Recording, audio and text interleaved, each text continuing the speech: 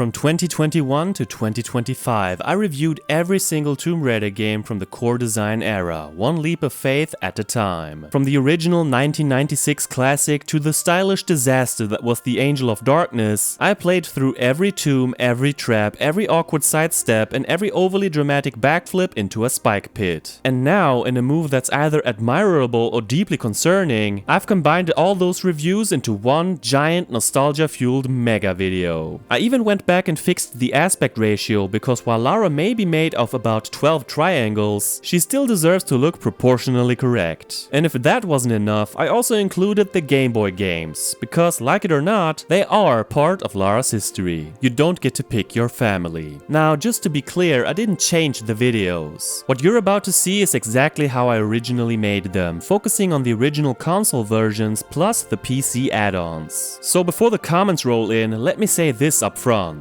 In the Tomb Raider 1 review, I mentioned that it's not my favorite game in the series. At the time, I preferred the third game, but after revisiting Tomb Raider 3 in detail, I had a change of heart. These days, I'm firmly in the Tomb Raider 1 camp. Also, yes, I know you can jump on the symbols in the hive to avoid the boulders. Yes, I know it's technically possible to go both ways in the river Ganges. And yes, I know you can follow the grass in Caves of Kalia. This is the complete core design saga. Tomb Raider 1 through 6, plus the add-ons, plus the handheld oddities, presented with all the dry wit, accidental deaths, and suspiciously pushable blocks you've come to expect. So grab your dual pistols, dust off your save crystals, and prepare to raid some tombs. And caves, and pyramids, for almost 10 hours straight. Good luck.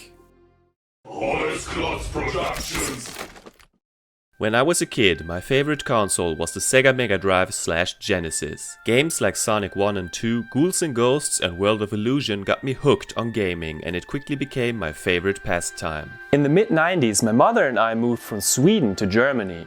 We would drive to Sweden about 3 times a year to visit my father and some other relatives. In 1997, my dad told me on the phone that he had bought a new video game system. So when we got there the next time, I saw it in all its glory. The Sony PlayStation. He had already bought quite a few games. The only ones I remember from that day were Oddworld Apes Odyssey, Mickey's Wild Adventure, and of course Tomb Raider. Up until that point, I had never seen a game in 3D before. The only thing that even came close was Balls 3D. Yeah. The first game he showed me was Tomb Raider, and it changed my world forever. It literally opened up a new dimension for me from the minute I heard the PlayStation startup sound for the first time. After that, I didn't care about those old Sega games anymore, at least for a while. For now, I was hooked. The PlayStation made my dreams come true. I wasn't great at the game, and it took a while to get used to moving around in a 3D environment. Nonetheless, Tomb Raider became the most fascinating thing I had ever seen up to this point, and I have been a huge fan of the series ever since. In 2010, I reviewed this game, and to this day, it's my most watched episode. Even though the video quality is absolute shit. Who cares? It was a simpler time. Anyway, the game was released on the Sega Saturn in October of 1996, and it came to the PlayStation and MS-DOS 1 month later. So this month marks the 25th anniversary of the PlayStation release. We've got some questions that need answers. Has the very first Tomb Raider game aged well? Is it even playable today? What made the game so special when it came out? Let's take a detailed look at maybe the most important game in my personal gaming history.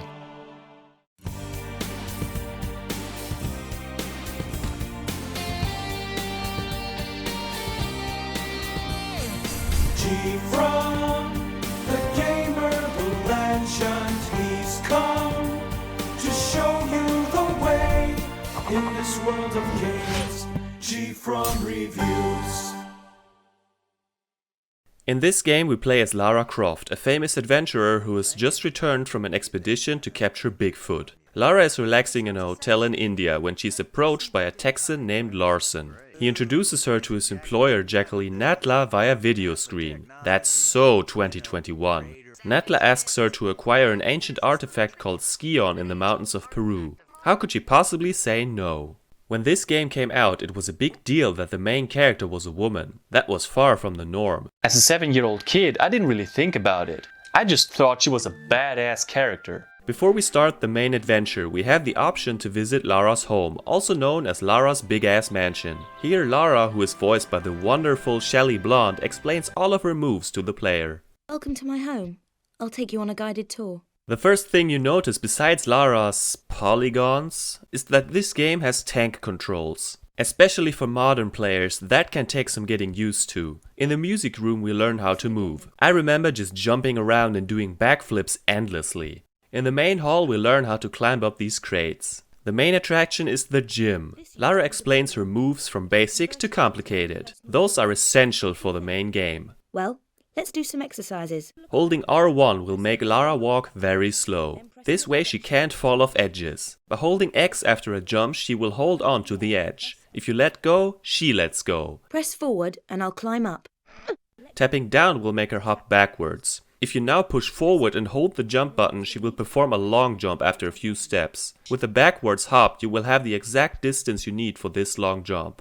It's basically one square. By holding X while hanging down from an edge and pushing left or right, you can shimmy to the side. After all these lessons, it's time for a swim in the pool. Let's go for a swim. The swimming controls are pretty good in my opinion, as are the controls in general. For me, it has become second nature.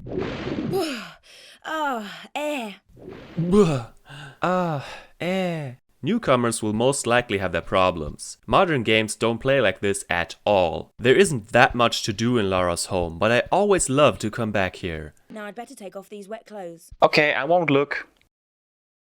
Now that we've cleared boot camp, it's time to travel to Peru. This might be the time to talk about the CGI cutscenes. While they might look chunky nowadays, they were the absolute shit back in the day. For me, the graphics were nothing short of incredible and it felt like I was watching a movie. It sets the tone right away. Lara's guide gets killed by wolves and she deals with it in the coolest way possible. Such a badass start to this game. Without the guide, we're entering the first level on our own. The loading screen is one of the most classic images I can think of. And surprisingly, the loading times aren't that bad. Caves starts off with footprints in the snow and mysterious ambient sounds. Mostly you'll only hear your own footsteps. Even though I've played it more times than I can count, the game always manages to pull me in from the get-go. After only a few seconds, arrows shoot out of the walls. They don't do much damage, but it feels like a warning not to go any further. Lara looks to the left here to make sure it's the correct way to go. But if we continue forwards, we can see a slope. Backflip onto it, jump again, and here we have our first secret, which is indicated by a short soundbite. There are secrets in every level, but you never know in advance how many. Some are more obvious and others are really cryptic. It's advised to look for them because they reward you with either ammunition or health. The first enemies we encounter are bats. They only take a few shots with your trusty dual pistols. Lara aims automatically and the pistols have infinite ammo, so what's not to like? As we get deeper into the caves, we find our first switch. These usually open doors. On my first attempt back then, this room with the bridges left a big impression on me. I still remember my dad telling me not to fall down here. Why? Wolves. They aren't the strongest enemies, but they are pretty fast and the sound they make creeped me out. Nowadays, I find it just weird. I like that you aren't confronted with them face to face here, but you can watch them from above or skip the fight entirely. Same goes for the next encounter with a bear. Papa Bear is much stronger than your average wolf, but we can shoot him from up here. Down there we'll find a medipack and a tile we can step on to open a door which leads us back to the bridge. Back up here we find this mysterious blue crystal, a save crystal. Unlike most of the later games or the MS-DOS version, you can only save when you find one of these. That makes this experience a lot more tense because you might have to replay a large chunk of a level when you die. Very rarely music will start playing and then you know shit's about to get real. In this case, a couple of wolves ambush us. Doesn't seem like a big deal nowadays, but back then I was terrified. Here we find our first timed door and later breakable tiles. The level ends with a close encounter with a wolf and another timed door. It's a pretty short level and not hard, but it's such a classic and so nostalgic to me. Slowly but steadily, the game teaches us one mechanic after the other and it sets the tone for the rest to come. By the way, the in-game clock is messed up as the time is never correct. City of Wilkabamba gets straight to the point and throws a whole pack of wolves at us. The level is less linear than the previous and feels a little more open. Basically, we have one central room and corridors surrounding it, full of bats and the occasional jump scare. Cheap bastard. In the center we have our first direct encounter with a bear. Frightening. In the middle there's a pool, and here we have to find some underwater switches. Since my early childhood I have had nightmares about drowning, so these parts were always especially challenging for me. Of course we only have a limited amount of air, so finding the switches fast is preferable. Preferable to drowning, that is. This part is entirely optional, by the way, but how would you know that? Back on the surface we open this door and enter a room with floating breakable tiles. Look at this wall made out of skulls. Where in the hell are we? At first it seems like there's nothing to do here, but one part of the wall looks weird. And wouldn't you know it, you can push this block. This is the game mechanic that has aged the worst in my opinion. It just takes too long and is so slow. But I gotta tell ya, Lara sure is a strong woman, pushing and pulling these giant blocks like it's nothing. Here we find a key and a gold idol. After a few more arrows and wolves, we see a building with 3 doors. Only one of them is open. Here we have to do some dangerous platforming to get up. But if we fall down, we'll land in the pool. Very considerate. Same goes for the room on the right.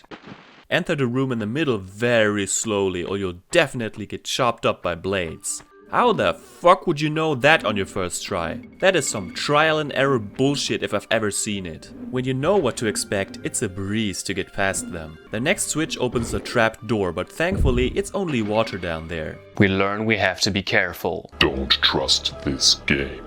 Now we only have to kill a bear, put the gold idol in place and leave the level. City of Wilkabamba feels similar to the first stage from an atmospheric standpoint. I like that you have room to explore and that many combat encounters are optional.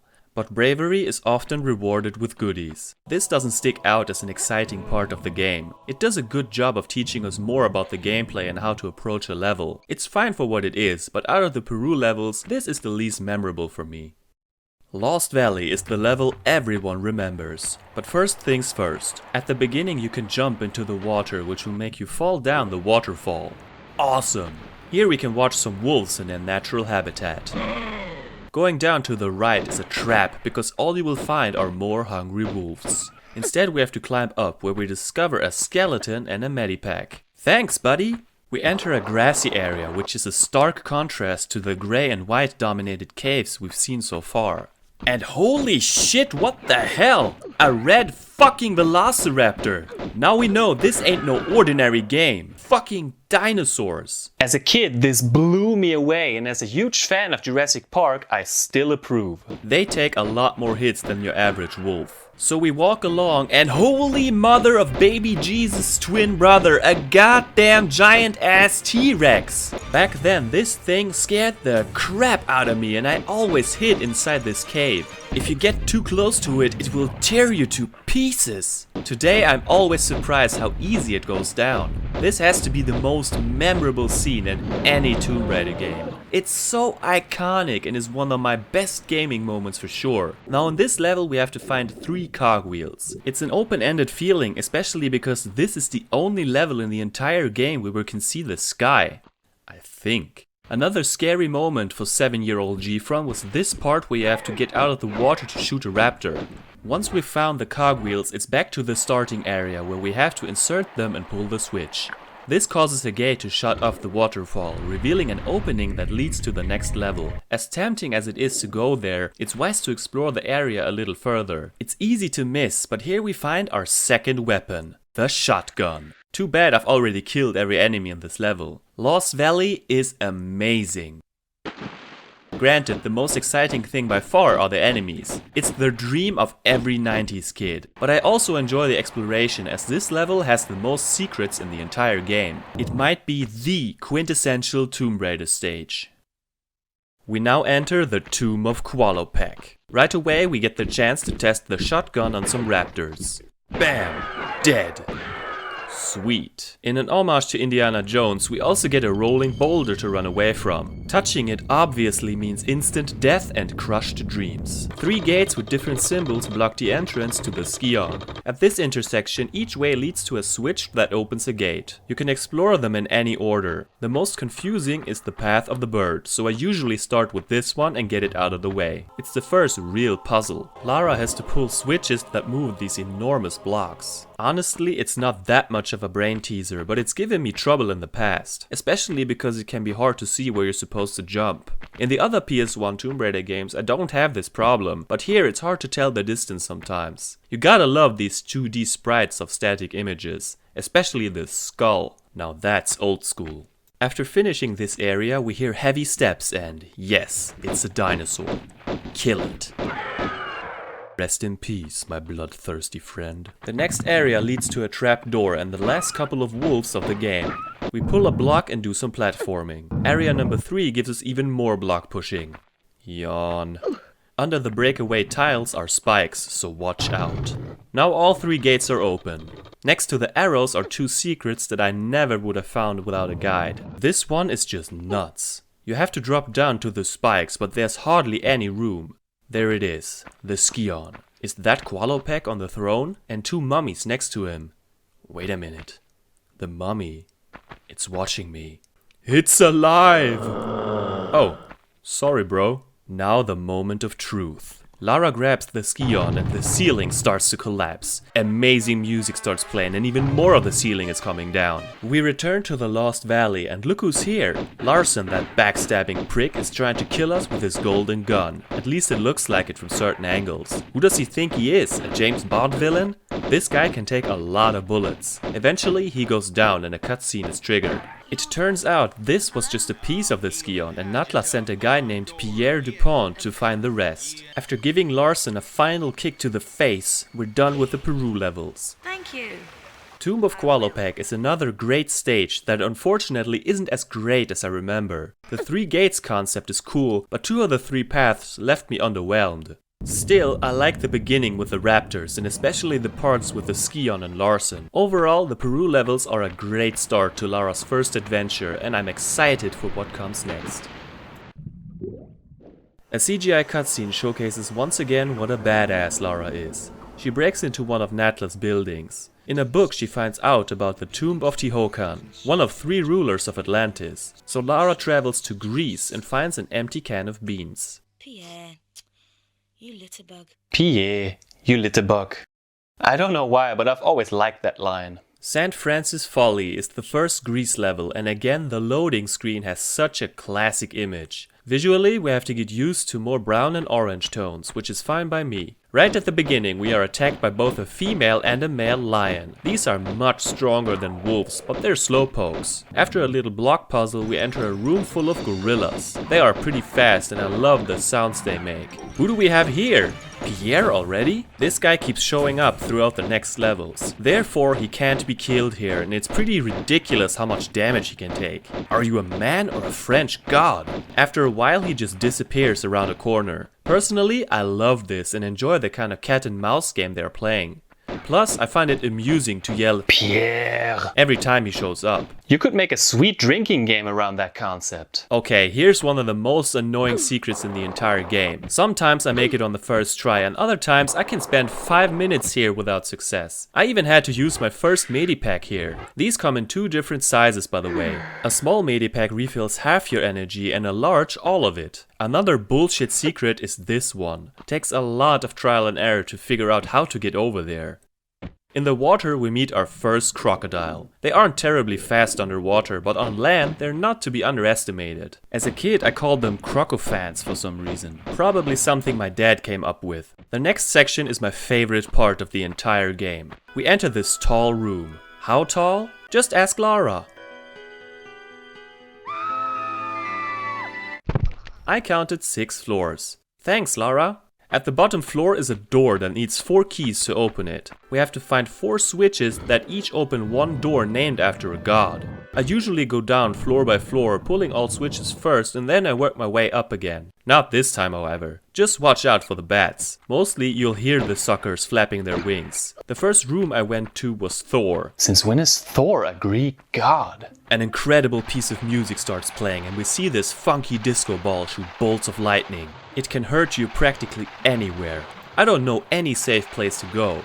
You'd have to look it up or just try 75 times. Next up we have to make Thor's hammer fall down. Stand on the pressure pad until you hear a crack and jump backwards. Unless you want to feel Thor's hammer crush that precious 32-bit face of yours. A couple of movable stone blocks fall down. Push blocks get the key and try to get past the lightning again. This used to be the most amazing part of the entire game for me when I was younger. Maybe it had to do with the fact that the image on our old TV was too damn dark so you couldn't see anything. I was so scared of the hammer and the noise it makes. The music might have been a factor as well. Today I find this room underwhelming. Most of it is just pushing blocks and the lightning is kind of cheap. Still, it's nostalgic. After that, Pierre starts shooting us from the bottom floor. What a mischievous prick. And look, he brought this army of lions as well. In the Atlas room we have to kill a gorilla and run away from a boulder. Simple stuff.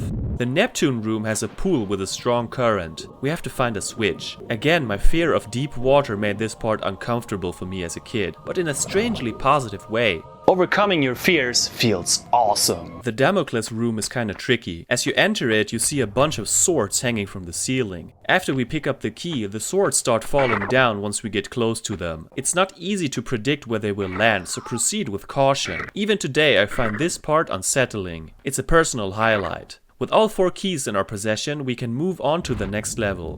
What can I say? St. Francis Folly has always been my #1 level of this game, and it still is. I love the concept, level layout, and atmosphere. I think it holds up very well in the context of the series as a whole.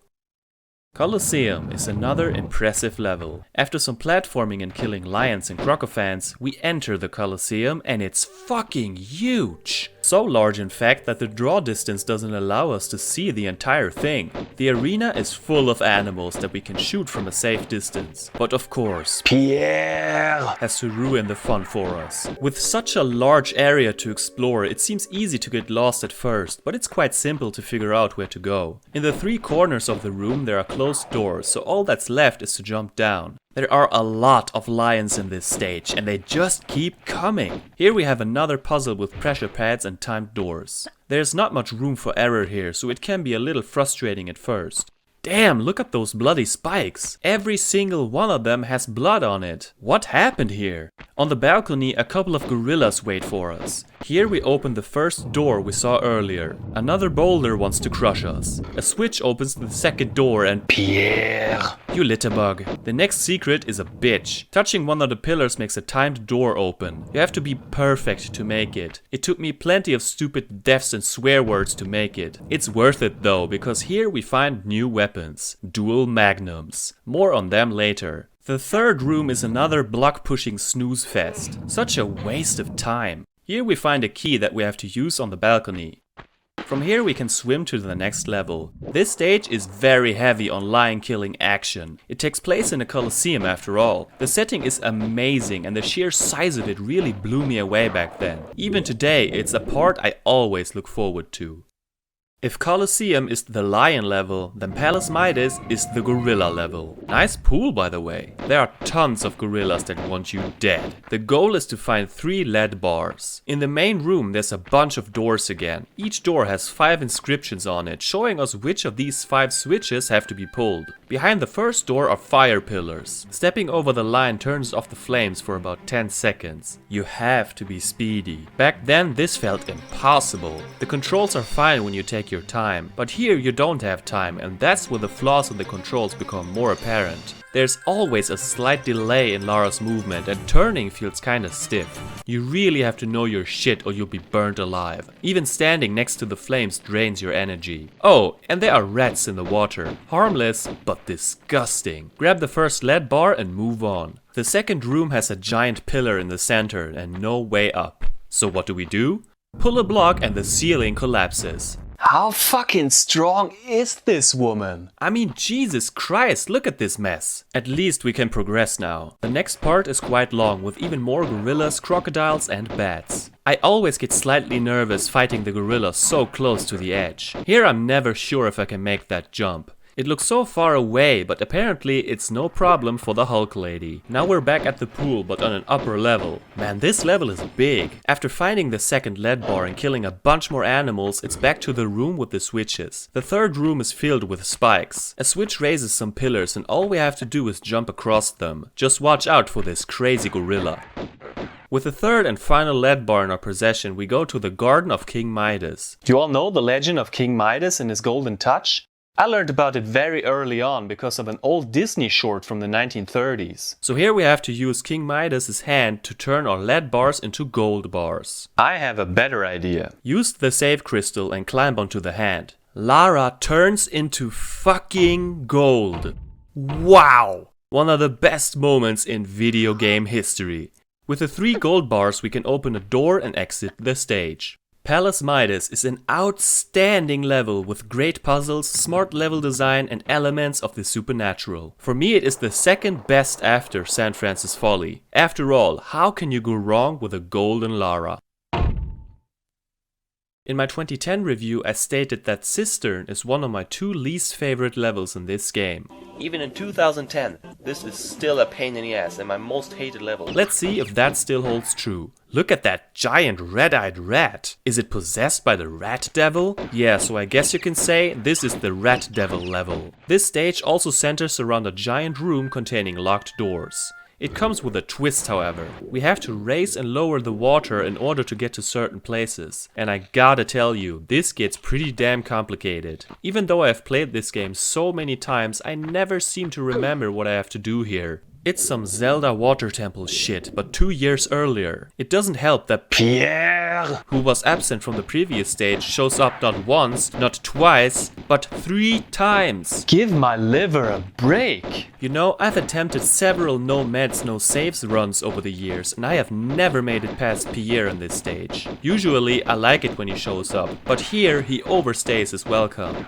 I'll save you the details of how to beat this level. Search for 5 keys, try not to get too confused and leave the main area after an eternity. The final room is interesting because the checkerboard floor has broken tiles with spikes under them. All in all, I can say that my opinion on this level hasn't changed. It's such a chore to play and I never look forward to this. But after so many great stages in a row, I can't really complain too much.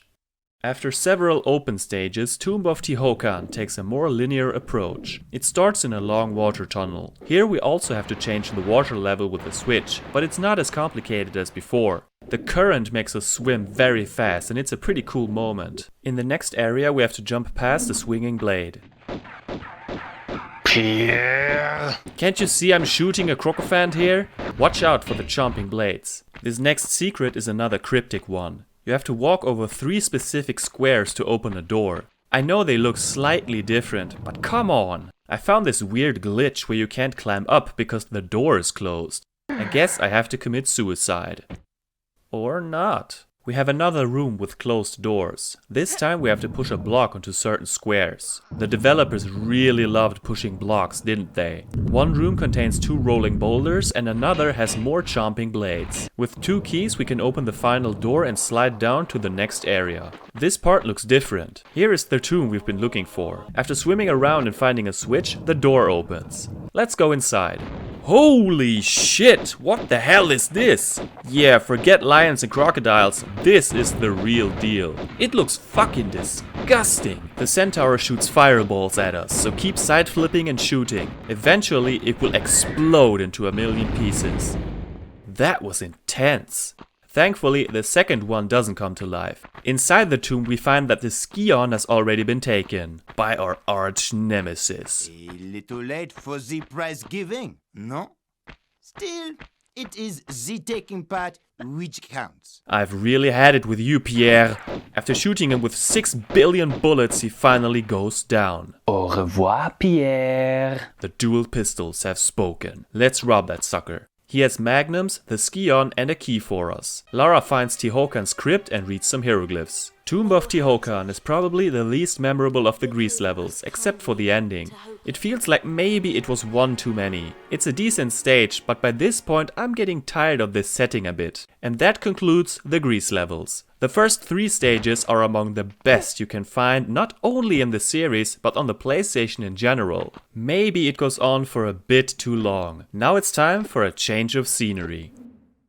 In another stunning CGI cutscene, Lara puts the 2 pieces of the Skion together and receives a vision. She sees that one of the 3 rulers of Atlantis used the Skion to create a demonic creature. Wallopek and Tehokan take the Skion from the 3rd ruler. After an asteroid impact, the Skion is divided into 3 pieces and scattered all over the world. The last piece seems to be in Egypt, so Lara takes her motorcycle to get there. As one does. City of Khamun is the first Egypt level. Naturally, we see a lot more sand from now on. It starts fairly innocently with a block puzzle. Soon enough we meet our first enemy, a black panther. You could say it's a lion with black paint. I love the look. Best we start to use the magnums as I have a lot of ammo by now. Let's go down to the Sphinx. Where are these footsteps coming from? Holy hell, what the F? A mummy on 4 legs? It screams like an idiot and can jump really far. The enemies just get stronger and stronger. Behind the Sphinx is a key that we need to progress. I love the level design with the hieroglyphs on the wall and stuff. Visually, it's the most interesting level so far. I dig the magnums. They sound heavy and do a lot of damage. We even get some familiar animals in the form of crocodiles. And of course they have to be boulders. There is this tall room where we once again have to push and pull a block. By now I'm starting to get seriously tired of this mechanic. It's not challenging but just boring. So we push and push and push and God damn, that mummy came out of nowhere! Thankfully it didn't push me off the edge. So now we can go down to this cat statue. The room is dark at first, but we can open a hatch to let some light in. I still remember the first time I watched my father play this game. This was the exact part where we stopped because I would have to leave for Germany again. So I would spend the next 3 to 6 months wondering what would happen next. It felt like an eternity. This room is swarming with panthers, so it's best to not fall down there. With pistols, it takes forever to kill them. Look at this mess. So many dead panthers. I bet Peter's gonna be pissed. These mummies are always good for a jump scare. A switch makes a large chunk of sand drop into the room below. We use this sand to get to the exit. City of Khamun is not the most exciting level in the world, but I like it nonetheless. After 5 Greece levels, it's a nice change of scenery and it's light on the cryptic moments.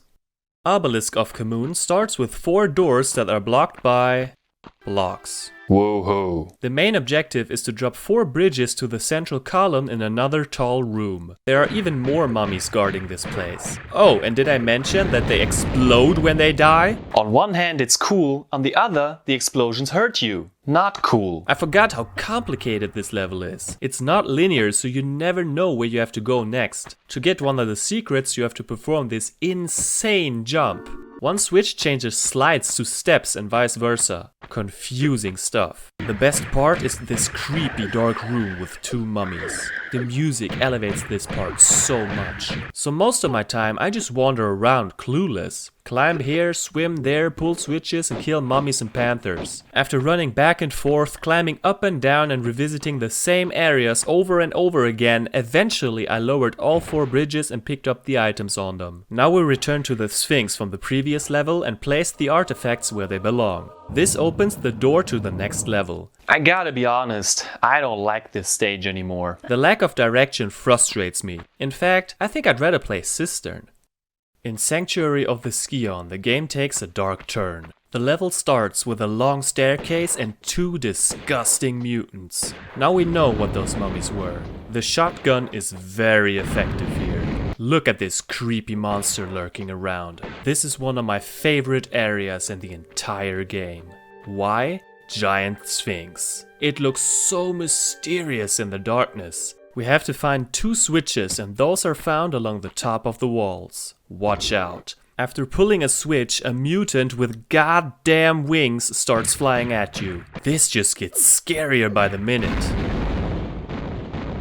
We can get the 4th and final weapon in this level. The Uzis are found on an invisible platform? This freaks me out every time. But the Uzis are such a kick-ass weapon, it's totally worth it. Each switch opens a door to an area with a centaur guarding an Ankh. By this point I'm not using the pistols anymore because I have so much ammo for every other weapon. That makes these fights a lot easier. With both Ankhs in our possession we can climb up the Sphinx. Standing on its head is always a special moment. And falling down to your death too. I just couldn't resist. Sorry, Lara. Now we can drop down to an area under the Sphinx. This place is filled with water and it gets very deep. We have to find a switch somewhere down there, but that's easier said than done with limited air. Every time I have trouble finding it because it's so hard to see the damn switch. I had been here a couple of times and I didn't see it at first. After lowering the water level and killing another flying demon, we have to climb down these giant statues. Next we have to follow a long passageway back to the top. And by long, I mean it takes forever. Pick up the scarab and kill a whole bunch of mutants in the starting area. With enough medipacks in your backpack, you should make it. Insert the scarab and make your way to the third piece of the Scion. But look who got here before us. I still got a pain in my brain from you. And it's telling me funny ideas now, like to shoot you to hell. Our old pal Larson is back and wants to kill us for good. Don't let him. With Larson dead, we grab the final piece of the Scion and finish the last Egypt level. This is an incredible stage with a certain mystique to it. The atmosphere is phenomenal and it almost feels like a horror game with these skinless mutants everywhere. I enjoy 2/3 of the Egypt levels very much and visually these are my favorite places to be in this game. Lara leaves the caves but is captured by a cowboy, a skater dude and a big bald guy. Quite the crew we got here. They disarm her and then Natla shows up demanding the Scion. Upon getting it she wants her goons to kill Lara but she manages to escape at the last second. With her motorcycle she follows them. Then she jumps off the bike into the water and climbs onto their yacht. Talk about a badass moment. Here she hides and gets some well-deserved rest. Later she follows them to a mysterious island. We surface in an underground lake. Welcome to Natla's Mines. In my 2010 review I stated that this was the second level I disliked. I have nightmares about this level. I can confess that I didn't look forward to this at all, but we'll see what happens. We discover pretty quickly that we have lost all of our weapons and can't defend ourselves. That's not a big issue because thankfully there aren't many enemies here. At least we keep our medicine and that useless compass. This level is all about puzzles and figuring out what to do next. It's like Cistern and Obelisk of Khamun, but way more complicated. I'm not joking when I tell you that you have to pull a switch on one side of the level that opens a door on the opposite side, where you have to pull a switch that opens another door back where the first switch was. It takes such a long time to navigate here. We have to find 3 fuses and this is truly a scavenger hunt. The level is full of breakable tiles, rolling boulders, easy to miss doors and aimless running around. This part with the boulders is tricky because you have to get to the other side of the room quickly without jumping into the barriers. Weirdly enough, the boulders reset when you leave the area. Is there a giant mutant that puts them back in their place? Yeah, right. There are no giant mutants in this game. The thing I always remember about this stage are the Natla blocks. Of course, it turns into a block pushing orgy. If I still had my weapons, I would kill myself. Not really. Life has so much to give. On your first playthrough you will most likely get stuck here at some point. It's a big level. When you finally have all fuses and insert them, the smaller building will come down. I guess today is our lucky day because here we find our good old dual pistols. I missed you. Now we can finally progress. Look at that fool. I can see you behind that rock. The cowboy shoots at us with our own magnums. Ain't nothing personal. Take him out and reclaim the weapons. I think it's hilarious how many shots the humans can take in this game. With 2 weapons in our arsenal, we can leave the first part of the level. Now we have to traverse over lava without falling into it. I said without falling into it. No. From here on out, the level gets more linear. Thank God. It's quite enjoyable actually with some fun platforming sections. We even get to blow stuff up with a TNT box. In an underground skate park we meet the skater boy with our Uzis. You firing at me? You firing at me? Ain't nobody else here, you must be firing at me. This feels really out of place, but it's so 90s that it's awesome again. Now all that's missing is the shotgun. But first, more boulders. A little too much trial and error for my taste. Sometimes you have to stand on a certain spot in order for it to move. It's weird. This whole section with more blocks isn't too exciting either. At the end of the level we meet the bald guy with our shotgun. He also takes quite a punch, but now we have all of our weapons back. What did he just say? I'm glad that rude man is dead. All that's left is to climb on top of the pyramid, pull a switch and collect the pyramid key. And that's the end of Natla's Mines. This is my least favorite level for sure. I like some elements and it's fun to slowly get your weapons back, but it has too many slow sections where it's not clear what to do. I'm sure a lot of people love this stage because it's one big riddle. It's just not for me. In a cutscene, Natla places the Skion on an altar and we see parts of the mountain explode, revealing parts of the pyramid under it. Now we're in deep shit as we enter Atlantis. At first it's dark, but the light turns on as we enter the pyramid. We see 6 incubators with giant eggs. Take a wild guess what's inside them. Of course it's mutants. This level is full of them. Don't even bother using the pistols. A few blasts with a shotgun should do the trick. As we enter the upper floor and pull some switches, more of them hatch and this time they have wings. As if we didn't have enough crap to worry about. The floor and walls are pulsating and it feels like the whole place is alive. It looks bloody and gory. That's usually not my thing, but here it gels with the atmosphere. The stage centers around the tallest room in the game. We can see some ledges above that we have to reach and even some frozen enemies that haven't been triggered yet. In other words, They're waiting for us. The AI in this game isn't the best. This guy just doesn't get me. Sad. Unlike Natla's Mines, this level is linear and it's easy to figure out what to do. The danger comes from the sheer amount of enemies we face. Dealing with a flying mutant next to a lava pit and the sharp blades gives enough stress. That and entering a room full of eggs ready to hatch. I'm sorry, but this place looks like Satan's rectum. just lost my appetite. There's another boulder puzzle that's easy to solve. Push a block in front of the ramp, leave the room and some mysterious force will put the boulder back where it came from. Giant monster! I hate the mutants in the tall room. The AI always follows Lara, so it basically just hugs the wall and I can't shoot it that way. As we go, the most nerve-wracking parts are when you hear them but don't know where they are. Sounds like they're having too much fun. When they can't reach you, they shoot fireballs or white projectiles, but you can dodge them without a fuss. Don't pull that switch, Lara, it's a trap. Now here we have everything the game has to offer. Arrows, boulders and blades all at once. Speaking of traps, what the fuck is this shit? How would you know that on your first run? You can backflip after pulling the switch, even though it looks wrong. The mutants don't stop coming and everything just explodes. Damn! This is one of the coolest parts of the game. This fleshy creature mimics every move Lara makes, and if you shoot it, it will shoot back at you. Reminds me of E.T. without skin. In order to progress, we have to open a hatch and make mutant Lara fall down into it. Are you alright down there? Okay, thanks, bye. After that, we kill more centaurs and mutants before we enter the room with the Skion and a giant incubator. Lara grabs the Skion. In a CGI cutscene, it is revealed that Natla was the third ruler of Atlantis. She got punished by Qualopec and Tehokan for creating the mutants. Natla and Lara have a little chit-chat. Lara tries to destroy the Skion, but Natla tackles her. While Lara manages to hold on to the edge, Natla falls down into the lava. Then we hear a countdown as we see the giant egg. 2, 1. Atlantis feels completely different from the rest of the game, except maybe Sanctuary of the Skion. This place is packed with monsters and every step is perilous. But it's a straightforward level with lots of action. What's not to like?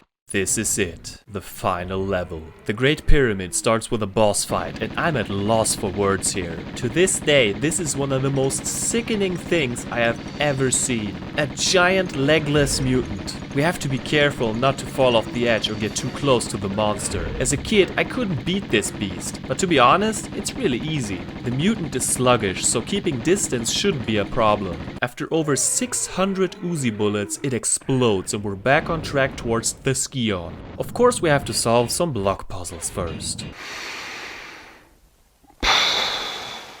Hop across lava, run away from more boulders, and we're back. We shoot the Skion. It fucking explodes and the whole place starts to quake. More mutants emerge, so it's best to get the hell out of here. Am I the only one who feels uncomfortable hanging on a flesh wall? With the swinging blade, we have to time it perfectly. Hey, you can't do that! This level has the trickiest platforming sections for sure. This part right here always gives me a headache. There are boulders, blades, more boulders for good measure, lava, torch pillars, and this ridiculous jump at the end. Dying means repeating all of that. I died here more times than I'd like to admit. The worst part about it is that the very last secret has a bug where it doesn't count. That's unacceptable. I've been searching for every damn secret in the entire game only to be cut short by the very last one. I call bullshit.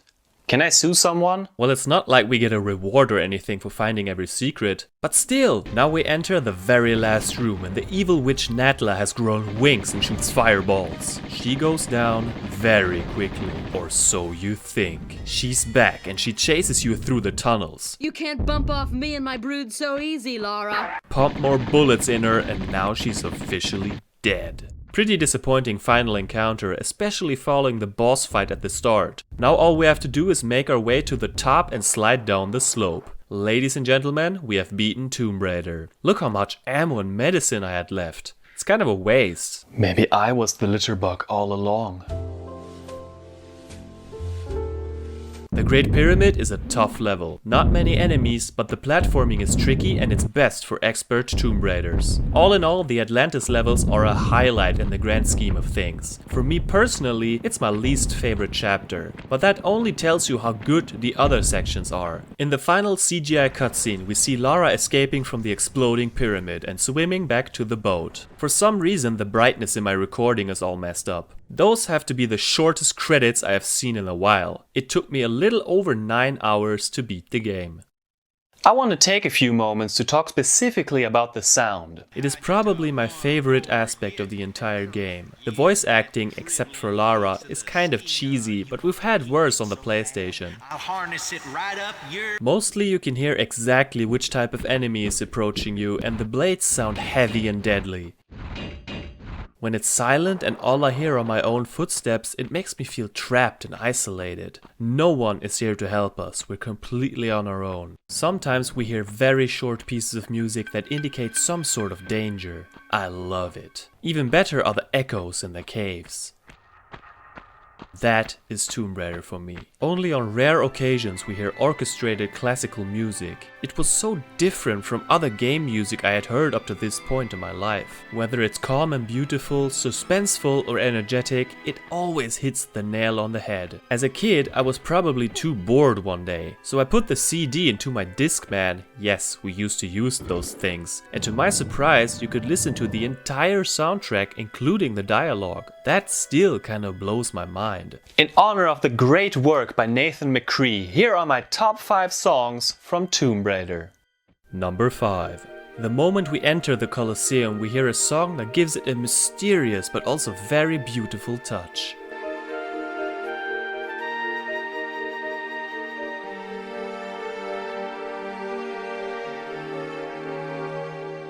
Number 4. This is a very short track, but the choir gives me chills every time I hear it.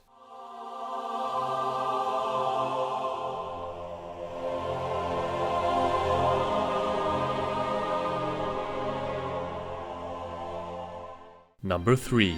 The main theme is such a classic. It's easy to forget just how beautiful it actually is. When it occasionally pops up during gameplay, it's always a special moment.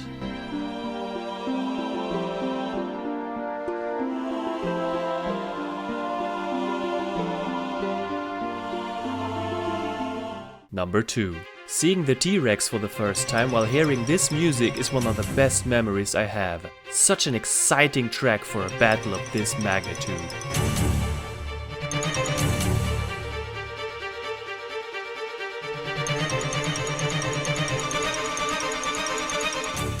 Number 1. This piece of music is the definition of epic. It starts quiet and explodes into awesomeness. No wonder I liked Thor's room so much back then.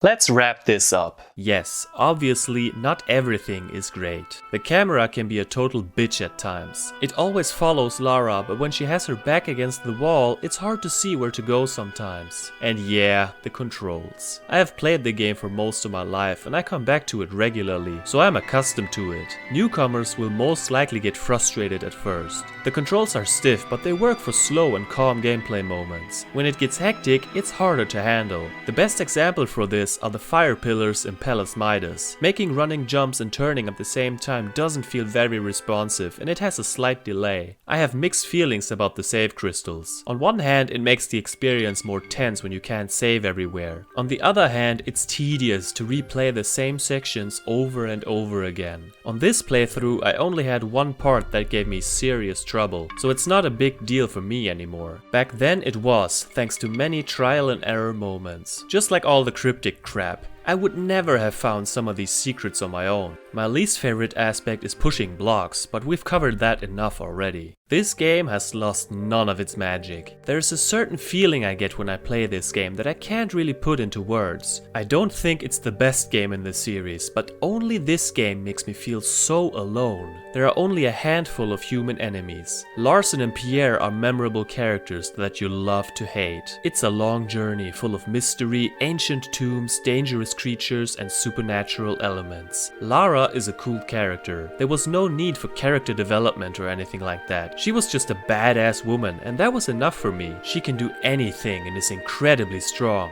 My dad used to joke that he could never be in a relationship with Lara Croft because he couldn't keep up with her. Hey, wait for me! Of course, the graphics have aged poorly and on a modern TV the flickering sticks out even more, but I've never cared about that. When it came out, the in-game graphics and the CGI cutscenes looked amazing to me, and I will never forget just how invested I was in this game when I was younger. In fact, I think the atmosphere even benefits from the poor draw distance. Me and my brother would pretend to be on adventures just like Lara in the living room or our garden. I remember when I showed this game to a friend back in first grade, the very first thing he said on German was "Boah, die spitze Titten," which means, man, she's got spiky boobs. I will never forget that. Some of the best moments from my childhood are watching my dad play Tomb Raider 1 and 2 and figuring out what to do next together. I hope I can replicate that someday when I have children. It would mean a lot to me. I will say that we couldn't figure out some levels back then. I partially blame the dark TV, but one glorious day my dad brought home walkthroughs that he had printed at work. Because you gotta remember, we didn't have the internet at home back then, so this was a huge deal. My dad used to call these walkthroughs farfars praktiska råd.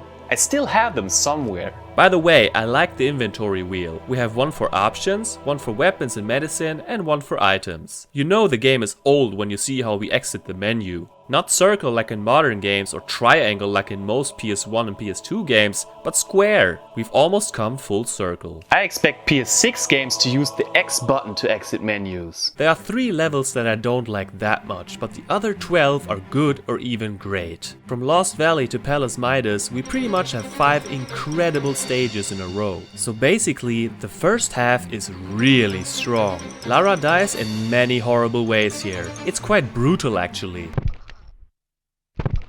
While later games have way more weapons, here we only have 4, but that's all we need. For the first half I mostly only used the pistols and by then I have more than enough ammo and medicine for the rest of the game. While both the shotgun and the Uzis are seriously kicking ass, my favorite weapons are the magnums. I love how heavy they sound. I like that Lara aims at the enemies automatically. This way you know there's something nearby even if you didn't see it yourself yet because of the weird camera. So it isn't the most accessible game in the series. If you have an open mind about it and you are willing to take your time and learn the controls and the old school game mechanics, I'm sure you will get a kick out of it. If it's too frustrating, you can always use a level skip cheat or get all the weapons with infinite ammo. Infinite ammo is also a bonus you get when you beat the game and start a new adventure. If you don't want it on PlayStation or Saturn, you can try to get the MS-DOS version to work. That version lets you save anywhere, but it has no music, so choose wisely. On the plus side, it has an add-on called Tomb Raider Gold or Unfinished Business with 4 additional levels, which I also reviewed in 2010. As an alternative, there's Tomb Raider Anniversary, which is a remake of the game from 2007 with updated gameplay and visuals. In the Tomb Raider community, the original is a very beloved game. For me, this is one of the best games of all time. A pure classic that was groundbreaking in so many ways. But most importantly, it changed the way a 7-year-old kid looked at video games. Forever.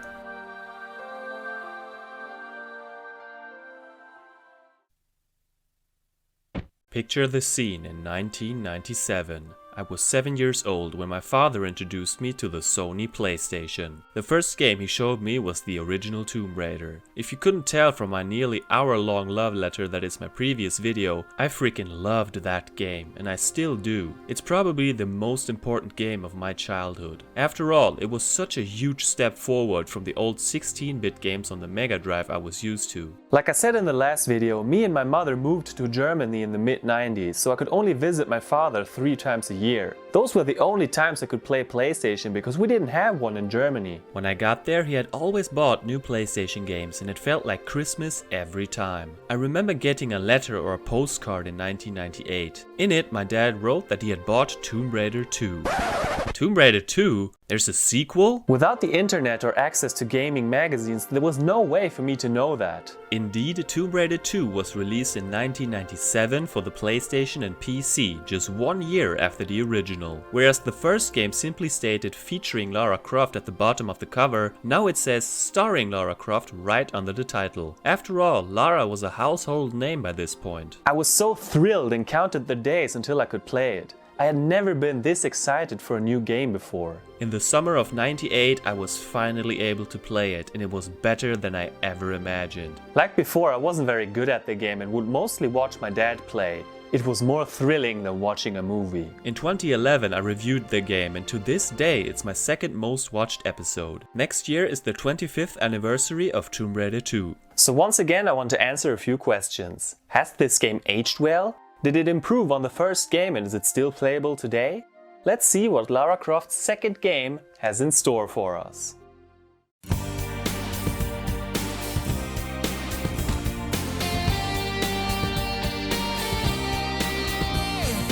GFrom, the gamer, the legend, he's come to show you the way in this world of games. GFrom reviews.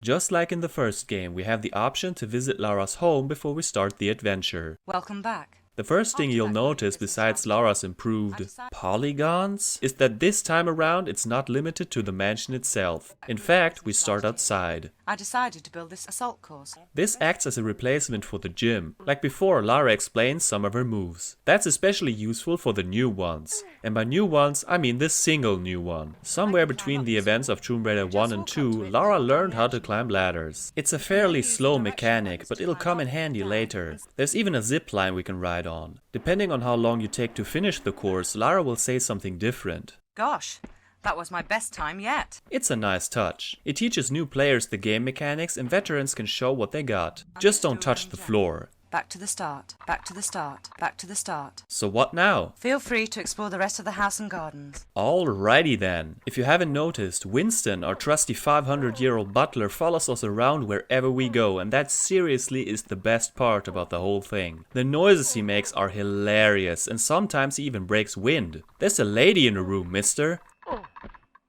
The boxes in the main hall are gone and there are many old and new areas to explore. Sadly, there isn't much to do here. The library and music room are pretty much empty, just like the attic. The bedroom is a little more interesting because from here we have access to the bathroom. There's a keyhole next to this mysterious door, but the key doesn't exist and the door can't be opened. Pure trickery at its finest. As a kid, I was searching for that damn key forever and I'd like to get my time back. Down where the gym was, we have a big empty room with speakers. Push this button and we get to hear a sweet classical piece of music. Come on, Winston, let's dance. Winston, dance, or I'll lock you in the freezer again. You left me no choice. Everyone who has played this game has done this. Gotta say, it still makes me smile when I see his face glitching through the door. Man, that's a kick-ass stereo you got there, Lara. Even outside you can still hear it clear as day. Lara even has a labyrinth in her garden, and with patience we discover a secret passage to a button. Pushing it opens a timed door in the mansion. Now we have to make it back. Time is tight, so don't make any mistakes. With Lara's improved controls, turning is a lot easier. And would you look at that? In the cellar, Lara has stashed all of her gold and treasure. God damn, she's rich. She even brought home the cat from Egypt. All in all, this is one of the best tutorials ever. It's such a step up from the first game, and there's so much to see. Granted, most areas are pretty empty, but with the assault course, secret door and Winston, there's enough to keep you busy for a while. But now, on to the main adventure. This game is all about the hunt for the dagger of Xian, however you pronounce that. Whoever plunges this dagger into his heart turns into a dragon.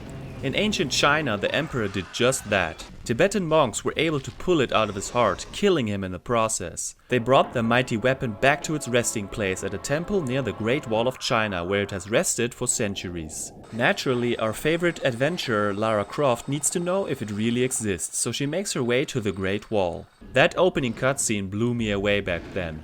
I mean, we have a dragon, creepy music, and demonic sound effects.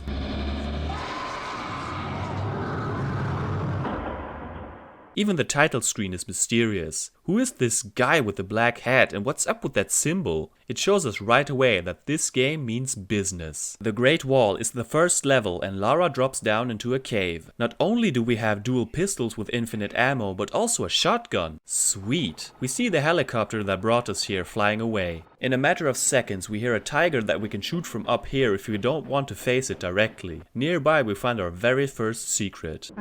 Whereas the number of secrets per level was random in Tomb Raider 1, here there are always 3. This time you don't get weapons or medicine, but silver, jade and gold dragons. Finding all 3 within a level rewards you with a bunch of goodies. After a couple of climbing and jumping exercises, we're actually on the Great Wall where we get attacked by ravens. Down in the water we find a key and face another tiger. They are pretty fast, so try to keep your distance. With a key we open a door to a room with spiders. Fucking spiders? They pretty much explode with one shot, so they're more of a nuisance than a threat. Our favorite activity from the first game returns. Pushing and pulling blocks. It's not as slow as before, but still, it makes me groan. In the room with the flying blades, you can just shimmy along the side. So far we've been eased into the game, but now it's time to test your skills. Run over the broken tiles with spikes under them. Make sure the 2 boulders don't crush you. Jump over the spikes, escape the room with the spiked walls, sprint over even more broken tiles, jump over the blades and run like there's no tomorrow to avoid more spike walls.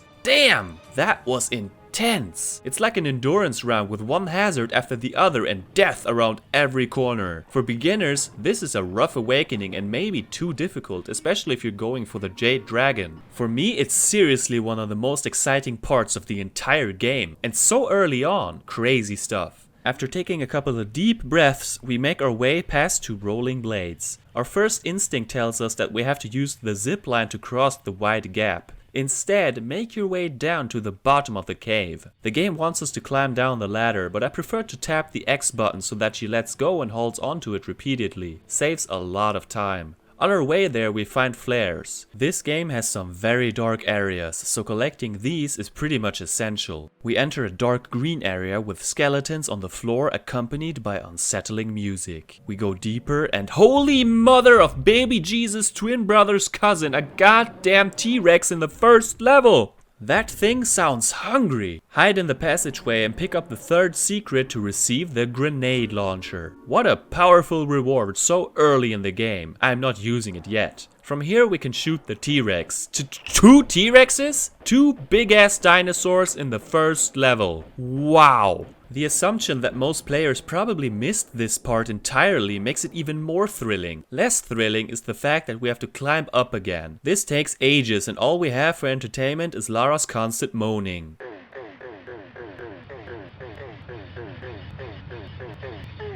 Now we use the zipline. Ah, spiders! There's this door we saw in the opening with that weird symbol. Walk towards it and finish the level. A cutscene shows Lara being ambushed by some random guy, but she manages to throw him off. She holds him at gunpoint to get some information about the door.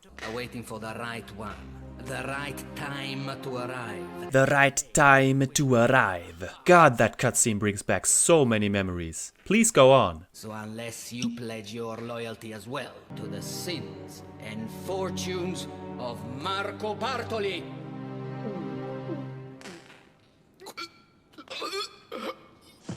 Who is this Marco Bartoli guy he was talking about? On his laptop, she discovers a clue that leads her to Venice. Aha, Gianni Bartelli, Via Caravelli, Venice. The Great Wall is arguably one of the best first levels of all time. It is surprisingly difficult, but oh so satisfying. I mean, how can you top a trap marathon and double dinosaur action?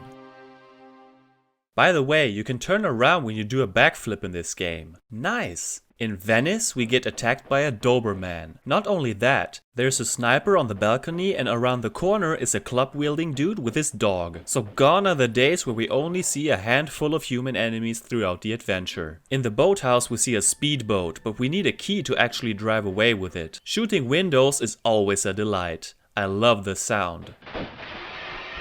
We can actually walk on these awnings. One of the masked thugs has new weapons for us. Dual automatic pistols. More on them later. With the key in our possession, we can take off with the boat. It's the first time in the series we can use a vehicle. Lara rode a motorcycle in some cutscenes in the first game, but that doesn't count. With the boat, we drive through a dark tunnel with a waterfall. Without flares, you can't see shit here. Some rats come out, but they aren't nearly as big and disgusting as they were in the prequel. Here we have to race the water to reach the next area with our speedboat. Now we enter the canals, which is pretty much the heart of this level. It's easy to get lost here because essentially it's a big labyrinth with no clear signs of where to go. So it's up to us to explore the area. During this part, the classical music from the training level plays, and it's a perfect fit to this very lighthearted atmosphere. It's quite unusual if you really think about it. I mean, we can see a blue sky. A blue sky in a Tomb Raider game. 2 out of 10. This game sucks, not enough black. Actually, I think it's a nice change of pace. Anyway, there are many optional areas to check out, and we can even destroy the gondolas. Lara doesn't give a crap about other people's possessions. You can jump off the boat and let it crash into the mines that are in front of the exit. The game is kind enough to provide us with another boat nearby. There are several ways to get there, but the most badass way has us crashing through windows. If you don't care about exploration, you can skip most of it. Just get to the button and swim to the exit with no fuss. It's the way I used to do it as a kid, but that's no fun for me anymore. Venice is a fun level with great boat action and vibrant scenery. The only thing I don't care for is the amount of human enemies we face, but that's something we have to get used to. In Bartoli's hideout, we abandon our boat after just a few seconds. Inside his villa, a bunch of masked goons wait for us. It is here that I used my first medipack. In this game you are much more dependent on them because it's hard to avoid gunfire. Getting past the mechanical guards isn't too demanding, unless you run straight into the blade like me. Often when you climb a ladder, the same tune starts playing. Climbing sideways is so slow and boring. This is one weird ass mansion. Most rooms are just empty. In the fireplace is a movable block. Amazing how she just pushes a whole bunch of stone bricks like they are hollow. Hulk Lara returns. Here is the first time I saved within a level. You can save anywhere, unlike the first game with its blue save crystals. You could argue that it takes away some of the tension. I say it prevents a whole lot of frustration and saves time. Plus, on the PlayStation, not too many games let you save at your leisure. Consider me a fan. I saved because of some blades and flame traps ahead. As we see, it was a wise choice. I died 3 very stupid deaths here. Here we can test the automatic pistols. They pretty much replaced the magnums. That's too bad. I loved the magnums. These weapons still do the trick. They just don't sound as heavy and powerful. The ballroom is my favorite part of the level. We have to climb onto the chandeliers and later change their heights. We get to hear a pretty sweet reimagining of the title theme. Behind a portrait we find a key, and then we can drop down the chimney. Down the chimney. With the key we enter the library and climb up the bookshelves. Outside in a rather hidden spot we find some kick-ass weapons from the first game. Dual Uzis. In Tomb Raider 1 we got the 4th and final weapon as late as stage 12. Now we're only in stage 3 and already have 5 weapons. With a detonator key we picked up earlier we can blow up the abandoned house. Or at least that's what's supposed to happen. Hello? I think I broke the game. We saw the explosion but the building is still the same. Maybe I didn't stand in the right position. Would you look at that? Just because I didn't trigger the sniper on the balcony, the game didn't change the appearance of the building. That's weird. Oh my god, that was so stupid. Where did I save? Yeah, that's a question I'm always asking myself. I'm notorious for forgetting it. Back then, my dad would always keep telling me to save. I kept getting cocky, so I didn't feel like it. Then, sure enough, I died and had to replay large chunks of a level. I told you to save. Yeah. I hate to admit when I'm wrong. Bartoli's hideout is a delight. Of course, it's a far cry from the tombs and caves from the past, but we have great puzzles, dangerous traps, and once again a rather friendly vibe, which I dig. Out of the Italy levels, I like this one the most. When we played this game in '98, there were 2 levels in particular that gave us serious trouble because they were so complicated. Opera House is the first one. It starts simple enough if you don't fall to your death like I did here. Once we leave that first area, we get to this part. The music tells us something is wrong here. We have to jump and run across the collapsing, decaying roof, testing our platforming skills once again. The next open area is full of bad guys and dogs. Be sure to move around and jump when they shoot at you, or else you're dog food. From here we get to the lighting booth that has a dark room below it. Here we encounter... boulders? What? I thought this was an opera house, not a fucking mountain. Now we're in the main area. This part has several floors and many doors, some of which we can't access yet. It is filled with enemies and cheap traps. In case you don't want to waste flares, you can also use your pistols to light up the immediate area. I usually don't do that because I don't want to ruin my statistics. Stop barking! I have played this game many times over the years, and every time I stand here and wonder what I'm supposed to do next. One room makes us solve a boring block puzzle. The ventilation ducts are a highlight for me because it feels so different. Don't you think shooting at helpless little rats is a little overkill, Lara? This place is fucked. Parts of the house are flooded, sandbags fall from the ceiling, and there is broken glass everywhere. People pissing on the stairs, you know, they just don't care. After running back and forth for 100 hours, finding keys, a relay box and a circuit board, we enter the final room. Here a guy with 2 big pistols is waiting for us. He is so strong, not even the grenade launcher will take him down immediately. Is he the goddamn Terminator? After all that crap, we enter a seaplane and trigger a cutscene. This weird symbol is everywhere. Lara overhears Marco Bartoli and his pilot Fabio talking about a seraph that they are searching for. We are searching the right place. I know it. I believe it, Marco. Suddenly, a guy knocks her unconscious. Well, shit. Opera House is a little too complex for my taste. I don't dislike it as much as I used to, but I can't really say it's grown on me. Took me almost 80 minutes to finish it. Overall, the Italy levels are a change of pace from what we're used to, but it doesn't feel off. If anything, the first 2 are a breath of fresh air, and even an opera house can have the same suspenseful feeling as a tomb.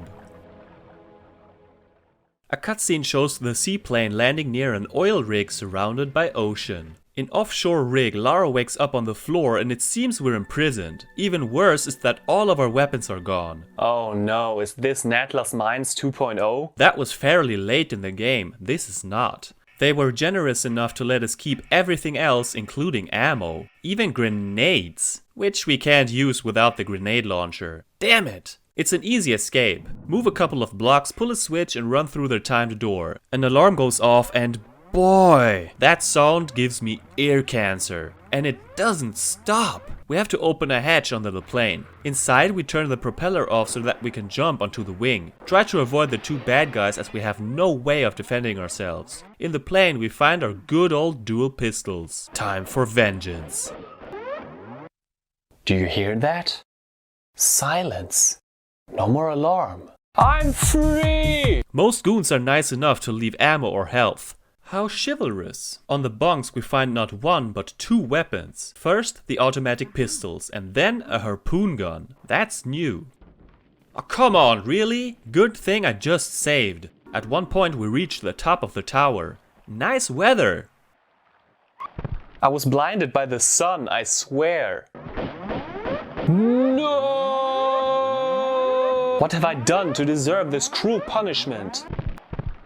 Ah, yeah, right. Maybe I do deserve eternal suffering. But for real though, was this necessary? Makes me want to mute the TV. Here we have to pump water from one pool to another. The most memorable part is this huge room with a bunch of catwalks and water below. Do you hear that? Sounds like someone breathing. A little creepy. Turns out it's a diver who's shooting at us with harpoons. Best to shoot him from above. One guy has our shotgun and getting all secrets rewards us with the Uzis. So now the only weapon we haven't gotten back is the grenade launcher. Overall, Offshore Rig is not the most exciting level in the world. I like the setting, but it's a little forgettable. You're not without weapons for long, which might be a missed opportunity. I would have liked to see her outsmart the enemies without her pistols. Diving area picks up where we left off. At the beginning we have to turn off a giant underwater fan. Like most levels before it, it's full of people out to kill us. Just like this harmless looking green pool. Who would have thought this was toxic waste? I didn't see a warning sign. Climbing to the ladder tune. How big is this fucking ladder? This is worse than pushing blocks. Jesus Christ, it takes over a minute. In a large, mostly empty room, we find a blue card and then back at the same ladder? 1 minute of my precious time clearly wasn't enough. This room is more interesting. We have a square hallway with the doors to the center room being locked. Here we get ambushed by 4 dogs and something I didn't see and killed off screen. Just some dude. Is that a flamethrower? Alarm! Alarm! Alarm! After slaughtering more people, we see a helicopter take off. The burners are timed, but it's pretty easy to get past them. In the pit we find a new weapon. An M16 rifle. We'll use it later. Speaking of fire, here's a flamethrower guy in action. Unless there's water nearby, you're as good as dead. This is another level of running around in lengthy underwater sections. There's even a submarine that's just sitting there. The goal is to turn off this circular saw because it's impossible to get the red card while it's still spinning. Trust me, I tried. Near the end we hear someone being tortured and interrogated by Marco Bartoli and someone else. We kill 2 guys and get to see another cutscene. Lara talks to a wounded monk. He explains that his father once bombed the vessel of Bartoli's father deep into the water. Lara changes into a wetsuit. Hey, be careful, this man is in enough pain. Marco shows up and shoots the monk. Lara escapes and follows the submarine. You know, I never really thought about it, but with the exception of one more sentence, this is the last line of dialogue we hear in the entire game. Considering we've only beaten a third so far, I find that rather odd. I like this level better than Offshore Rig. Even though the industrial setting is a tad bland at times, I enjoy the level structure and underwater parts. Still, I'm kind of glad there are only 2 oil rig levels. Lara holds on to the submarine surrounded by sharks. The pilot tries to get rid of her, but he should have paid more attention to what's ahead of him. Moron. I bet he'd get along with the captain of the Titanic. The sub crashes into rocks and this leaves Lara stranded in the ocean. Now I have one question. What the hell was your grand plan here, Lara? You know you have to breathe at some point, right? No. That really baffles my mind. I can accept that she's capable of a lot of things normal human beings wouldn't, but this was just suicidal. How are we going to survive this? 40 fathoms has us diving in the middle of the ocean with no way of getting to the surface. It's very dark and some bloodthirsty sharks look at us like we're some nice meal. The area is quite large and it's easy to get lost. Back then on our old TV we couldn't see shit and it was thalassophobic as hell. The word thalassophobia refers to a fear of the ocean or other large deep bodies of water. Anyway, once we know what to do, it's easy. Just follow the trail of scraps until we get to a sunken ship. A shark is tailing us. Don't shoot it or you might run out of air. Keep swimming until you finally get some sweet oxygen. The background noises with the heartbeat and stuff are intense. This is a sunken ship, but it's still crawling with bad guys. This guy looks like Popeye with a serious drug problem. One secret has us swimming past a shark and 3 barracudas. Not scary at all. I like that we can see them through the bull's eyes. Similar to City of Kamoon, here we have to open a trap door to make dirt fall into a lower room. That's how we get out of here. The divers are annoying, especially when I can't shoot them from above. Even worse are the guys with the shotguns. They do a lot of damage. This is a rather short level. As a kid I was scared and couldn't go through with it. Today I don't mind it. It's not a level I would call fun or particularly intriguing, but the atmosphere and the beginning make it memorable. Wreck of the Mariadoria is another complicated level. I'm going to hear the breathing noises of the divers in my sleep soon. The echoes from caves are back.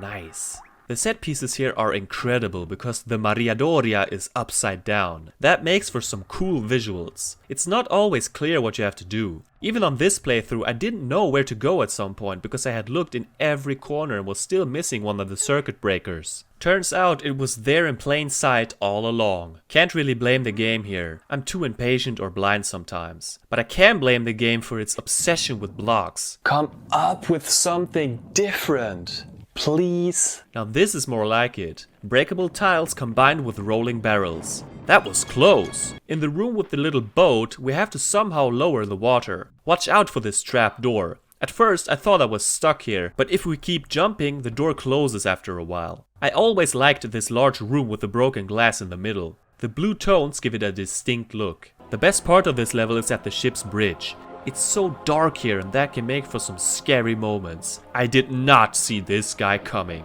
The camera shows us what's outside in the water. Do we have to swim there? Unfortunately, yes. Oh shit, they got me. Better get out of here. Nice. The third secret gave us the grenade launcher back. So now we have every weapon in the game. That's 7 weapons in total. The level ends with an upside down glass ceiling and an underwater tunnel. The yellow eels can't be killed, so just swim past them. Although I spent about 70 aggravating minutes looking for the way ahead, this stage is still remarkable. It's such a unique setting that sticks out in the grand scheme of things.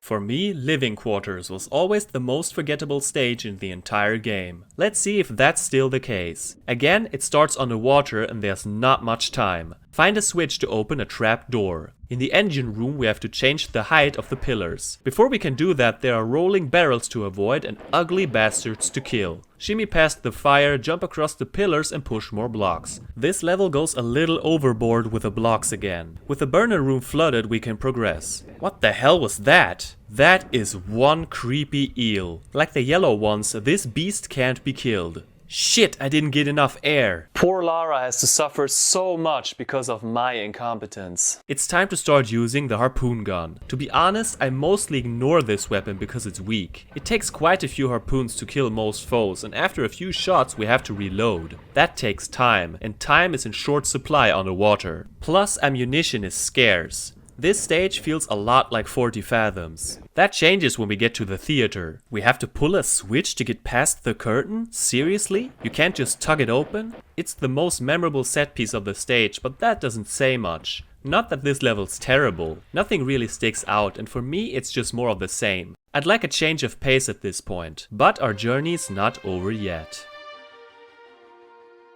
My only complaint I have up to this day is about a level called The Deck. This has to be the hardest goddamn motherfucking level, and it took forever to beat it. Yeah, that's right. Back then, this level gave me the most grief. On our old TV, it was so dark that you almost couldn't see a thing. Dude, I was talking! Can you at least wait for me to move? Take that, punk. Today, darkness isn't a problem anymore, but you can bet that this is another complex level, and as a kid, there was no chance in hell I could beat it without Grandpa's useful advice. We start on the main deck of the ship, and there are several more decks above that we can't access yet. There are many other areas we can explore. A part that I absolutely love is the subterranean lake. There's a raft we can't climb onto for whatever reason. Let's kill some divers and move on. I could have sworn that there are sharks in this lake. Maybe my memory is wrong. It happens. What we have to do is drop onto the raft from above, and this fall almost wipes out our entire life bar. Have fun playing a no meds no saves run on this level. I hate forced damage. Pick up the key, jump into the water, and I knew it! Not 1, not 2, but 3 sharks. Just for fun, I'll try killing them with harpoons. It is possible, but I don't know why you would even bother. We make our way to the top deck. I gotta say, I don't find this level to be that complicated anymore, but there is a lot of backtracking if you miss something. Check this out. In Tomb Raider 1 you could sometimes see frozen enemies that weren't triggered yet. Here they appear out of thin air. There, I saw it. Damn those flamethrowers! In a shed we finally find the Seraph and are allowed to leave the water levels. I did not expect this, but I think the deck is the best out of these 4 stages. Even without any kind of supernatural elements, it still has a mysterious vibe to it and making progress feels rewarding. Who would have thought? But my overall feelings towards this whole chapter haven't changed. I have never been a huge fan of these levels and they drag on too long. It's my least favorite part and 2 levels would have been enough for me. Even more so, I'm happy to finally see something different. In a cutscene we see Lara return to the surface. Back at the oil rig she steals the seaplane. Apparently she can fly planes too. On her way to Tibet the plane runs out of fuel and she crash lands. Did you check the fuel, Lara? Luckily she got out of the plane in time. Tibetan Foothills is a snow level that has us kill a vulture at the very start. After her classic outfit and the wetsuit she now wears a bomber jacket. Her changing wardrobe would become one of Lara's signatures. What about your legs, Lara? Aren't you freezing out there? That reminds me of a politically incorrect German saying. Es gibt nur 3 Tiere, die nie frieren. Eisbären, Pinguine und Schlampen. I apologize. For that, I apologize too. We can actually jump through this ice wall. I believe it's the only time we have to do that, so it feels out of place. Cool nonetheless. Bartoli's men have also made it here, so it's more gun violence for us. New enemies include leopards, which go down pretty quickly with the automatic pistols. What do we have here? After the boat in Venice, we get to use a snowmobile. A techno song starts playing. It's so different from everything else we have heard so far, but it's badass. Not so badass are the controls for this thing. We have to push up to accelerate and X for turbo. It's such a pain in the ass. Using ramps in particular is irritating, to put it mildly. It takes me a lot of tries to get it just right. Often the vehicle explodes, killing me on the spot. While I love the idea, I dread every moment where precision is involved. Running over people is a delight though. So apparently Lara can float. Is there anything you can't do? There is a key under the ice. We have to trigger on avalanche. Look, there's even a warning sign. Finally, some safety protocols. As we approach the key, a guy on a snowmobile appears. I don't want to be ungrateful or anything, but his ride has machine guns. I want. Don't let him run over you. As cool as the black snowmobile and the accompanying drum music is, it doesn't have the same turbo feature our red vehicle has. That's too bad. Later we run into more of these pricks. I'm not so special after all. Time to talk about the M16. It's awesome. You can shoot enemies from long range. For close encounters, it's not recommended because Lara has to aim and that's clumsy. The best moment is when we jump off a cliff with the snowmobile and it explodes underwater. I have very mixed feelings about Tibetan Foothills. In one way, it's one of the best levels in Tomb Raider history for me. The setting is appealing, it's light on the cryptic moments, and the snowmobile is a nice addition. But man, this has to be the level where I died the most. It gets infuriating after a while. Some deaths were due to my own stupidity, but a lot of times I felt the vehicle controls and the weird physics failed me. It's not as great as I remembered, but there are ways to play the stage without using the snowmobile. So at least there's that. Barkang Monastery is very unique for one specific reason. Not only do we encounter Bartoli's men, but also monks. They all look like... Brother Chen Barkang. Whatever you do, don't shoot the monks. Believe it or not, they are on your side and actually help you kill the gunmen. If you accidentally or on purpose shoot just one monk, all of them will know about it and try to kill you with their spears. It's some Zelda Gerudo Temple shit, but 1 year earlier. That makes the level 1,000 times harder, so don't do it. Even when you just aim at them, they tell you to back off. And really, do we have to kill everything in sight? I say live and let live. Unless you're associated with Bartoli. Instead, wait for them to carry out the battles. It's completely random who wins. This stage is all about finding 4 keys, 2 gemstones and 5 prayer wheels. It's essentially a big scavenger hunt. The monastery has a shit ton of rooms and areas to explore, but for some reason I never seem to get lost here. The rooms all look different enough and have something new to offer. On this walkway we can see the main hall from above, including a giant golden statue. There are tons of traps here, including more boulders. The monks really don't like trespassers. This pool has a strong current, so watch out. As we fall down a deep pit, we enter a tunnel with clamping metal doors. Without flares, you wouldn't see shit. Those sounds stress me out. Collecting the first prayer wheel turns on the burners, but they are no problem for us. Now we enter the main hall, and from here we gain access to most areas. Of course, bad guys show up constantly. Here I accidentally shot a monk without even noticing.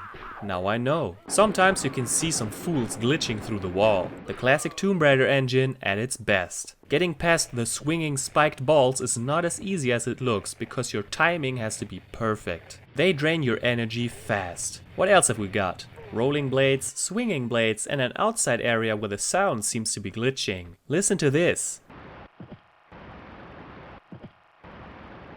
Game? Are you feeling well? Apparently not, because all of a sudden it crashed. Good thing I saved a few seconds earlier. I like the doors that look like owls. In general, this level looks incredible. We even get to climb on top of the statue. Not as intriguing as the Sphinx, but still a special moment. Pushing a block in front of the flowing spring drains the pool. Yeah, right. Placing the prayer wheels where they belong opens a giant door. Here we put the Seraph into a gold disc, which opens a small entrance. Without a shred of doubt, Barkang Monastery is my personal favorite level of the series up to this point. It has everything I want from a Tomb Raider stage. Great puzzles, hazards and traps that don't rely too much on trial and error, outstanding level design, and hanging out with my homeboys make it one of a kind. It's a delight to play, and Tomb Raider at its absolute best. Things get a little more serious in Catacombs of the Talion. In a dark cave, we must avoid falling icicles. We hear heavy steps. What could it be? An ice T-Rex? Can't see anything. Yet. One way to get enemies to show themselves is to hang from an edge. Just like in the first game, they will attack Lara's shadow. The AI is pretty dumb. What is that? I guess I have to go down there. By now I have so much ammo I don't need the pistols anymore. Holy hell, it's a Yeti! It was a Yeti. So finally something out of the ordinary. There are still leopards and henchmen to deal with. We need to get this mask inside the cage. Except for snowballs and broken tiles above spikes, there isn't much to worry about. Through the pool in the middle, which has been drained, we get to the next area.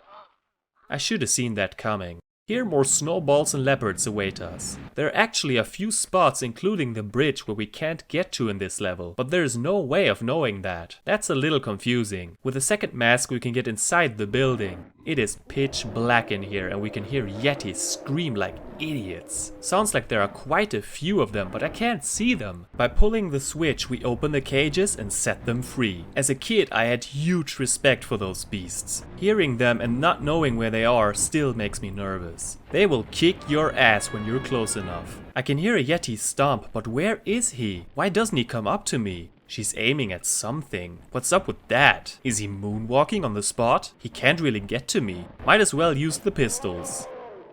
Wow, what the hell? I can walk through the invisible wall from one side, but from the other side it's a closed gate? This is one weird ass glitch. Avoiding the snowballs will be easy.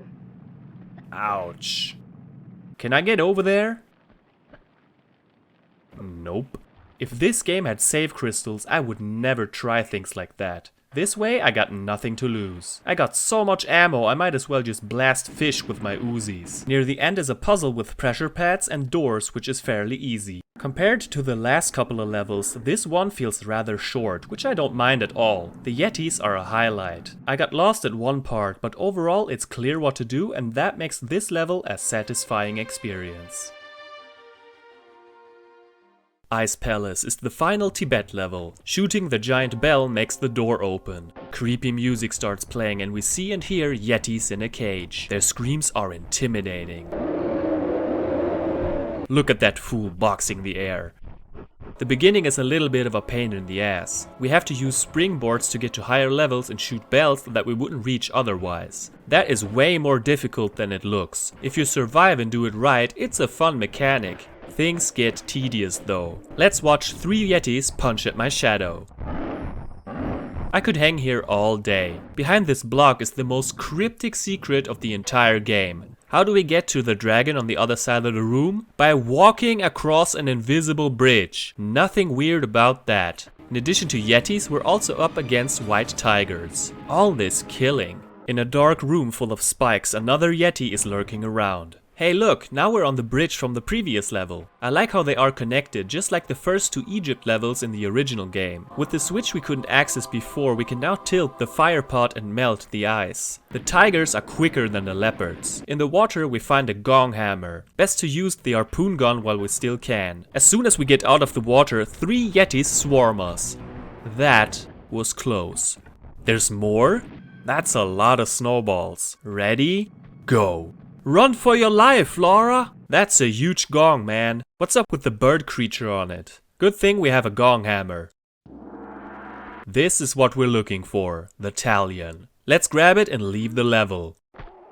What's that sound? As soon as we touch the ground, a giant wingless bird on 2 legs appears. What in the actual hell? I think music would have made this part epic. You can climb back up and shoot it with the M16. That way it's no harm at all and goes down quickly. Pretty anticlimactic. As soon as it's dead, we're done with the Tibet levels. Ice Palace is a great and intense stage with even more yetis and appealing visuals. It's also the first level since the Great Wall without human enemies. Thank you. That's how I like it. It makes me feel more alone and isolated, almost like a much needed throwback to the first game.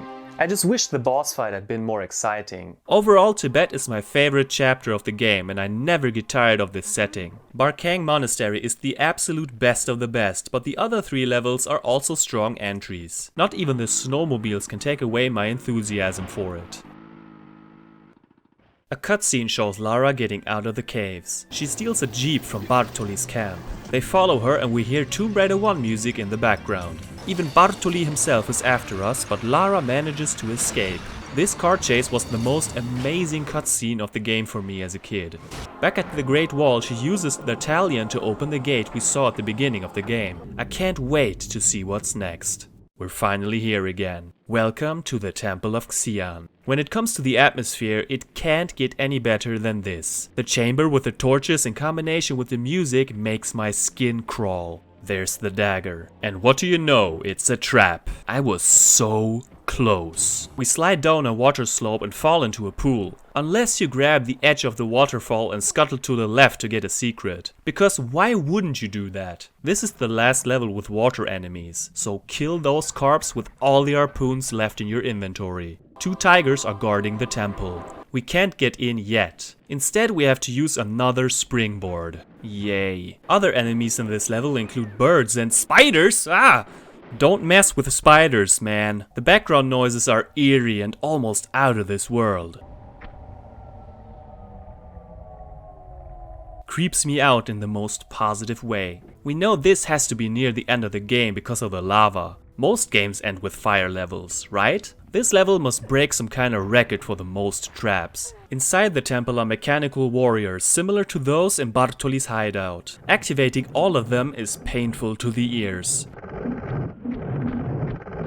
Here we have a great platforming section. I wish we had more of those. Next up is the most difficult part of the level, at least for me. Spiked walls are closing in on you. You have to pull a switch and leave through the door on the other side. I have the urge to collect everything I see, so I'm trying to get the medipack too. You have to be absolutely perfect. I died so many times and eventually gave up. I know, I'm disappointed in myself too.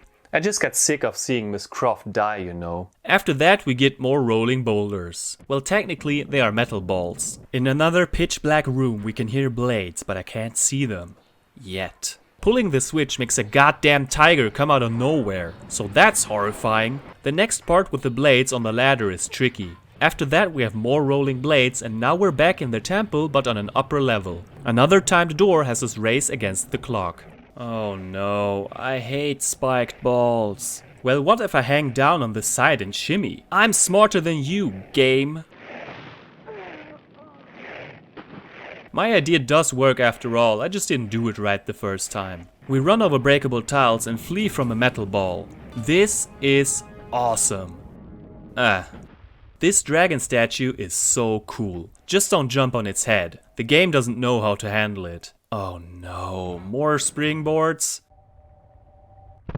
Up until now I thought the game was quite fair for the most part, but here we have so much trial and error and it starts to get frustrating. I save after everything I do. Skipping ahead, we get into a room with a spiked ceiling coming down on us. Even though we have to pull 3 switches to get out, we have more than enough time for it. I was stuck at the pool puzzle with the current for a while because I didn't see an entrance right away. Hey, we're below the medipack I didn't get earlier. Now the game is just teasing me. There's one more spiky wall, but that's no problem. In the water we find a key and we're back at the temple entrance. Behind the gate we opened is another underwater section that gave me light headaches. Hold on to your seats because now we enter the creepiest part of the game. This is not just any cave. It's a goddamn spider cave. If you thought the spider cave in the first Jak and Daxter game was bad, wait till you see this. The small spiders are nothing to worry about, but what was that? I killed it before I could see it.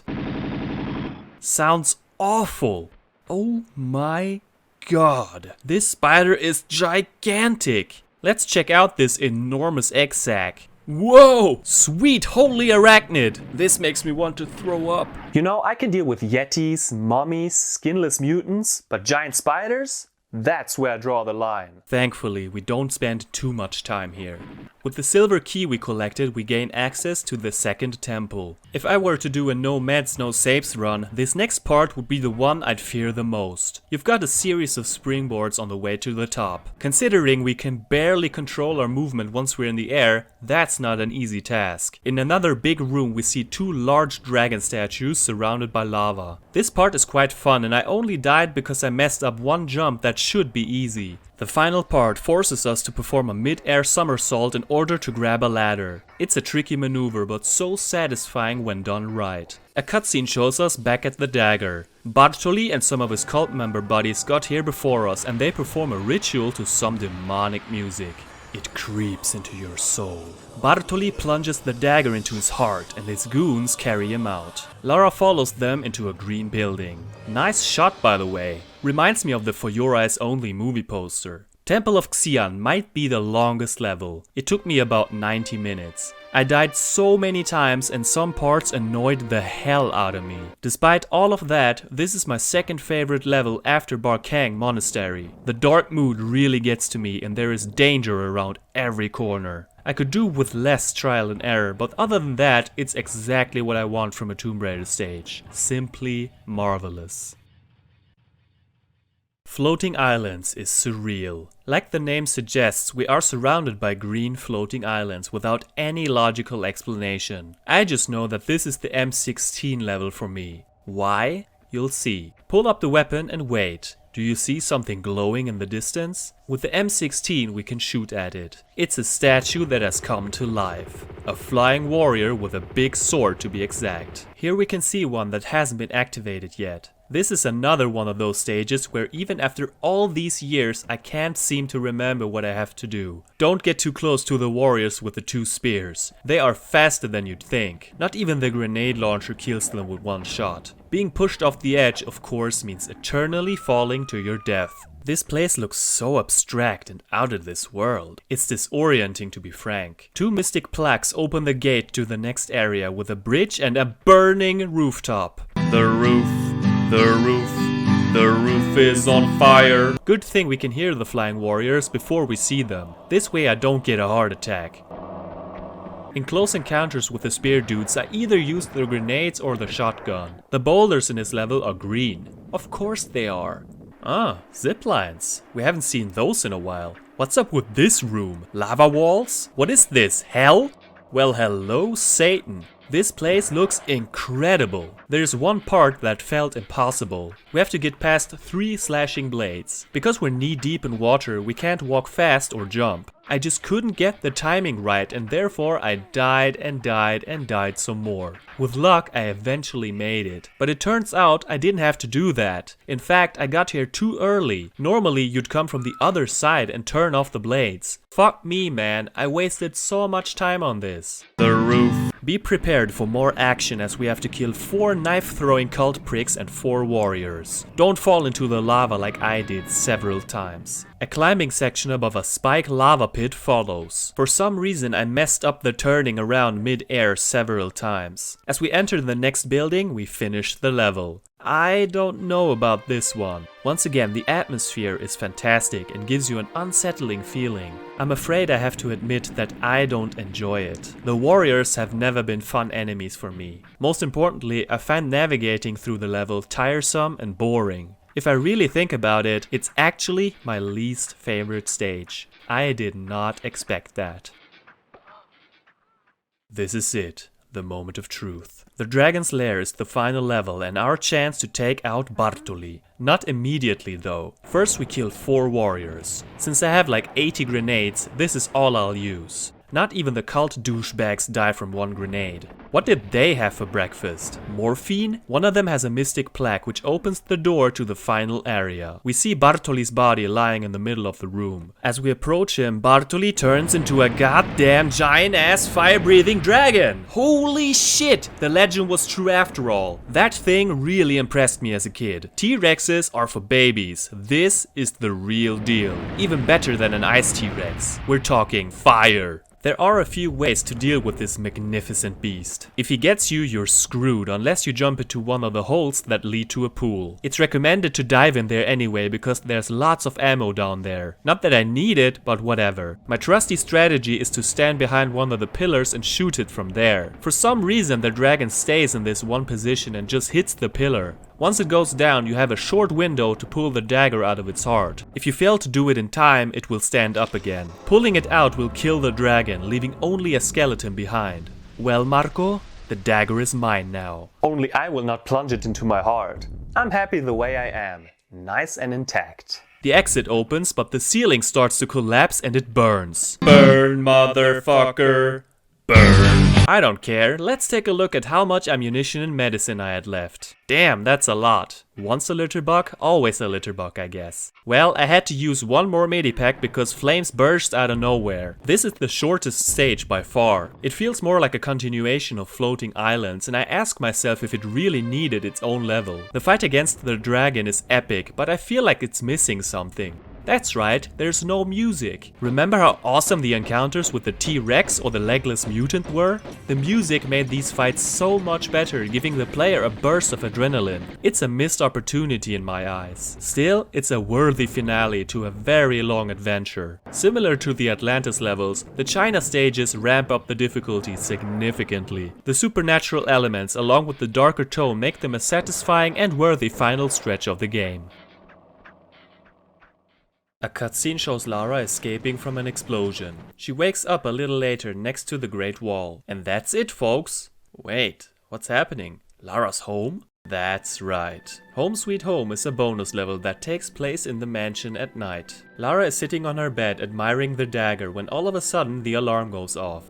No, not the alarm from Offshore Rig, thank God. Turns out the thugs from Venice seek revenge on Lara and break into her home. We start with no weapons except the dagger. Well, we can't use that or we might accidentally turn a goon into a dragon. I don't want dragons on my property. Remember the door we couldn't open in the training level? Now we have the key and get into her weapons stash. In here we find flares, medipacks, the shotgun and 27 boxes of shotgun shells. Just what you need in an emergency like this. Ever heard of privacy, you perv? There's only one goal. Kill every trespasser. Then I suppose she locks their bodies in the freezer. You can explore the entire mansion and garden, but there isn't really much to do other than shooting gunmen and dogs with limited ammunition. It should be enough if you don't waste it. With 15 enemies killed, one final guy shows up. It's the dude from Opera House with the 2 big guns. With him dead, we get to see the final cutscene.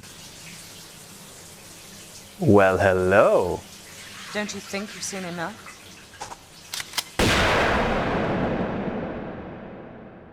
With the credits rolling along with some nice images of Lara, we get to hear the techno tune one last time. Home Sweet Home is a sweet bonus and totally unexpected. And that's it. It says here that it took 10 hours and 16 minutes to beat the game. According to my video files, it's more like 13.5 hours. Dying is time consuming. Like last time, I want to take a few moments and talk about the music and sound. For most of the game, all you hear are the sounds of your own footsteps or weapons. I love the sounds of grenades exploding in the morning and the M16 firing at rapid speed. I'm not a fan of how the pistols and automatic pistols sound. Compared to the first game, they sound dull. Worst is the harpoon gun.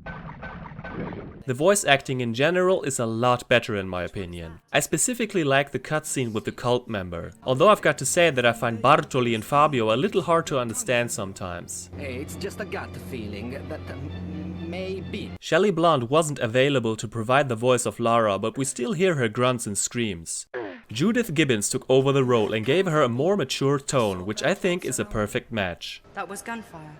I think it was them who got taken away by it. I still prefer how she sounds in Tomb Raider 1, but it's very close. I'm sorry. Music plays an even more important role than before. Composer Nathan McCree had more time to create it, and it shows. Not only is there more of it, but it sounds more cinematic. It seems like McCree brought more of a big picture approach to the soundtrack this time, while still keeping the instrumentation varied and, at times, complex.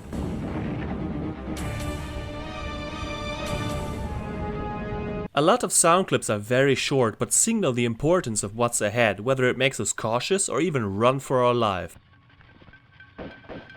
A piece I have always enjoyed is the one that sometimes plays when Bartoli's minions show up. The ladder tune is beautiful. I just wish it wasn't associated with ladders.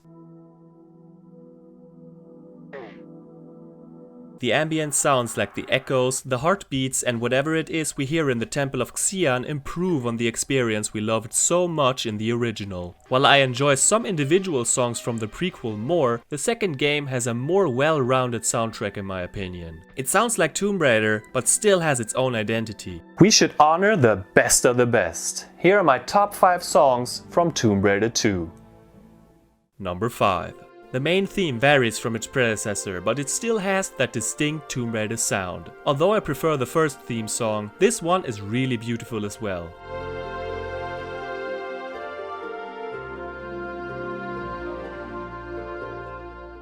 Number 4. This track was the coolest thing in the world when I heard it the first time. It's so different from the rest of the soundtrack and is a product of its time. I think it holds up very well and really like how it incorporates the main theme in the middle.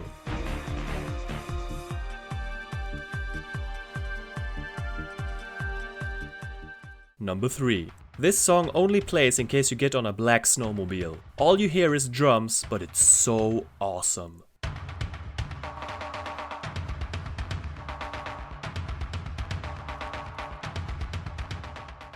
Number 2. The violin piece that plays in Venice is quite simply perfect. I don't think I've ever liked a classical song as much as this one. It's a pleasure to my ears and transports me onto an Italian speedboat on the peaceful canals.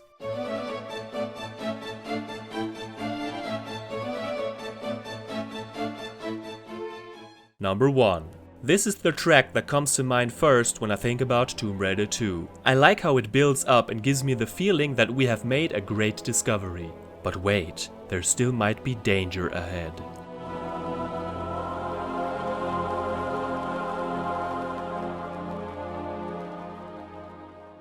Let's wrap this up. Tomb Raider 2 takes everything that made the original great and improved on it. The visuals are superior. Not only do the action-packed cutscenes look smoother, but the in-game graphics have been updated as well. There aren't as many graphical hiccups as before. Due to a better draw distance, we can see much more. Dynamic lighting is introduced and notably enhances the experience. This way I can throw flares down a hole and see what's down there. Lara looks more rounded and more like an actual human being. Plus, we get a free-flowing ponytail. The human enemies still look clunky, but this is the PlayStation we're talking about here. There's a great variety of animals and other creatures, with the giant eel being especially frightening. Most levels are massive compared to Tomb Raider 1. Due to many outside areas, the game feels a lot more open and less claustrophobic. That can either be a good or a bad thing, depending on your preferences. I like the variety. There is a good mix of light and dark stages, with the Temple of Xian being the atmospheric highlight of the series so far. While I think some levels like Opera House are too complicated for their own good, other complex levels like Barkang Monastery do it just right and make the sense of progression feel rewarding and fun. Plus, you gotta give the game props for starting with a level like the Great Wall. That's a ballsy move to put such a difficult level at the beginning. For returning fans, it's almost like the developers gave us the keys to their brand new car. Here, you can drive on your own now. Back then, this was such a difficult game for us and we were dependent on walkthroughs my dad had printed at work. Just like with the first game, it was so much fun to watch my dad play through levels that were too tough for me as an 8-year-old child. It's all I wanted to see. The weapons, with the exception of the useless harpoon gun, are great and I usually stick with the pistol so I have enough ammo for later levels. But I'm never at risk of running out of ammo, so on my next playthrough I'll use the other weapons earlier in the game. That's in large part thanks to the secrets, which I think are handled best in this game. Knowing that there are always 3 secrets feels reassuring. Plus, you can always check out in your stats how many you've collected in the current level. This feature was missing in the original. Starting a new game after beating it gives you all weapons and infinite ammo. Although I'm not the biggest fan of the wetsuit, I like how this game started the trend of Lara sporting different outfits for different parts of her adventure. For me, the most important thing is that they improved on the controls. Lara plays much more fluidly and turning around isn't such a bitch anymore. I haven't even mentioned that you can roll on the water now. She feels a lot more agile, and although the ladders are annoying, it allows for more complex levels. Of the PlayStation games, I think this has the best story. The feeling that you are up against an entire cult is thrilling. Maybe I would prefer this game over the first if it wasn't for one specific aspect.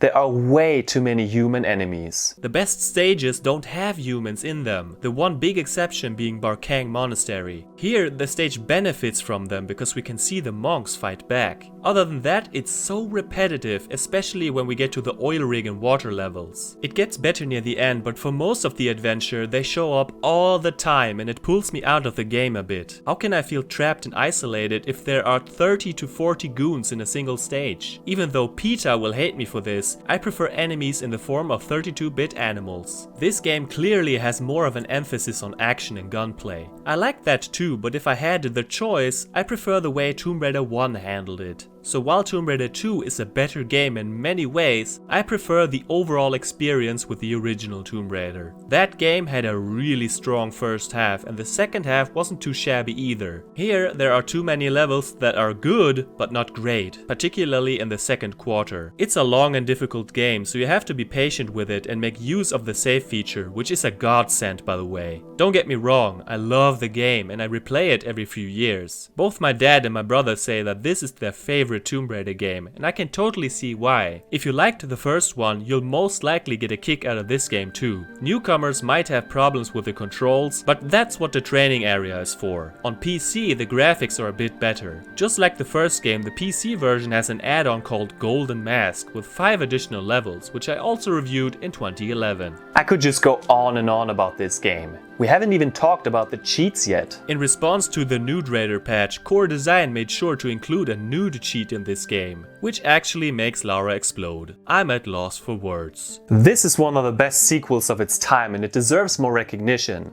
As a Tomb Raider fan, it's a must-have title and definitely one of the better entries in this series. The original Tomb Raider was a massive success. So was its sequel. While the whole world was waiting for number 3 to drop, Core Design released a director's cut of the first game in 1998 called Tomb Raider Gold. In addition to the full game, it included a second disc with 4 new levels under the name Unfinished Business. I remember being so excited when I saw it in a catalog. Little did I know I'd have to wait another 12 years to actually play it. Why is that? Tomb Raider Gold is an MS-DOS exclusive, so these new levels were never released on PlayStation or Saturn. Our family didn't have a computer at the time, so all I had was my anticipation for the upcoming sequel, which would be released the same year. Later, when we got a PC, I bought Tomb Raider, but Gold was practically impossible to come by even back then. I finally got my hands on the add-on in 2010 and reviewed it. Man, that rather unusual video is a time capsule. It was the first time I showed my face on camera. That was not an easy time for me, but making videos helped. So let's take a look at the add-on Tomb Raider Unfinished Business right away, shall we? Anyway, it turned out to be a tough battle to record footage, let alone play the game. I only had a notebook with Windows Vista. Try running a MS-DOS game on that in 2010. Meanwhile, another 12 years have passed and technology has advanced. Is it easier to get this game to run on Windows 10, and how do the new levels compare to the original game? It's time to play some MS-DOS.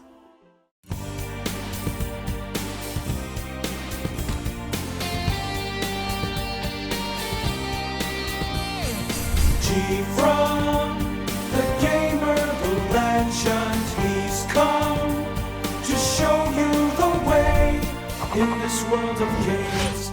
GFrom reviews.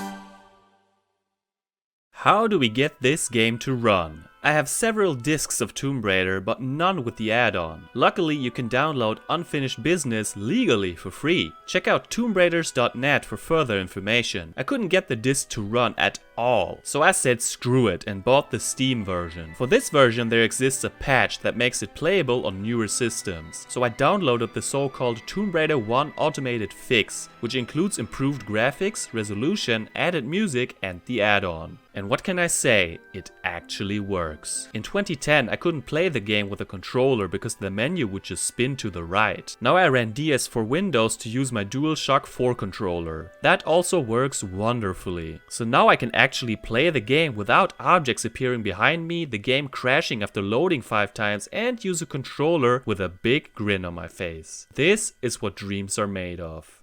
The MS-DOS version of the original Tomb Raider had a few differences compared to the console ports. Now it looks gorgeous, but back then on our old PC it sure as hell looked like shit. The save crystals are nowhere to be found and you can save whenever you want. That makes it much easier, and in contrast to Tomb Raider 2 on PS1, you can select multiple save slots. It even says how many times you saved. Another big change is the lack of music. With the exception of the title screen, you hear no music at all, only ambient sounds. While I love and prefer the orchestral score on PS1, the complete lack of music somehow makes me feel even more isolated, thus making this an interesting alternative. We even get to hear sounds that weren't on PlayStation. Some are from Tomb Raider 2 and some new ones are sprinkled in. Of course, with the patch, my version now has the PS music, so this is technically not the OG MS-DOS experience. With the basics out of the way, let's check out the brand new 24-year-old levels. They're old enough to buy beer in any country, but I won't hold that against them. Return to Egypt has us revisit the city of Khamun. The game itself doesn't give us any backstory or cutscenes to watch. It literally throws us into icy cold water and, wait a minute, this looks awfully familiar. Well,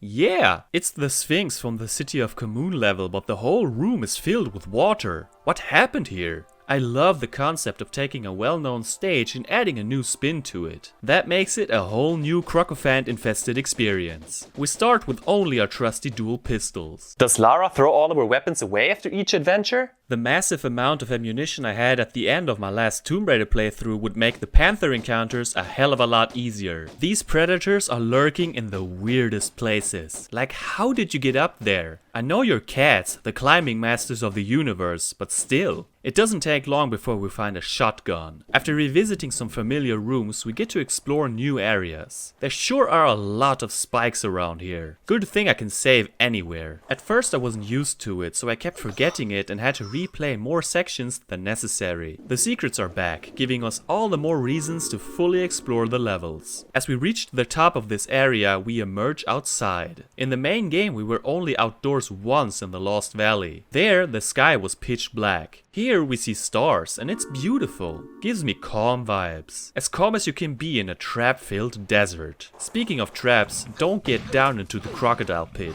It's not worth it. I mean, look at this shit. I tried several times and it was a waste of medipacks, ammo and time. You'll get a chance to kill them one by one later. Here we also find the dual magnums. Oh, how I missed you, darlings. On this part I got lost and ran around clueless for a while. Once we find the right way, we make it to a room with 3 slopes and rolling boulders. It's a trial and error shitfest. A little frustrating for impatient people like myself, but not too hard to figure out. There sure are a lot of animals in this zoo of a level. The final area has us outside again. Oh no, a mummy.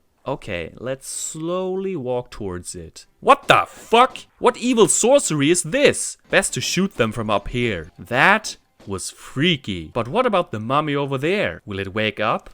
Okay. Supposedly the level is over, but we missed something important. You can actually make it over to the sands behind the mummy, but the game is very picky about where you can go. Don't climb up to the cat or you will leave the level. The mummy is stuck down there and unfortunately there's no way for us to kill it. Screw you then. Apparently the sand is extremely hot. Just touching it kills you. There is a specific path you have to take. More unnecessary trial and error crap. It is worth it though, because here we find our final weapon. Dual Uzis with a bunch of ammo. The mummy is still complaining. I'm sorry bro, I can't help you down there. Oh shit, it was another one! Never mind. Now we can leave the level. Return to Egypt is a combat-heavy chapter with interesting stage design and great visuals. It feels different enough to make it stand out compared to the other Egypt levels. I still prefer City of Khamun and Sanctuary of the Skion, but would put it above Obelisk of Khamun any day. Temple of the Cat picks up where we left off, with a cat watching over us. Let's pick up this medipack and holy moly, what a dick! In this level we're under the night sky too as we approach a giant temple. The old Egyptians sure adored their cats. And boulder traps. How do we get up to the shotgun shells? There is a block. Oh, no way. Do I have to push it all the way there? Oh, boy. This took about 3 minutes. 3 entire minutes. Why? By pushing more blocks, we discover a new area. Which leads us... You gotta be kidding me. I did all that block pushing for nothing? I feel so... stupid. Anyway, with 2 keys in our possession we can enter the temple. In a dark corridor we have to fight another Black Panther. There is a light switch, but don't pull it just yet or you will miss a secret. We get to my favorite area of the game. When I saw this the first time I was blown away because I didn't expect to see moving textures on the walls. Even today I think it looks so cool and adds a whole new level of charm to the visuals and atmosphere. What's the punishment for shooting big black cats in a cat temple? Hey! G-Dog! Death.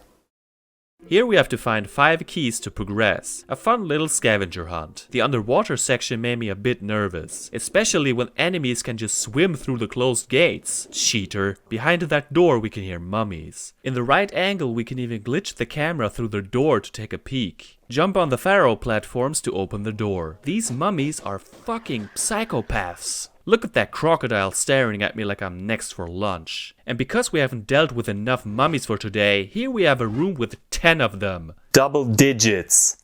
10. Pray to the holy cat that they don't wake up all at once. It's a tedious section if you want to play it safe, because they run away all the time unless you're on the ground. All of them except one awake. Yeah, right. Sure enough, as we enter this large room with the giant steps, the mummy comes running up from behind. Sneaky prick. The final secret is the worst one yet. Can you guess why I would say that? Could it have anything to do with blocks? It sure does. This whole area is filled with blocks we have to push. I don't even want to talk about it because it took 10 minutes to get the secret and find my way out again. God, I hate blocks. Just as much as traps you can't see coming. Sometimes I feel the game hates me. Dear game, I forgive you.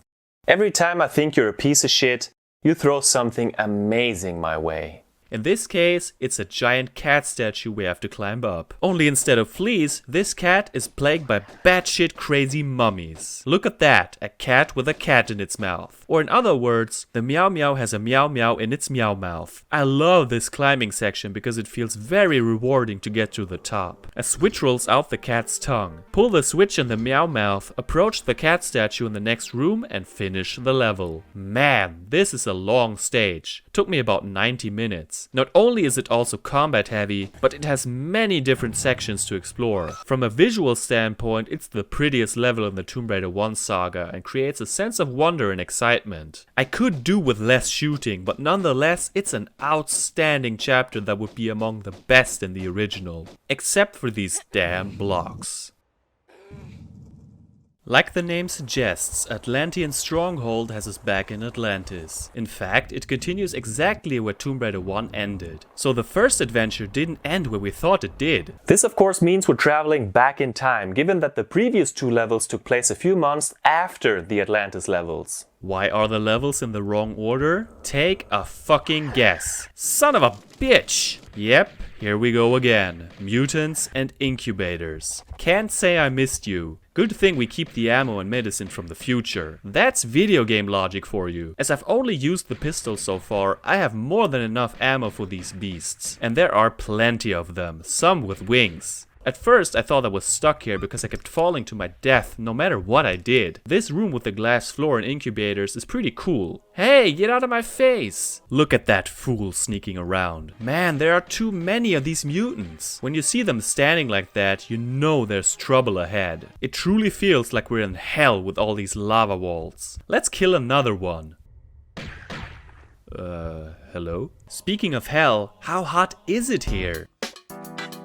In this neat water section, there are just a few pickups and a secret. Holy shit, please don't wake up. Luckily, you can shoot them from a distance. It's not all shooting though. There are a few decent platforming sections added for good measure. Now we finally made it to the top and have to make this insane jump. Too bad the camera is so confused. The level ends with an encounter with a centaur. Let the shotgun take care of it. All in all, I think this is a very creepy level with, again, too many encounters for my taste. It looks more appealing than the original Atlantis levels, and I actually enjoyed most of my time here. The Hive is the final level, for real this time. The beginning has the worst section imaginable. More boulders than I can count are hanging from the ceiling. They are triggered depending on where you stand. If you look up trial and error in the dictionary, you'll see a big fat red boulder rolling off the page. With infinite saves it's manageable, but it feels like cheating in a way. In my eyes, this section is just plain terrible and I wish it didn't exist. Oh wow, chomping blades. Haven't seen you in a while. Here we have a lava room with timed doors. After killing another centaur, we enter a water-filled chamber with mutants shooting at us from the surface. These assholes are standing there like Michael Jackson at the start of his Dangerous Tour concerts. Only here, no one is applauding, just one guy booing. You suck! 2 centaurs at once should make me nervous, but they are really easy if you just side flip. Before starting this playthrough, I didn't remember too much about these levels, except one part. This room right here has given me nightmares over the years. 8 mutants at once with lava pits to make it even lovelier. It's hell on earth. They don't wake up all at once and you're pretty much safe in the middle. You can wake them up if being slaughtered is your thing. It never ends. 4 more incubators. And then 8 more. And then 8 more. Most of them are empty. Huh. Behind the timed door we see a giant freaking egg. Is this the final boss?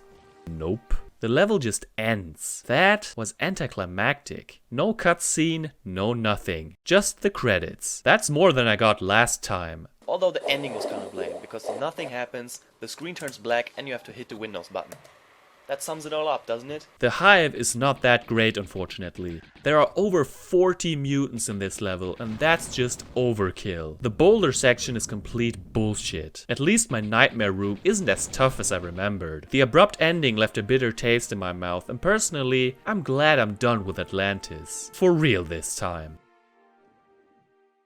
So let's wrap this up. Tomb Raider Unfinished Business, aka Tomb Raider Gold, aka Tomb Raider Shadow of the Cat, is a must-have for Tomb Raider fans. It feels so special to play 4 quote-unquote new levels for a game I know inside out. Kinda like DLC, but old school. Temple of the Cat and Atlantean Stronghold are top tier stages, and Return to Egypt is really good as well. The Hive is the only level I could do without. It took me a little over 4 hours to beat the entire thing. This add-on apparently got inspired by Tomb Raider 2 when it comes to the amount of enemies you face. I can live with that in the Egypt stages, but Atlantis only offers different varieties of mutants, and that gets old after a while. Still, these bastards are scary and make these levels feel like you're playing a horror game.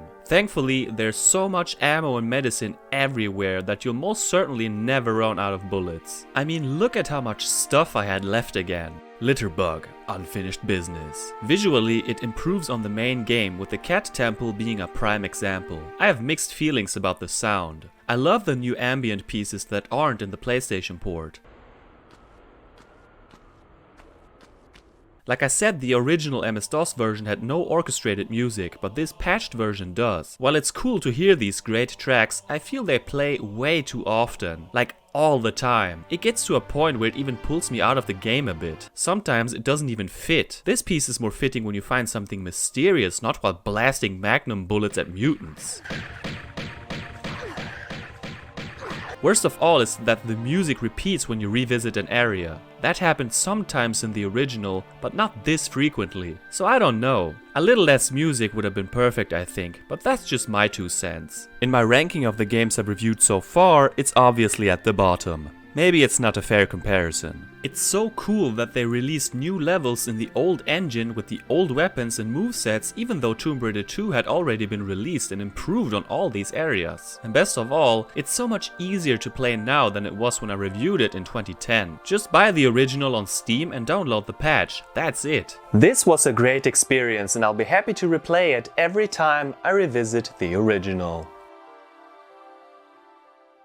Have you reviewed Tomb Raider 3? Great review, do the 3rd one please. Do Tomb Raider 3 please. That TR3 review ain't too far away, and I hope to see Tomb Raider 3 soon. I like the idea, but still waiting for that Tomb Raider 3 review. Currently playing the 3rd game in anticipation of your review of it. How's your Tomb Raider 3 review coming along? When is the Tomb Raider 3 review coming out? Finished the long abandoned Tomb Raider reviews? I'd really love to see that Tomb Raider 3 review he's gonna do. Hope to one day see your TR3 video. You should review the rest of the classic TR games too. Hey GFrom, can you review Tomb Raider 3, 4 and 5? Will we get 2 and 3 as well? Please do one for Tomb Raider 3. I hope you continue to do TR3 and 4 as well. Awesome video, I can't wait for TR3 or TR2 Gold. Are you by the way almost done with TR3? Can't wait for your TR3 review. Where's the Tomb Raider 3 review? Please make the Tomb Raider 3 review. Voila, mach Teil 3. Review Tomb Raider 3. Review it already. Review it already. Review it already.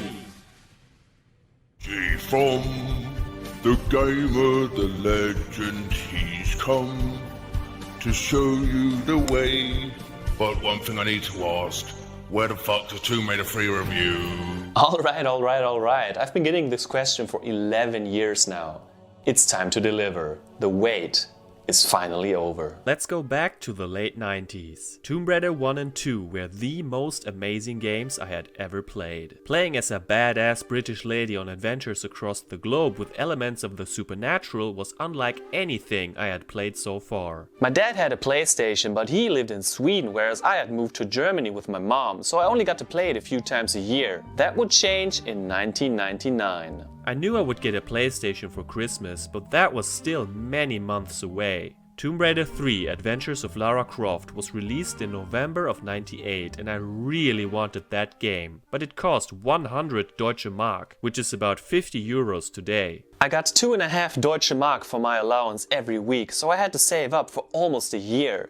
As soon as I gathered enough cash, I bought the game, even though I didn't have my PlayStation yet. Just looking at the game and the booklet felt so exciting. I don't remember if I got it before or after I got the game, but before I could play it, we already had the strategy guide. I would suck up all the information I could out of this book, and you can tell by the look of it. Remember, we didn't have the internet or even a computer at my family's place back then, so this was very special to me. The wait became unbearable, so I begged my mom for weeks to give me the PlayStation before Christmas. One day in November, a friend of mine celebrated his birthday and we saw Disney's Tarzan at the cinema. I still remember it clear as day. I came home, walked into the living room, and there it was. The PlayStation was hooked up to the TV and finally I could play Tomb Raider 3. I don't think I'll ever recapture that feeling. The game was even better than I imagined and I considered it my favorite game of all time for many years. 24 years have passed since its release.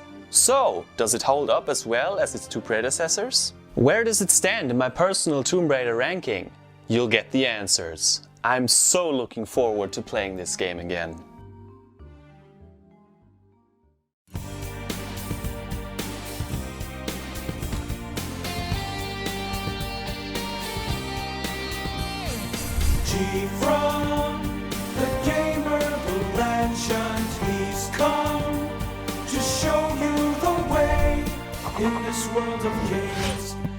GFrom reviews.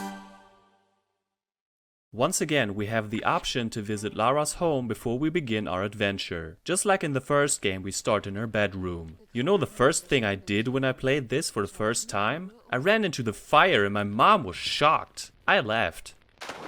There's plenty of stuff to do here. The training area from the first game is back. In the second game, this room was just empty. Here we learn old and new moves. Yes, since a little run-in with Marco the Dragon Bartoli, Lara learned how to crouch and crawl. How progressive. It's a little clumsy since you can only drop down backwards. In addition to climbing ladders, she can now hang on monkey bars. Last but not least, she can finally sprint. Me likey. The pool looks a little different, and pushing this button opens a door in the main hall. Push another button to open a timed door across the room. If you make it in time, you'll enter Lara's treasure room. This is so cool. We have the ski-on from the first game, the dagger from Tomb Raider 2, and even an item we'll see in future games. Oh, and if you didn't notice, a freaking T-Rex head mounted over the fireplace. Jesus Christ, Lara, what the hell? How did you even... Whatever. In the dining room you can listen to music and dance on tables. Winston, our trusty old farting butler, tags along as usual. Can we lock him in the freezer again? Yes, we can. Should we lock him in the freezer? Absolutely. Don't try to break out again, Winston, or you'll see my vengeance. Outside, the assault course is back with slight changes. Best of all, we find our dual pistols here, and there's even a shooting range. But wait, could it be? Winston! I warned you, old man. I've had enough of your stalking. I can't kill you, but I will lock you in 1,000 times if I have to. You would think that's it. In school, a friend of mine told me about a book you can pull in the library. Yeah, right. I didn't believe him. But sure enough, if you look closely, you can see that one book stands out. Pull it and the fireplace goes out. Holy spooky crap. Climb up the wall, push a few blocks and open another door. Time is tight, so hurry up. In Tomb Raider 2, this door leads to a bunch of golden treasure. Apparently, she used that gold to buy a giant freaking aquarium. Can we swim with the fishes? Of course we can. We can even find a key underwater. This key opens a gate to the labyrinth, which now is a goddamn quad bike racetrack. She must be bored out of her mind when she isn't on adventures. So hop on that quad bike and race for the best time. Man, this training level has it all. The second game was already a huge improvement over the first, but this adds even more fun stuff. For me, it is the best tutorial level I have ever played, and I stand by that statement. It's fun to explore and find these secret areas. Now I'm definitely ready for a trip around the globe. The opening cutscene shows a meteorite crashing into Antarctica millions of years ago. Fragments scattered all over the world. In the present day, we see some dudes with shovels and bulldozers looking for the meteorite. A guy named Willard seems to be in charge. They discover huge stone heads like on the Easter Islands and a wooden cross. What does this have to do with anything?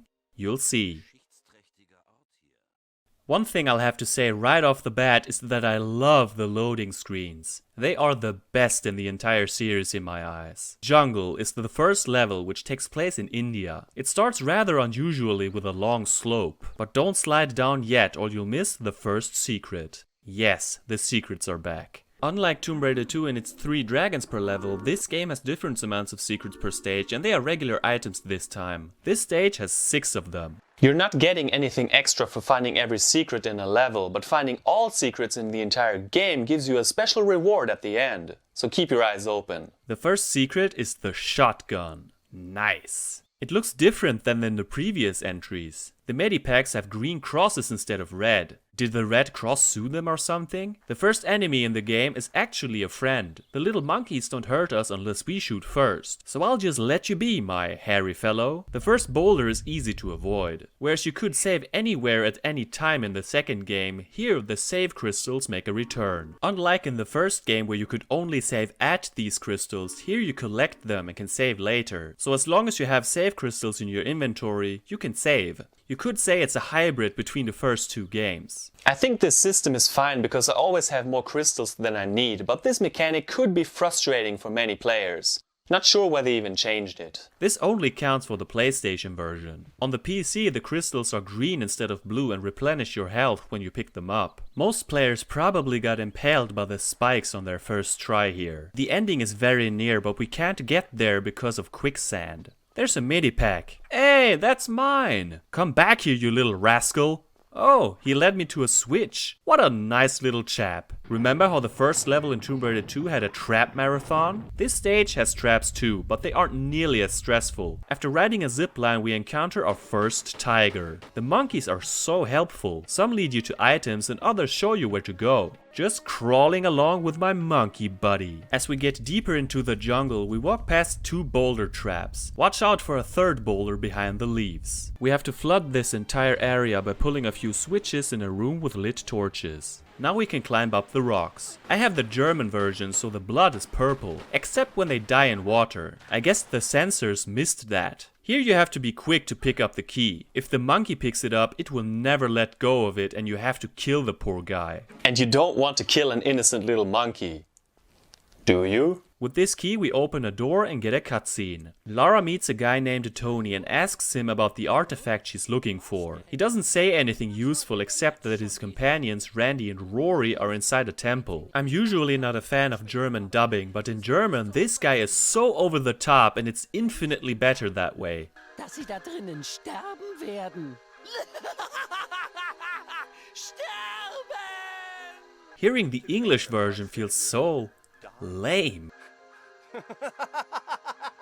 Yeah. Along with the Great Wall, Jungle is my favorite first level in the series. It is huge and feels a lot more open than most levels we've seen so far. The exotic location is a great display of the improvements in the lighting department, and we even get weather effects for the first time. This, along with caves, is probably the Tomb Raider level I've played the most, and it never gets boring. My dad doesn't like this stage, but for me it's one of the greatest. In temple ruins we encounter venomous cobras. When they bite us we get poisoned and our energy slowly depletes. Thankfully, medipacks instantly cure us. Hello my monkey friends! Hey, what the hell dudes? I thought we were homies! Maybe the monkeys in this level are from a different gang. You see those piranhas in the water? They can't be killed, but they will eat us alive in seconds. Avoid them at all costs. After some fun platforming sections, we enter the temple. Man, this game is even darker than Tomb Raider 2. Check out this 6-armed statue. Creepy. In the next room is another one. Oh my god. As a kid, this huge thing freaked me out. The problem is that we can't shoot it from a distance because it will use its swords as shields. I prefer a more aggressive approach anyway. Killing it turns it back into stone. We have to collect 2 keys to open this huge gate. It doesn't matter in which order we get them. I usually get the secret first that involves poisoned arrows and a boulder trap. Then I take the left path. Here we have to fill an empty pool with water. We swim into a tall room. Watch out for the poison darts and the collapsing ceiling. This is one of the most memorable rooms for me. We have to make our way up and perform one badass kill. Crawl past the slicing blades. One boring part is this section where we have to push blocks to get to a hidden lever. God damn it man, this is the 3rd game and we're still pushing blocks? I'll never stop complaining about this. I don't care, push a block over my grave. In case you let the 2 monkeys live near the empty pool, they might drown once you fill it with water. That's terrible! Get the key and move on. The right path has us traverse through quicksand. Keep moving and we will emerge before we drown. We can make it past the slicing blades and spiked wall without taking damage, but our timing has to be perfect. In another room with a pool, we have to pull some switches in order to activate fire-breathing statues. Now we reveal invisible platforms? Don't worry about the statue, it won't wake up. Pick up the 2nd key while avoiding another spiked wall. Now the entire area is filled with quicksand. The ceiling starts to collapse, so stay on the far right. Here we have 2 options. Left we have to avoid blades and run away from a boulder. Right, a monkey is out to get us. Hard choice. With the 2 keys we can now open the gate and have to avoid spikes coming down from the ceiling while climbing up a ladder. Talk about stress. Kill 2 more statues and pick up 2 of their scimitars. No, we can't use them as weapons. That would have been rad. Placed them in the empty hands of a third statue to open a door. As we enter the final room, we see 2 floating dead bodies. Too bad Randy and Rory didn't make it. We have to pick up 3 more keys. First, kill the final statue. For the second key, we have to pull 2 levers as a spiked ceiling starts to descend. This part is tough and even the tiniest mistake can be fatal. The final key has us pull 2 levers underwater while current is pulling us toward a spike wall. Insert the 3 keys and leave this cursed temple. In a cutscene, Tony floats on a raft. Lara for some reason starts to shoot at him. He just laughs and suddenly an earthquake causes their temple to crumble. Lara nearly gets crushed but survives and sees a quad bike. Man, what a level. This is the definition of an extraordinary Tomb Raider experience. The temple is huge and packed with traps and memorable set pieces. From an atmospheric standpoint, it does everything right for me. For a second level, it's pretty damn difficult, but very rewarding. This might surprise a lot of people, but Temple Ruins is my #1 level of the entire series. This makes it one of the best stages I have played in any game. It's that good. The river Ganges starts with a long and boring platforming section to get to a secret. If we at any point in this level fall into the river, we either die by drowning or getting devoured by piranhas. Once we get that out of the way, we can get on the quad bike. This vehicle controls a lot better than the snowmobile in Tomb Raider 2. It's quite fun, at first. This level has 2 main routes and we have to make a choice. The left path is rather boring and the flaws of the quad bike become more apparent. Jumping over gaps or driving near edges makes me nervous and I fell to my death multiple times on this playthrough. The right path is more fun, but we'll miss a secret if we go there. So what's the point? Tell me! I'll show it to you anyway. Here we have to find 2 keys to open a gate. From a visual standpoint alone, this is more interesting. Climbing on trees, just like a monkey. Speaking of monkeys, they are going apeshit. This is a fucking massacre. With the gate open, we can jump over the quicksand with the quad bike and here the 2 paths converge. Near the waterfall, a couple of vultures attack us. Oh look, Tony's raft. As we enter the cave behind the waterfall, the level ends. This stage can be fun depending on the path you take. I would prefer if you could take both paths, but you're not supposed to do that. As someone who wants all secrets, I'm disappointed that the mandatory path is such a drag. Other than that, I enjoy most of my time here, and as long as precision isn't a factor, I like the quad bike too.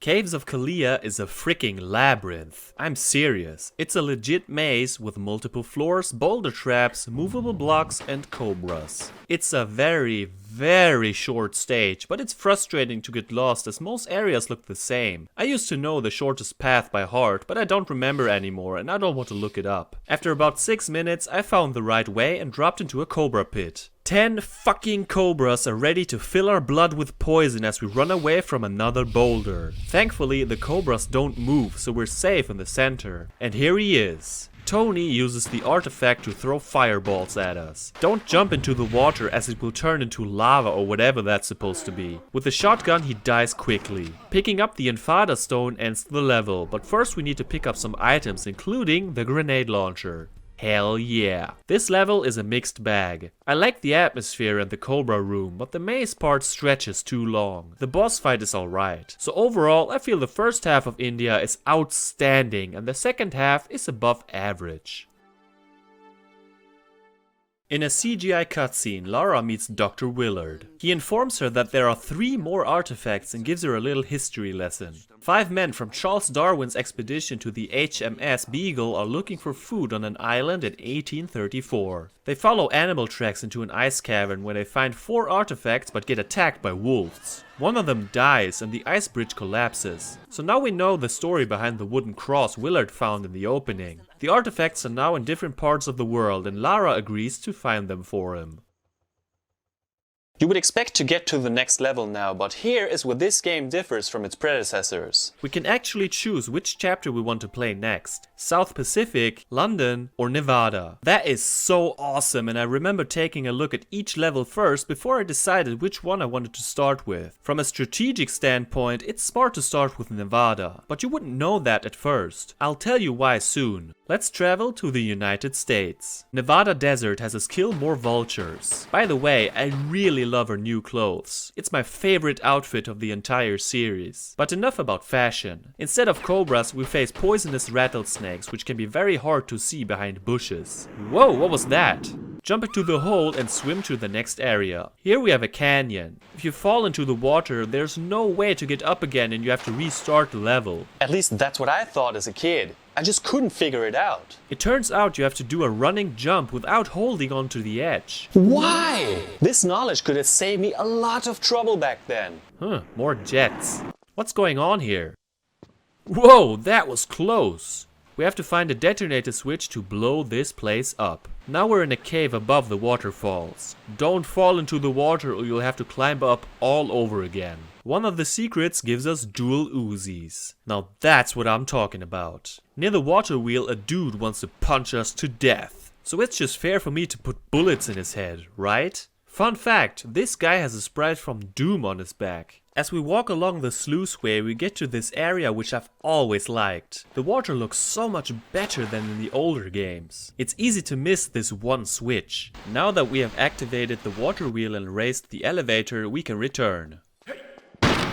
Did you say something? In the elevator, we pick up the detonator switch and make our way back. Look at that pattern on the wall. I've always thought it looked like a face with a mustache. Blow up the TNT box and progress. What is this place? Don't touch the fence or we'll get electrocuted. Could you possibly fly any lower? This section has it running back and forth a lot and it gets tedious. Essentially, we have to fill a water tank so we can jump over the fence. Might as well use my grenades to blow up these dudes. The grenade launcher works a little differently than in Tomb Raider 2. Grenades don't explode immediately unless they hit a target. Oh, what have we here? Another quad bike. We use this vehicle to drive up onto the roof to get a generator access card. This guy is trapped in there. I'll help you out. Ungrateful prick. Now we can turn off the electricity and use the quad bike to jump over another fence. A cutscene shows Lara crashing the quad bike, leaving her unconscious. 2 military police officers pick her up. Nevada Desert is such a fun level. Sure, we're in the desert again, but it doesn't look like the Egypt stages from Tomb Raider 1 at all. The part with the water wheel sticks out to me, and I have a good feeling here. I like that we get to drive the quad bike again and there aren't any frustrating jumps.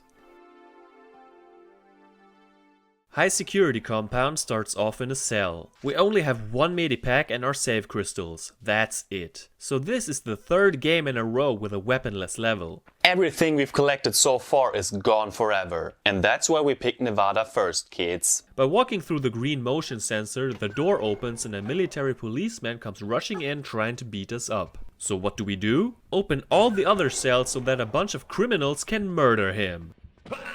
You know I love you, Lara, but what's your problem? You don't know what these people did, and I'm just going to assume the policemen are the good guys here. So Lara is basically a terrorist. Of course, as a kid, I didn't give this much thought at all.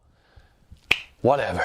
It's fun to watch the prisoners do their thing. The AI isn't the brightest. Back then I used a weapon cheat and found out that you can't kill the first prisoner, not even with a rocket launcher. Superman, is this you? Now we have to break out somehow. By pushing a few blocks we can at least make our way out of this cell block. It's too damn dark here to see the barbed wire. That first policeman wasn't armed, but now we have to get by one with a gun undetected. I messed up, but thankfully my gangster friends took care of him. One of them didn't make it. Rest in peace, brother. Behind the lavatory in the storage room we have to move some boring blocks in order to get through a hole in the roof. A switch floods both the lavatory and the storage room. Ah, Lara, this water must be fucking dirty. Let's disable the lit stuff with a switch and drop down. I have to let this guard out. I feel bad about this, but I have to lure him into a trap. A bunch of dudes. Sure enough, they punch him to death. Very efficient. Another switch opens the ventilation ducts and finally we can leave the first area. These dudes are really helpful. They even open doors for me. On a couple more occasions we have to release more prisoners to get rid of guards. I actually like trying to sneak past them undetected. We haven't really seen stealth in this series before. Going through the sensors activates a turret, so it's not recommended. I love this setting and the lighting. Very pleasing to the eyes. Oh look, one of the jets we saw in Nevada Desert. Here we have to activate a laser beam at the right moment to fry the guard.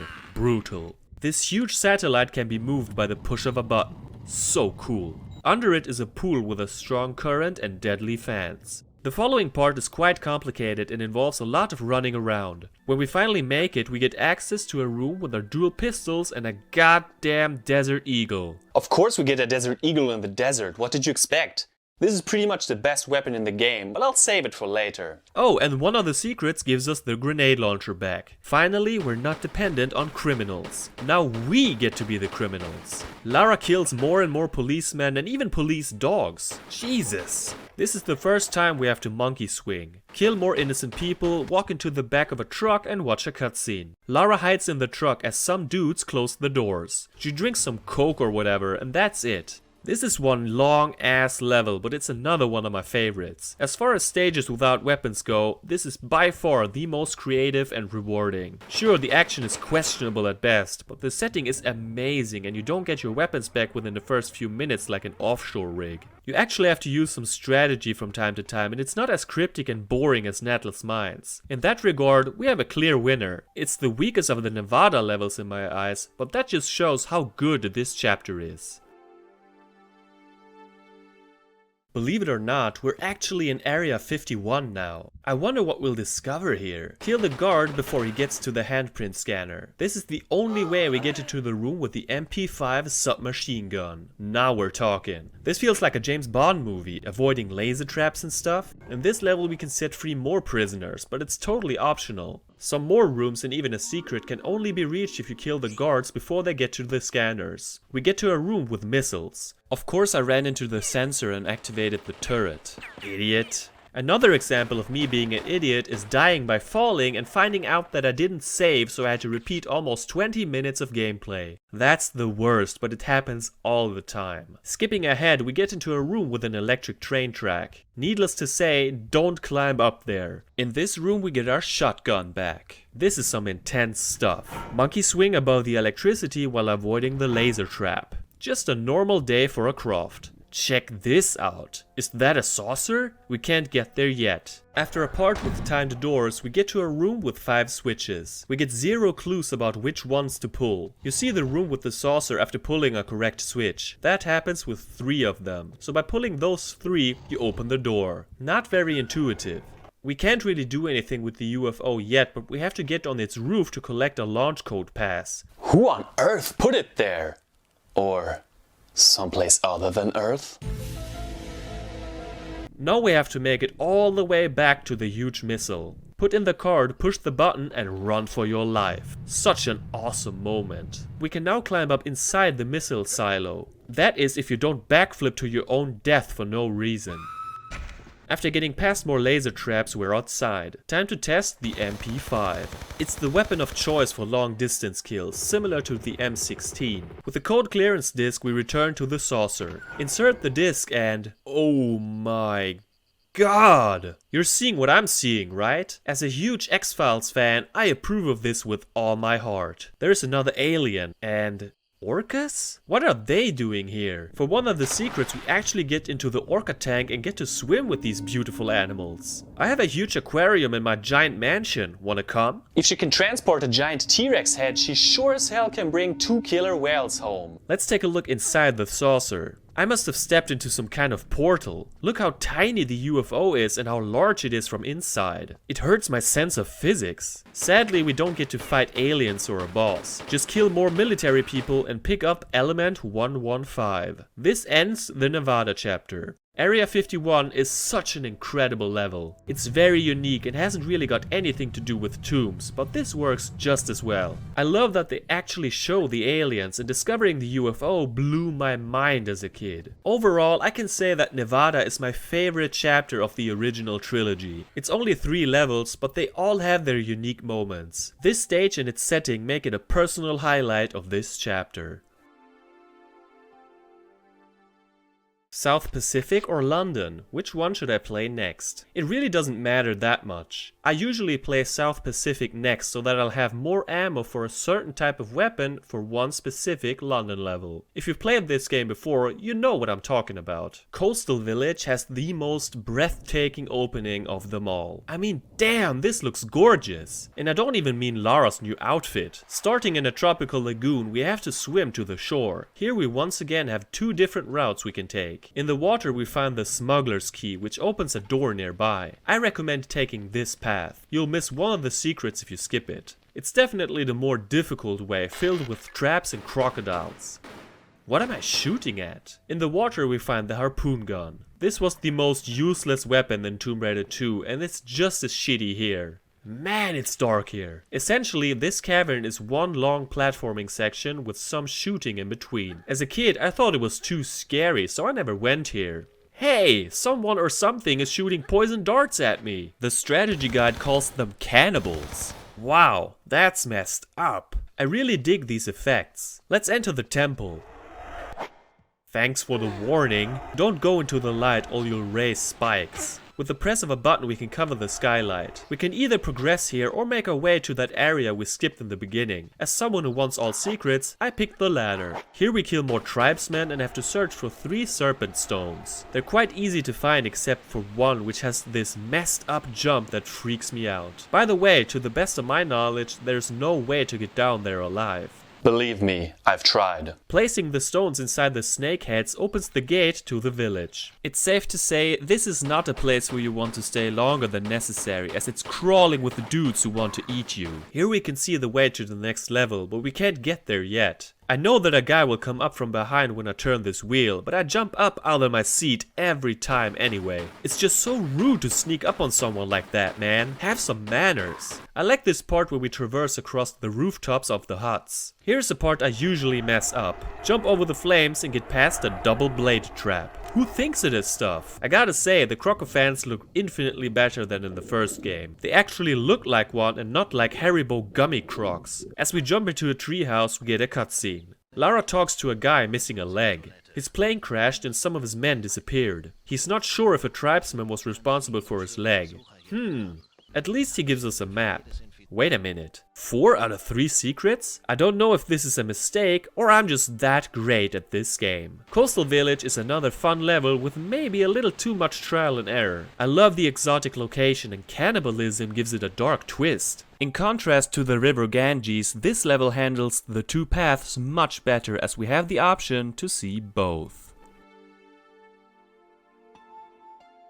Crash site starts in the treehouse. Bye bye my dude, I hope you make it somehow. Going back to the village causes an earthquake, so that's out of the question. With the help of the map we journey across the swamp. This is one of the levels I've played the most over the years, so I know the way by heart. Why did I play it so often? Let me reintroduce Velociraptors. They too look much better than before. And take more bullets to kill. Shit. So yeah, this is pretty much the Lost Valley 2.0, new and improved. But first things first. Before we get to the main areas, we can visit this cave. It's pretty hidden and getting there takes a while. We pull a bunch of switches and monkey swing back and forth. Lots of unfair deaths here. To be quite honest, I despised this boring ass section. I wasted about 15 minutes here and what's my reward? Uzi clips. That's it? All that trouble for one set of Uzi clips? Not even a secret or a weapon? Wow, talk about pointless. Here is the crashed plane. We hear shots and sure enough there are some soldiers shooting raptors. The soldiers are friendly unless we shoot first. I'll just stay up here and watch the show. Who will survive? Only time will tell and I brought popcorn.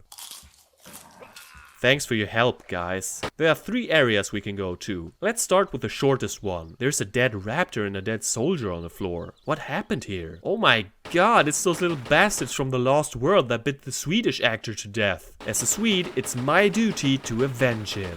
There are only a few pickups here, so on to the next area. Another guy gets attacked by raptors. This time I'll lend a hand. What's up, bro? Down here is another dead raptor and more of those tiny suckers. We pick up a key for the airplane and hear heavy steps. Could it be? Aw yeah, another fucking T-Rex. And this one looks much more frightening than in the first 2 games. Have you ever seen Jurassic Park? What a dumb question. I know you have. Just stand still and the T-Rex won't see you. Suspicions based on movement. Brilliant. You can even throw flares to distract it, Ian Malcolm style. Love that. We have to pull switches on the opposite sides of the room without getting eaten. You can choose to fight the T-Rex, but I usually don't. At one point a raptor appears. But what happened to the T-Rex? Oh my god, it's dead. When did that happen and how? Let me rewind.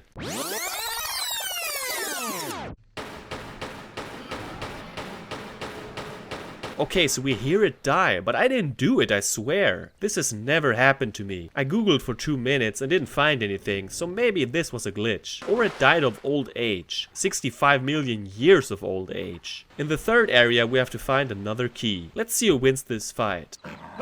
God damn it, man. There's a switch in the water, but the piranha stop us from pulling it. We have to climb up the tree. Ah, slippery son of a bitch! How did the raptor get up here? At the top, we can see a dead raptor hanging from a rope. Watch this.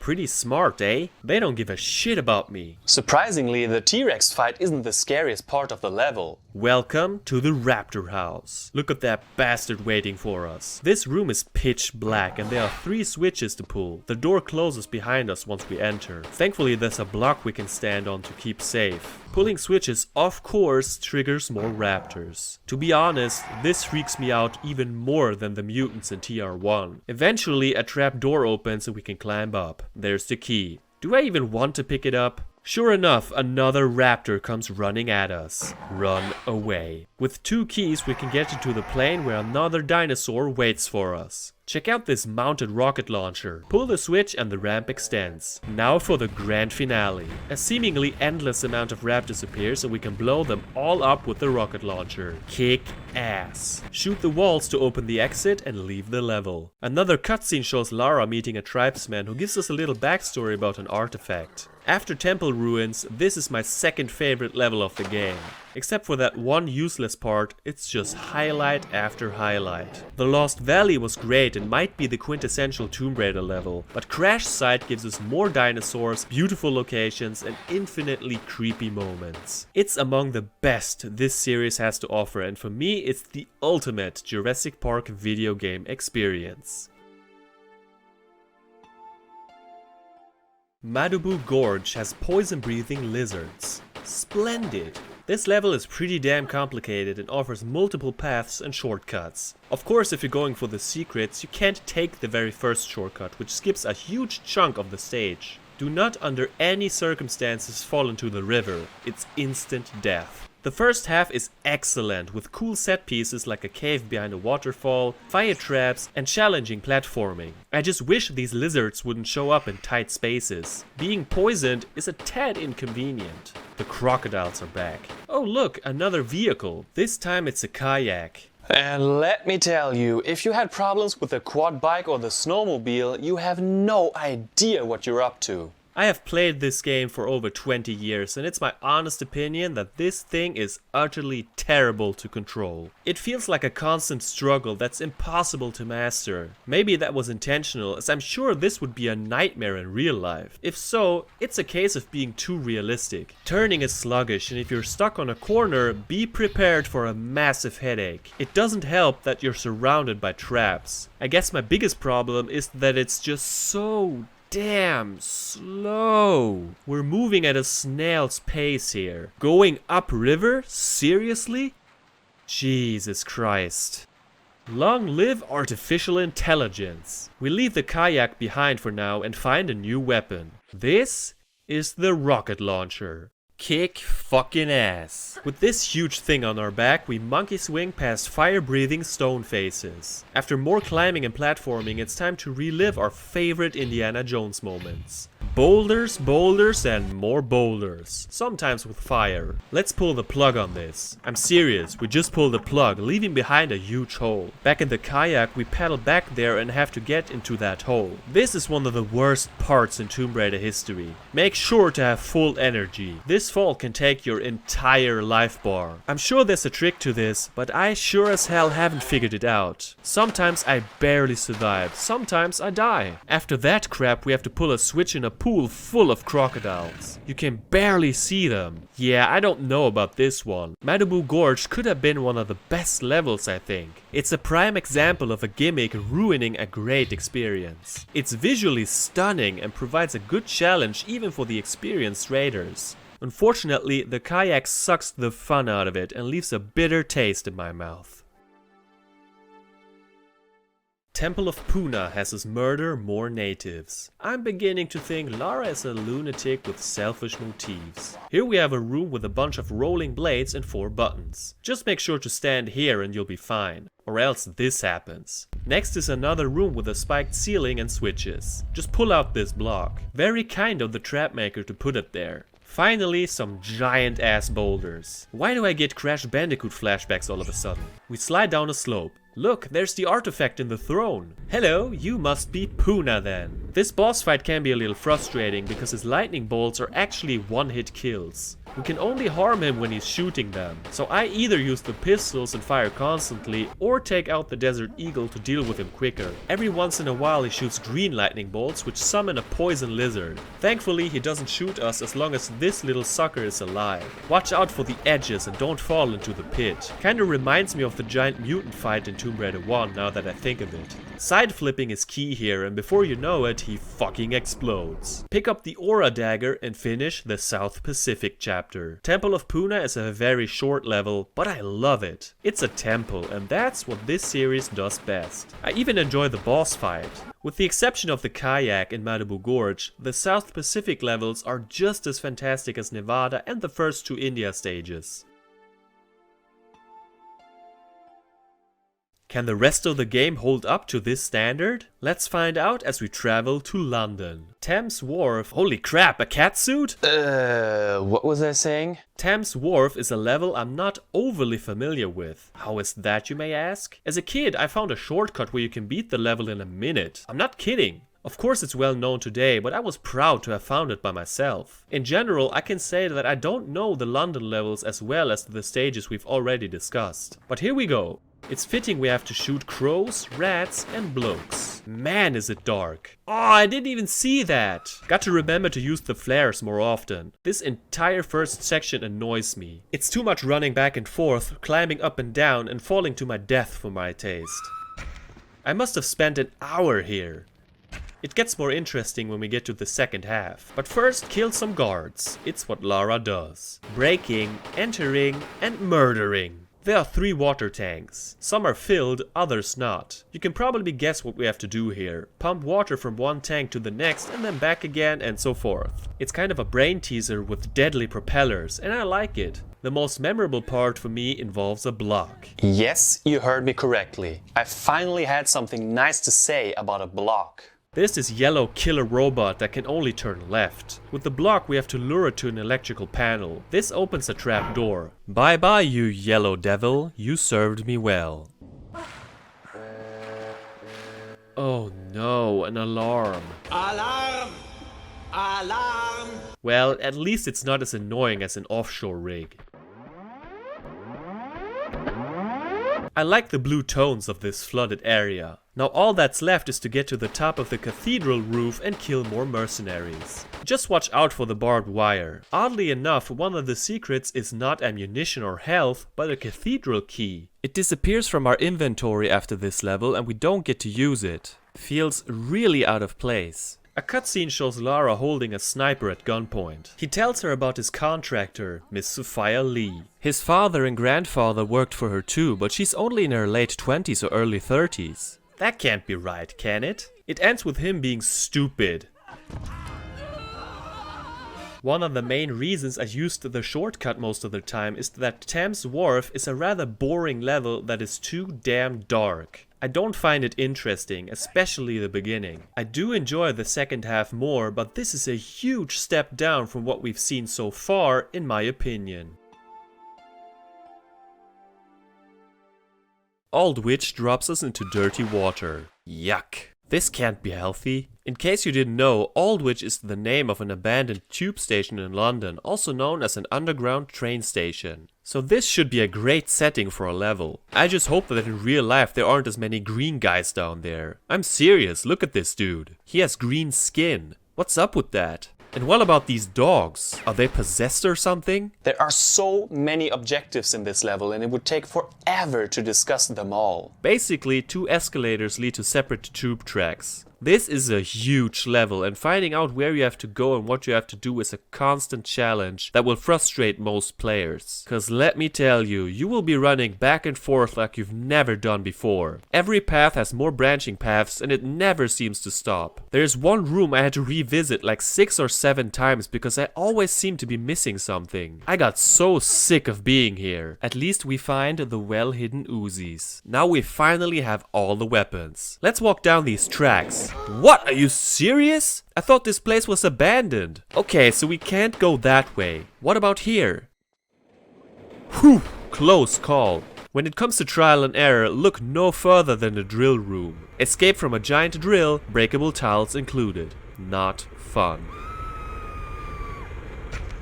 Seriously, who built this building? In London of all places. Is this what regular citizens have to endure every morning on their way to work? Citizens of London, you have my sympathies. There is one part that leaves me scratching my head. We find an old penny somewhere. With that penny we have to buy a ticket and a machine. There are 4 of them, but only one works. How fucking random is that? I would never have found this out on my own. Let's get past here. What, you can't just squeeze through there, Lara? Murdering policemen, natives and guards, no problem. But you have to pay for your ticket, man. That's a weird honor system she has. Believe it or not, there's a temple here. Before we get there, we have to get through a maze with a bunch of doors that need to be opened or closed. Really annoying stuff. The temple itself is pretty neat as long as you don't get impaled by spikes. We need 2 of Solomon's keys, and here I realized I was missing one. It took me an eternity to figure out that I had to get back to the drill to get it. Just one instance where I had to go in that damned red room again. Then there's a part with 3 timed doors, which is slightly annoying, but not too bad. It's such a relief when the level is finally over. A cutscene shows Lara falling into some kind of lair. The leader of the green dudes reveals that they took part in an eternal beauty experiment by Sophia Lee. It didn't work. They lost their faces and are now stuck that way as immortals. They will help Lara get to Lee if she can get them embalming fluid from the Natural History Museum. Sure, why not? As you can hear in my voice, Aldwych is not a favorite of mine. It's too complicated for its own good and not too fun. Don't even get me started on the secrets. I really want to like this level because its setting is unique, but I spent more time being angry than having fun. That's not a good sign. Lutz Gate starts in the lair of the green dudes and they are friendly now. I hope they don't find out I slaughtered a bunch of their friends. Right away we have to avoid another spiked ceiling coming down on us. After a long climbing section we get to the Natural History Museum where we kill another guard who's just doing his job. An Egypt themed room serves as a huge puzzle which left me scratching my head at times. It's not a section I enjoy that much, but it's a nice callback to the Egypt levels from Tomb Raider 1. At the end we're rewarded with the embalming fluid. We can skip going back to the lair, but it's not smart. Not only because of secrets, but you don't want to miss this. Back in the lair we place the fluid in an alcove which opens the door to the second half of the level. Spoiler alert. I hate this part. This is basically the dreaded water level. You know how I feel about this aquatic stuff. I didn't really like the water stages in Tomb Raider 2, but at least you could see for the most part. Here it's just so damn dark I can't see shit. We find an underwater propulsion vehicle here. It's not mandatory to use it, but it's fast and can shoot harpoons. This is the reason I play London last, so that I have more harpoons. It's a bitch to aim at crocodiles and divers though. I'm so bad at it that I usually use the harpoon gun instead. Controlling this thing is a nightmare too. It gets stuck on corners all the time and it's infuriating. At least it has lights. Next we get into a rather large area with a guard and a frogman. If the guard sees us, an alarm goes off and the door to a secret closes. It's not too hard to stay hidden. I've encountered a terrible glitch here though. If you save in this area and reload, the secret will be blocked by an invisible wall. That is some major bullshit. And now, ladies and gentlemen, let me present my most hated part of the entire trilogy. It's an underwater section with 16 openings. 16. One of them lets you get air, the others have switches, doors or items. As you can guess, it's such a pain in the butt to figure out what to do and to constantly swim back for air. The fun factor is below 0 for me. Add annoying enemies to the mix and we have reached the low point of the series so far. I get a migraine just thinking about it. I do like this long passage which leads us to the boiler room. By this point I'm just glad to get out of the water, even if that means dealing with fire and pounding pistons. You do not want to get smashed by those. We have to drive back to my hate zone one more time and then we're off to the machine room. Get past the swinging steel thingies and now we just have to cross the ventilation shaft. A cutscene shows Sophia Lee unwilling to just give Lara the artifact. Lutz Gate is pure torture for me. The other London levels aren't among my favorites by any stretch, but this stage is the main reason I don't want to play this chapter. The water sections are too long and confusing and the first half isn't great either. It's one of my least favorite parts in the entire series and it gives me a sour taste. It took me 2 entire hours to beat it. City is the final London level. It's essentially one long boss fight, but our weapons don't work. Miss Lee on the other hand shoots blue energy bolts from her scepter with the artifact. Our goal is to get to the top of the structure while dodging the energy blasts. It's a really interesting concept. At the top we shoot the electrical panel and give the evil gal an unpleasant death. Push a button to turn off the electricity and pick up the Eye of Isis. Wow, we have a decent London level. It's short, yes, but I enjoyed it. More than anything, I'm relieved that we can finally put this chapter behind us. Now we're off to the final set of levels. A CGI cutscene shows Lara sitting in a helicopter on her way to Antarctica. A storm forces the pilot to land. The ice breaks, Lara jumps out and leaves the poor pilot behind. It's everyone for themselves, I guess.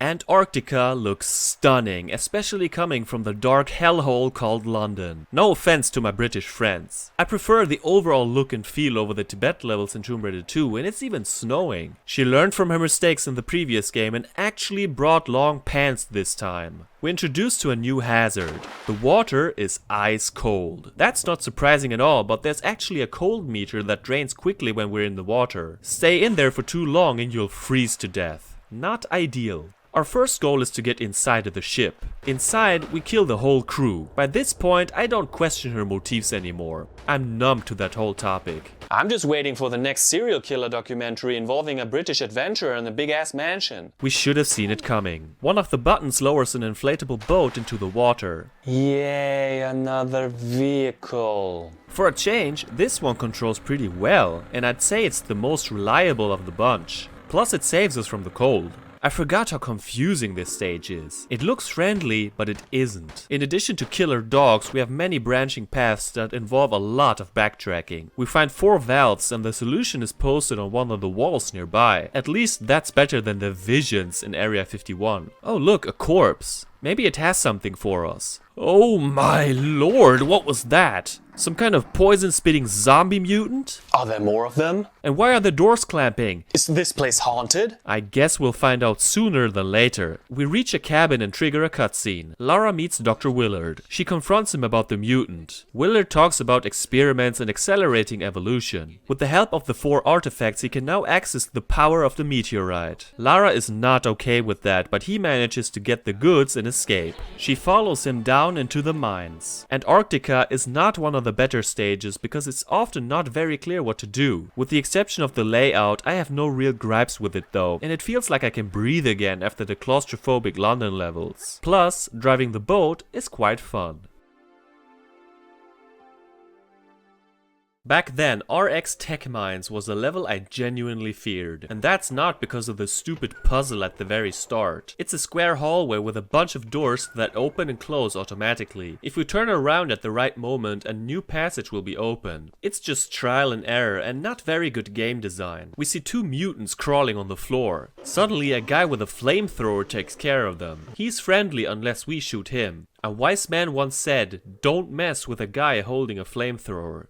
Well, I said that. Anyway, this level is crawling with slow, venomous zombie things. They are creepy, but as long as we keep our distance, nothing bad should happen. Just remember that they also throw up poison when they die. And because we haven't had enough vehicles so far, yet another one is introduced here. Minecarts. Oh boy. There are 3 of them, which lead us to different areas. We're not told where to go first, so it's just a guessing game. Start with either the lower or middle level carts. I'm taking the middle route. Not much we can do here. We can brake and use a wrench to hit switches. Braking, of course, is great to avoid tipping over. Being too slow can be bad too, as we don't want to fall into gaps. So these are just more frustrating trial and error sections. Hitting the switches can be a bitch too, and again, there's no way to know beforehand if you have to hit it at all. I don't know, man. I hate to be so negative, but this just isn't fun. Like, at all. And it drags on forever. When we finally arrive at our destination, we hear another flamethrower guy roasting a zombie. Good job, random guy. Get past some drills and slide down a slope. We go into a tunnel and holy fuck, what the hell is that? It's a goddamn monster. On steroids. This just turned into a legit horror game, jump scares inclusive. The next part looks like a couple of easy jumps, but I messed up over and over and over again. It's not even funny, I spent almost 15 minutes here. Why can't you hold on to that fucking ledge, Lara? These grinders are pretty cool hazards. When I finally made it back to the minecart, I realized that I forgot something. I failed to see the crowbar, which is essential. So I had to do this shit all over again. Check this out. This is the slowest death in history.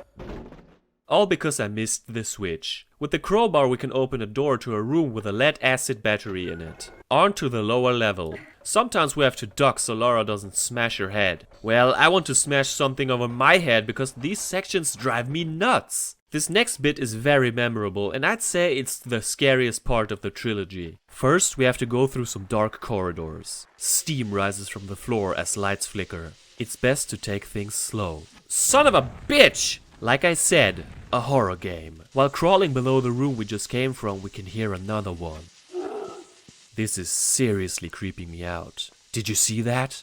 I'm not a horror game fan, but this is very well done. Later we have to kill 2 more of them. Don't you think I see you? Amateur. Apparently their brains didn't evolve. With a winch starter in our inventory we return to the cart. The upper level leads us to a pool. We use our items to lower a submersible. Now if I were to do a no meds no saves run, this would be the part that most certainly would break me. We have to make it through the freezing water without dying and with hardly any time. It's just diving from one opening to the next, hoping to barely survive. There is no room for error. I like the idea and the setting, but the execution is sadistic. At the end of the level we kill more zombies and enter a Quonset hut. RX Tech Mines is one of the hardest stages, but that doesn't have to be a bad thing. When it comes to atmosphere, most other levels can't compete. The enemies are frightening and keep you on your toes. If only they didn't tarnish it with another stupid gimmick. The minecarts almost ruin the entire experience. It says it only took about 43 minutes to beat it, but in reality it was more like 1 hour and 50 minutes. Thankfully, there are no more vehicles to come. Lost City of Tinnis is the last full level and it's a big one. It starts easy enough searching for switches and a key. We make a ladder appear out of thin air and here we have another riddle with 5 buttons. At first I didn't know which buttons to push, but if you look closely you realize that the symbols represent food chains. Like human eats bird eats fish. The broken bridge is still at the beginning of the level and already we get to my most hated part. Giant green wasps come flying at us like assholes. They push us off edges and that noise. It's like someone is drilling into my ear. Worst of all is that they seem to respawn infinitely. At least on PlayStation. On PC there are only 21 of them. Yeah, only my ass. I could choose to ignore them, but there's a goddamn secret in their nest. I must have spent half an hour trying to get that secret and making it back. Why is this game trying to make my life miserable in its second half? I guess I could have skipped it because I got one secret too many in Coastal Village. But that's not how I roll, peeps. At another bridge we encounter 2 more mutants, but they have evolved even further and can shoot blue energy balls. Since I have saved most of my ammo, now is the time to use the rocket launcher. Hell yeah. We get to the main area with a giant light pillar in the middle. The goal is to find 4 masks, which we get by surviving 4 trials based on the elements. It reminds me of St. Francis Folly with its 4 doors based on gods. We can do them in any order. I started with Earth, and here we have to venture through quicksand. Of course a piece of shit wasp is on my tail and I can't defend myself. Pure hate. Getting to the mask is very easy. Once we pick it up, an earthquake collapses the ceiling. After that we have to crouch past swinging burners. Every trial ends in the same hallway that leads us back to the main hub. That wasn't too bad. Next I took the air trial, a giant maze. I still remembered the right path. After that we just have to avoid spiked wooden cylinders. The exit opens before we even pick up the mask. Don't forget to take the mask with you or you won't be able to finish the level. So far the trials have been easy and rather unremarkable. What's next? Water. This one's a lot more challenging. As you can imagine, this trial takes place underwater and we have to swim past rotating blades. That is rather difficult as our timing has to be perfect. Plus of course we can't run out of air. I died many times, but I blame it on no one but myself. Patience is the name of the game. Again, we can leave the area without picking up the mask. Why? The fire trial gave me the most trouble. We have to jump onto pillars, but some of them ignite when we stand on them, so watch out. At the start, there's a pillar we can step on and the camera shows a map. Using a flare will show us which pillars we can step on. It's just too bad this doesn't work anymore once we move away from here. After many unnecessary deaths, we get to fire-breathing statues and invisible platforms. This also shouldn't be too difficult, but I messed up a bit. I was really running out of patience by this point. This mask also can be left behind by accident. That's just bad game design. Now we have all 4 masks, but we're not done yet as we need one more key. This is our chance to blow up more mutants. I'm wasting all my grenades and rockets here and it feels rewarding to finally put them to good use. Get ready for a long puzzle section with switches, swinging burners, hinged ledges and an infinite number of wasps. This is stressing me out. I know that you trigger them by stepping on a specific platform, so it's possible to avoid them altogether. Overall, it's another section I don't like because it drags on and on. Finally, we get to the key in a room with more mutants. I usually don't think combat is the strongest element in Tomb Raider, but I enjoyed this immensely. If only the wasps didn't ruin the fun.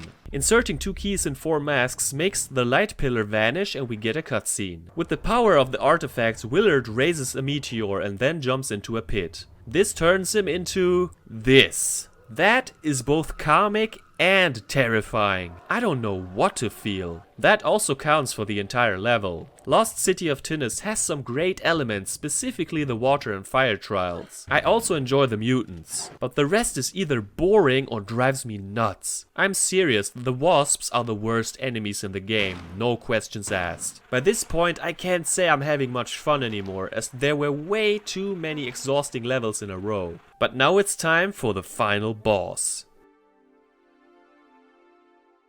Meteorite Cavern has us fight Spider Willard right at the beginning. Here's what we have to do. Shoot him until he's stunned and pick up one of the artifacts. Repeat this process until you have all 4 and then you can finish him off. The easiest tactic is to use the Desert Eagle, but we have to be quick. Willard can either impale us or kill us with one blast of his energy balls. With the narrow walkway we also have to avoid falling into lava. So while this battle is rather short, it requires perfect timing. Victory feels sweet. Now we have to climb out of the cavern. That's a part I enjoy and it gives me a little time to reflect on all my accomplishments. We emerge outside at night and it's still snowing. Here we encounter a couple more guys with machine guns and flamethrowers. Blast them with everything you've got. Check out how much ammo and medicine I had left again. Litterbug for life. Walk towards the helicopter to trigger the final CGI cutscene. Check out this lovely interaction.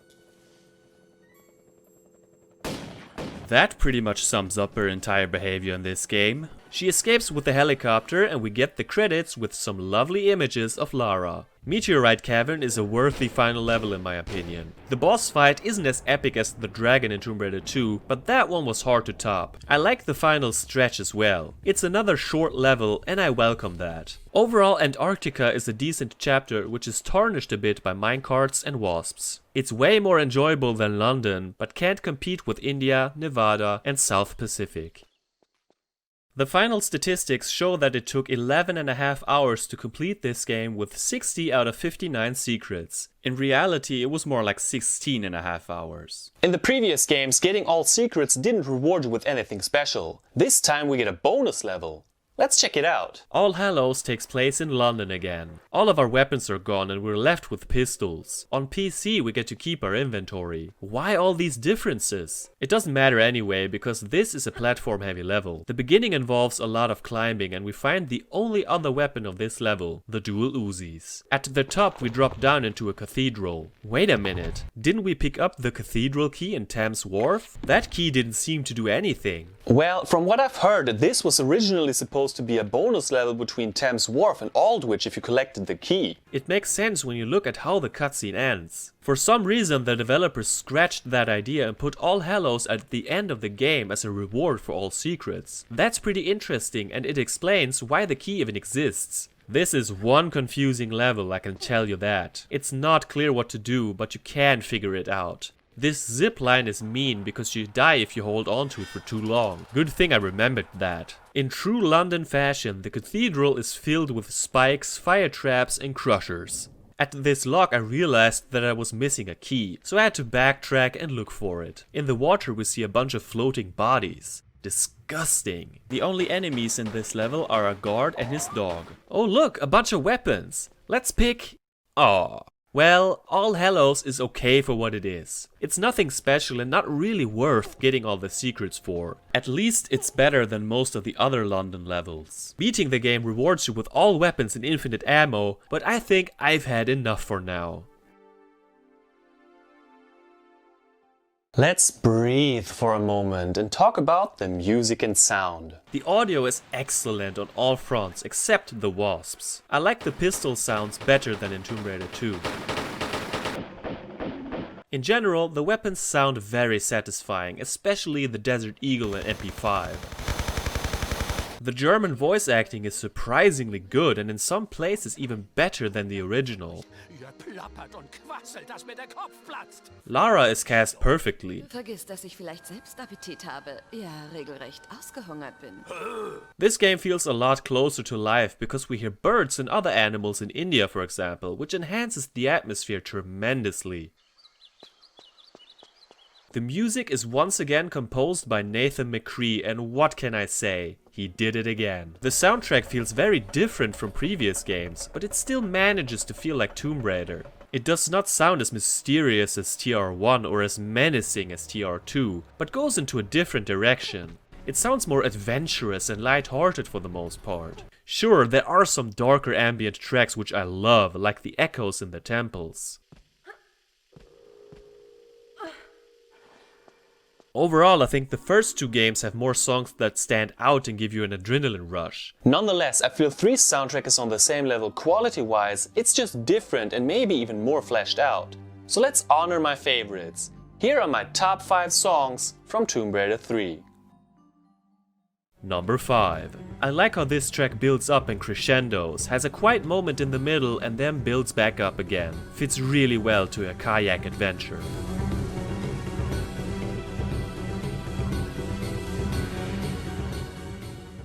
Number 4. This one is very similar but has a much stronger and immediate sense of danger.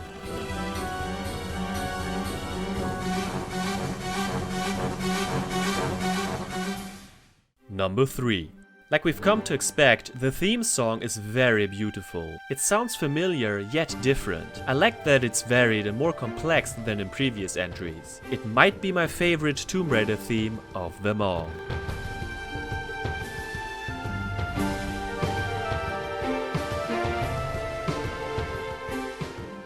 Number 2. This track has elements from the theme song, but is another beast entirely. It gives me the feeling that I'm on an adventure around the globe and I get goosebumps when I hear it in Nevada desert.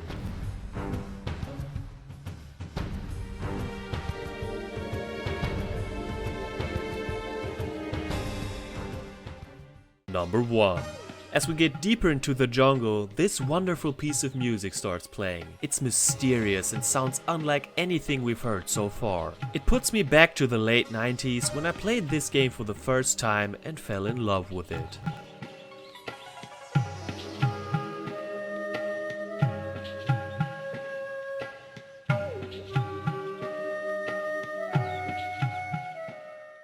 It's time to wrap things up. Summing up this experience will be a lot more difficult than I ever expected. Before this playthrough, I was 100% certain that this is my favorite Tomb Raider game of all time. And in many ways, it still is. On the PS1, I think it's one of the best looking games. It's a clear improvement over the second game with dynamic lighting, weather effects, and overall more beautiful and varied environments. The presentation is top notch and the music elevates the experience even further. We don't get as many CGI cutscenes as in the second game, but the in-game clips work well too. This game has the best arsenal of weapons in the entire series in my opinion, and the new moves serve as great additions as well. The enemy variety is a huge improvement over the previous game too, with less focus on humans. The entire look and feel of it, including the menu, is unmatched to this day. This is peak Tomb Raider for me. The tutorial managed to top the excellent training levels that came before.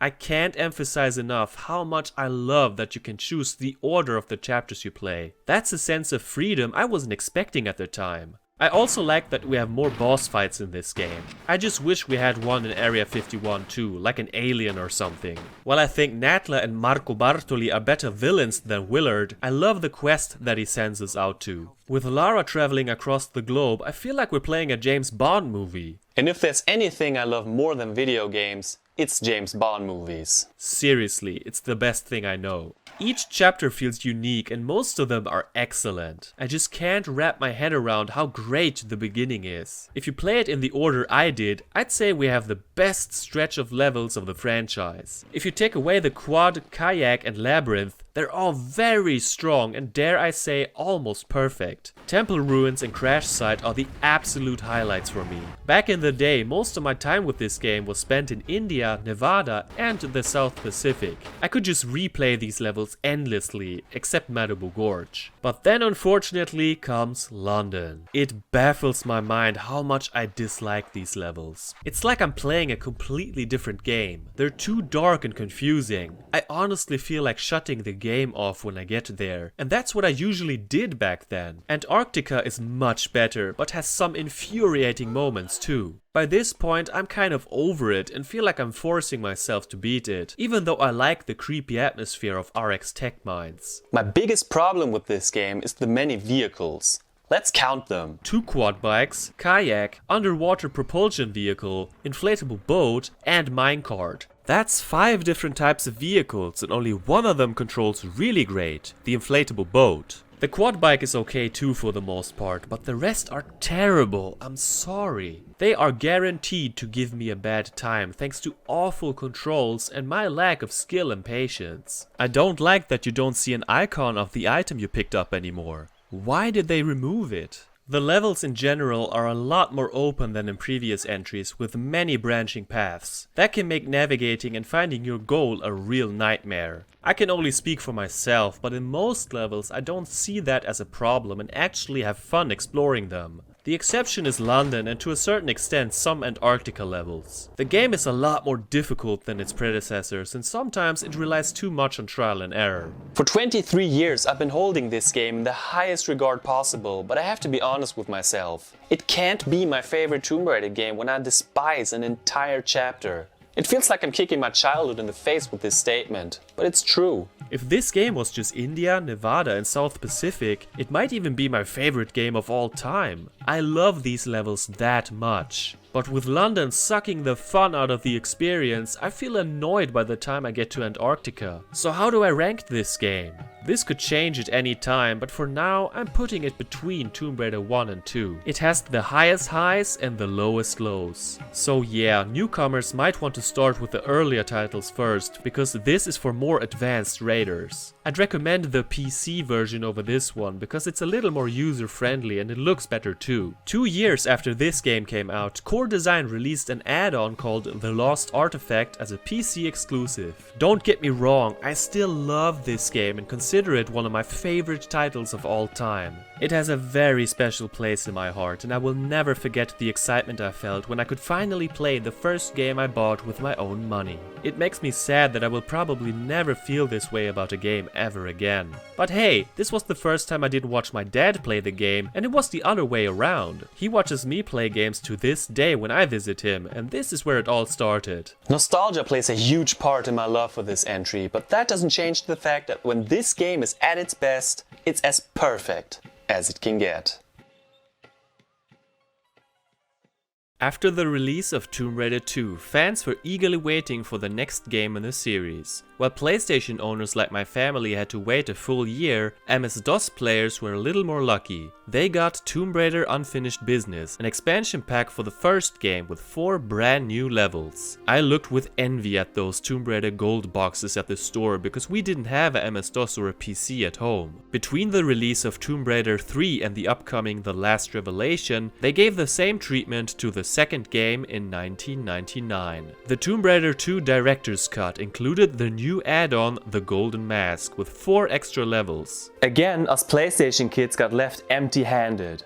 I felt betrayed by the world. It wasn't until I got my very first fan donation in 2011 that I actually got to play it. Of course I reviewed it and was surprised by something else included in the package. Oh no, I can't believe it. Nude Raider 1 on a floppy disk. Sorry, but you have to leave me alone for a second. No!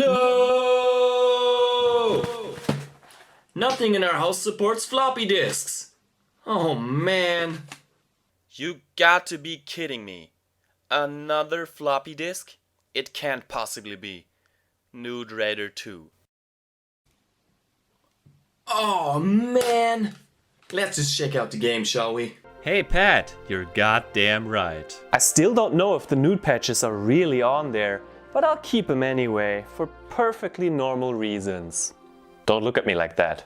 After that initial playthrough, I beat it one more time in 2016, but I haven't played it since. So you're probably asking, GFrom, the gamer, the legend, is it easy to get this game to run on a modern PC and is it worth digging up today? I'm glad you asked, because I've come to show you the way in this world of games. Roll that intro, it's Season 3, baby.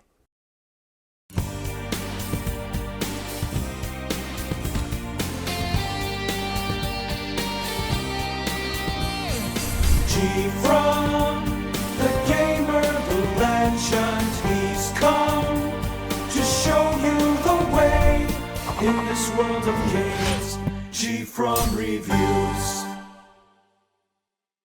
To answer the first and most important question, yes, you'll have no problems getting this game to run on a modern PC. The Steam version needs no patches from what I understand. My old CD-ROM version didn't run that smoothly at first, but one little patch that was recommended on my go-to site, tombraiders.net, fixed almost all of my issues. The IDOS and core design logos won't display correctly, but I can live with that. On the highest resolution, the energy and air meter wouldn't show up, which is a bitch. On a lower setting, it worked. I used DS for Windows to play with my DualShock 4 controller, cause I'm sure as hell not playing with the keyboard. So we're ready to go. Unlike Unfinished Business, Golden Mask has nothing to do with the story or the settings of the main game. This is a completely new and original adventure. The game itself, much like the first add-on, doesn't give us any cutscenes or explanations for what's going on, where we are, and what our goal is. I assume we're searching for a golden mask, but why? Does her face turn green like Jim Carrey when she puts it on? Imagine Lara running around in a yellow suit hitting on people like the Green Goblin she is. Disturbing and seriously outdated, yet fascinating. At least the back of the box gives us a little more context. Lara discovers a golden mask in an old photo. She believes this to be the golden mask of Tornarsuk? An artifact with the power of reanimation. The clues lead her to a small island in the Bering Sea. I like my idea better. We need a Tomb Raider movie starring Jim Carrey as Lara. Now that's some progressive shit. The game starts by dropping us into icy cold water. I guess that's why the level is called the Cold War. Because this is an add-on to the second game, new features from the third game aren't present here, like freezing to death. Good. The only thing that carries over from its predecessor is the crosses on the medipacks, which are green instead of red. Apparently, having red crosses is a violation of the Geneva Convention. I'm not joking, but now you know. This also means we're back to having 3 secrets per level. They've been changed from little dragons to various gold items. Right at the start we find the harpoon gun and a bunch of harpoons. With the dual pistols and the shotgun already in our arsenal, that makes 3 weapons. We're going to need them because there's a fucking shark at the beginning of the stage. Have mercy! It looks a little more metallic than in the main game, wouldn't you say? On land, it's business as usual, killing endangered snow leopards and running away from giant snowballs. Lara sports her classic Tibet outfit, wearing hot pants climbing icy walls in an icy cavern. Either she has no feelings in her limbs, or that's some David Blaine shit. We get reminded pretty quickly that this is Tomb Raider 2 at heart. Just look at all the human enemies. Basically the same guys, but with different skins. You see, we're not fighting an Italian cult this time around, but an organization of mercenaries called Avalanche. I guess they had the same training because they're equally stupid. Damn, the sky looks beautiful, in a pixely, outdated way. It's charming.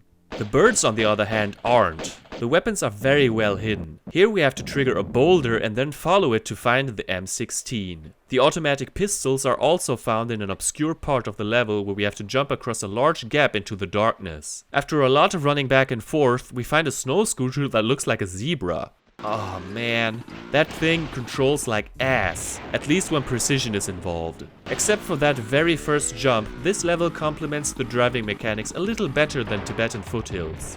Of course, there are dudes with machine guns mounted to their snow scooters out to murder poor Lara, but thankfully they've got about as much brain power as your average snowball. Smashing through windows is always fun. Oh shit, there's another guy!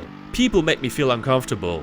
Farewell, cruel world. I always imagined Lara going out with a bang, but not like this. The third secret is super cool. In a rather large hidden cave, we walk on breaking ice. Make sure to save first, we can't even mess up once. 2 boulders break the ice on the floor, making way to the bottom. We hear steps, but there's no one here. Well, holy moly, this guy's invisible. He doesn't attack me, so I guess he's my invisible homie. Reminds me of my friends in real life. Of course, picking up the secret triggers bad guys. Better be careful, we don't want to shoot the invisible guys. Or are they made of ice? I'm not sure. You can't be serious. That's one reason I've always preferred consoles over PCs. To be fair, this was the only time the game crashed on this playthrough. Good thing I had just saved. Man, visually, this is one of the most interesting levels in the series. Oh man, I'm sorry, I didn't mean to do that.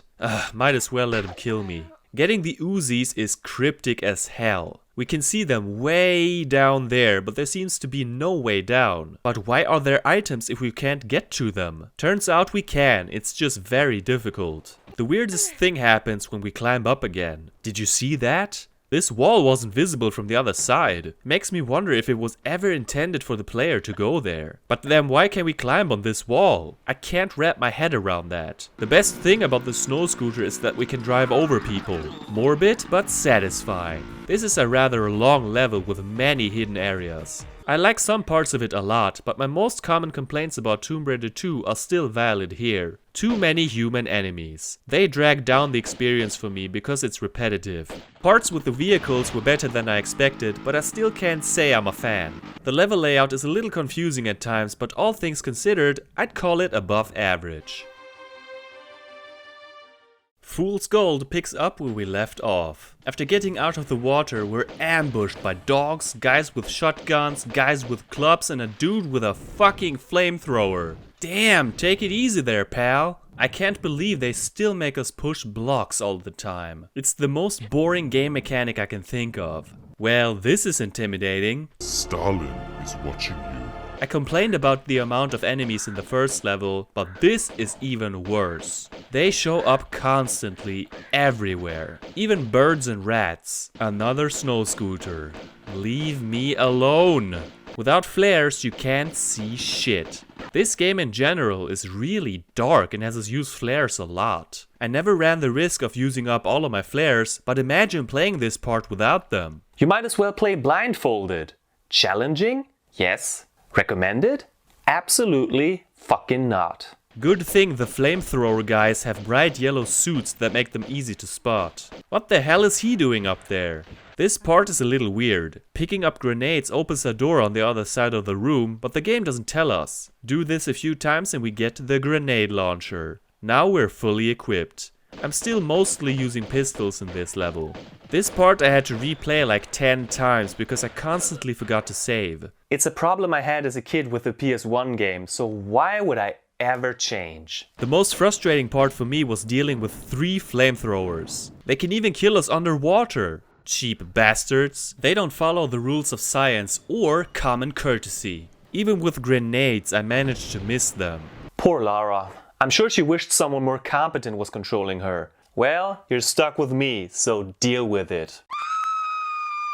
Ah, for fuck's sake. What's up with that guy? Is he checking me out? How dare you undress me with those polygon eyes of yours? We're moving on to more mysterious terrain, away from the Soviet bunkers. Ah, come on, man, that's just cheap.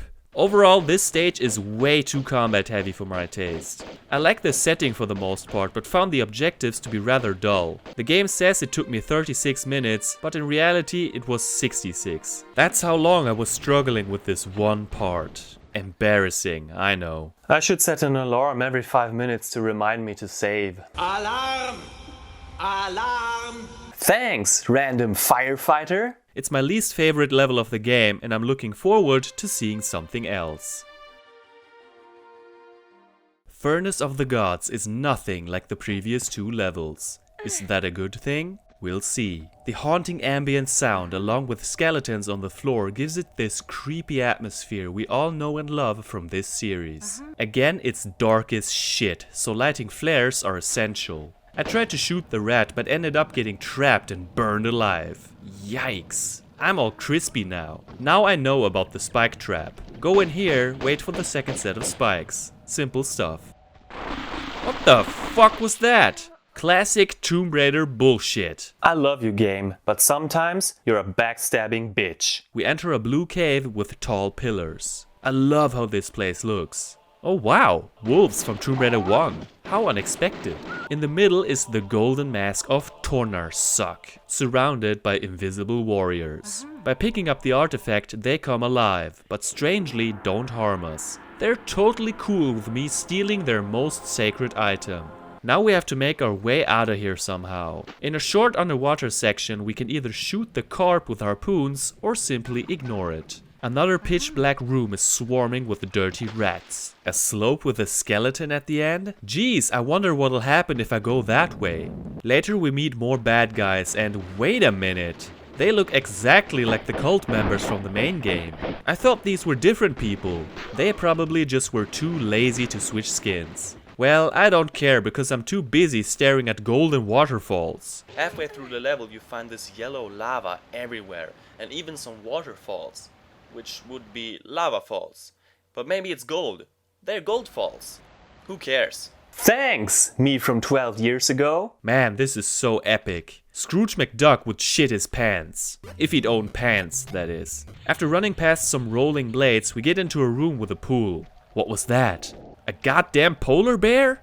Oh, I already killed Papa Bear in the first game. I don't want to kill his cousin too. On second thought, I've seen Grizzly Man too many times, so screw it. Man, I feel bad. Another one? Phew. How Lara doesn't freeze to death is beyond me. Here is an open area with little huts which are surrounded by molten gold. By running back and forth and pulling switches, the room gets flooded with water. How exactly is it safe to swim in here with all this gold everywhere? With a gold nugget we found along the way, we open another door. This leads to a giant gold volcano. I died here way too many times, but only because I wasn't patient enough. On top of the volcano, we drop down a ladder. Seriously, how is this ladder still here? Anyway, we slide down into a cage and finish the level. Furnace of the Gods is by far my favorite level of the game. It's incredibly atmospheric with great set pieces and fitting music. Plus, there are less human enemies than in the first 2 stages. A classic level that's pretty much slept on but shouldn't be ignored by anyone. Kingdom starts with Lara trapped in a cage surrounded by Bigfoots. Big feet? Whatever. They're basically Yetis. Different color palette, equally intimidating. Good thing we're packed with grenades. They clearly aren't endangered enough. At first I was stuck here, but the solution probably was staring me in the face. Too obvious. Down here is more gold. Gold everywhere you look. Oh look, a jumping challenge. Oh look, a jumping challenge. This next part is confusing at first. Essentially it's a bunch of cages and switches that open and close doors. Our first job is to find a way out of here. All while hearing the beautiful sound of snow leopards growling in the morning. A little later we meet more of our homies and help them defeat goons. After that we get to a part that has been responsible for some major headaches in the past. Not because the monsters scream like idiots. On both of my previous playthroughs I got stuck here and it took me forever to figure out what to do. That was the case this time. Are we supposed to climb up the trees? What about the bridges? I bet there's stuff down there too. I looked all over the place and couldn't find the exit. Eventually I got it, but it was frustrating. It's well worth it though, because the final secret leads us to a room with 4 gold falls. Simply stunning. But that's secret, man. We have to jump into the wall and walk on the molten gold. But only on specific tiles, otherwise we're toast. The leopard, however, can walk anywhere. What a magnificent dead animal. It took me a while to figure out what's happening here, but apparently the roof indicates where to step. Not too obvious. Just finding this place itself is a miracle. Who randomly jumps into the wall like that? Moving on. Where is it? Where is it? Damn!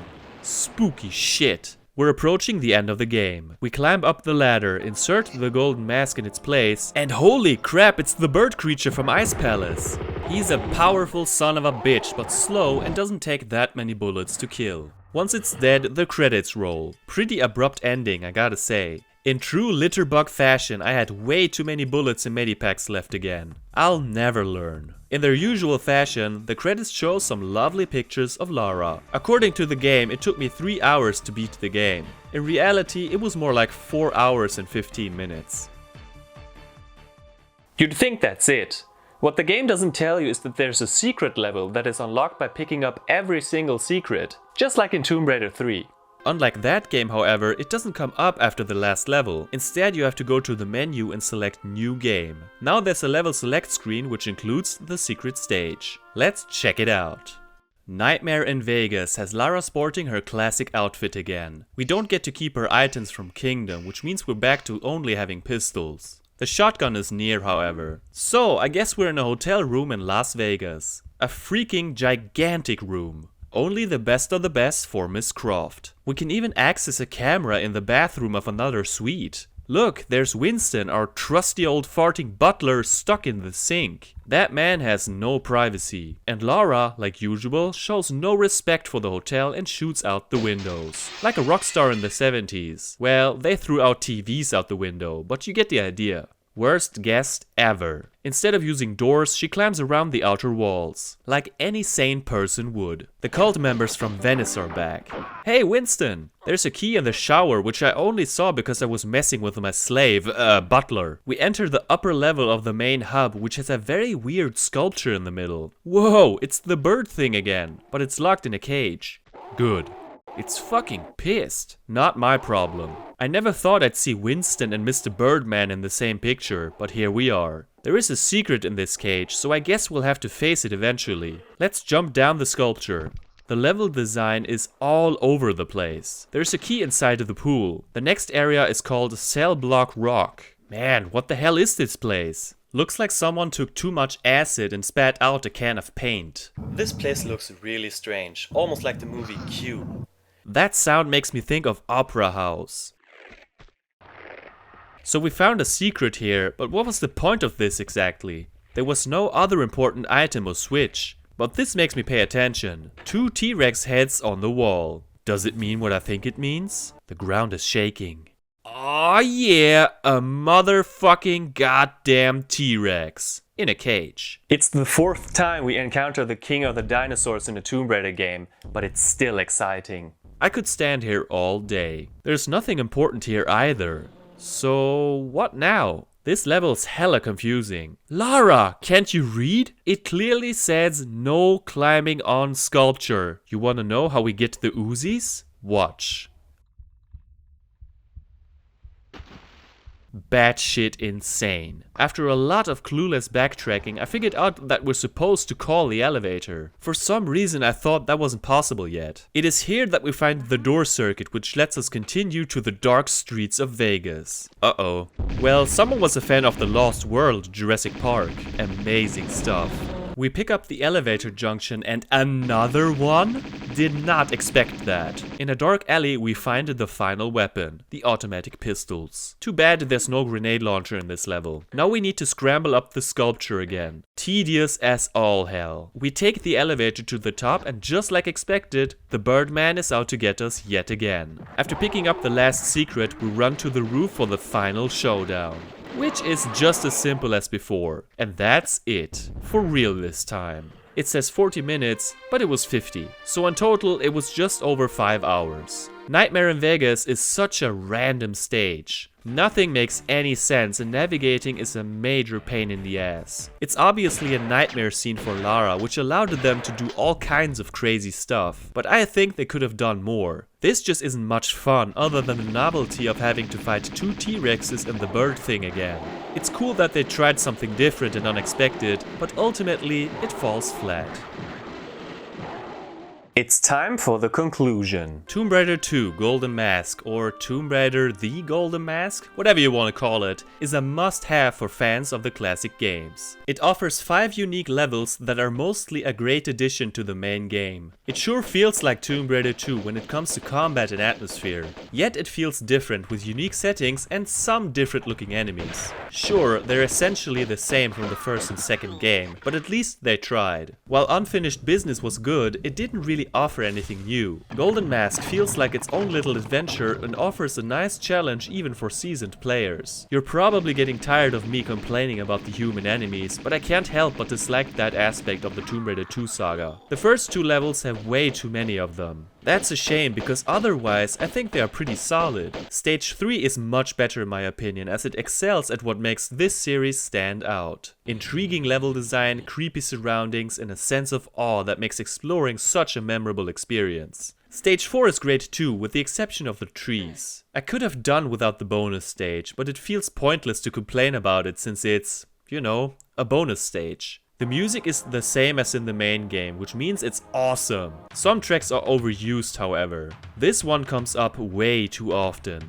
It's one of the best, but that makes it less special. Sometimes the music repeats when you revisit an area. Probably a mistake, I don't know. Playing on PC was okay for the most part. It only crashed once, but otherwise there were no problems. Sometimes there were short breaks when the music was loading, but that's expected with these old CD-ROM games. Overall, I enjoyed the game a little less than I expected, but not by much. I still had a great time for the most part.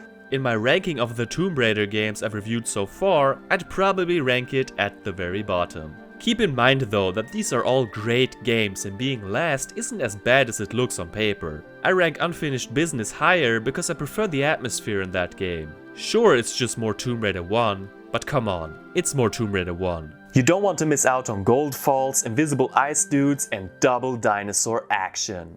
Now if only I could finally get this floppy disk to run. In the late 90s, I was addicted to the Tomb Raider trilogy on PlayStation. At the time, the third title was the most anticipated game of my young gaming life. It exceeded expectations and would remain my favorite game of all time for many years. Right around the time I got the third entry, the fourth game was released in late 1999 for PlayStation, PC and Dreamcast. They were pumping out a new game every year. Like always, I got it a year later, this time as a Christmas gift in 2000, while my little brother got the first Crash Bandicoot. Yeah, he got a kid game for little babies, but I got a grand adventure for mature players only. My 10-year-old self was beyond excited. To my surprise, The Last Revelation was a huge departure from the previous titles in some aspects and it put me off. In fact, my history with this game is quite complicated. While I loved the exploration in the first 3 games for the most part, this game just flat out confused me from the beginning. In the pre-internet age, I got stuck all the time and had to rely on cheats. Even those didn't really help. For the longest time, this was the only main Tomb Raider game I just couldn't beat without breaking the rules. In fact, the first time I beat it legit was in 2018. It took me 18 years to finally do it. You know, long enough for an adult to grow up. And you know what? I couldn't stand it. In my memory, it's one of the most frustrating and tedious games I have ever played. In a survey I did a few months ago, about half of the people said it's one of the better TR games and the other half said it's not. The opinions are very polarizing, which makes this whole topic a battlefield. So I have to be honest with you guys, I'm not looking forward to this in the slightest. Quite frankly, I dread the fact that I have to play it again. But since so many of you are asking for it and I'm on the quest to review all of them eventually, it's time to face my anxiety and give this game another shot. Who knows, maybe it'll surprise me. Can the last revelation change my mind? Let's dive into this massive game.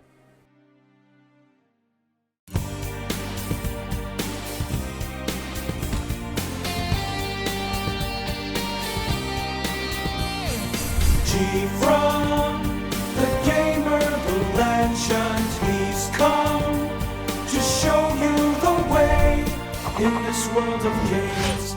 GFrom reviews. The first thing that disappointed me back then was that Lara's home was nowhere to be seen. These sections were always a highlight for me that are fun to revisit today. This game starts with a tutorial instead, set back in 1984.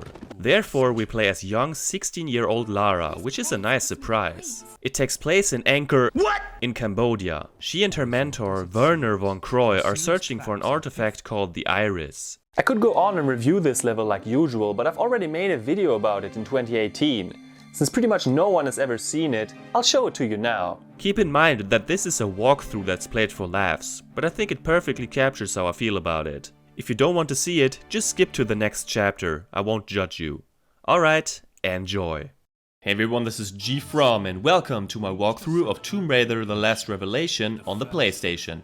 Of course we are starting with the first level, Anchor What? Anchor What? In this video I will collect every secret and every item without using a single medpack or saving. So first you...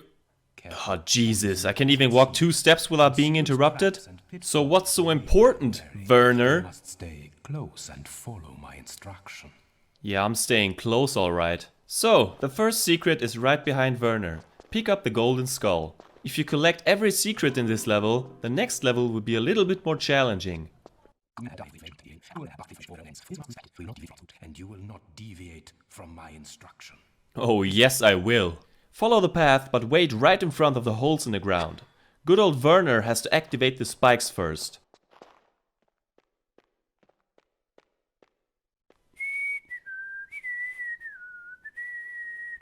No need to hurry, Werner. Thank you. Continue straight forward, but don't... Jesus Christ. I know how to jump. I've played Tomb Raider before, you know.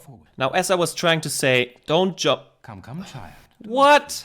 Let me play the goddamn game, man. Push forward and jump together. Don't push forward and jump together, but roll and drop back instead, because Werner clearly didn't see the golden skull down here. Grab the skull and use the stairs to get back up again. Now do as your creepy mentor says and jump over the pit. Follow the path. Ignore the boar and let Werner take care of it. You don't have any weapons anyway. Now jump over the... Patience, Man. child. Disrespect is a route to carelessness. You won't get my respect from interrupting me all the time. Now there's a secret down here, so you should... This gap is... Jesus fucking Christ, man. It's not that hard to jump over this goddamn pit. See? Now let me get... This one calls... Fuck you, man! Fuck you! I'm just trying to get down here. Make your way down, go to the right and pick up the next golden skull. Now you have to make your way all the way back. So, jump over the pit again and then... Be careful now, child. We have little time for incompetence. Incompetence my ass! I was collecting a golden skull that you missed once again, mister! Perform a running jump, grab the edge, and pull yourself up. Was that so difficult, Herr von Croy? After all this nonsense, walk to the left and head to the corner. A useful crack. Useful crack? I don't want to know about your useful crack, man. As I was saying, go to the corner and... Run to the wall. It's not even funny anymore. Grab the edge and shimmy to the right until you can pull yourself up. Follow Werner and get introduced to the fixed camera angles that no one on Earth likes. Oh, what now? Let go of action to fall to the floor. Well, we're doing the exact opposite. Jump into the water because, guess what? There is a secret down here. Pick up the golden skull. If you swim straight forward, you will see a little entrance. If you swim through it and follow the path, you will find a small and a large medipack. Return to where you came from, swim right and then right again. Now get out of the water. No prizes for you this time, Lara. What? I can't hear you. Now do as the man says and get out of the water. Now you have to pull a switch. How come the gameplay isn't interrupted now? Why can't it always be like this? Whatever. Continue straight forward and wait for Werner to open the door.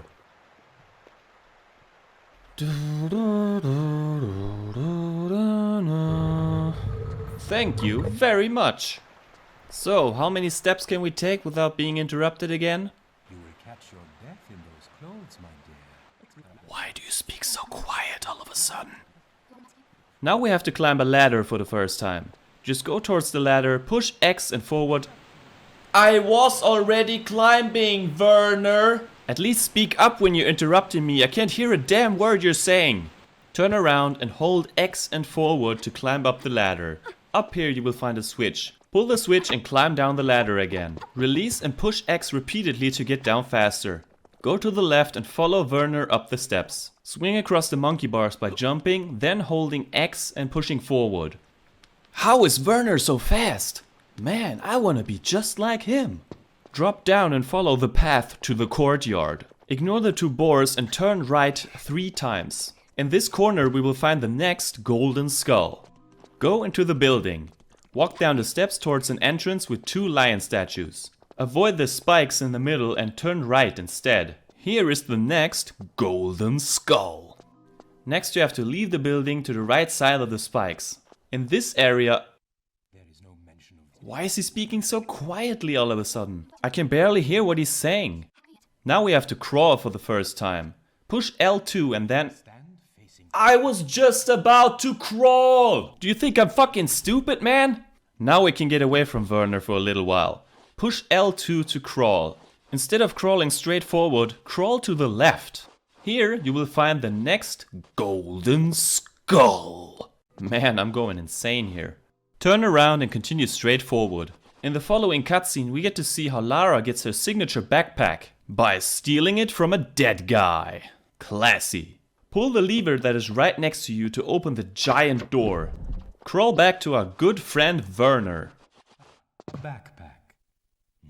Now you're even interrupting yourself to interrupt me? What is wrong with you? Go down the stairs. Next up you have to avoid dart traps from the walls. You can do as Werner suggests and sprint past the darts while performing a diving roll at the end, but that has never really worked for me.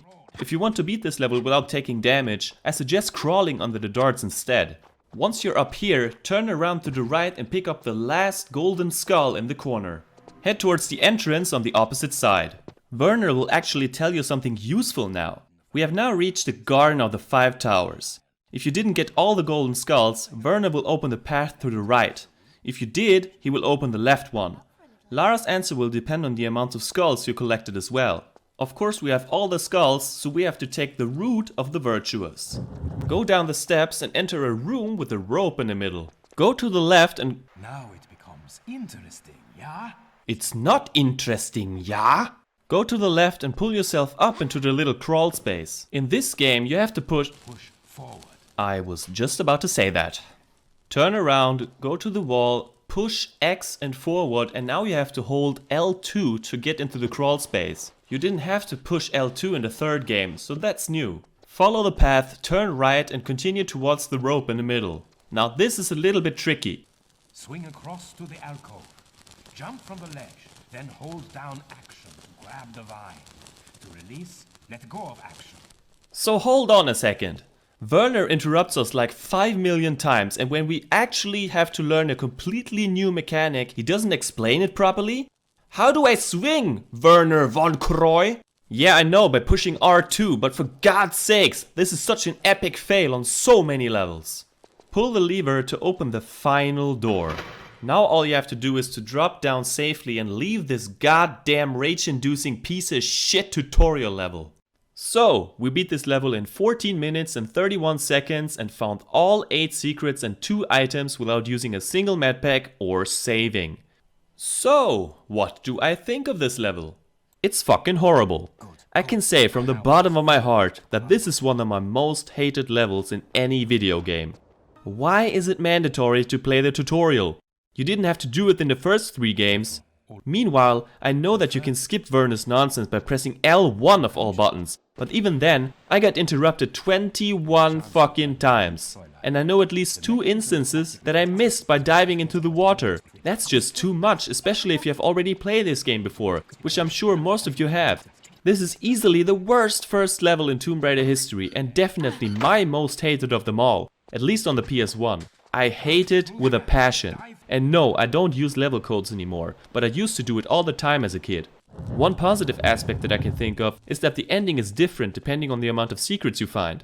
The less difficult path in this level is almost exactly the same, it just has a pool under the rope, but the second level is a little bit longer if you have all the secrets, so that's pretty cool. And although I can't stand Werner and don't care that much for young Lara to be honest, it's nice to see how they interact with each other, to a certain extent. As a tutorial level, I think it's pretty awful. The rope swinging isn't explained in full detail and the weapons don't even get mentioned. In combination with some pretty bland level design, it's safe to say that this level has nothing going for it, at least in my opinion. Thankfully, it can only get better from here. Man, I was angry back then. But truth be told, my opinion hasn't changed. Werner is an impolite, interrupting, know-it-all snooty sack of shit. So let's move on with the review. The race for the iris is different depending on the amount of secrets we collected. The idea is to beat Werner in a race. We even get a useless timer. By getting all secrets in level 1, we get a more challenging course. Both aren't particularly difficult though. At first I wouldn't recommend going for speed because, let's face it, you'll die. Being behind Werner can be a disadvantage because he likes to close doors or collapse bridges. Classic 80s, shut the door on me because I'm not a man in a suit who snorts cocaine. It's not even required to win, because all that changes is a tiny part of the dialogue in a cutscene. But I'm fucking Lara, I'm going for it anyway. That'll show him. All in all, it's quite fun, albeit a short section. As Werner reaches for the iris, the temple starts to crumble. He slips and gets his foot stuck, so he's trapped. Lara can't help him, so she escapes to save her own skin. I know I should feel more compassion here, but I'm glad we're rid of his interrupting face. Flash forward to the present. You know, 1999. In a stunning CGI cutscene, we see Lara and a guide in the Egyptian desert. She finds some kind of mechanism and slides down into the tomb of Set.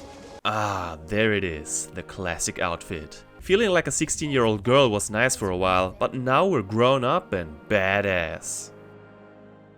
Now the real game finally begins. We get a little overview and see our guide lighting a torch. Before we follow him, we pick up some flares. They look different than before. So does the shotgun and the medipacks. Everything's different. I like that we see which item we've picked up, like in the first 2 games. Now they're in 3D! How far we've come. Oh god, what's that? A ghost? Nah, a wild dog. Other animals we need to kill are red scorpions. Luckily, they aren't venomous. The guide can wipe out some of them too. We're already at a part I couldn't get past as a kid.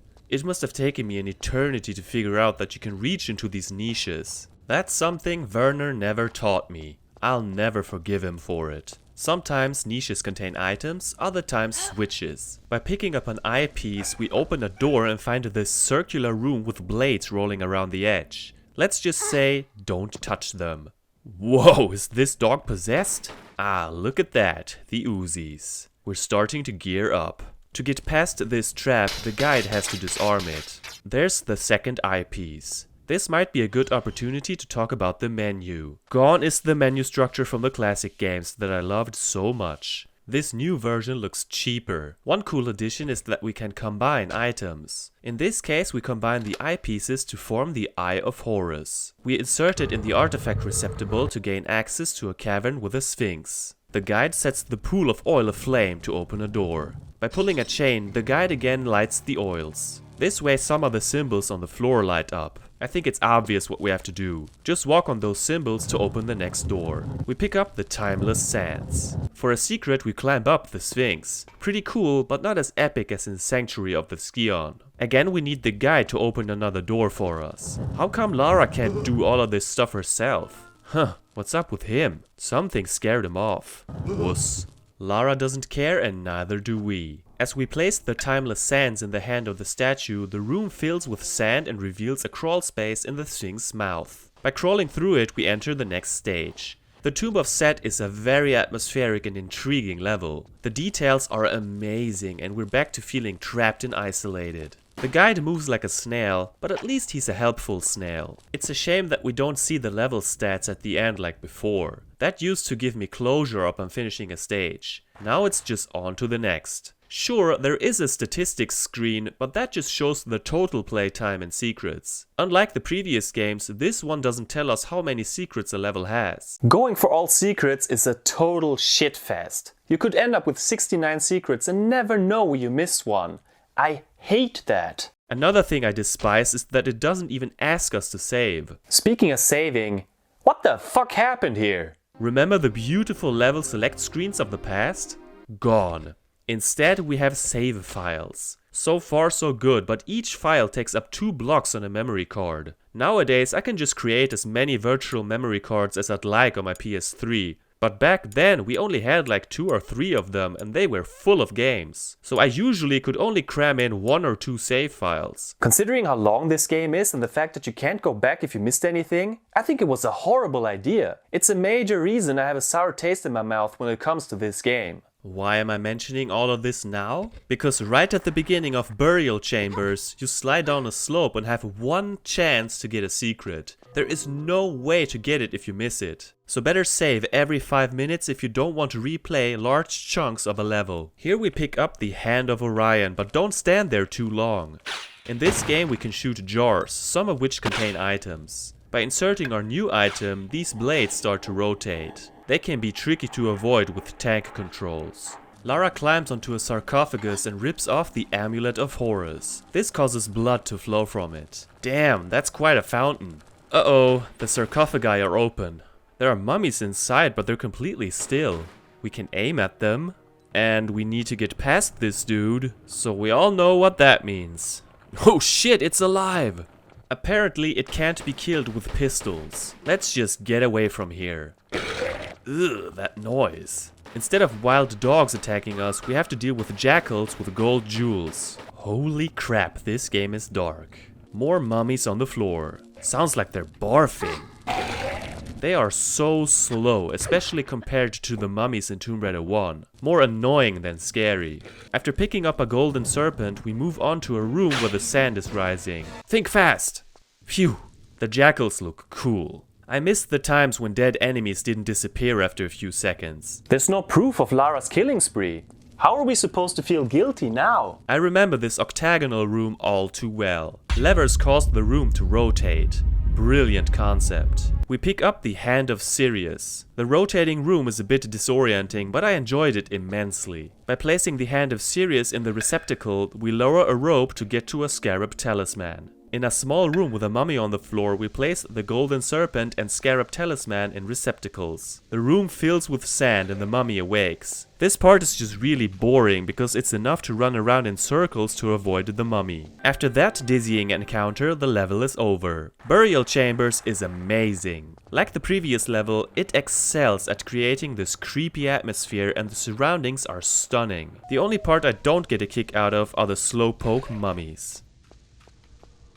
In a CGI cutscene, Lara reads the inscription of the Amulet of Horus. Basically, by removing the amulet, Lara released Set, the ruler of evil who will unleash a plague. Great job, Lara. Your selfish treasure hunting finally caught up with you. Suddenly, the guide shows up and points a gun at Lara's head.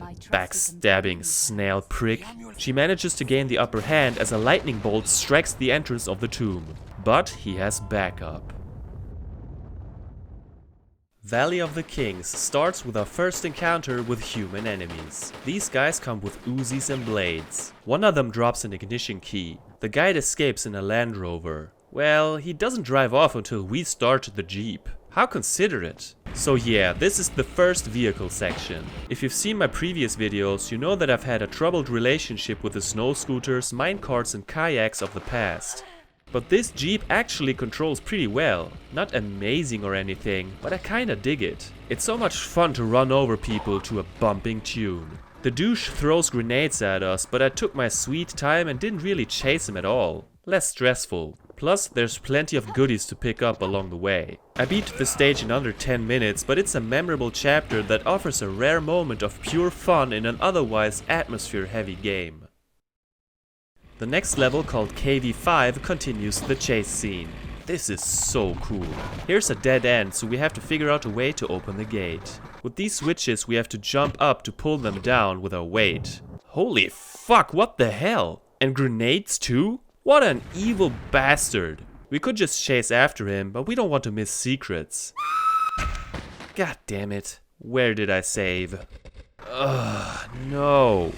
Fuck my life. Anyway, the chase sequence isn't that long or difficult for that matter, so we're done in no time. While I didn't enjoy this stage as much as the last one, it's still a fun romp.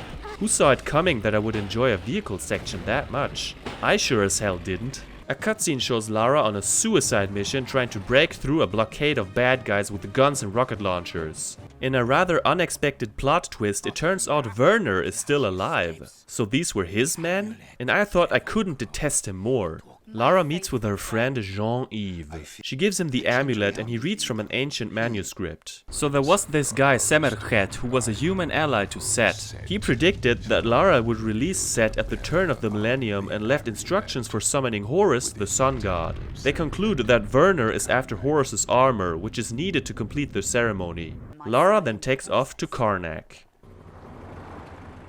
Before we continue, I need to explain something. The rest of the game is divided into 4 parts, each in a different city. Whereas we had the regular level structure from previous games so far, the upcoming Karnak chapter has 3 levels that are interconnected. Meaning that we not only can, but have to travel back and forth between these levels. You can call it one big level with 3 different sections separated by loading screens.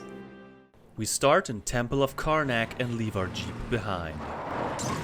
Damn, you could have killed yourself, Lara. There are several ways we can go. Contrary to the red scorpions, the black ones are venomous. Yeah, you remember being poisoned in TR3, right? Well, here it actually messes up your vision after a while. It's quite trippy. Here's something I had trouble figuring out as a kid. See this door underwater? There's no switch that opens it anywhere. Get this. We can open it with our bare hands. This is madness. Another thing Werner didn't teach us, yeah? Oh, come on, man. What the hell? God damn it, Lara, hurry! So far I've only found secrets in a canopic jar, so it's back to the beginning. Let's try another way. Here we have a room with a ceremonial bowl. I don't know what to do with it. So we monkey swing across a pit and push a button that opens the door to a niche, which then lowers the bowl. Best to drop down to it. Again, there are several ways we can go, and the only way to figure out the right path is to take a wild guess. I was confused for a while. Eventually I put the canopic jar in its place and found the exit to the second part. Lara slides down a ramp to the great hypostyle hall. In a room with square pillars, we fight a few scorpions. There's not much to do here except monkey swing and picking up some items. Eventually we trigger a cutscene. Werner and his henchmen find Lara's jeep. So I guess our peaceful scorpion hunting days are over. After only 9 minutes we slide down another slope to the 3rd section. Contrary to what I expected, Sacred Lake starts with a crocodile attack instead of Werner's goons. And them bats. Haven't killed one of them since Palace Midas. What's up with this thing? I can't do anything with it. Maybe later. So this is the Sacred Lake, huh? A sacred lake filled with crocodiles. Below the torch is a room with 2 poles. Can I jump at them? Better save first. Yes, I've learned from my mistakes. And yes, we're supposed to climb up the poles. If you ever had fantasies of Lara Croft, the wealthy British pole dancer, this is as close as you'll get. We pull a chain and open a gate. Back to the crocodile-infested lake. Behind the gate we just opened, I was stuck at first. Can I open this with my bare hands? No. This time it's a lever we need to pull. How silly of me to think we can open stuff on our own. We have to swim through corridors and I keep getting stuck on walls. Oh shit, almost out of air. A mirror? Oh, I remember this part. The mirror reveals an air socket. Creepy shit. Another opening leads us to the second canopic jar. This opens another gate and the current draws us back to Temple of Karnak. We placed the second canopic jar opposite the first. Some sort of liquid flows from the bowl into the water. Let's swim back. Holy lord, do you see what I see? It's official. Lara Croft is the violent sister of Jesus Christ. The New Testament was lying to you. This allows us to get to places we couldn't reach before and leads us to another pool. Beware of Lara Christ, you pathetic crocs. Hey, what the hell? I knew it, she's a con artist. On top of all that unholy shit. All that money must have come from somewhere. What's up with the electricity? Is Dr. Frankenstein around? A button lowers the cage. On the pedestal we pick up the hypostyle key and the sun goddess. In contrast to previous games, here she only picks up one item at a time. Lara decides it's Jesus time again and we're on our way to crawl through the opening we ignored the first time around. Here Werner's Uzi-wielding henchmen wait for us. Back at the beginning, more of them wish to be shot. After that, we once again slide down to the great hypostyle hall. This time we stay here a little longer. A guy with a black and red robe attacks us. I hate these assholes. By twirling their knives, they can't be shot at. Draw the pistols, shoot, and drop the weapons again. It's the circle of life. Depressing, I know. Especially when there's two of them. Oh god, that was so unnecessary. The hypostyle key opens the door to a series of 3 rooms. Have mercy. Eventually I found a switch that raises a trap door. Oh no, these guys can monkey swing too? You know what I hate? Fixed camera angles like in Resident Evil. What's their purpose in a Tomb Raider game? I had no clue what to do here and wandered around for a while. You know what we need to do? Shoot at the boulder on the pillar to make it roll down and blow a fucking hole in the floor. Are you kidding me? Shooting at a boulder with pistol bullets? Somebody call the Mythbusters. Anyway, the hole leads us to some kind of glowing pyramid. Looks pretty cool. No. No? What no? No to chains? Well, fuck chains then, I guess. There are 3 rooms we can go to, each with a wheel. These wheels need to be turned so that the needles below face the pyramid. Not too complicated, but I managed to die here anyway. Classic GFrom bullshit. Now we can pull the chain. Say yes to chains. Well, only in certain contexts. The pyramid explodes and reveals the sun disk. It's so small you can barely see it. With this item in our possession, we return to Sacred Lake. We combine the sun disk with the sun goddess to form the sun talisman. Ah, that's what this thing is for. Some crazy magic happens and opens 3 doors. There isn't much going on. Basically, we need to find a way out of here. There's lots of ammo, so it's best to look in every corner. After a short while, we trigger a CGI cutscene. Lara uses the Amulet of Horus to open the door to a tomb. She sees something in the darkness, but gets surprised by Werner. Long time no see. Von Croy. After a very brief but tense conversation, she straight up shoots at him but misses. He takes the amulet, causing the doors to close. With Lara stuck in the tomb, the clouds turn dark. Instead of giving my final opinion on all 3 stages individually, I see them more as one big stage. So in total, I enjoyed this section quite a bit. It had some confusing moments where I didn't know what to do at first, but for the most part it was fine. I can't say I'm a fan of this level concept. You can't just go back to a previous level if you forgot something, because of slopes for example. As you never know if you've missed anything, moving on to another level can be risky. The loading screens come by surprise. There aren't that many enemies, which is good. It has supernatural elements, interesting settings, and you're basically the daughter of God. As a kid, this whole part gave me trouble, but today, not so much. Next up is Tomb of Semerchet. This level scared the crap out of me as a kid. As we slide down, a swarm of beetles come scuttling towards us. I saw the mummy around the same time I played this back then, and that scene with the beetle was traumatizing. You know which one. They can't be killed, so run, run, run. They can't reach us up here. With a lit torch in our hands, they won't attack us, but it's useless when we need to activate mechanisms. We have to drop the torch first, and they don't care about it when it's on the floor. Makes no sense. And they drain our energy fast. I hate this so much. Just outrun them and don't bother with the torch. We drop down into a room that has some kind of giant game board. More on that later. This level is full of different paths and shortcuts, so it's hard to navigate. Here's a room with 3 flames shooting out of the walls. Looks like niches with mechanisms. Oh no, seriously?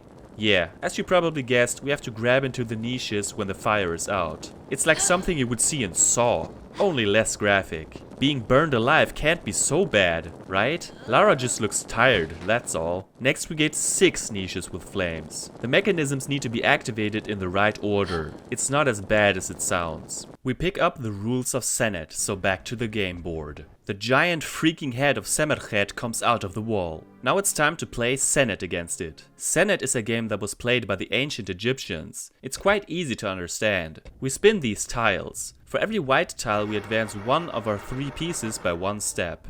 Getting 4 black tiles counts as 6 and allows us to spin again. That's also the case when a piece lands on an Ankh. We need to step on one of the 3 colored squares to decide which piece gets moved. If you land on a square with an opponent, he gets sent back to the start. The last square must be reached by spinning the exact number. Reach the end with all 3 pieces and we've won. This is something else, I gotta say. But it's actually fun. Who would have thought? There's just one major gripe that screws with my mind so much it almost hurts. By normal instinct you would try to win this thing, right? If you lose, reload and try again. And sure, you can do that. The level will be over very shortly and we're all happy and gleeful. But guess what? If you win, you'll miss 5 secrets. Yeah, 5! What's the point of winning if winning means losing?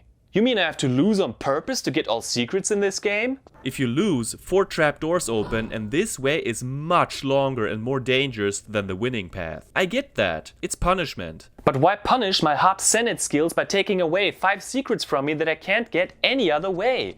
Who made this decision? It baffles my mind on so many levels. Anyway, so we lose on purpose or by accident and leave the area. We need to move the Senet pieces to a specific spot and pull a lever. 2 majestic hammers smashed them to pieces, revealing cartouche pieces. We open a door by combining the 2 pieces to the Ba cartouche. And hey, where did they come from? Freaking jackal jackasses. Another piece. You know, this is a little faster than pushing and pulling the old blocks, but it's still boring as hell. Especially when the floor burns us. God damn it! There is a switch that deactivates the burners, but only for a short while. You know the drill. Smash it to get the Ra cartouche, which opens another door. What the hell is that? A fucking fire ghost or something? Apparently it's called a fire wraith. How would I know? I'm not a native speaker. How fun is it to catch fire while hanging from a rope? It's only really a problem when we stand still. So now this thing is chasing us. How do we get rid of it?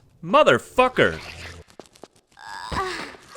We get rid of it by seeking the help of an ice wraith. They're like yin and yang, except they're mortal enemies and kill each other. At least on PC, from what I've read. On PlayStation, they just dance around each other for all eternity. At least they leave us alone. The noises still annoy me though.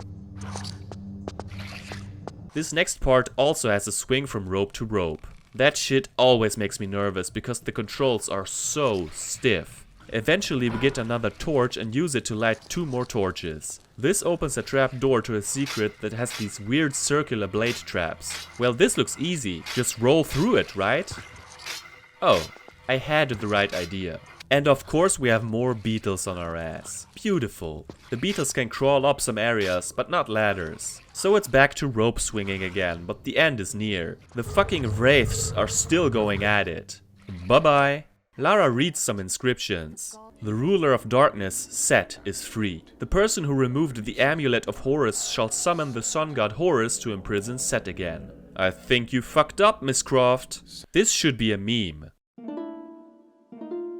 Then she hears a noise. Tomb of Semerchet is a very long level. It took me about 100 minutes, 1 hour of which came after the lost game of Senet. The atmosphere is great as usual, but it has some parts I don't care for, like rope swinging, the stupid ghost thingies, beetles, and an abundance of fire traps. The worst offender is having to lose Senet, but I don't want to go on about that any longer like a sore loser. I'm sure many people like it a lot, but I get annoyed by it too often.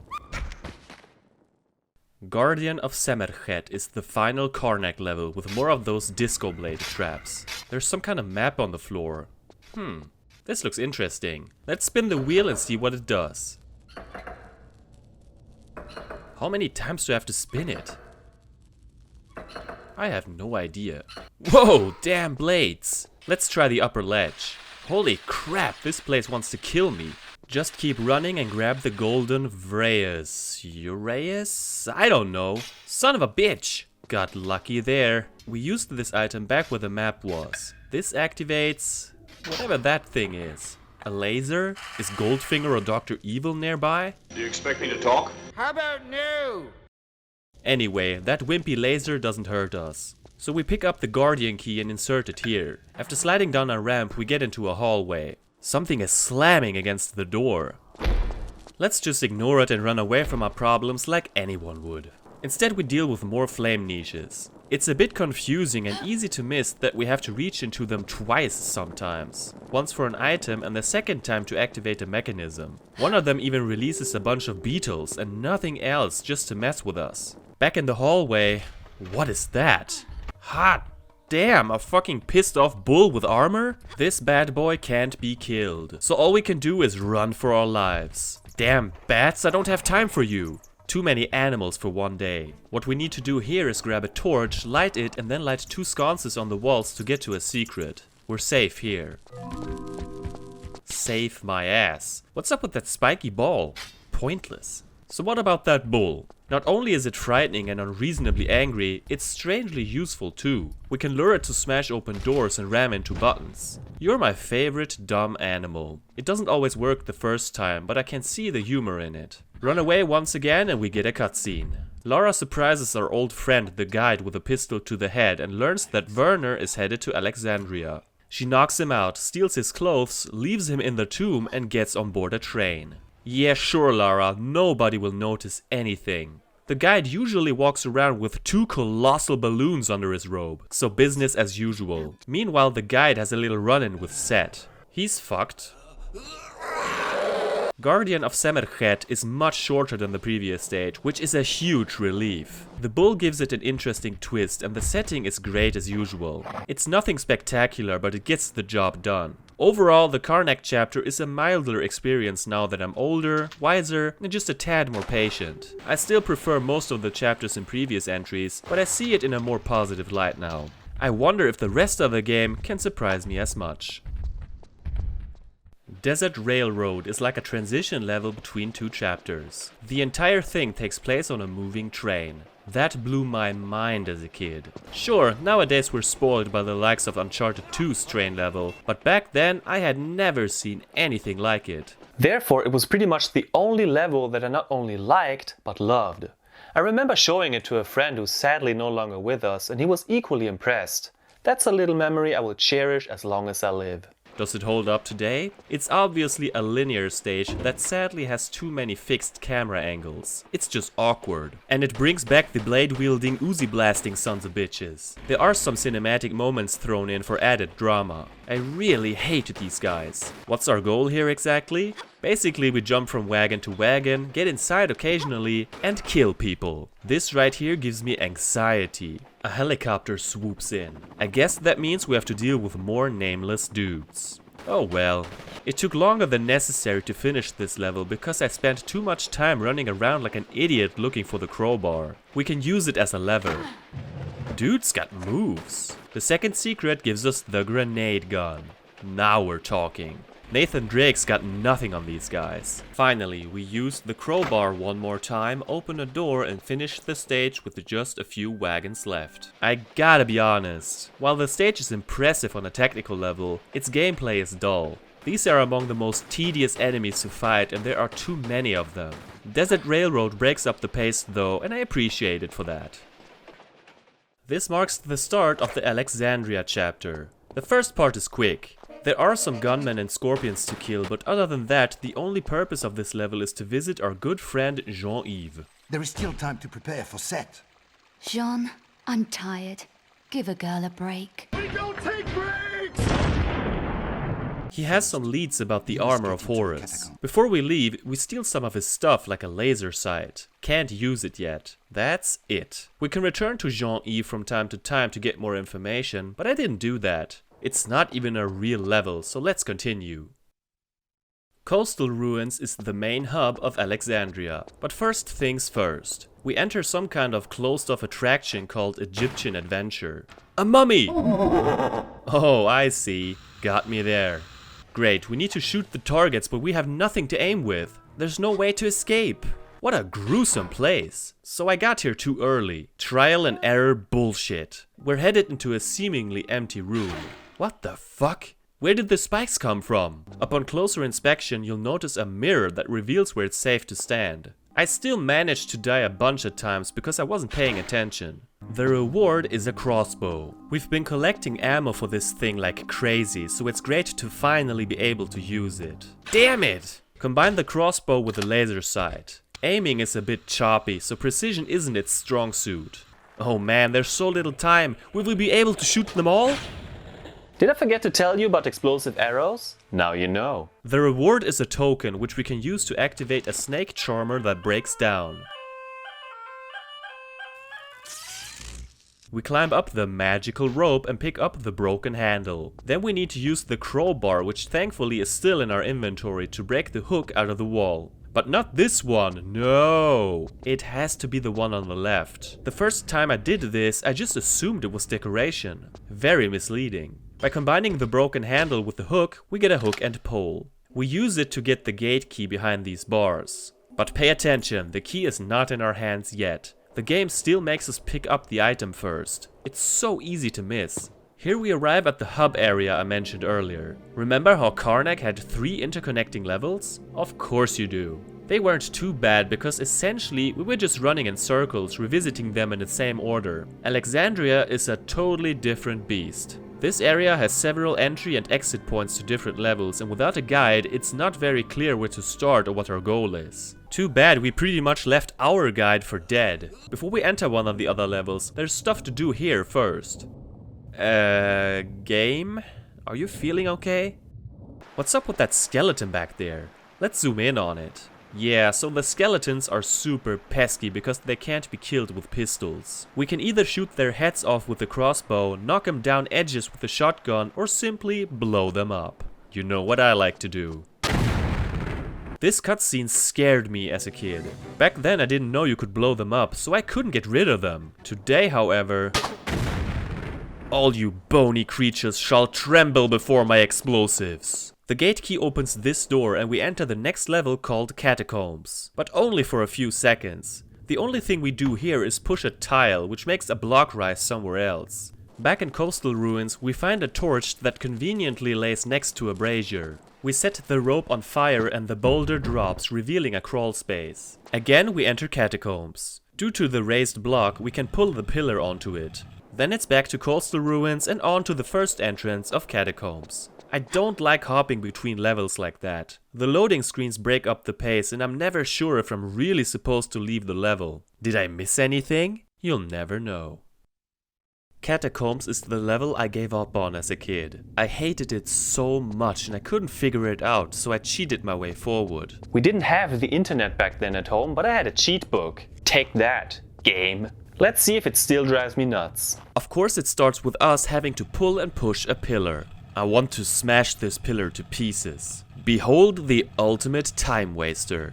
It's impressive how strong she is though. I'd probably take 2 minutes longer. As we enter the open door, an air wraith gets on our nerves. It only does a little bit of damage on contact. The only way to get rid of it is to stand close to this little bird statue and wait a bit. Not too obvious either. We slide down the pole and the wall first rises and then closes behind us. It starts to shake and we pull a lever.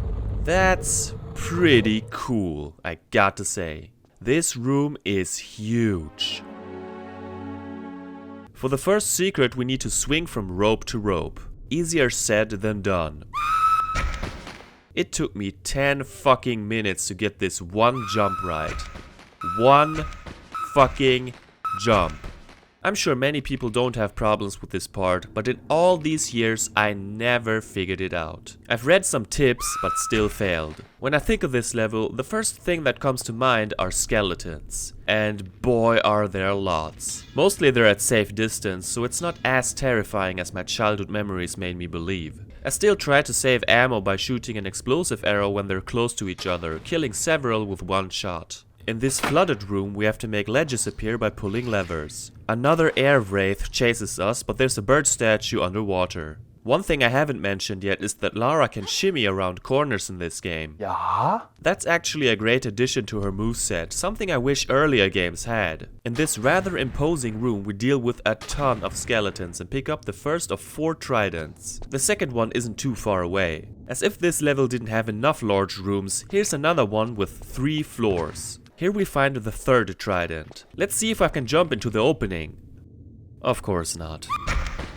And now I present to you one of the most cryptic secrets in the entire series. See those piles of bones? We need to shoot 5 of these piles that are scattered across this room in order to reveal another room. How the fuck would you figure that out on your own? I sure as hell didn't. One funny detail is that the skeletons run around aimlessly when you shoot their heads off. So we pick up the 4th trident and climb up a ladder which leads us back to coastal ruins. We only do this to open 2 gates with the crowbar, just in case we need to get back here later. Back to catacombs. With all the tridents at hand, we return to the first large room and move on to the next level. Is catacombs as bad as I remembered? Not really. Sure, I hate rope swinging and skeletons, but it wasn't nearly as confusing as I thought. I can't say it excited me and I didn't really enjoy the setting that much. It has some cool moments, but other than being a childhood trauma, it's rather unspectacular honestly. In Temple of Poseidon, the main area is a junction with a deep pit. Again, it's a skeleton party. The basic idea is that we have to attach the 4 tridents we got in catacombs onto the staff of Poseidon statues. That means we have 4 hallways to explore. We can check them out in any order we like. The first is straightforward and has some burners that activate if we get too close. By attaching the trident, water starts to flow from the statue to the pit. The second just has us climb a ladder and kill a skeleton. Then an air wraith starts chasing us. There's a bird statue at the beginning of the stage, so it's just a mild annoyance. You think. Why doesn't it die? Is this a glitch? Finally. The 3rd room has us climb a pole and kill more skeletons. It's starting to get old. The final room... Okay, how am I supposed to not get burned? Maybe if I just carefully... Cool. The rest is pretty much the usual stuff. With all 4 tridents in their place, the pit gets filled with water. 2 more air wraiths start attacking us, but there are statues hidden in the urns. The sarcophagus contains the first piece of Horus's armor, the left gauntlet. Here we have 2 options. We can return to coastal ruins and maybe talk to Jean-Yves in Alexandria. Or if you don't care about chit-chat like me, we enter the next level. Temple of Poseidon is a rather straightforward stage that's self-explanatory. I like the concept with the 4 rooms, but wish they were more varied. It could have been a great stage. Instead, it's just average. The Lost Library gave me a migraine the last time I played it. From what I remember, this is one of the most complicated levels in Tomb Raider history. Oh well, let's not waste any more time! Entering the main hall brings back the memories of confusion. There are 6 doors on the bottom floor. Some can be opened, others can't. Where do we start? Who knows? It's a guessing game. I decided to go here first and I instantly regret it. There's a pole and some blades that circle around the opening. Is it even possible to get down there without taking damage? We could have tried a more careful approach, but I figured we'd take damage anyway, so who cares. Then we get attacked by some kind of mechanical dude waving an axe. His weakness is shooting the blue gem in his chest. It's pretty easy when we just let him keep running at us while hopping backwards and firing our guns at him. With the crowbar, we rip the golden star out of the column. This next part confused me. Touching the chains obviously hurts us. There's nothing to do underwater, so maybe we got here too early. Sure enough, we missed a ladder that leads to an area with 2 mech dudes. Then there's a mechanical horse just standing there in the middle of the room. A cutscene shows a dude mount the horse. So yeah, this kind of feels like the first mini-boss. It's not very difficult, but it takes quite a punch. Explosives won't work, but you know me. I'm notorious for just using pistols for a majority of these games anyway. After a while he gets off the horse, but still takes more damage than any of the other guys. With pistols, this fight took about 2 minutes and was a piece of cake. He leaves behind the horseman's gem. A secret has to shoot a metal ball with an arrow to open a door. We really have to pay attention in this game. The gem opens a door with a chain inside. So now we can return to the water section. Here we find 2 more golden stars. Then it's back up the poles with the blades. It's so hard not to take damage here. I hate parts like that. Back in the main hall we enter a reading room. 2 fire wraiths attack us, but like any decent reading room, this one also has a pool inside. At first I thought there was no point in going here, but Lara kept looking up at the chute. It's pitch black. Then I remembered we have binoculars with a flashlight. First time we use it. A clue? Looks like planets orbiting around a blue planet. Earth? I don't know. Have to remember this. Blue, white, green, red, yellow. Blue, white, green, red, yellow. Got it. And wouldn't you know it, the next room is a planetarium. It looks awesome. With the golden stars we open gates that contain globes with different colors. Oh no! You know what this means? Yep. We have to push the globes onto the circles on the floor, just like in the clue. Blue, white, green, red, yellow. Never in my life have I endured such boring shit. It took me 7 minutes. 7 minutes of monotonous pushing and hearing the same sound over and over. Fuck this. At least we get a cool visual effect after completion. This leads us to another puzzle. So by pulling the lever on a statue, we either turn on or off the fire. Each statue is connected to 2 more of them. So obviously we need to activate all of them. Easier said than done. It left me scratching my head in confusion for 8 minutes until I finally got it. The PlayStation version rewards us with a fire wraith. Thanks. Anyway, it also raised some blocks that lead us to the archives and eventually the upper level of the main hall with 5 more doors. As if the level wasn't confusing enough. A room with 2 lion heads manages to stick out. We see a globe rolling down a ramp. Okay. When we get down there, the game pretends that we're in danger, but nothing happens. What's that all about? I guess we triggered the globe too early by going for a secret. It looks like we can crawl into the lion's mouth, but it won't work. So I kept looking and looking but couldn't find a way out. I tried again and suddenly it worked. Why? I thought I had tried the ducking approach before, but maybe I didn't. Here we pick up the Pharaoh's pillar. Next we find a torch and activate the brazier to light it. There's a wooden floor. Maybe we can set it on fire. It takes a while, but it works. Lara keeps staring at one of the scrolls. Turns out we need to pick up the music scroll. Now there's only 2 places we haven't been to yet. One room has us fight 2 more mechs. Here's another scroll. Let's read it. Oh wow, so you're trying to tell me that we just had to go in circles at the fire puzzle? Thanks for the clue! Upon doing a little research, I found out that you can't pick up the scroll unless you've been to the fire room first. That's so random. Now it's too late anyway. In the final room we place the music scroll on a stand and Lara plays some tunes on a harp. A second career opportunity maybe? This opens a door and we pull a chain. Now the big doors in the main hall are open and we leave this place. The lost library. More like lost in the library. This is one complicated mother of all mindfucks. A room with this many doors can feel overwhelming at first. After a while, I started to feel familiar with my surroundings. I hate both puzzles, especially the planetarium. Such a waste of time. The blades and fire wraiths are terrible too. Other than that, it's not too painful, but I wouldn't call it top tier. Hall of Demetrius starts with another huge room. Give me a break. To my relief, it's nothing like the previous stage. We pick up the Pharaoh's knot and shortly after we're surprised by Werner and his goons. Lara escapes but has to fend off some mercenaries. Werner's gone. We find scrape marks on the floor. Maybe if we pull the lantern? And you know what? That's it! Including the cutscene, this level didn't even take me 4 minutes. Why is this even a stage? Couldn't they have included it in Lost in the Library? Whatever. Not much to say about this little interlude.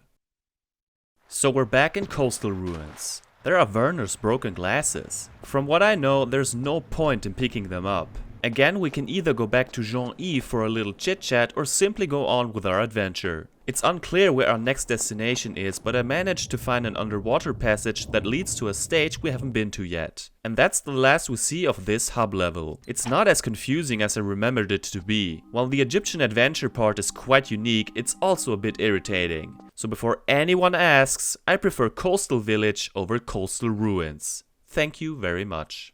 Oh god, I remember this. Pharaoh's Temple of Isis starts underwater in front of ruins. Back then, when I used to exploit the level skip cheat, I couldn't get further than this because it kept looping between levels. By the way, you have to face north to cheat. The only time the compass comes in handy. Good luck facing exactly north underwater.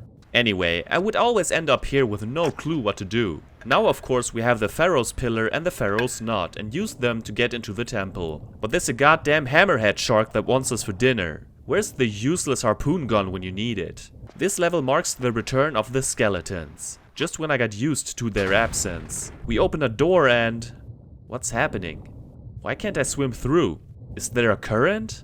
I'm pretty sure that's the way to go. There's nothing else we can do. I had to look this up and found out that this is a common glitch that prevents players from progressing. What the fuck, man? Imagine if you only had one save file like I used to have back then. Imagine if you saved after opening the door. You're doomed! This is unacceptable. So I had to reload and this time I could swim through. What a bunch of bullshit. A golden serpent called Urias attacks us. It has several attacks, but here it just flew around aimlessly. There are 3 staircases. Let's take the left one first. We enter a room with an Isis statue. The door behind us closes. Here we need to pry out beetles with a crowbar. Some are called black beetles and others are broken beetles. Doing this causes a bunch of real beetles to chase us again. I did not miss these fellas. We can trick them to fall into a hole, but we need to get down there too. Here we find a winding key and push a tile to reopen the door. The middle stairs lead to a small black pyramid. Here are 3 chutes that all have the same basic premise. As we slide down into a pool of oil, we only have a few seconds to climb out before it's set on fire. Dealing with live beetles in this setting is quite stressful. The right set of stairs lead us to the next level called Cleopatra's Palaces. There isn't much we can do here yet, but we need to find one more black beetle.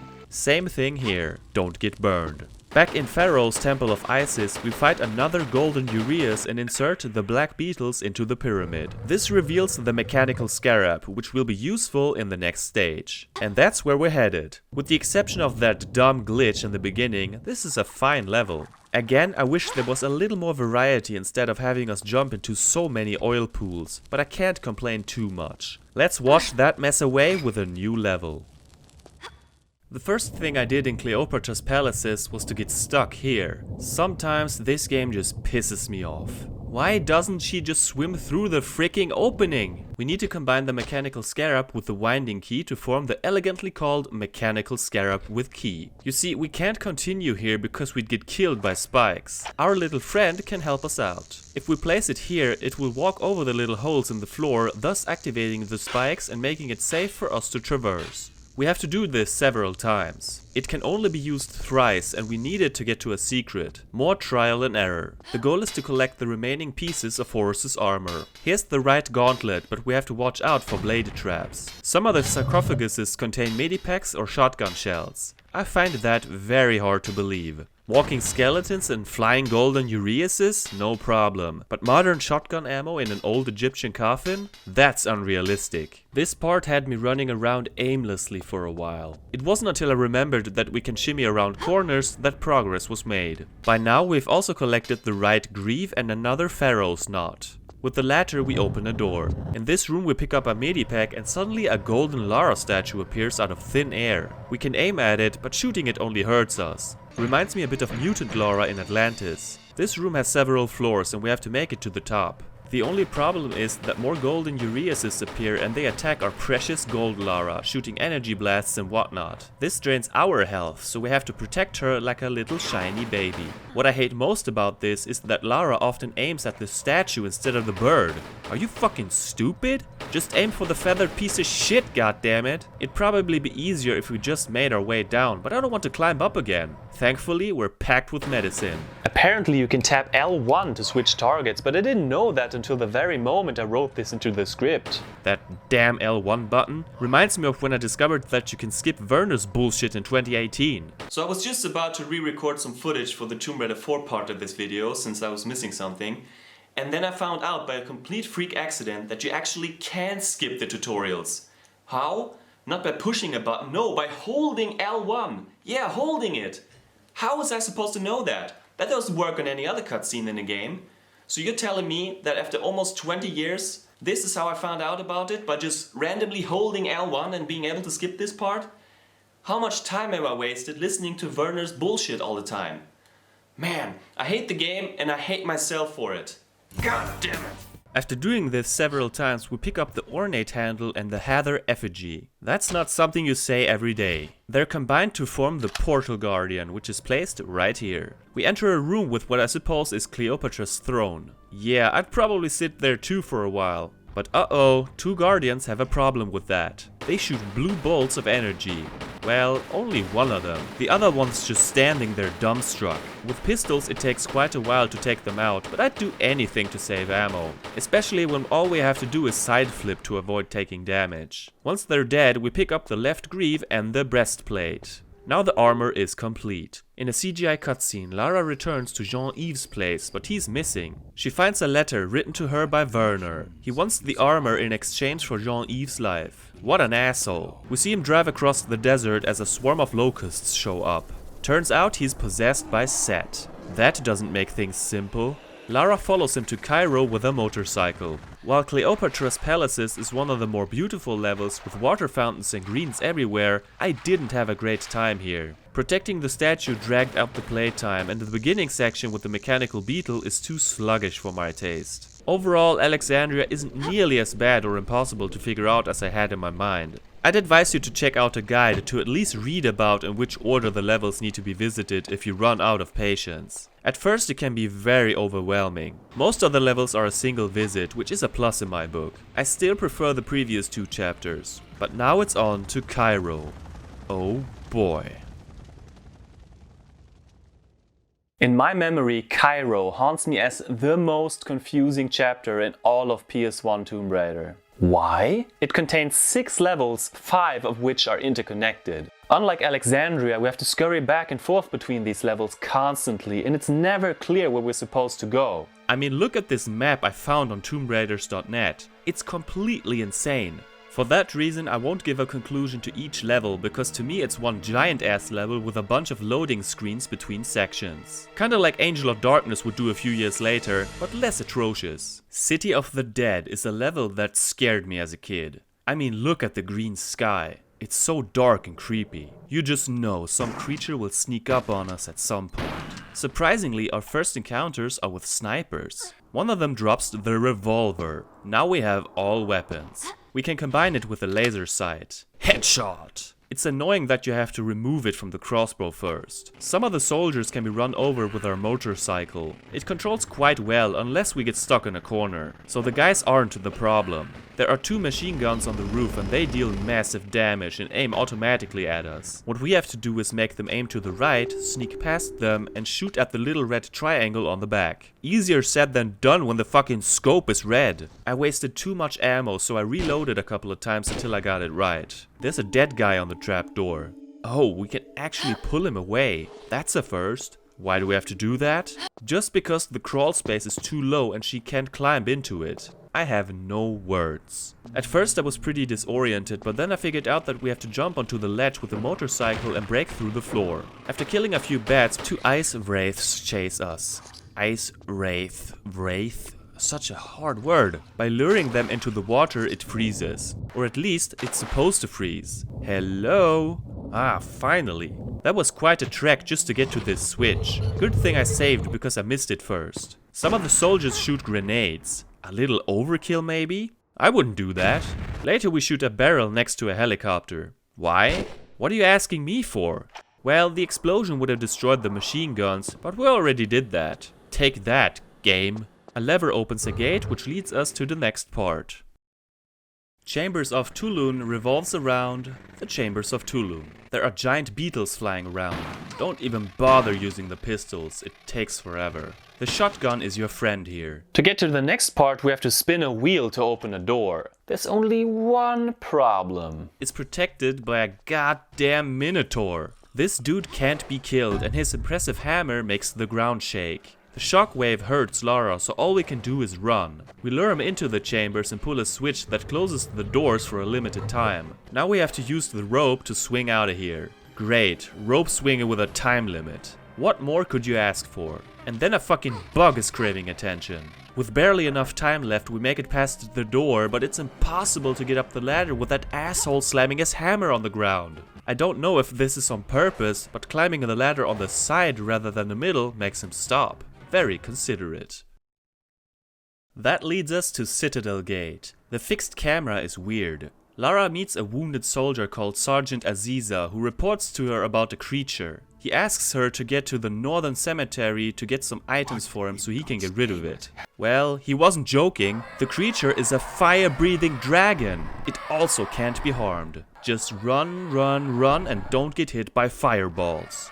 Thank God it can't follow us because it's stuck. Man, you can barely see the crocodiles. It's dark as shit. Should use the flares more often. Here's a puzzle I couldn't solve at first. There are symbols on the coffins, but what do they mean? Well, they correspond with numbers which are displayed way up there. It's so easy to miss. To see all of them, we have to shoot an explosive arrow at a chest. Man, I wonder how many people gave up on this because they didn't look up. Anyway, pulling the switches in the right combination makes the coffins move, revealing entrances. One of my most hated secrets involves a rope. Why is it so difficult to aim the jumps? It's been over 20 years and I still can't figure it out. I like the part where we jump across awnings. You fucking bug!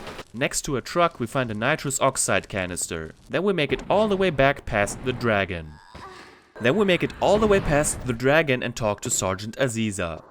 If only the cutscene would load. This game sometimes. He tells us that our bike needs modifications. I suppose so. Nitrous oxide connected to the carburetor should give you the extra punch.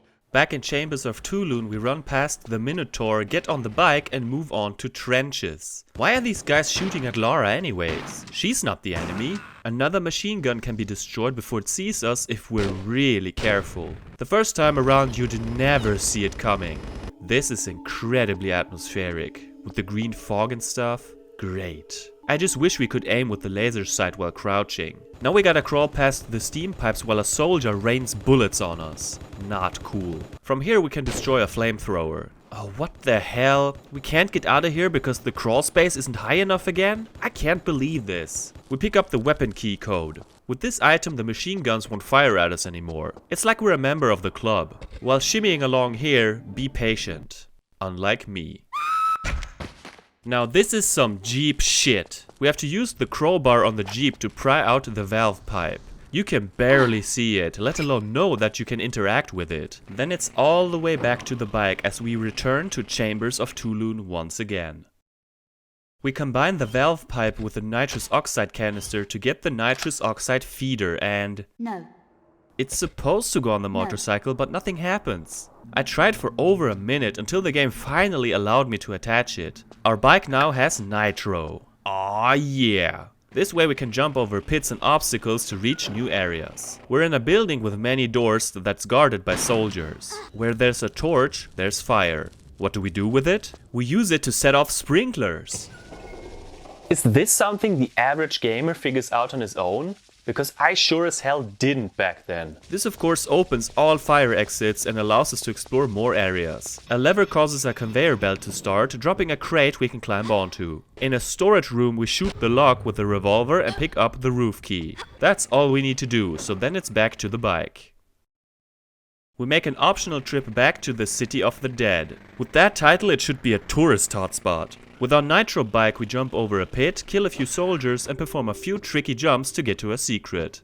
They're not that tricky, but I usually enjoy these. And because I fell into the pit on the way back through Chambers of Tulun and didn't save, I had to do the entire thing all over again. It was only like 3 or 4 minutes, but I was still angry with myself for being so sloppy.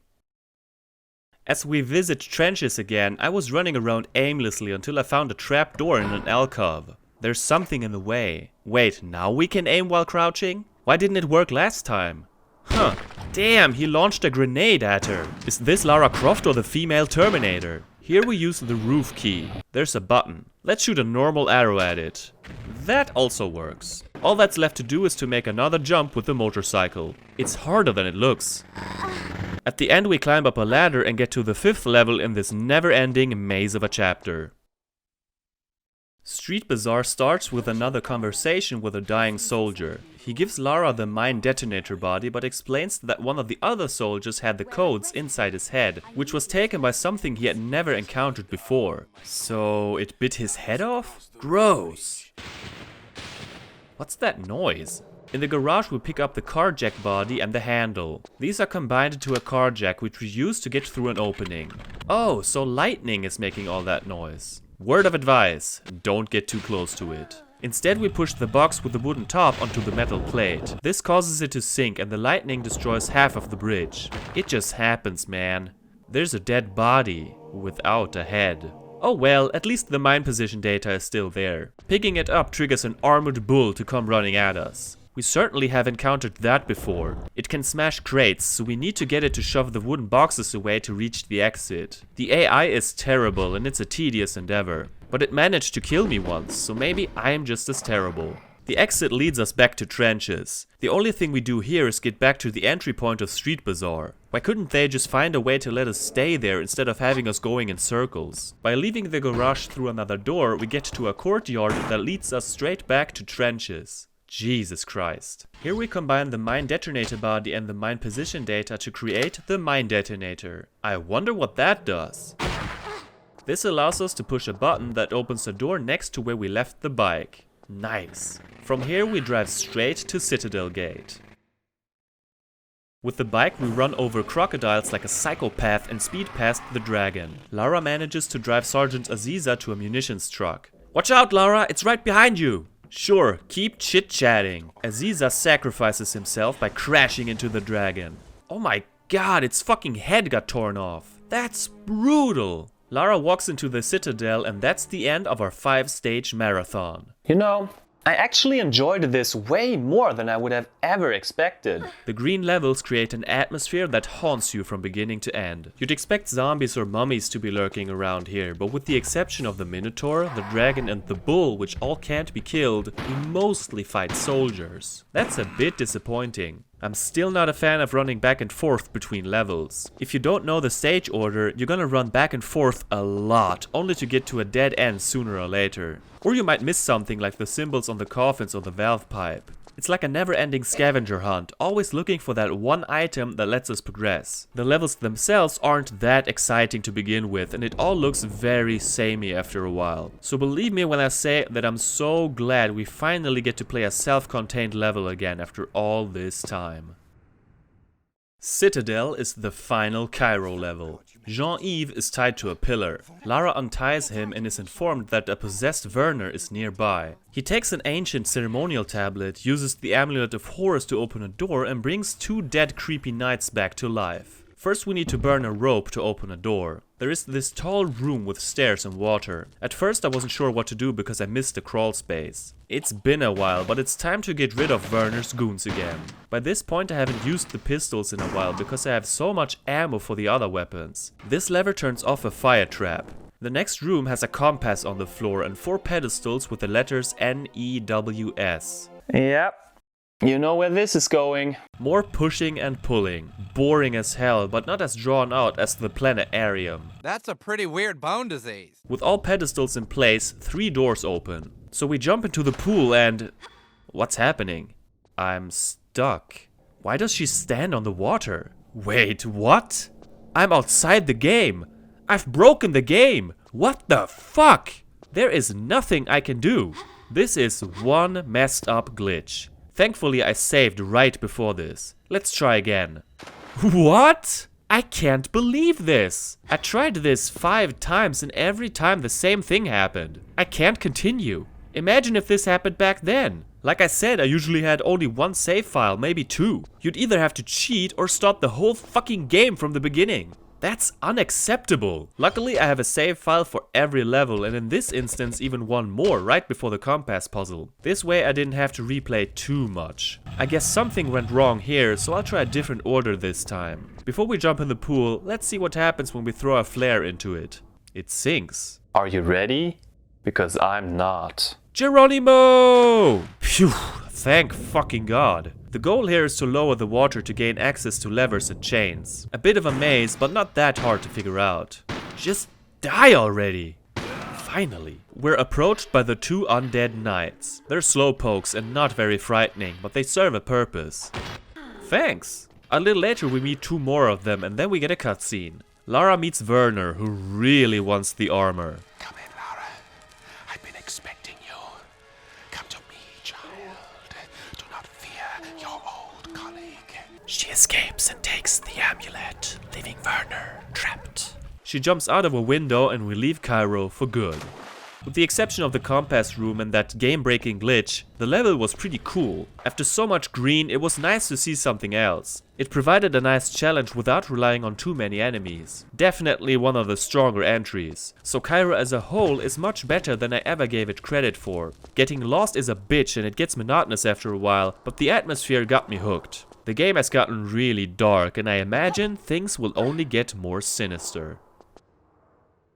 The last chapter of The Last Revelation takes place in Giza. From now on, the levels are self-contained for the most part. Sphinx Complex feels apocalyptic with its blood-red sky and ominous thunder. The only enemies we face here are Werner's assassins. One of them drops a silver key right in front of the lock. Practical. This level is littered with deep pits, so we need to watch our step. In a storage building we kill more guys and move shelves. One of the crates contains a metal blade. Look at this. What a picture. The music fits so perfectly. Lara finds a monument and reads what it says. Protect me, always, from the sands of time. Leave Lara alone. Let's kill those bad guys before they see us. Bam!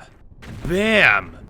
Bam! So satisfying. On the other side we pick up a wooden handle and combine it with the metal blade. And what do we get? A transformer! No, a shovel. Ingenious. What do we do with a shovel? Dig a hole, of course. Damn, that's one big ass hole. How long did it take? Her powers know no limits. Sphinx Complex is a rather short level, but I welcome that after the Cairo chapter. The atmosphere is the best yet, and I'm eager to find out what's ahead of us.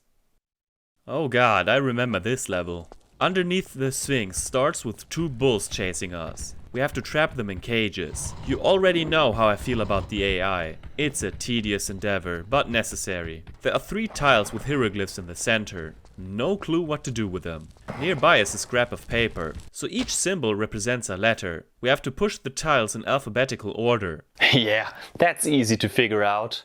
No, it's not. If you push them in any other order, one of the gates opens. This path is filled with traps and resets the puzzle at the end, so we're better off just reloading. The correct order opens another gate. After falling to our death a few times, we arrive at yet another closed gate. Look at the colored chutes. Maybe we can take a peek with the binoculars. Would you look at that, the combinations for the remaining 4 gates. Write that shit down. Basically, it's a rehash of St. Francis Folly and The Lost City of Tinnis with 4 challenges that we can play in any order we like. First we crawl through a maze filled with spike hazards. Such a slow section. One of the traps leads us to a secret. How mean. With the Stone of Maat in our possession, we move on. Room number 2 is filled with crocodiles that are about to be blown up. After activating the mechanisms in the 4 niches, a trapdoor opens and we pick up the Stone of Capri. The third room is really obscure. Again, there are a bunch of hieroglyphs on the wall, but there's no clue what to do here. 2 of them are like mirror images of each other. These are the ones we have to reach into. All the others just throw beetles at us. How would you figure this out other than with trial and error? Terrible puzzle. At least we get the Stone of Ra. The final room is nightmare fodder. It's an underwater maze. That in itself is bad enough, but there are 5 switches we need to pull in the right order. What is the right order? Well, each switch corresponds with a hieroglyph, so they have to be pulled in A to Z order. First off, we don't really know how many switches there are. Not only do we have to swim around like an idiot and write down every symbol we see, but then we also have to find them again in the right order. It's not stated anywhere that they have to be pulled alphabetically. It's just a wild guess at this point. I feel this is way too cryptic. My thalassophobia doesn't really help either. Suffice to say, I think this puzzle is poorly executed. With the Stone of Atom in our inventory, we return to the closed gate and insert the 4 stones. We're trapped in a room with drills coming down from the ceiling. Picking up 4 holy scriptures opens the gate. Damn, the drills look nasty. The next room has hidden blades in the floor. That's just cheap. And that's it. I like the concept of Underneath the Sphinx, but none of the challenges are something to brag about. It's quite a drag actually. Plus I fell into pits all the time, which is my own fault. I guess I lost patience. It had a lot of potential, which was slept on unfortunately. In Menkore's pyramid we leave the cave and are immediately attacked by giant poisonous scorpions. They even attack soldiers who are friendly to us unless we hurt them first. Well, he died. I love blowing up the scorpions with super grenades. So satisfying. Not so satisfying are the big beetles. Hate them, especially the noise they make. Inside a building, a guy is under attack. What the game doesn't tell us is that we have to protect him.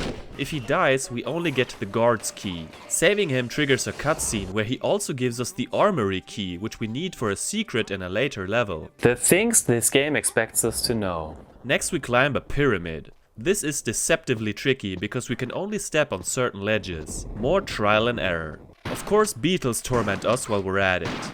At the end we use the guard's key to open the door into the pyramid. This is a short but action-packed level which breaks up the pace in a refreshing way. Scorpions are way more interesting to fight than humans. Also the pyramid part is very memorable.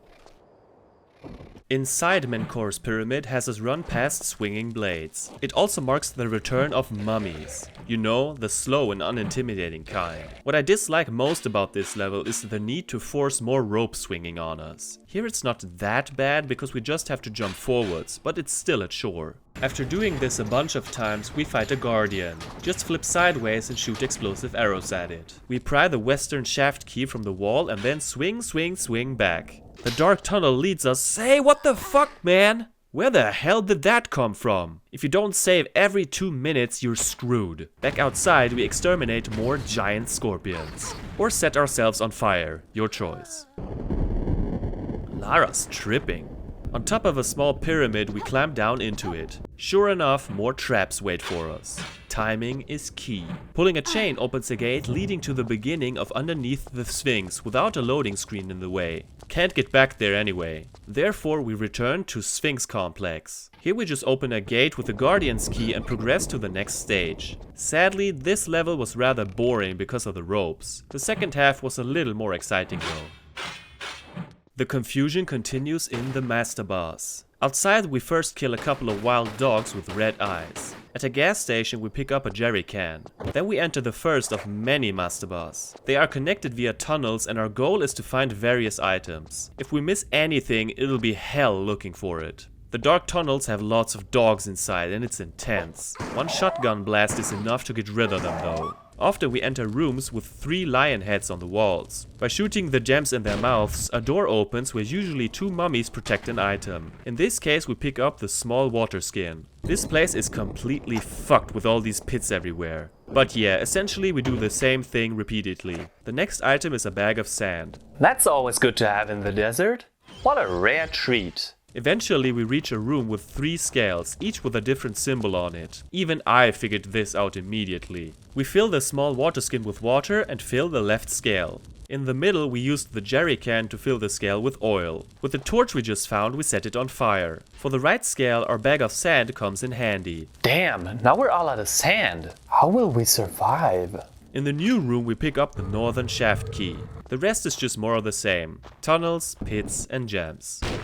Until we get to another riddle. There are 3 monkey statues with a lever in front of them. You know, hear no evil, see no evil, speak no evil. The left lever releases a bad-tempered monkey. The middle releases an almost invisible monkey. The right lever is the one we're supposed to pull. This monkey pulls a handle for us, allowing us to progress. Is there a clue that lets us know we only need to pull the right lever? Not that I'm aware of. Bye bye, my simian buddy. All that's left to do is to pick up the southern shaft key. With a shot of Lara's voluptuous polygon knockers, the level ends. The mastabas seems overly complicated at first with many tunnels and branching paths. But it's really not that head scratching if you take your time. Just make sure you've been everywhere before you climb out of a tunnel. It starts to get old after a while, but I enjoyed the puzzles. The Great Pyramid, not to be confused with the Great Pyramid, pretty much looks like the previous level at first. Only this time instead of dogs, we battle the Werner army of exploding douchebags. It doesn't take long before we arrive at the Great Pyramid. And sweet baby Jesus, this might be the most impressive setting in the entire game. It does its name justice. This is one giant trial and error parkour. One mistake either sends us back or to our untimely death. It's advised to save after every successful jump. Not only do beetles attack us relentlessly, but holy crap, these falling blocks almost give me a heart attack. They come out of nowhere. Most of them are easily avoided by just taking a step at a time. Keyword, most of them. Ouch. It's a slow level and the next step isn't always that obvious. Still, it's an interesting experience and one that stands out in the grand scheme of things. As we slide down the pyramid, we leave the stage. Khufu's Queen's Pyramids has us protect more soldiers from scorpions.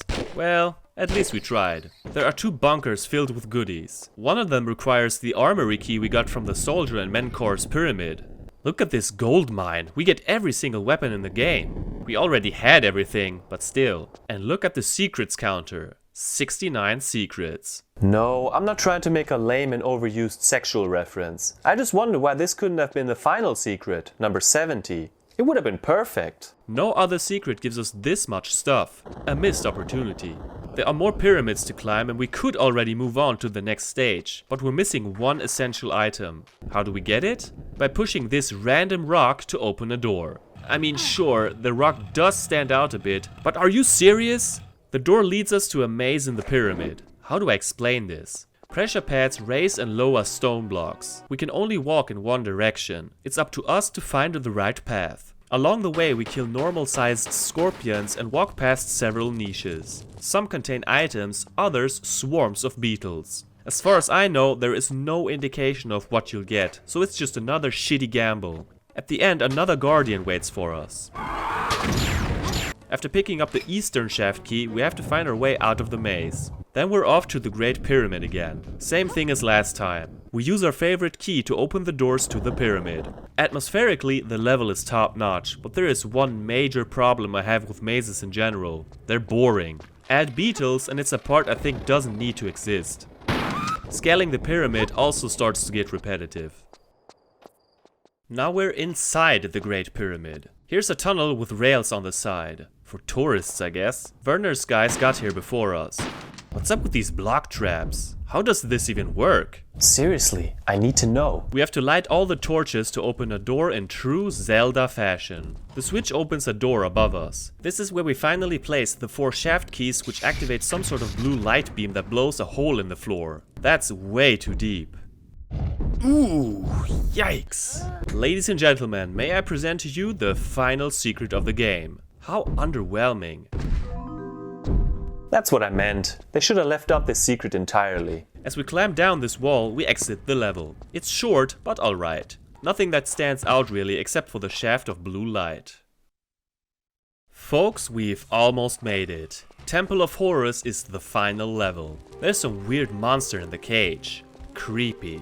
There are a total of 3 scale puzzles. We pick up the large water skin. On the wall we get a clue as to how many liters of water need to be poured into the pitcher on the left side of the scale. Pour in the wrong amount and the monster is released. We stand in the pool and have to fill the small water skin, which holds 3 liters of water, and the large water skin, which holds 5. We can pour water from one into the other. Wait a minute, this is fucking math! I don't want to solve math problems in a Tomb Raider game. In all honesty, it's really easy. In the first room we need 2 liters, then 4, and in the final room 1. At the end we make our way down to the statue of Horus. No, not like that. We make our way down safely and place the 4 holy scriptures on the pedestals. In a cutscene, Lara places the armor we've been carrying around for half the game on the statue and puts the amulet on its muscular chest. A blue falcon slams into the statue, bringing it to life. Suddenly, a swarm of locusts make Horus explode, leaving Set in its place instead. So what was all that good for? It is I who shall rule over this world once more.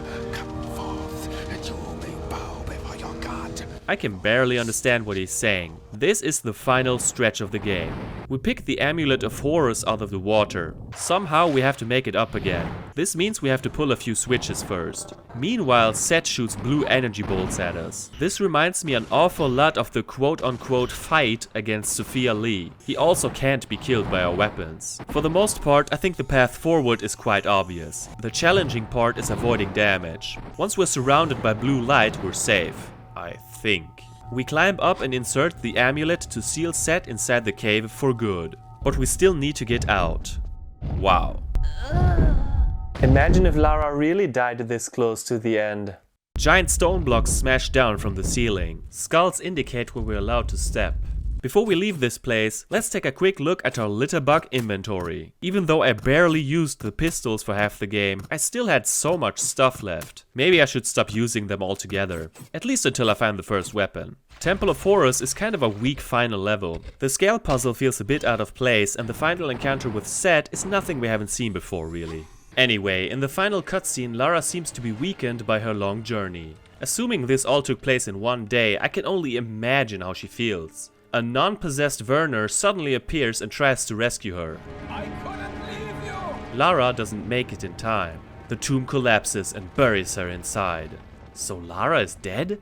It sure seems like it. What a depressing ending. This of course happened because core design was getting sick of Tomb Raider. By killing her off, they hoped they wouldn't have to make more games, but oh how wrong they were. I learned about Lara's death in an article in a video game magazine before I had finished the game.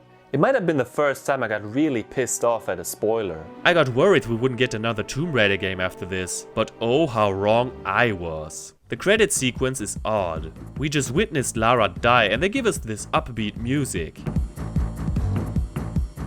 It reminds me of the James Bond flick On Her Majesty's Secret Service, where after the maybe saddest moment in the entire series, they blast the James Bond theme at the viewers during the credits. It completely ruins the mood. And what do we get for collecting all secrets? Tomb Raider 3 and Golden Mask gave us bonus levels. The Last Revelation? Nothing.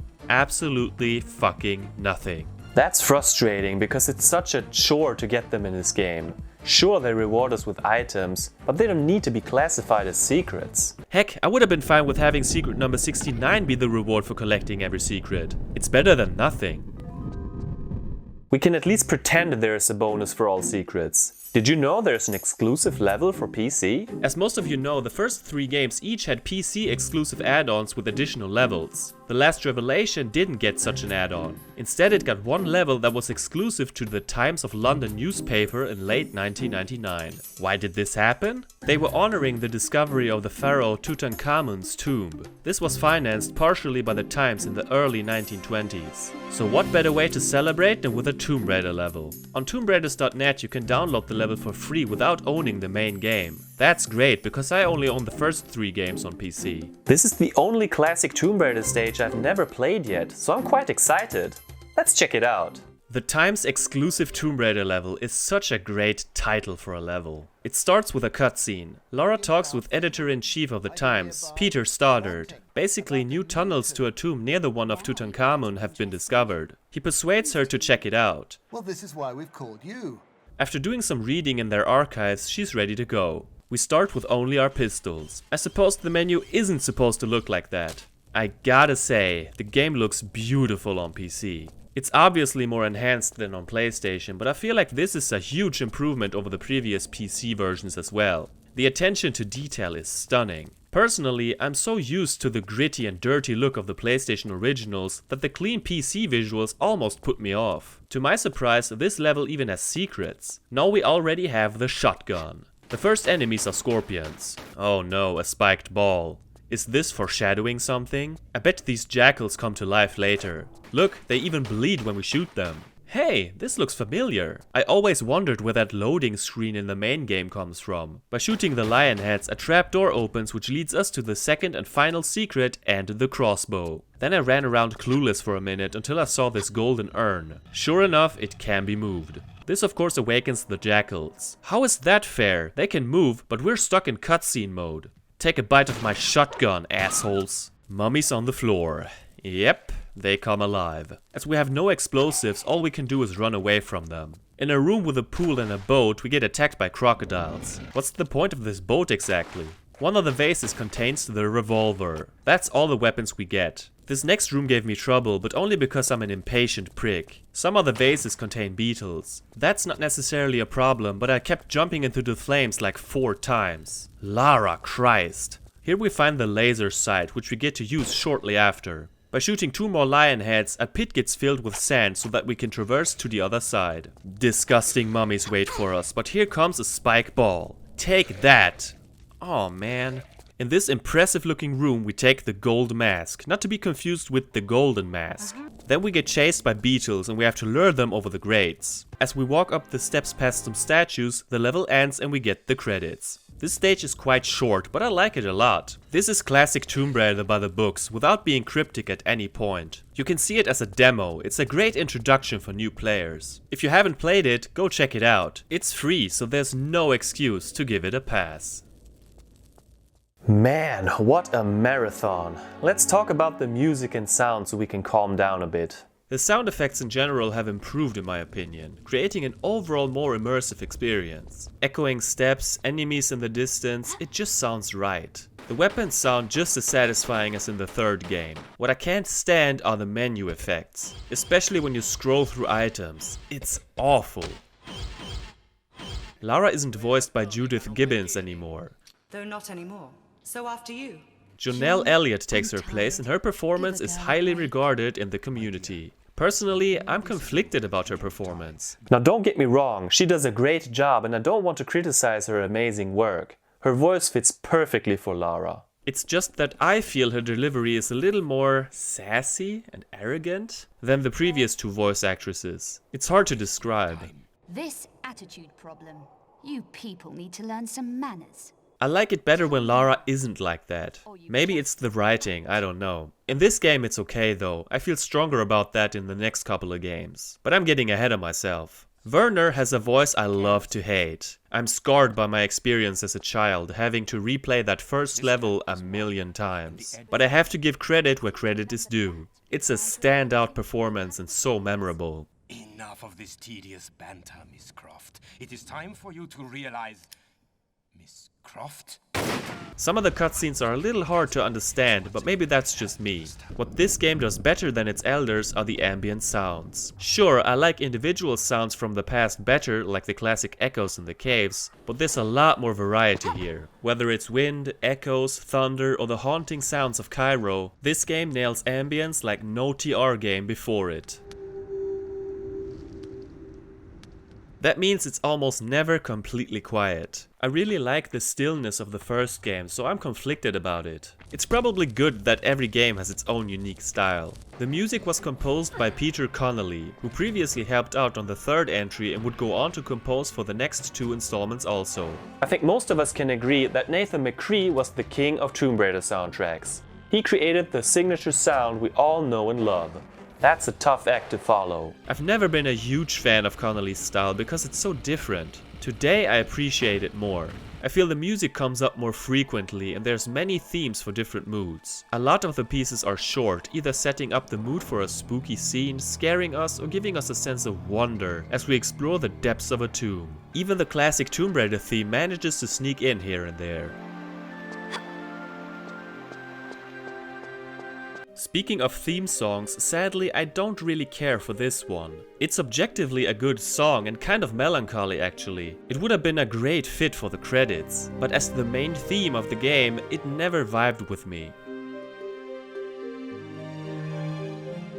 Overall, I feel this soundtrack is more cinematic, but not as memorable or catchy as its missing standout tracks. I don't get the same emotions as when I hear music from the trilogy. There's only one little track I don't like. The Memories. Fun fact, the Dreamcast version has a bonus remix of the title theme by Paul Oakenfold. This is so 90s.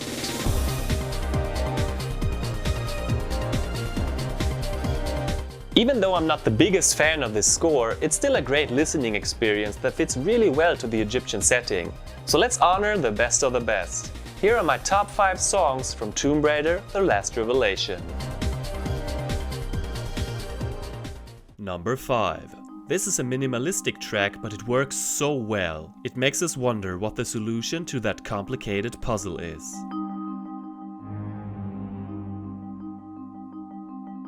Number 4. During the Jeep sequences we get to hear this upbeat techno song that kinda reminds me a bit of the Snow Scooters theme from TR2. It turns up the fun dial for sure.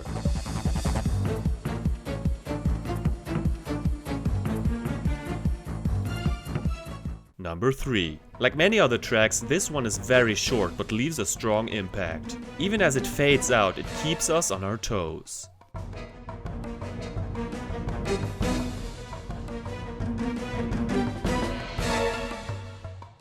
Number 2. This might be the creepiest track of the entire soundtrack. You just know something bad is about to happen.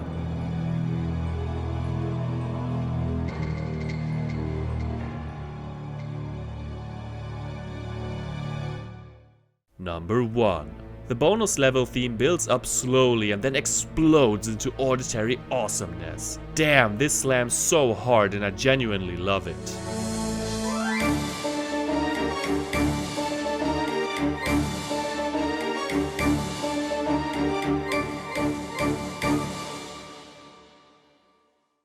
Let's finally wrap this up. I don't even know where to start. This game is a lot better than I ever gave it credit for. How's that for a start? Yeah, I used to hate this game. About 9 years ago I wrote a script about my official Tomb Raider ranking and this game was at the very bottom. I never finished the video. Where did my hate come from? Well, it changed too much. As someone who absolutely loved the structure of the trilogy when it comes to levels, menus and so on, this just didn't do it for me. The huge interconnected levels confused the hell out of me and it all felt like work. I wasn't having fun. Fast forward a few years. I'm over 30 years old now and I think I've matured since then. On this playthrough I tried to keep an open mind and really took my time. First of all, on a technical level, this game improves on the third game. The lighting is much more natural and dynamic. Overall, the environments feel less blocky than before, giving them more of a natural and realistic touch. Lara's character model has also been improved. Do I need to point out the obvious? She must have a constant back pain carrying those magnificent melons around. No, what I actually meant was her face. During cutscenes her lips move. It's very basic, but back then I was impressed. The story is much more engaging with a bigger dose of cutscenes. The plot feels much more present than before. That said, I feel it was a bit all over the place sometimes and I didn't always understand what was going on. Like I said, I had trouble understanding everything they said, especially Set. Thank God for the internet. The fact that it's all Lara's fault that this is happening gives it a stronger sense of urgency. Like, oh shit, I caused all this mayhem.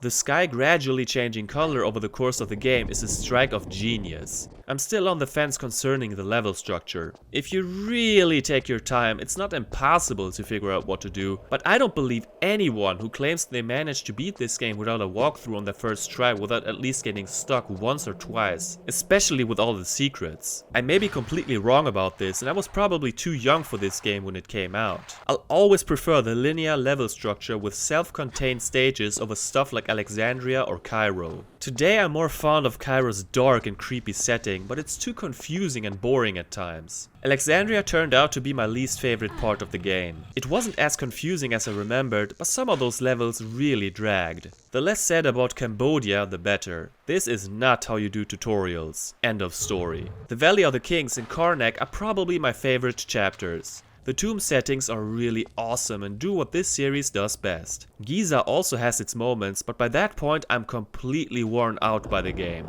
Just like this video you're watching right now, the last revelation is too long.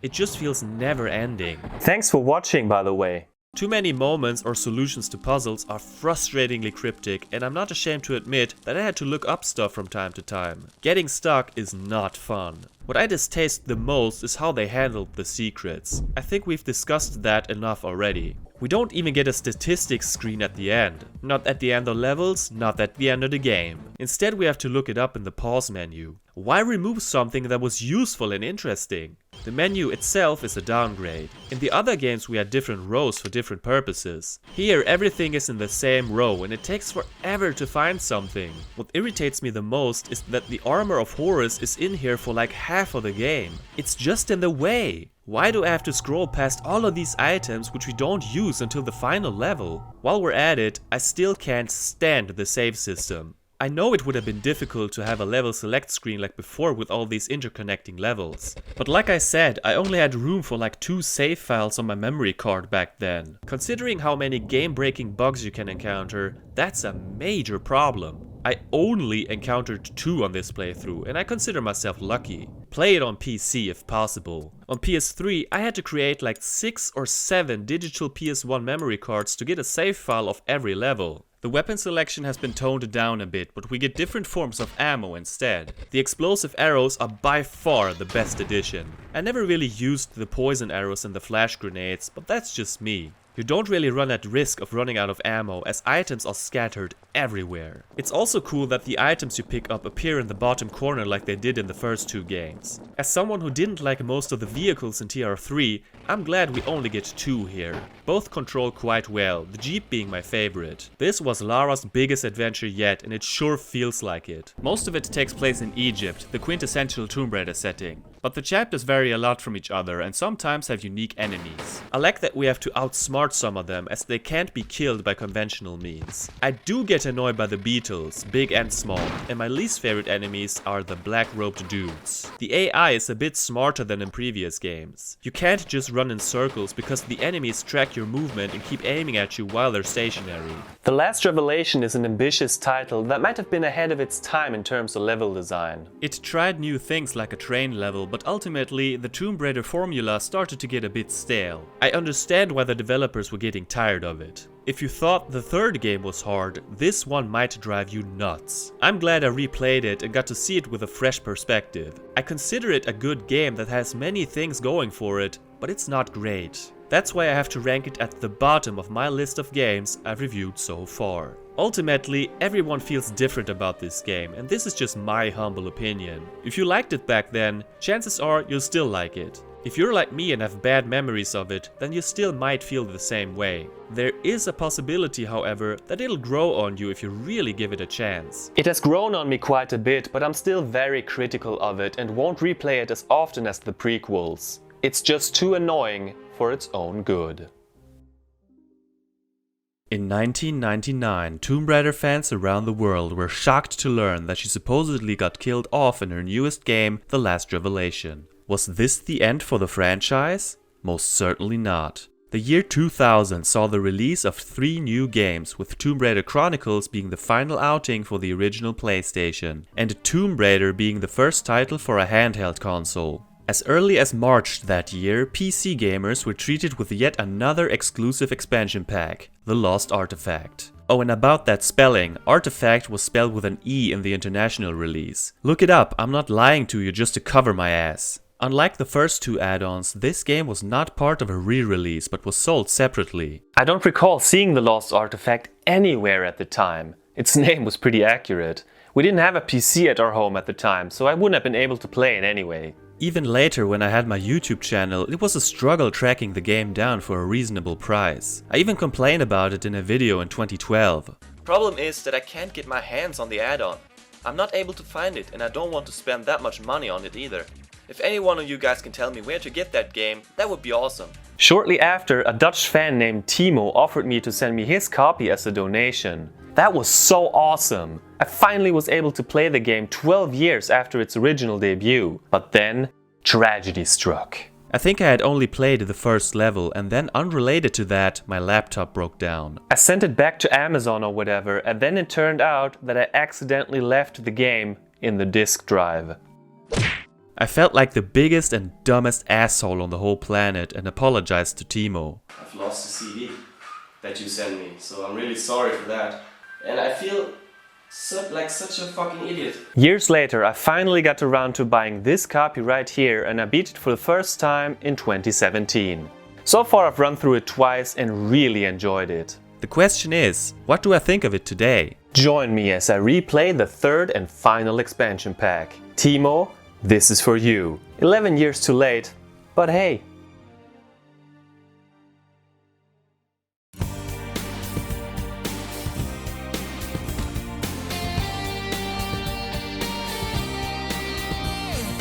GFrom, the gamer, the legend, he's come to show you the way in this world of games.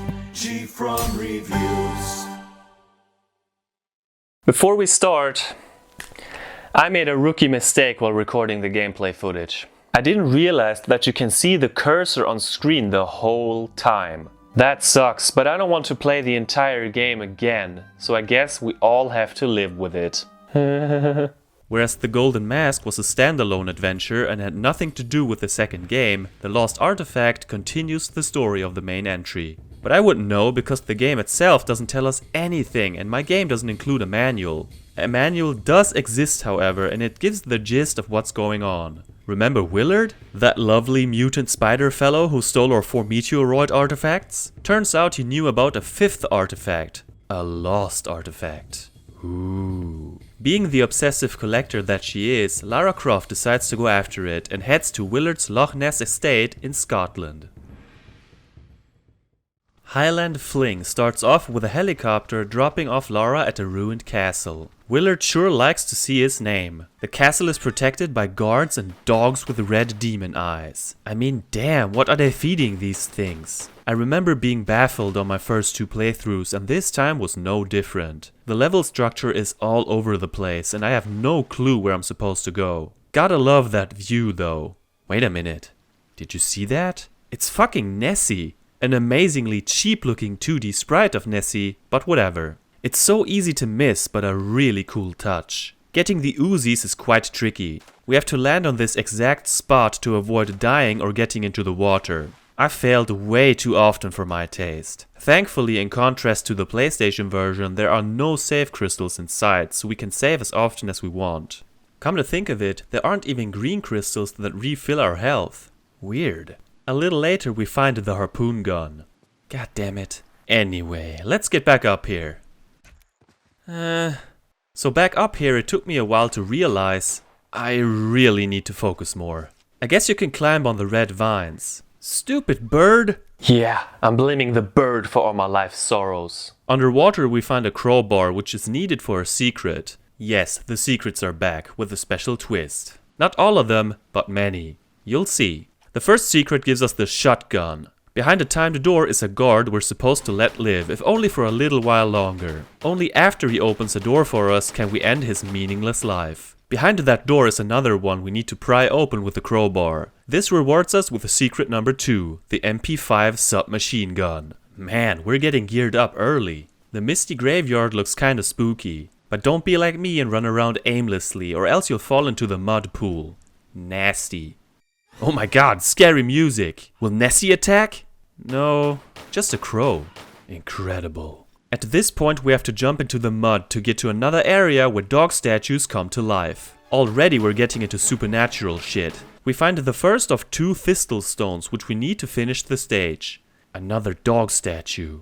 I knew it! You can't fool me. I majored in shady dog statues at school. Look, there's Nessie again. I can't stand this part. It involves a bunch of monkeys swinging and climbing. Kinda tedious, but even worse when you keep messing up like this so-called Tomb Raider veteran. Holy crap, did you see that? Some might call me lucky, others call me GFrom. At the very top we find the second Thistle Stone. We could leave the level now, but then we'd miss one of the greatest secrets in the entire series. If only I could land that jump. We enter this cave and spicy hot damn, it's Nessie. And it's breathing fire. Looks kinda weird though. As we swim under it, mysterious music starts playing and... You gotta be kidding me. It's a machine. Robo Nessie. We can even see its blueprints on the walls. I love this.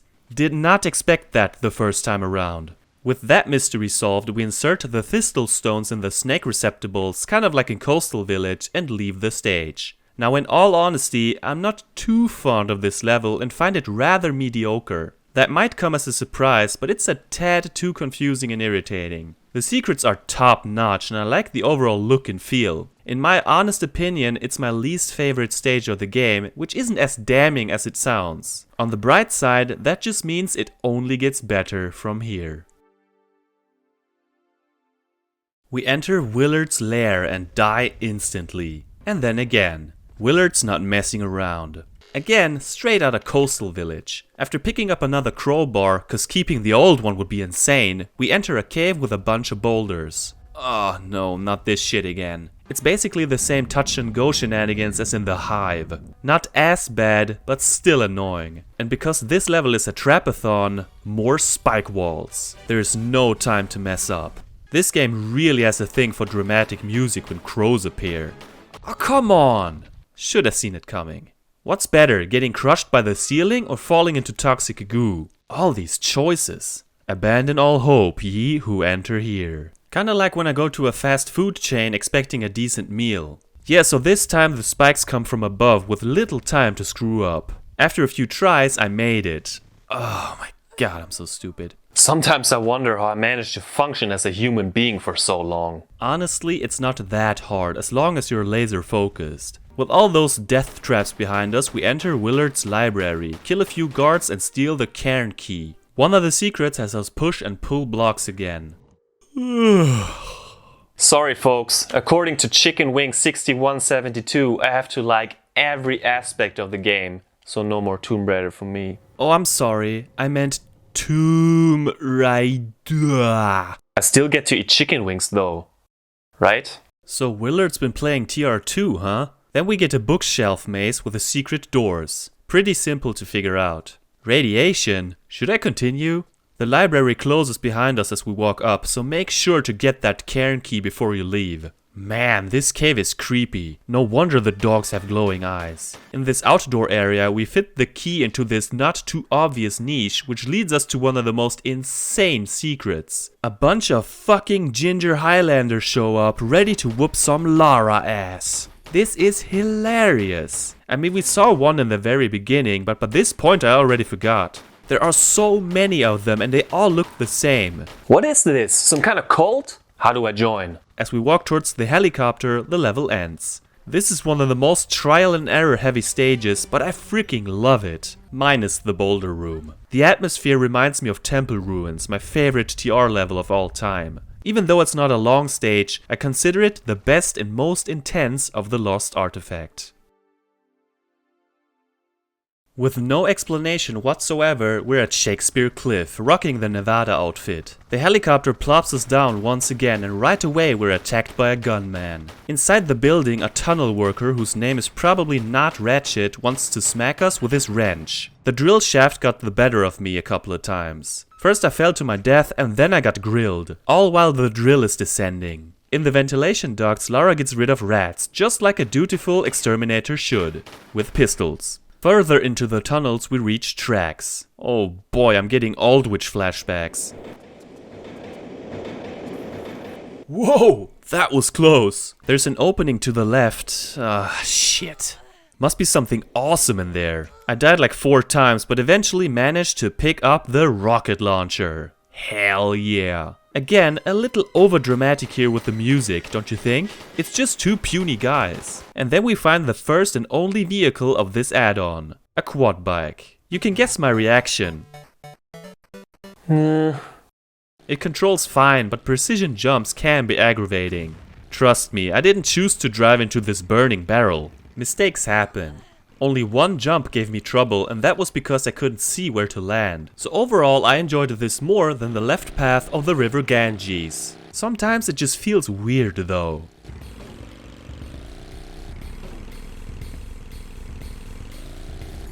With the drill activator card we picked up earlier, do I really need to explain this? There's the drill and now there's a path which leads us to a pump access disc. Why does the cutaway show the toilets? Better go check it out.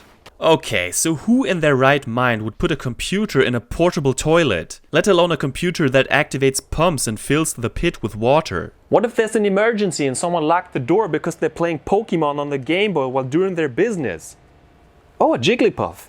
Anyway, we jump into the water and dive through a cave. And this, ladies and gentlemen, is hands down the best secret in the entire series. No question about it. It seems like we stepped into a portal and traveled back in time. Fucking lava pits, and did I mention pteranodons? This completely blew my mind when I saw it the first time, and it still amazes me. They really knocked it out of the park with this one. Naturally, we kill all of them, pick up some items, and then leave the level. Shakespeare Cliff has more of an industrial setting like we've seen occasionally before, and I really dig it. There's enough variety to keep me entertained, and even though it can be a bit disorienting at times, it didn't bother me. Quality stuff. And did I mention pteranodons?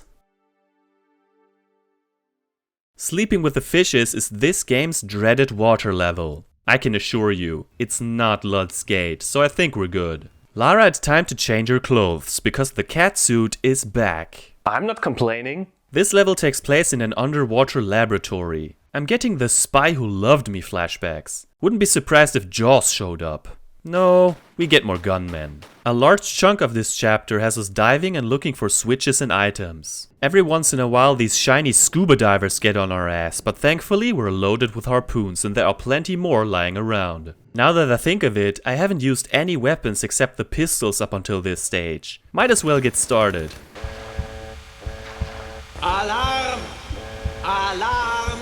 Oh cool, dolphins! Here's a neat little secret for you. Before climbing up to this secret, wait for the dolphins. They actually give us a boost onto the ledge. Just when you thought the game couldn't get any more awesome. Some of these underwater areas are quite large and it's easy to get lost. I had to swim back up the funnel to get some air constantly. Lara is just like us. She doesn't like drowning, as we can see here. I searched for 2 circuit bulbs for a while, but eventually found and used them in the control room. Secret number 2, whoa, watch the road, man! Traffic these days. That would have been an instant kill. All that trouble was worth it because we're rewarded with the Desert Eagle, one of the best weapons ever. Too bad we can't use it underwater because now there are mutant fish who want us for dinner. Man, I need a short break from all this stress.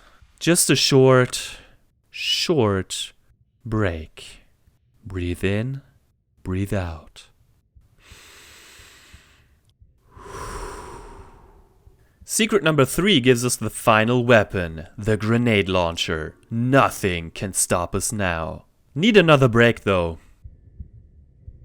I already feel better. Behind 2 doors with mutant fish, we pick up 2 mutant samples. Those need to be placed into machines in the research lab. What the hell is going on here? This is sickening. Finally, we find the Hand of Rathmore, the 5th artifact, which I couldn't care less about because I just made a new friend. I'll call you Flipper, trademark. Aw, hell no, don't you dare take a bite off of Flipper, trademark. At the end, we climb out onto a floating boy. Buoy. A floating boy buoy? Yeah, boy.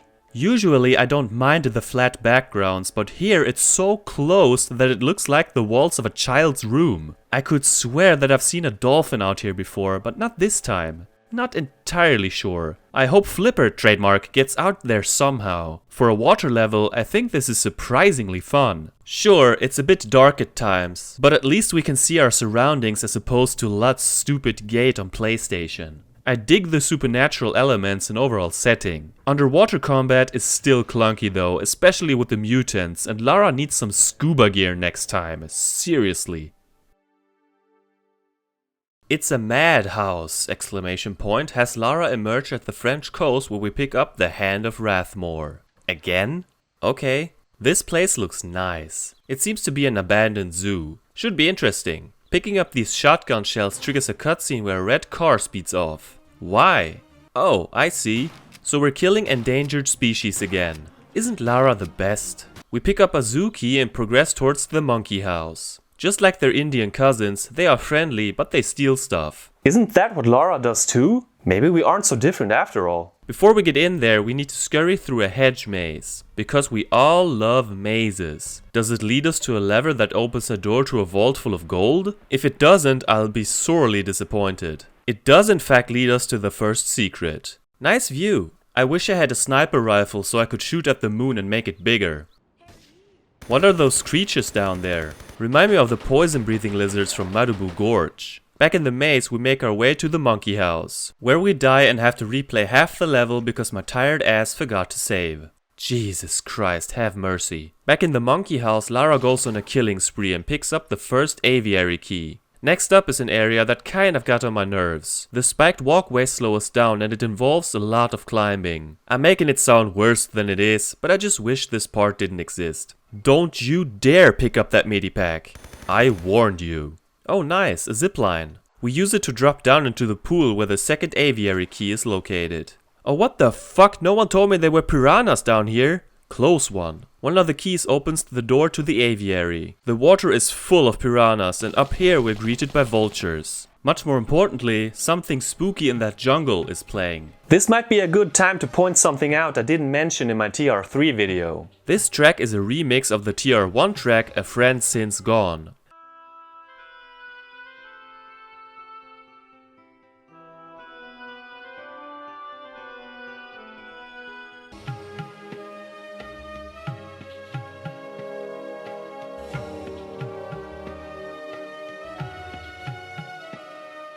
How the hell did I miss that for all these years? Thanks to those who pointed it out in the comments. After making it to the top and riding another zipline, we used the second key. Watch your step in this cave. Wanna see something cool? At this spot, the pool apparently doesn't hurt us. Oh, the fucking flare. Okay, so it's only the bottom that's deadly. Gotcha. Finally, we've made it down to the beach with the creepy creatures. Yep, they're lizards. Mutant lizards. I've heard their favorite food is grenades. There's nothing in the water, so don't bother. One of the mutants poisoned Lara, but I'm sure we'll make it just fine. One room to go. They look like they're coming straight out of All Hallows. Whoa, is this Randy or Rory? Maybe a distant cousin. Guess what we have to do? No, seriously, take a guess. If you guess that we have to place the Hand of Rathmore into the large hole in Randy's cousin's body, you're absolutely right. Because logic, I guess. It's a madhouse. Is a unique level that offers lots of variety. Yes, it also can be a bit confusing, but we've seen a lot worse on that topic. I had fond memories of this crazy zoo, and even the third time around it did not disappoint. I'm just a sucker for all this mutant stuff.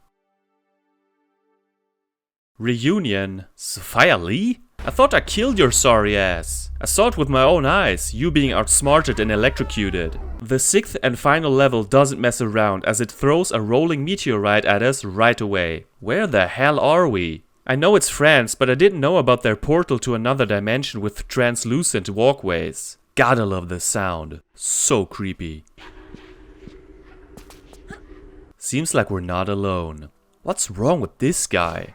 Oh, only missing his heart, that's all. Miss Lee is one sick gal. I hope you saved up on flares or else this next part will be brutal. This has to be the most hair-raising room of the game. Brilliantly executed. It doesn't take long before we meet Sophia and fall to our death. Basically, it's the same concept as last time. She uses her staff and shoots energy bolts at us and we have to avoid her for now. There's no way to kill her yet. This means we're almost on her constant attack and we have to keep moving. Thankfully, there are some safe spots. Safe spots with hordes of heartless creeps. It goes on for quite a while. Finally, we reached the top. What better moment to finally put our rocket launcher to use? One shot should be enough. Or 2? Or 3? Damn, how many rockets can she withstand? Oh, I see. Wait until she powers up and then one rocket is enough to blast her into oblivion. I hope for real this time. But wait a goddamn minute. How did Lara lose the Hand of Rathmore again? This is the third time we picked it up. Get your shit together, Miss Croft. No. The level isn't over yet. As we exit this hellhole, we emerge at the beach. Look at that night sky. Better check out how much ammo and medicine I had left. This would be the 7th time I'd make a litterbug joke, but only recently have some people asked if I even knew what that is. Yes, I do know what a litterbug is, but I guess I didn't set up the quote-unquote joke correctly. My thought was that Lara throws it all away because she never brings it home or keeps it for her next adventure. So I guess that joke was a fail. Can't all be winners. Wait, maybe it was so deep and clever that it went over your heads. Ooh, plot twist. As Lara jumps over a burning barrel towards a hot air balloon, we finish the game. Reunion is a short but worthy final level. It's the most atmospheric of the whole package, and I for one enjoyed the second battle against the Fountain of Youth. There's no reward for getting all secrets, sadly. According to the game, I beat the whole thing in 3 hours and 7 minutes. In reality, it was more like 4 hours and a change. Let's wrap this up. The Lost Artefact is simply incredible. Having played and reviewed The Last Revelation before this, it feels like a breath of fresh air to experience that Tomb Raider 3 feeling again. The visuals, the menu, it just feels right. The 6 levels all have something unique to offer. Sure, I didn't care too much for Highland Fling, but even that had Robo-Nessie. While on that topic, the secrets are the absolute best in the whole series. There's no competition. Highlanders, a portal to prehistoric times, this is just nuts! The amount of creativity the team managed to put into this title is fascinating, especially considering how much they had worked on the franchise since 1996. The journey seems a bit random at times, but as I'm about to finish this video, I discovered a manual explaining the story on the disc.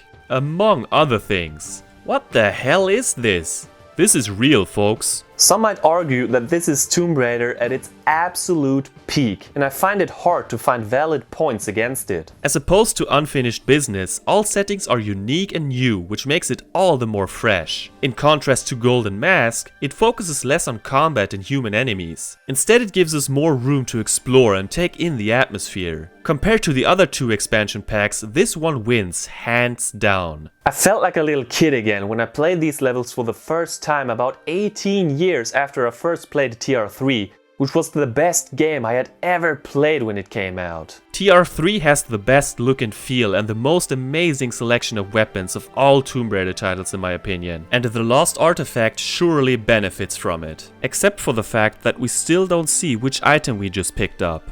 Why didn't they fix that? Ranking it is very hard for me. I think I'll put it slightly under the main game. Even though I hate the London section, most of the rest is just so good. With the announcement of the remastered trilogy, which includes the expansions, this might have been my last playthrough of the PC version. I'm not too hyped about the visuals as I don't care that much about graphics, but I can't wait to be able to play the add-ons on a console for the first time. Plus I think it's great that a new generation of gamers will get to know the adventures I grew up on and fell in love with. And of course I'm glad that many people will also experience The Lost Artefact for the first time. It's such a shame it's a rather obscure entry, but that's hopefully about to change. The year 2000 saw the release of 3 new Tomb Raider games despite its star character Lara Croft apparently dying in the last main title, The Last Revelation. Wedged between an expansion pack for the 3rd game called The Lost Artefact and the next main entry, Chronicles, there was a game simply called Tomb Raider for the Game Boy Color. This was both the first game in the series for a handheld and also on a Nintendo system. As usual, Core Design developed it, but THQ published it. I only had a Game Boy Pocket growing up, so I never got the chance to play it back in the day. In 2022 I bought it on eBay, but only played it for a few minutes on the Game Boy player for the GameCube. So this will be my first playthrough, taking a deep dive into this often overlooked game. And yes, this is now the first and only Game Boy Color game I own. Pokemon Gold doesn't count, since it was also playable on Game Boy Pocket. How does this franchise translate to an ancient portable system? Let's find out if Tomb Raider is worth digging up today.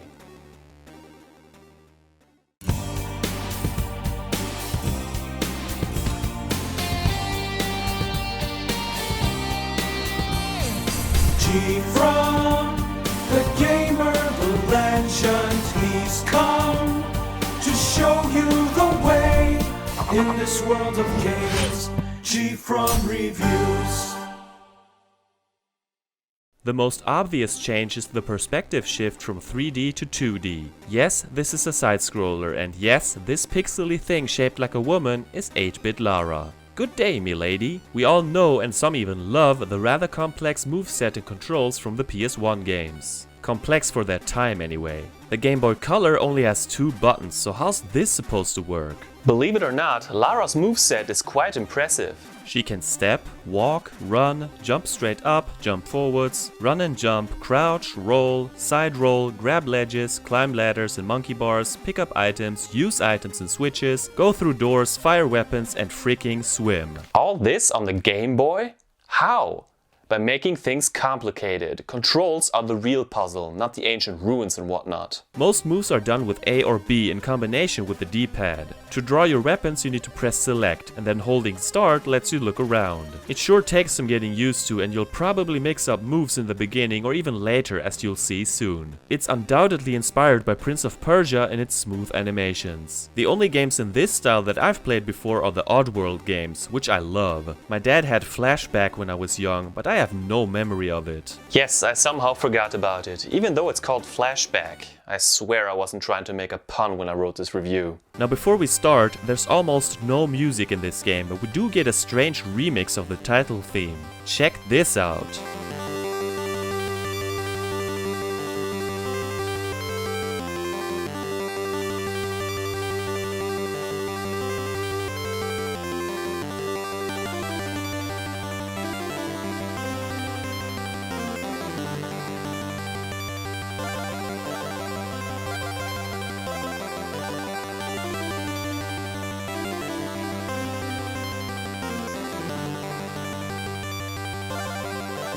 I'm representing for the raiders all across the world. Still hitting them cobras and the corners, girl. Still taking my time to perfect the kill, and I still got love for the pill. It's Lara. Moscow.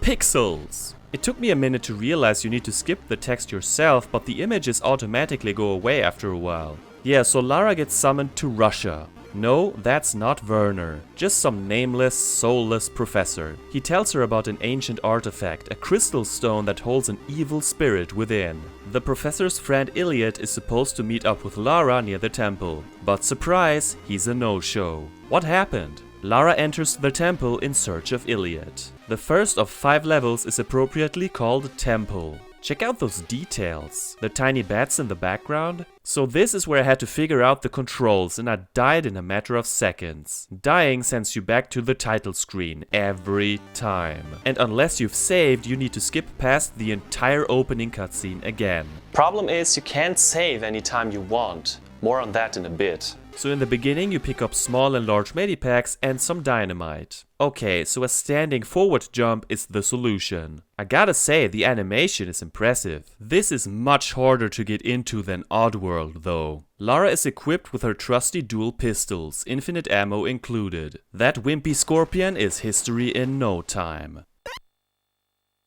Do you hear that? What is that? Get used to it, because every time a bat shows up you hear this awful sound like they're gnawing into your ears. Someday you'll find me in a padded cell and I'll be curled up, staring at nothing and muttering. Here's the first switch that opens a nearby door, and right there is a crystal. Veteran TR fans know what this is. Yes, it's a save crystal. You only have one save file, so use it wisely. Here's something you can't do in the other games. Shooting at snakes while holding onto a ladder. Snakes don't move, so they're not a threat. This place is full of secret areas, so make sure to check out the walls. Yay, a slope! You come across a statue and accidentally awaken the guardian of the temple. Whoops! Lara has a habit of casually unleashing chaos. She's hit by some blue stuff, wakes up sometime later and follows a trail of blood. Backflipping off of ladders is pretty sweet. In order to hold on to vines on the ceiling, you need to hold B. You don't need to do that on ladders, which can be confusing. See this weird gray block? This is where you need to use the dynamite. Select it from the inventory and run for your life. Stand too close to the explosion and you'll lose health. You know, like on New Year's. Should you somehow run out of dynamite since you can only hold one at a time, you can always go back to where you originally found it. It respawns if you move away from it a bit. These stone reptile heads shoot darts. With the stiff controls, it's sometimes hard to avoid them, but they thankfully don't drain too much energy. Sometimes the floor breaks away, other times you need dynamite. As you fall down into the water, you leave the first part. Yeah, so every level is divided into several parts. In this case we have Temple A, B and C. You can see where you are when you save, and also the backgrounds are different. This is Temple B, sliding down a slope. Oh crap, spikes! Can I make that jump without running? Nope. Hey, come on Lara, jump! Ah, damn, instant death. Where did I save? At the slope, okay. Wow. This time I'll do a running jump. Nice, that's a relief. Back in the water. Swimming works quite well and has more flow to it than the land gameplay. Underwater you often need to activate switches. One thing I like about the ladders is that you can let go of them and grab onto them while you're falling, just like on PlayStation. The difference is that you can only let go of the ladder for like a second in the bigger games. Here you can hold on to it no matter how far you've fallen. Speeds things up for sure because climbing is slow as hell. Oh man, I haven't figured out the timing of the running jump yet. Sometimes you need to go through doors or openings to get to another part of the map. I swear I jumped. It wouldn't be so bad if I didn't have to repeat so much stuff each time I die. Every time that spike pits come up, I get nervous. For good reasons. This also counts for slopes. You know what's boring? This slog of a part right here. It's the same thing 4 times in a row, testing your patience until you crack. Here you need to use a key you picked up earlier. I like that you don't need to open the inventory to use items. Except for dynamite, of course. And thus you get to Temple C. Some of the floor breaks away as you step on it, so run. After picking up a key you encounter the first human enemy. A spearman. Yep, it's back to killing natives again. Lara is such a sane, decent person. Oh shit, look at that! It's like he completely melted. Gross! Now's the first real water section. At first I thought you shouldn't touch the stalactites, but they're just part of the background. Watch out for jellyfish, these sinister bastards. Picking up items underwater is as simple as touching them. If you thought the air bubbles help you breathe like in classic Sonic, you're sadly mistaken. As Lara can hold her breath for a really long time, it's forgivable. Word of advice? Never run off of cliffs. Never. As fun as it looks. Then you finally get some supernatural stuff with sword-swinging skeletons. Keep your distance and you'll be fine. After blowing up these floor tiles, you'll eventually find a key. Jump! Ah, shit. This is miserable. I hate games that use up to jump. Another problem is that everything starts to look the same. After reloading, I sometimes don't know what I have to replay. Do I go right? No, I already went there. Back to the left. This time I made that jump. It took me 4 more attempts to finally nail both jumps. It strained all the patience I had left. After about 1 hour and 40 minutes I arrived at the lock and... oh no, I'm missing a key. Oh god.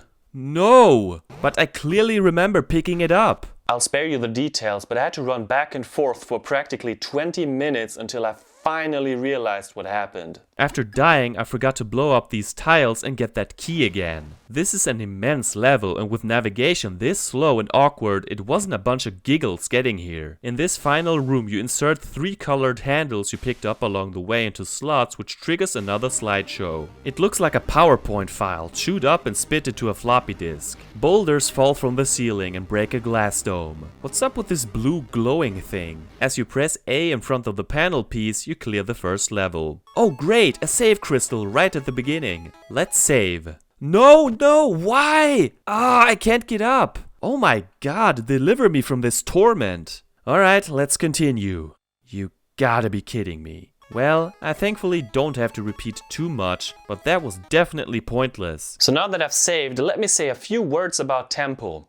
I didn't like it. Granted, by this point I'm still adjusting to the controls, but I'm far from having a good time so far. You've heard that tinge of sorrow in my voice a couple times. Sections A and B weren't too bad, but C confused the hell out of me. This entire thing took about 2 hours and it dragged. Maybe I'll have less problems as we move along. Look at me being positive for once. Royal Tombs is another 3-part mission. It introduces mummies. Luckily not the TR1 kind, more like in TR4. Slow, dopey and flammable. I love how they just blow up. Lara finds Iliad injured on the floor. He tells her that he's dying and that she unleashed the temple guardians when she disturbed the altar. Basically everything's terrible and Lara sucks. Yeah, we get it. Iliad was ambushed and tortured by mercenaries out for the Nightmare Stone. He only gave them parts of the map, however, and he hands off the other part to Lara. He urges her to destroy the Nightmare Stone because it's pure evil. Then he dies. No, not Iliad! Oh, a key! My most hated part about this game so far have been spike pits. So how about retracting spikes? Oh, okay, that wasn't so bad. Let's do a cool backflip of a ladder. Oh wow, I didn't expect that. Wasn't prepared to hold down B. Here we go again. And again. Sometimes you need to shoot at ceiling switches. When I'm head to head with enemies, I often feel helpless. That's why it's a good idea to shoot them from below or above if possible. Some of these ladders, man. It takes over 30 seconds to get up there. I'm starting to miss the ladder tune from TR2. Plus her constant moaning. Here it's completely quiet and I feel empty inside. Especially because I had to repeat it. Isn't this a lovely situation? I'm trying to blow up this door, but the explosion kills me. Simply walking away doesn't work, so I have to jump or run towards the edge. What could possibly go wrong? One of the switches floods parts of the tomb. That means it's time for a swim with electric eels. You have to find several switches, so make sure to get air when you can. Oh, air. Oh hell, what the crap is that? The Grim Reaper? He's the most menacing foe yet because he shoots projectiles at you. I know that's a low bar for menacing, but you get the idea. Here we used that skeleton key from earlier on this statue and get the first staff segment. That brings us to Royal Tombs B. It's full of bones. That's the whole theme of the decor. Death and ugliness. Remember how I said I haven't figured out how to time running jumps? Of course you do. Well, imagine having to do that without seeing where you're going. Another Grim Reaper? How many are there? Is there more than one death? I'm scared. And a bad actor. It was only here that I discovered that Lara can do the moonwalk if you push backwards while shooting. Michael Jackson would be so proud. Also makes combat way less stiff. There's a whole lot of climbing, but you're often rewarded with items. I got to Royal Tombs C faster than I expected. Like in level 1, this is where it got nasty. Killing this Reaper is hard without taking damage. That's where the other types of ammunition come in handy. Yeah, I haven't mentioned them yet. By now you should have plenty of heavy bullets. I'd maybe compare them to the Magnums. Just a few shots and death is dead.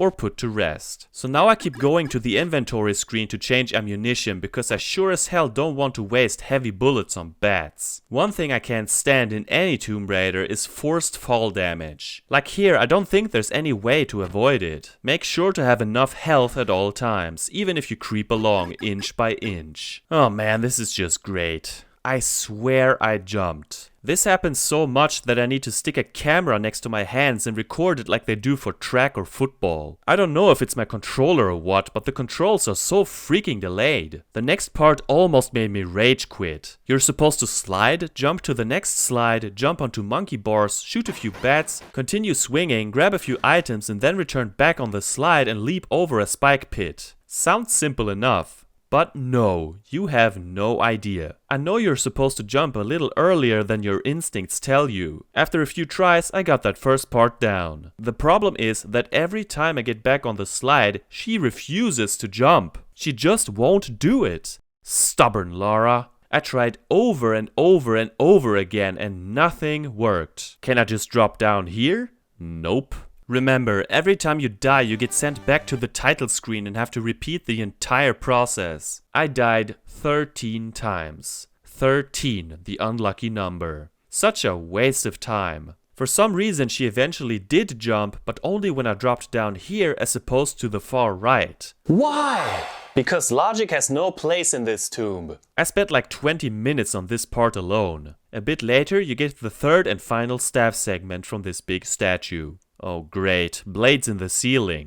That's not how you do it. You jump down the shaft with spikes and take another swim. Find the switches in the maze and get some air if needed. It's honestly the best part of the level because I don't have to wrestle with the controls. It's not a great sign when a water section comes as a relief. Imagine my excitement when I realized I had to get on retracting ledges. Oh boy. Put the staff segments into this hole of the altar to get a cutscene where Lara snags the second panel piece. Exit the level and save immediately. It's hard to give a fair conclusion to Royal Tombs because my time was just miserable. Mostly that's due to the controls that I haven't mastered yet. But even if we leave that aspect out, I didn't enjoy it. What a huge, confusing mess. Seriously, without a map you'll get lost a lot because many areas look the same or at least similar. What did this switch do? Where do I go next? It took me another 2 hours to beat, half of which was spent on section C. I bet there are a bunch of people who love this, but I feel like I have to force myself to continue. Which is exactly what I'll do. Maybe treasure chambers will change my mind. Nah. Died after just a few seconds. That's what happens when you try to rush it. Of course you need to shoot the ceiling switch before jumping at the ledge. Lara surprises a gold hunter and holds him at gunpoint. She asks him how to get deeper into the temple. He tells her that she needs to insert amulets into sun and moon statues. Then he runs off while screaming that the guardians have been awoken. Sure, leave Lara alone in this totally non-creepy setting. Real gentleman. Instead of some mythical creatures, you get a freaking mercenary who blasts away at you from off screen. How's that fair? At least I didn't lose any health until I actually saw him. Now it gets spicy. Slicing blades and retracting spikes. Talk about a trap marathon. This next part is time consuming. See these 3 doors? You need 1 stick of dynamite for each door. Remember, you can only have 1 in your inventory. Blow up 1 door, run back to get dynamite, blow up the next door, and so on. Yes, even old games were great at stretching playtime with nonsense. The human enemies are hilarious. Apparently they have tunnel vision because they only shoot at you when you're on their level. I don't want to complain, but they gotta be on some dumbest AI list. Look at me, running and jumping and having fun. Why does this game hate me? It's so hard to describe, but like stopping mid-run isn't easy either. Oh great, now spikes even come out of walls. It sure as hell doesn't treat you better as you move along. Jeez, take it easy there, Rambo. This is the first time I used the rapid bullets. Uzis? At this point I discovered that you can only carry 99 of both the rapid and heavy bullets. Should have used them way earlier. Insert the amulets you collected and move on to section B. Okay, so this time he did snipe me from off screen. There are rules, mister. Well, now I'm making my own rules. You can't see me, but I'm watching you. And shooting you. This game sure loves pelting darts at you while you're climbing. God, I hate that. How the hell am I supposed to make it past here?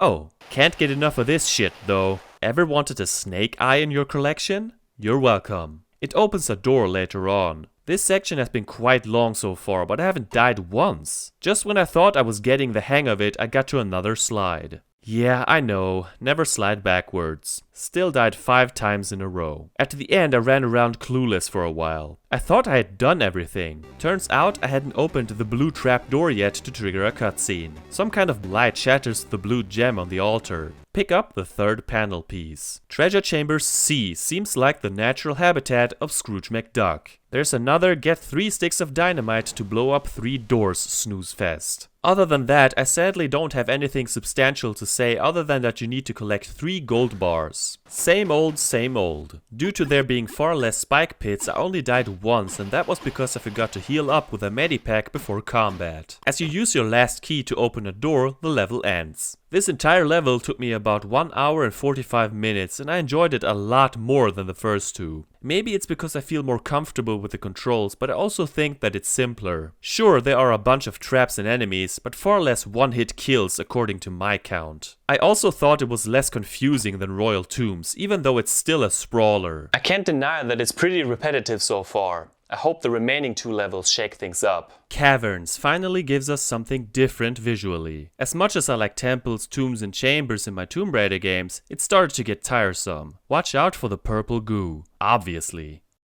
Oh, come on Lara, I swear I pressed jump. Same here. After all these hours I still mess up the jumps. Damn, how many times did Rambo clone himself? This level is filled with steam vents. They only drain a little bit of health, but that sound effect is disgustingly bad. Just like the bats. More nightmares about padded cells. Never thought I'd be this happy to see water. Watch out for the piranhas, which thankfully aren't as hungry as in TR3. This might be my favorite part of the entire game, honestly. I find it strangely relaxing, except for the sounds of the eels. It didn't take long to get to Caverns B, which is the final section of the level. This is the only stage without a C-section. Wait, that came out wrong. This map is also brimming with water, so I'm in a good mood. It's a bit weirder this time around, and you even have to swim through walls. They have a slightly different color, so it's not impossible to figure out. As soon as I'm on land, it gets irritating again. Can someone please turn off the steam vents? They're everywhere. Wanna see Lara go out in style? After a whole bunch of platforming and killing, it's back into the wonderful blue water. I underestimated the piranhas and let them kill me once. Fish gotta eat too. The goal of the level is to gather blue and red diamonds and place them at the bat altar. Yay, we get to worship those loudmouth vermin. Walk through the door to exit the stage. The next one has you jump over a lava pit to get to the save crystal. Thankfully, I made it. Caverns is the first level I genuinely enjoyed for the most part. The water parts are the best for me, and even on land I wasn't frustrated most of the time. Again, I think it's pretty samey overall, but I really think I'm getting better at this. Took me about an hour to win. Volcanic Temple is the final level. The setting is pretty cool, I mean hot. Seriously, how does she withstand such insane temperatures? Not only do you get lava pits and even more steam vents, but also fire traps and fire shooters. Great! The beginning of the stage gave me serious grief. First I just made a stupid mistake.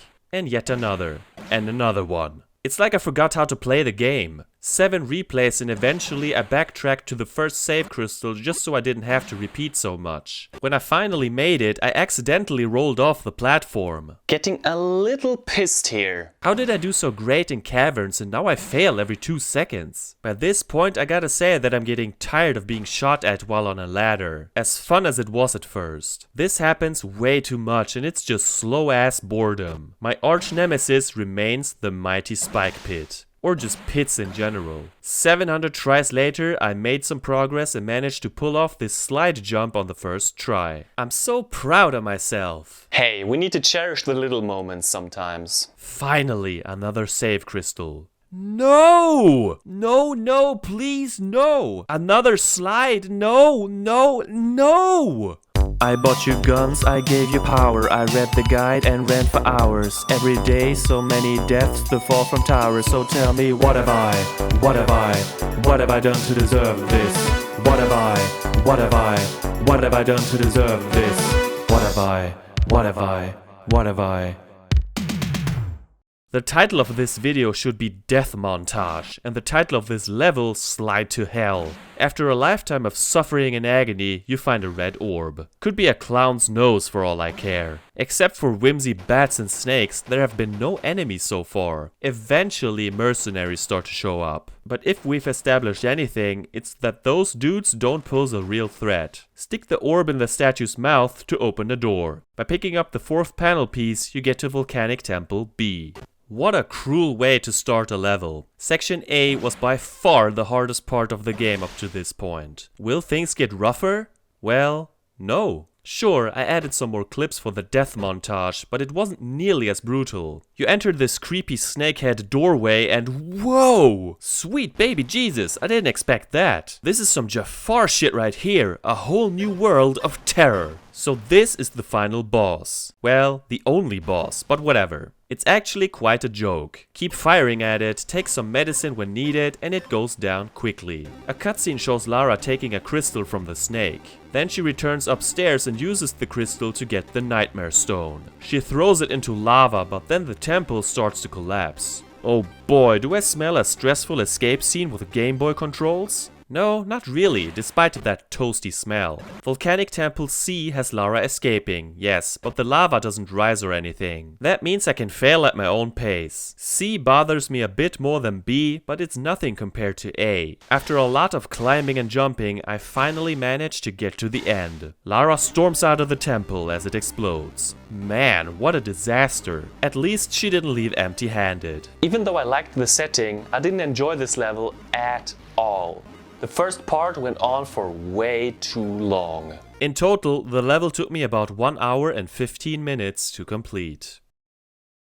It's time to wrap things up. After spending 8 hours, a full workday with this game, I can honestly say that we aren't meant for each other. I don't know if it's my controller or what, but the controls feel extremely delayed. I never felt in control of the running jumps. Pulling up her pistols usually didn't work immediately either. Like I'm pushing the button and nothing happens. This meant peak stress whenever I was under attack. On the other hand, I felt the D-pad was way too sensitive. I can't count how many times she rolled when she wasn't supposed to. When you take things slow, it isn't half bad, but as soon as you need to be snappy about things, I get anxious. It probably would have worked better with more buttons available. What they tried to achieve with the limited buttons of the Game Boy Color is quite impressive, but I couldn't get used to it and it left me wanting to play Oddworld instead. I know that's not a fair comparison. There are a lot of save crystals in every level, but I just hate being sent to the title screen after every death. Repeating sections over and over is mind-numbing. For what it's worth, the cutscenes are fine, even though it was a bit much text for my taste. Not a huge complaint though. I get that we're dealing with 8-bit limitations. Presentation-wise, Tomb Raider manages to be one of the best looking games on the system, I think. The smooth animation is superb, even though her arms look like noodles. Like on a technical level, they went above and beyond. The levels themselves look great too, and I appreciate when they include some larger objects in the background. It's not always clear which objects you need to interact with, so it's easy to miss essential items or where to put them. Things get monotonous by the third level, so I'm glad they spiced things up after that. It's hard for me to talk about the level layout. Personally, I didn't like most of it because so much of it looks the same and it gets disorienting fast. If you like these types of games, it might be right up your alley. Royal Tombs made my head spin and I think it's too large for its own good. My main gripe alongside the controls is the repetitiveness of it all. I don't want to know how much time I spend climbing ladders. It's pathetically slow and most of all, boring as hell. Basically, all you do is run back and forth, pull a lever or use dynamites to open a door, and occasionally shoot some low IQ enemies. Doing this for 8 hours is tiresome. Speaking of enemies, I find it odd that the supernatural foes only appear in the first half. Later on, it's only humans and the same old snakes, scorpions and bats. Feels kinda backwards. Another thing that bothers me is that even though I get instant deaths all the time due to pits, the rest is way too easy. If you pay attention, you'll never get killed by enemies because there are so many medipacks, it's ridiculous. They're everywhere. By the end, I just didn't give a crap if I took damage and just rushed past the darts and steam vents. Just take a medipack. That just shows how little I enjoyed this outing with Lara. I wasn't a fan of the audio either. Most sound effects are annoying. During gameplay there's no music and you don't even get to hear your own footsteps. So it's either bad sound effects or nothing at all. It's dead silence. And not a tense quiet, more of an empty void like an old Atari game. Do I even exist? Granted, I think the gun sounds fine. I also like the little jingles at the beginning of the levels and the cutscene music. In my ranking of the games I've reviewed so far, it obviously and without question goes at the bottom. So is this a fair review? Is the game just plain bad? As I stated before, this isn't the type of platformer I gravitate towards, so take that into consideration. I am well aware that I completely suck at this game. Like even at the end I made the same mistakes ad nauseum. These controls aren't meant for me. Surely there are people who love it and will tell you how great it is. Maybe you're one of them. That's fine, more power to you. I'm glad you enjoyed it and could adapt to it better than me. but I also think that many people will feel like I did and won't have a great time with it. It's been 24 years since its release and time hasn't been kind in any way. Some of the novelty has rotted away. If you're interested in what you're seeing despite my bickering, go ahead and try it for yourself. I won't blame you if you give up after a few minutes though. Maybe there's a chance you'll like or even love it, but I honestly believe that most Tomb Raider fans can skip it without missing much. You can watch my death montage if you want a good idea of what to expect.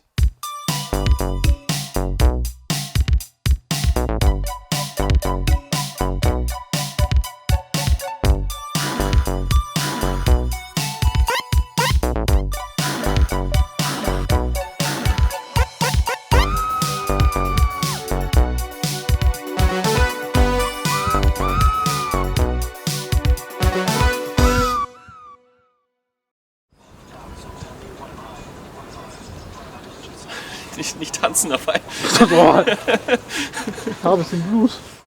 Yo GFrom, are you planning to get to Lost Artefact or Chronicles anytime soon? GFrom, please tell me you're planning a Chronicles and or Angel of Darkness vid. I know it's the weakest of the series and you probably don't want to do it, but when are we gonna have the grace of your review of Chronicles? Now that we finally have Tomb Raider The Last Revelation, I cannot wait for Lost Artefact and Chronicles, hopefully this year. Look forward to more content and who knows if you can bring yourself to cover TR Chronicles one day. I haven't checked the channel as I just found this video, but I hope to find TR4 and maybe Chronicles. Are you recording or planning for a Tomb Raider Chronicles review anytime soon? Would love for you to review the other games, Chronicles and Angel of Darkness. Please do the TR Chronicles. Yes, we are all looking forward to Chronicles. I love your review and your humor, can't wait for the Chronicles review. Will you record a video for Tomb Raider 5 Chronicles as well? When can we expect a video of Tomb Raider Chronicles? Any chance you are going to review TR Chronicles too? Speaking of which, are you doing Chronicles? I look forward to your review of Chronicles. TR5 Chronicles review, or is it not worthy? Oh dude, are you gonna play Chronicles? So, any plans to do one on Chronicles? Hope to see a review of the Chronicles. Will you be doing a Chronicles review? I would love you to review Chronicles. You'll do Chronicles review, right? I look forward to Chronicles. Next is Chronicles? Chronicles next? Be a man, dude, and skip the secrets, fucking pussy. And do a goddamn review of Chronicles. Do a goddamn review of Chronicles. Do a goddamn review of Chronicles. Alright, I hear ya. My friends, it's finally here. Behold my long-awaited review of Tomb Raider Chronicles. I hope you enjoy.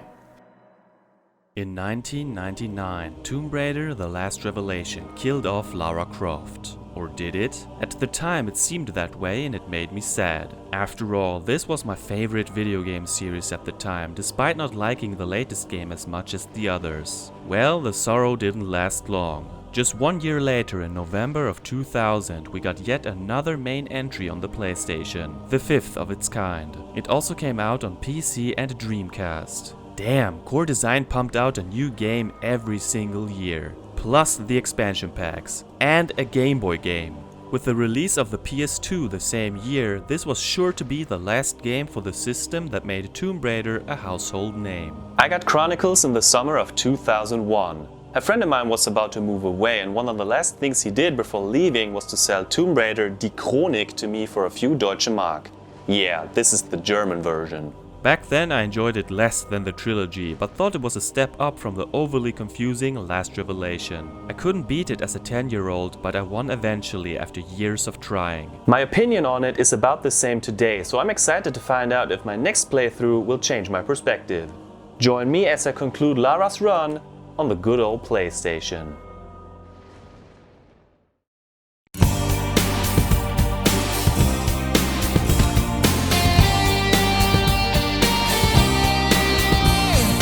GFrom, the gamer, the legend, he's come to show you the way in this world of games.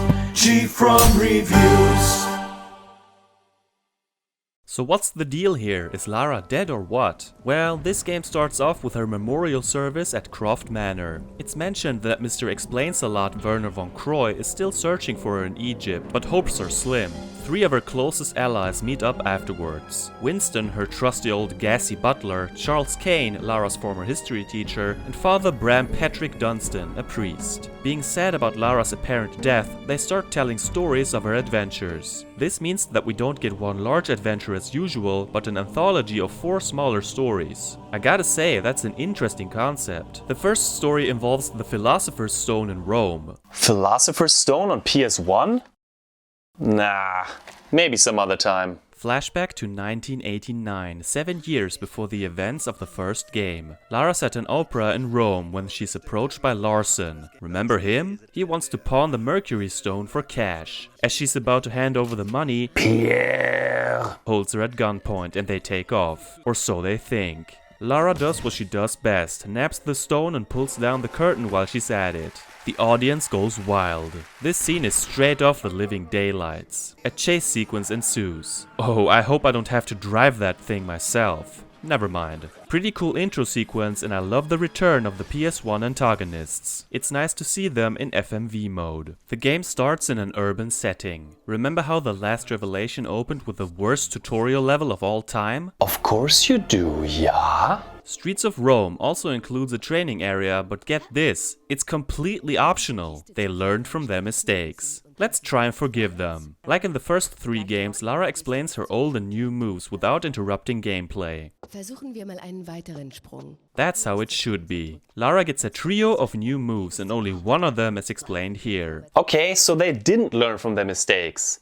Forgiveness revoked. Tightrope walking is introduced here, but we're skipping it. Down here are shelves. Lara searches them for items, but that's usually fruitless. I can't stand this because the animation takes a lifetime. Even though the tutorial is optional, it's smart to do it because that's where the first secret's hidden. So in a way you have to do it if you want all secrets. Whatever, I don't mind it. Like in TR2, almost every level has exactly 3 secrets. That makes it easier to track and check them off. Even better, you get rewards for finding them all. Take that, TR4, with your 70 stupid secrets. This time it's golden roses we're hunting. Unlike the dragons, however, they don't give us items as a reward for collecting all of them within a level. Now the real game starts and we're tormented by a TR2 Doberman. She sure loves killing dogs in Italy. To open a gate, we need to reach into the mouth of this stone face. Gross. Bats make a squeaky return as well, but this time they're invincible. Either run away or cower in the corner like a weakling. I usually run. Bats are creepy. Some doors need to be pushed open. Who needs switches? This game continues the trend of shoving forced camera angles at us for no reason. We pick up a golden key and shortly after the camera shows us exactly where to use it. Thanks, I wouldn't have found that out on my own. Inside, Lara finds the first garden key and gets attacked by our good friend Larson. He wears the same clothes as he would wear 7 years later. Well, Lara does too, so forget I said anything. Just shoot at him until he runs off. It's time to tightrope walk. Ah, tightropes. Reminds me of talking about Tomb Raider without pissing anyone off. This is a mechanic that I'm not too fond of, and you sure know why. It's slow and boring. 2 words that strike fear in my heart. All you do is walk forwards and press either left or right when she loses balance. It's not difficult or even intense, just time consuming. It doesn't take long to find the first weapon, the revolver. Aw yeah. Just a few seconds later there's a laser sight on the ground. What a coincidence. We can combine them to shoot at this lock, but we can also do it by ducking and shooting with pistols. Saves ammo. While picking up the second garden key, a swarm of rats come running at her. Same as with the bats, we can't kill them, so run. Using the 2 garden keys triggers a cutscene. First we get an overview of a garden with gargoyles, and then as she enters, another clip plays. As a kid, I geeked out when I saw Larson and Pierre argue with each other. Worlds collided. We get to a temple and the camera focuses on the bell. It doesn't take a genius to figure out that we need to shoot at it with a revolver. This gains us access to the temple. See those 2 raven statues? Pull a switch and they shatter, revealing doves. Okay, sure. So every time someone pulls the switch, some poor bastard needs to recreate the ravens? Or re-chisel them, I guess? I'm not a stonemason. The dove pedestals need to be rotated. Can't do that with ravens, silly you. To make it past the battering ram, we need to shimmy around the corner, a move first introduced in the 4th entry. The second dove opens a door at the base of the temple where we find the Saturn Stone. Thus the level ends and Lara is once again ambushed by Larson and Pierre. Ooh, poor Larson. Shooting pistol bullets at him, yeah, fine. But taking a knee to the macadamias goes too far. They take the Saturn Stone away from her. Larson places it in the receptacle and... see for yourself. As if he hadn't suffered enough. Because this game essentially uses the same engine and menu as The Last Revelation, we don't get any statistics at the end of the level. You can look up some stats in the Timex TMX. Yeah, Timex. There was some marketing deal between Eidos and Timex, but I honestly couldn't care less. Streets of Rome is forgettable. I'd rather play Streets of Rage.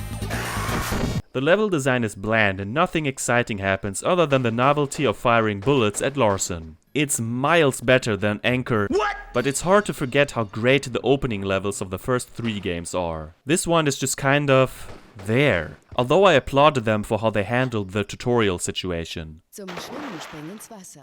In Trajan's Markets, we blast open a box with a crowbar and open a nearby door. After some tightrope walking, we get to some kind of gear mechanism. Ooh, a puzzle! Pull this rope 3 times, get to a second rope, and boom, puzzle solved. Because Lara's smart and doesn't throw away her crowbar after one use, we can pry out this gold coin which is inserted at the giant statue. Let's go for a swim. Nah, we hardly stay in there long enough to get wet. What in the actual F is that? Some kind of Roman tourist attraction?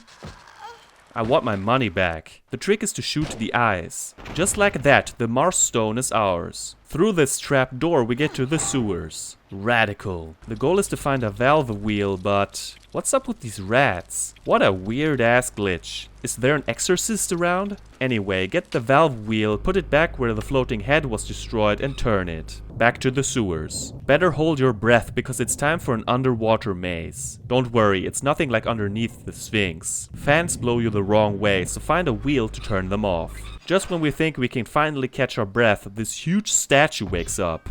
Good thing we just found the shotgun. Even though he shoots energy bolts with his sword, he's not a big deal.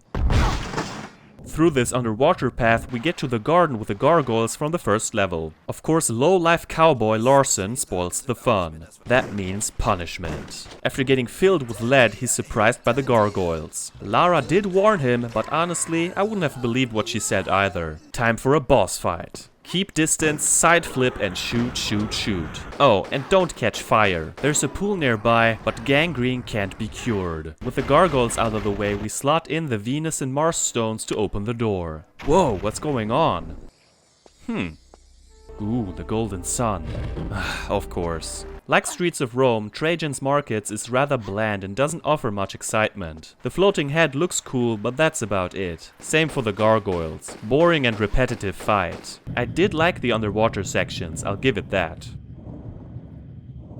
The Colosseum, not to be confused with Colosseum, starts underground. Smells like death. As we step through this narrow path, the floor starts to crumble. No, I don't want to burn to a crisp like my doppelganger.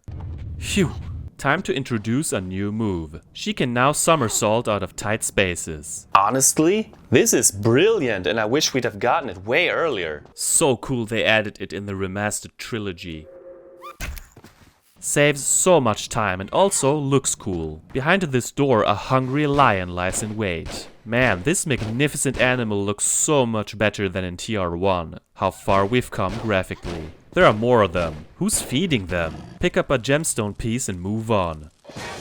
Jesus Christ, where did this guy come from? A fucking gladiator? Now we know who's feeding the lions. In an alcove we find the third and final weapon of this chapter. Uzis. Now we're talking. Next up is a gigantic cave where the second gemstone piece is found. Getting it requires some skill. By pulling a rope thrice, a pedestal is raised, but only for a limited time. The first time I was too slow, but then I got it. Combining the gemstone pieces creates the gemstone. What a twist. It looks like the cookies my late grandma used to make. Makes my stomach roll. Let's continue. What is it with this game and trapdoors? Lara's in some deep shit as she dangles from a ledge above a pit. Did I just rhyme? Lucky for her, Pierre shows up and saves the day. Lara promises to not lay a finger on him and even give him the gemstone if he pulls her up.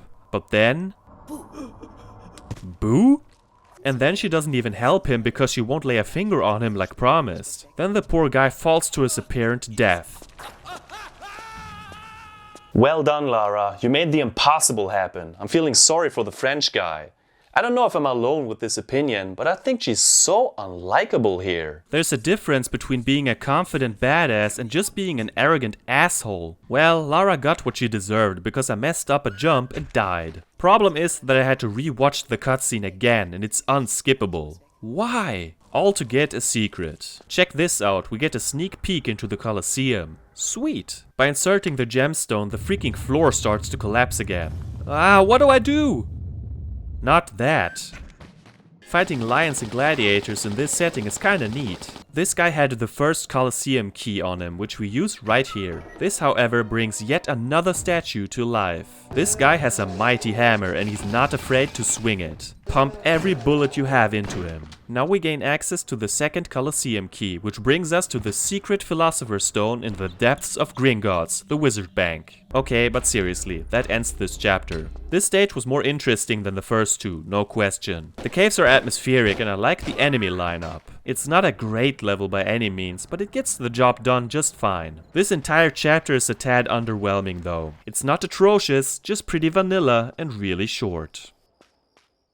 Flash forward to 3 guys sitting in a dark room. It's time for Charles Kane to tell a Lara story. This one takes place at a Russian naval base in 1995, 1 year before the events of the first game. A nuclear submarine was after the Spear of Destiny, but it never came back. What did Lara do this time? Kane was smart to just fuck off with his snowmobile. I should mention that you don't keep the inventory from the previous chapter, which is why you shouldn't be stingy with ammo in this game. It makes sense, this chapter takes place 6 years later. Of course she doesn't have the exact same stash of weapons, bullets and medipacks. Unlike the unfinished business level Atlantean Stronghold where she kept her inventory from the future. Another thing they fixed in the remasters. The base starts in a storage room and some bully trying to squash Lara with a crane. How rude. Luckily, it's too slow to hit you.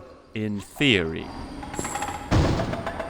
While it's following us, we need to find a silver key in a locker which allows us to brutally kill some dudes in a control room. One of them has a swipe card and there are also some Uzis in the locker. Gearing up early. The swipe card gets you lots of places. Back to killing dogs. This time it's a German Shepherd. She got bored of eliminating Doberman. After jumping across several crates, we get to the bully. Leg shot. She rips out parts of the wall with a crane, like one does. This path leads outside. Hey, there's the submarine. It's completely pointless to jump into the water, but I wanted to see if she freezes to death. She doesn't. Good. By the way, it seems Lara got more used to the cold over the years. Here she wears long pants and a wool hat. 2 years later in Tibet she's running around with shorts. Probably takes an ice bath every day. The goal is to get on board the submarine, but how? First and foremost, kill soldiers. One drops another silver key. Using it triggers a cutscene. The 2 men talking are Mikhailov, a scumbag mafioso, and the Russian admiral Yarofev. They don't get along too well. The mafia guy basically bribed the admiral for the use of the submarine, and just acts like a dick in general. This door confused me. I don't think you can open it. Why is it here? Be sure to check out the locker room because you'll find both a fuse and the Desert Eagle. What a triumphant return. The final secret has us open this hard to see grate on the floor and swim through a lengthy tunnel. On the way we get pelted by snipers. They can drain your energy fast, so combine the Desert Eagle with the laser sight and deal with them quickly or find a position where they can't see you. Insert the fuse in this machine which turns on some fans. Damn dog, not a good boy. By pressing a button, the crane outside rotates, which allows us to jump onto the box and then the submarine. She beats the crap out of Duke Nukem or Guile from Street Fighter and infiltrates the sub. The base is a solid level all the way through. The setting is more interesting to me than Rome and it's neither too easy nor too cryptic. This quest keeps getting better. Onward we go. Economy class. A few moments later. Lara is discovered by Yarofev and 2 other guys in the cargo hold. They take her prisoner and the level, the submarine, begins. How do we escape? At first it seemed hopeless, but then I noticed a broken handrail. Sure enough, that's our new crowbar, the MVP of items. In the ventilation ducts, live wires look like a threat, but they're just here for show. Through a trap door we get to a storeroom where we find a battery in a drawer. While still in the duct, she overhears a conversation between Mikhailov and Yarofev. The former is not amused about the captured spy and wants her disposed of. One eternity later. We leave the ducks and find the kitchen. Oh, I forgot to mention, they took all of our weapons. We're bare-handed. So how do we deal with this cook? It might not be too obvious at first, but that MVP can do more than open doors. Swing! Damn! That guy is fucking dead. I love you, Crowbar. His bronze key gets us through the next door. Here we find a silver key and our dual pistols. Both the key and the guns are used within seconds. Obviously we're killing everyone on board. What else are we supposed to do? This isn't From Russia with Love, Lara. No, this is Tomorrow Never Dies, Lara. It's definitely not GoldenEye, Lara, because she doesn't hide in the toilet. Later we find another battery, an aqualung, and the shotgun. One of the secrets is hidden in a crate we need to pry open with a crowbar. What, you didn't notice the oh so obvious cracks in the wood? Is it safe to fire guns in a torpedo room? Asking for a lunatic. As we enter the diving suit area, we kill more mafiosos and sailors and pick up the suit console. Combine it with the aqualung and attach it to the yellow suit. Then combine the two batteries and insert it into the console. Lara puts on the suit and the level ends. Oh lord. I gotta say, this stage is a gem. The setting is claustrophobic, and even though the ventilation duct goes on for a little too long for my taste, I enjoyed exploring the submarine. It's not that big, so you shouldn't get lost too frequently. Best one so far. Deep Sea Dive has us on a deep sea dive outside the submarine. It comes with a flashlight, so it's not as pitch black as in Lutz fucking Gate. Yeah, I know the submersible had lights, but the controls were terrible. This actually controls quite well. No complaints here. And there's no need to get air, so what's not to like? This is the only stage with just one secret, by the way. The next one has 2, and then the remaining levels all have 3 again. Anyway, the goal is to find the Spear of Destiny. On our way we encounter mini-subs that shoot torpedoes. As long as we're on the move, they're no real danger. Might as well be for decoration. Just a few moments later, the artifact is discovered, but then the ceiling starts to collapse. Of course it does. Unfortunately, the suit is damaged. With air running out, it's a battle against time to get back to the submarine. It's just the same way back. Made it. This is by far the shortest stage, but also one of the most memorable. Sure, I wish there was more to it, but I'm glad they switched up the formula a bit. Back in the submarine, she's warmly greeted by the Mafia. Mikhailov takes the spear, but of course that action bites him in the ass. Or rather, the entire crew. Things could get ugly. The final stretch of this level is appropriately called Sinking Submarine. Even though it's the same setting as The Submarine, they couldn't be more different. Certain paths are blocked and we get to explore new areas. The water never rises, but it's still tense. We're sinking forever. Alarm! Alarm! Some guys survived, but we're taking care of that. Oh boy, this just keeps getting worse. At least we get our Uzis back. Word of advice, don't step into the water. Thank me later. A guy drops another swipe card. I was wondering if we would enter this door at some point. This leads to control rooms where she finds a wounded Admiral Yarofev on the floor. Lara offers to help him and he tells her that the escape pods have no internal air supply. Let's search for oxygen tanks then. Is he dead? He gave her a silver key, so I don't think so. Shoot at this vent cover and enter. Here's a switch that turns the electricity off. It's dark as shit, but at least we don't get electrocuted anytime soon. The next control room offers both the Desert Eagle as well as a nitrogen canister. With the electricity off, this path is safe. Open the door with a key and enter the state room. The only thing we do here is search the lockers for the oxygen canister. 2 more guys show up, one of which has a bronze key that's really easy to miss. It's only for an optional secret anyway. Place the canisters in the escape pod and the level ends. Again, Lara offers to help the Admiral, but he babbles something inane about wishing for the same fate as his ship. Well, okay, bye-bye then. Enjoy your tragedy. Lara is then reunited with Charles Kane and all is well. Not for the Admiral though. Sinking Submarine might be my favorite level from an atmospheric standpoint. Being in this scenario would be a personal nightmare for me, which adds to the tension. I ran around clueless for a little while there at the end, because I couldn't remember where the pod was. It does look a little samey in places. But overall, this entire chapter is pretty good. I have no major criticisms really. The setting reminds me of the sunken ship part in TR2, but I actually prefer this one. I'm surprised how much it won me over. It's story time again. This time Father Patrick whips out a tale from way back when Lara was a teen in 1982. That's 2 years before the events in Cambodia, making this the earliest adventure on the PlayStation. Lara's staying in Ireland with Winston at this point in time. She calls Father Patrick to an island due to its weird lights and manifestations. No, don't! She's too young! Phew. What were they thinking? Come to think of it, it's the first time we see young Lara in FMV mode. Something's off about her. Those eyes, man. Maybe she's the ghost. Patrick takes a boat to the island and Lara sneaks on board. Be prepared for a spooky setting and a huge tone shift.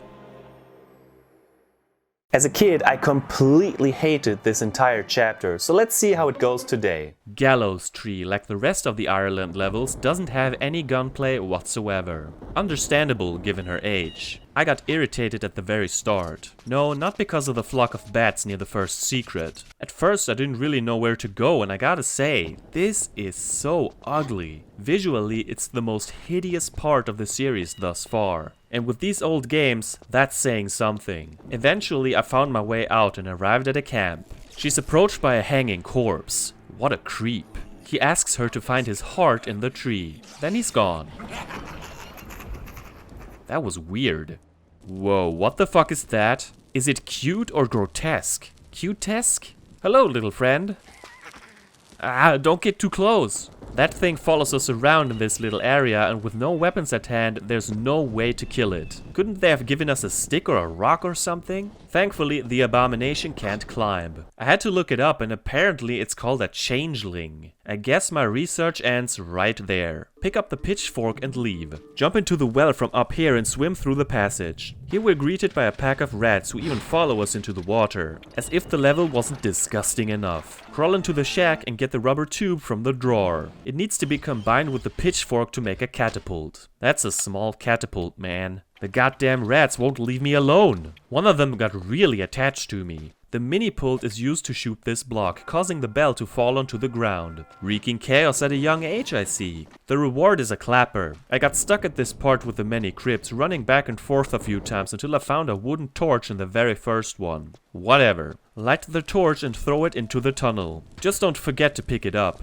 Classic TR, the fire is behind the ladder. Eventually we reach the root of the tree, so of course we burn it. Reminds me of the sprinkler in Chambers of Tulun. Though this one is a bit easier to figure out, I guess. Picking up the heart triggers a cutscene. Father Patrick is arguing with some mysterious voice in a pit. A demon? As he sees Lara, he's irritated at first, but then gives her directions. Bro, you can't leave her alone in this place. What kind of a priest are you? We place the heart into a niche and... oh god, there are so many of them. Do something, Lara! She throws the clapper at them, which does the trick. If you somehow missed it, you wouldn't be able to continue because they'd just overpower you. Cross the upcoming bridge and this stage is done with. Even though I made it through just fine for the most part, I didn't enjoy my time here too much. There is nothing horrific with the level itself, but those visuals really put me off. It's not as bad as I remembered, just not really my cup of tea.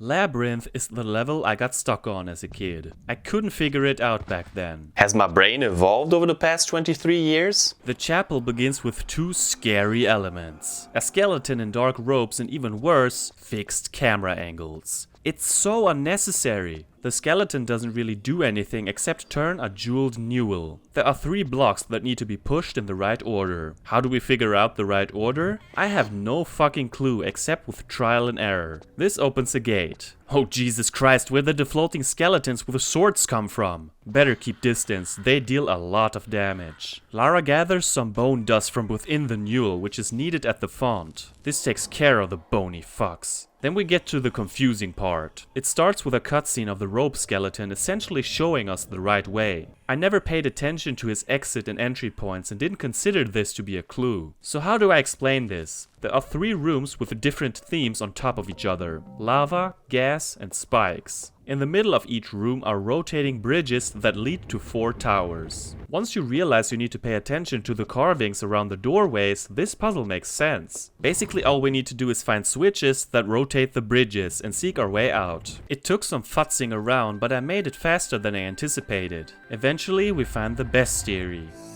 Oh god, are these air wraiths from the last revelation? Thankfully, no. They're just happy little lights that dance around and show us the path forward. How helpful! This stage is full of weirdos that act as guides. Next up is another labyrinth, hence the name of the stage. Make sure to follow the lights, but watch out for monsters, holes in the floor, and even more weird camera angles. As if it wasn't stressful enough. A cutscene starts at the coffin. What happened to your hair, father? He's so casual about Lara's safety, it's head-scratching. Yeah, so Labyrinth wasn't bad at all, now that I finally understood the concept of it. At the age of 10, it was too much for me though. I can't say that I love it or anything, but I enjoyed it more than Gallows Tree.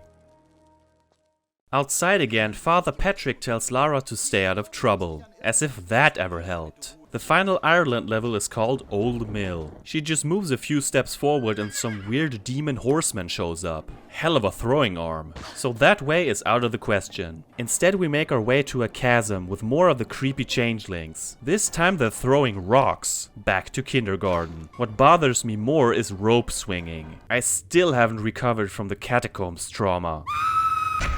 I messed up a few times, but nothing too dramatic. With a lit torch we can scare off the changelings. Just throw it on the ground and they'll run in circles for all eternity. It's quite hilarious actually. Oh, you are so ugly. See this metal fence? See how one of the bars looks different? I sure hope you noticed, because it's our new crowbar. I wish I could smack the little demons with it. Next up is a series of jumps that I managed to screw up. Quite embarrassing for a so-called Tomb Raider veteran. With the crowbar we pry out some chalk out of a chalk boulder. Didn't you know? It's a hobby of mine. Watch your step, it's slippery. That camera angle doesn't help. Of course I didn't save, so I had to replay this part. Back to the jumps of shame.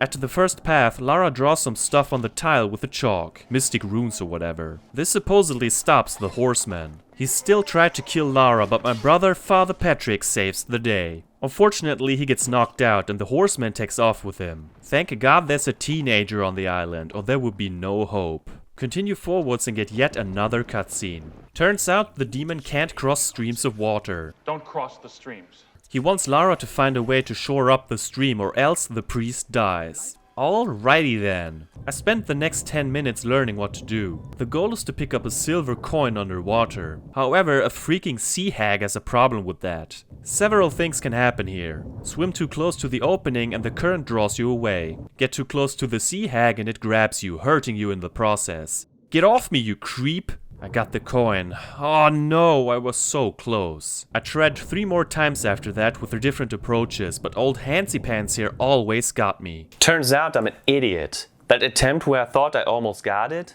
Well, I got it. Should have checked the inventory. Classic GFrom bullshit. Place the silver coin in a cage and trap that atrocious monster. What happens now? Some changelings winched the cage up. Oh God, that's messed up. With the sea hag gone, we make some progress and get into the windmill. Get ready for a timed sequence. Use the wheel to open a door. The third and final new move is introduced here. Kinda late. Lara can swing around horizontal bars. Not exactly a brain teaser. The timing is tight however, and it took me a few tries to get in. Grab the switch to slow down the water streams. This place gets more unappealing by the minute. Time to rescue the priest. Get up to the barn roof, make your way to the small mill and turn the gear to stop the water wheel. The demon is finally free, but deep down he's still an asshole. An asshole that can only be paralyzed by Lara reading from a book. Ach, halt die Klappe. What she said. And so they leave the island for good.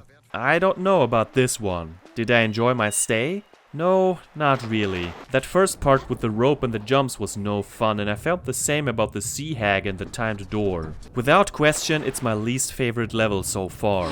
I grew sick of this setting. The visuals turn me off, and for me, these are the ugliest environments in the entire series. Some parts look nice, but mostly I just want to look at something else. Labyrinth turned out to be surprisingly cool, but I didn't care for the rest. The novelty of playing as young Lara wears off fast for me.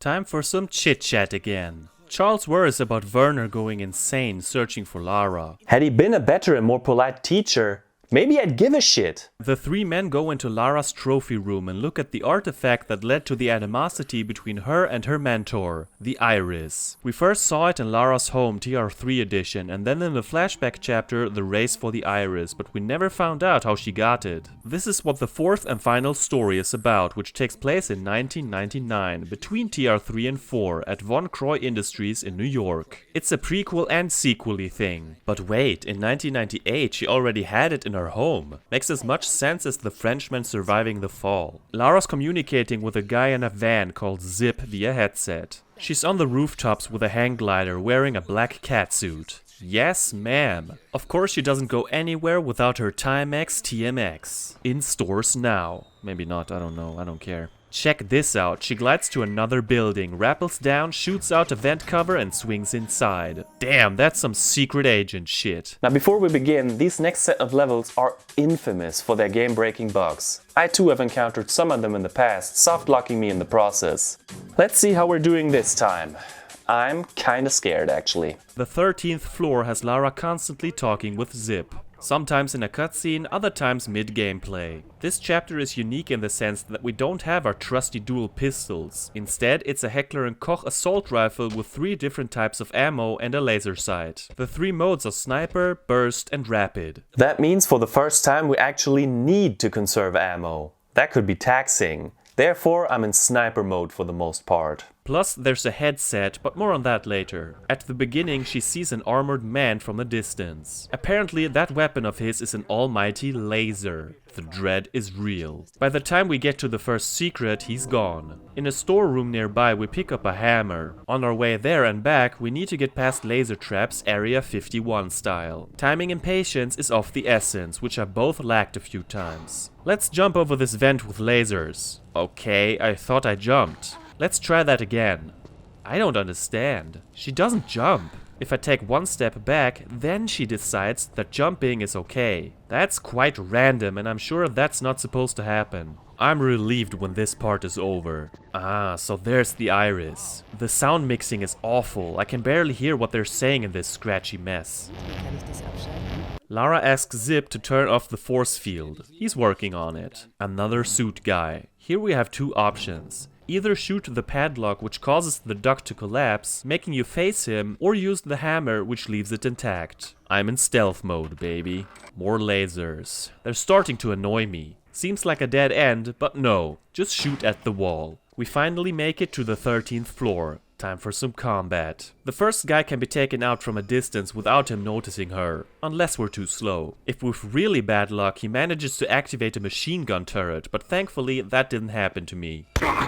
Let's take a detour around the laser field. One of the guards is taking a nap. What a dummy. Again, there are a few different takes on this scenario. Wake him up and he'll call for backup and activate another machine gun turret. Better sneak up to him and steal the high-level access card. Now should we decide to let him live, we'll eventually have to deal with 2 more guys. Best solution is to kill him in his sleep. Classy.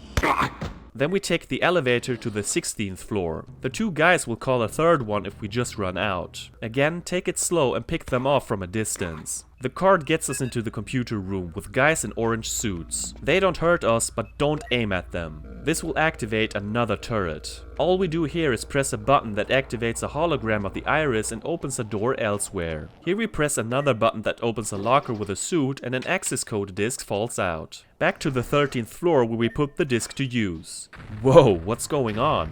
We need to get down this pole, but it keeps exploding in a regular pattern. It's a matter of timing and poor Lara had to suffer because of my utter lack of it. In a storeroom we find a cloth. So far we have avoided them, but now it's time to face one of the armored guys. I made a mistake here. The best way to get rid of him is to creep up to a door, use the card, get a vial of chloroform, combine it with the cloth and take him out with it. I didn't get the vial until after I killed him. My approach was to shoot him in the face, which can be tricky with the PS1 D-pad. The problem is that this method triggers a second guy and he got me several times. Check this out, bugs in a cage. Oh god, leave me alone! Another guy drops the Iris lab access, which is useful right away. This next part gave me some trouble. A guard activates a turret if we don't kill him fast enough, which I didn't. Why I just didn't reload, I don't know, but at this point I was under constant fire every time I ran past it. Zip tells her her to not kill the worker. If you do like he says, a cutscene shows Lara forcing the worker to open the door. Then she knocks his ass out. This leads to the last stretch of the level.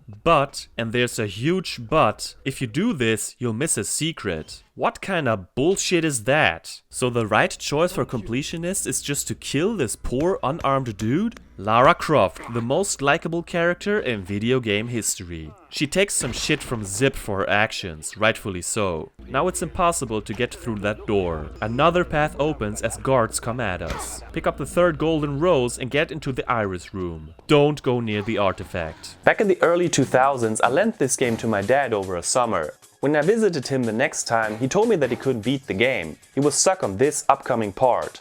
I never made it that far myself at the time, but I gave it a few tries. I couldn't do it either. Basically, we turn off the force field with a switch. This only lasts for about 20 seconds. Run down the stairs and pick up the iris. Sounds simple enough, right? Well, no, not at all. Timing is airtight, and worst of all, we have to deal with bullshit fixed camera angles again. My dad and I both couldn't stand to play Resident Evil at the time, so now you know where we're coming from. Even today I struggle with this stuff. On my fourth try I made it, but got irritated every time I ended up stuck on a corner. After getting the iris, we leave the level. Man, compared to the other stages we played so far, this one is pretty damn long. It's drawn out and filled with trial and error. I'm a huge fan of the setting and enjoy the spy aspects of it. But oh boy is it an irritating endeavor, especially that fiasco with the third secret. Not bad at all, but flawed. At the beginning of Escape with the Iris, Zip gives Lara some words of advice. He urges her to store all of her metal items, including her weapon, in a tray. I'll show you what happens if you don't. Alarm! Alarm!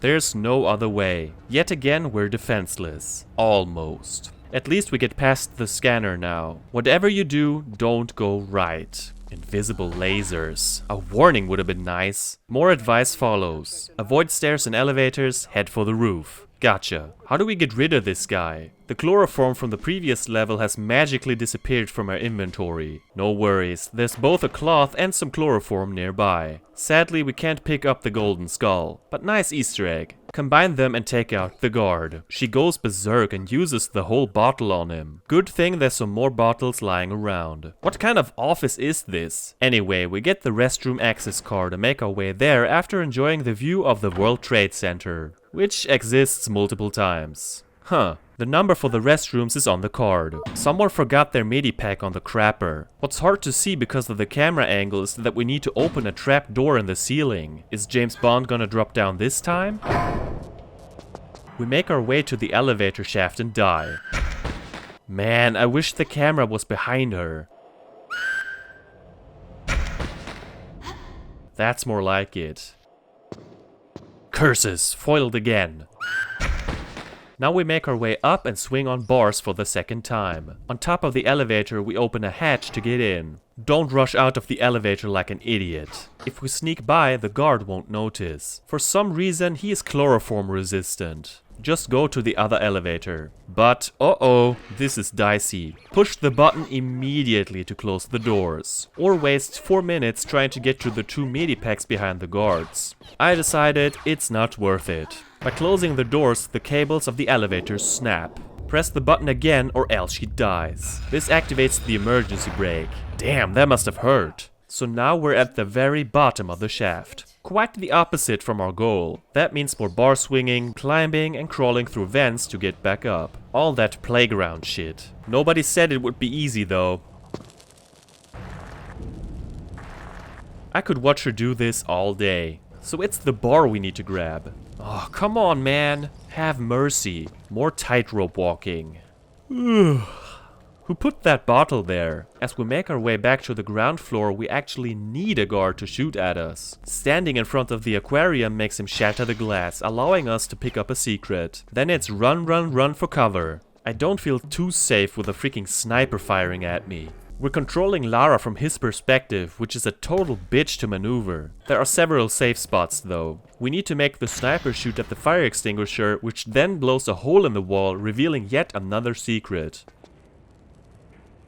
A button deactivates some lasers. Oh, and the floor is electrified. Lovely. For a third time, someone else needs to do the dirty work for us. Make this guard shoot the second aquarium. The water makes it safe for us to push this button and continue. The door closes behind her, but someone's cutting through it. Time is ticking.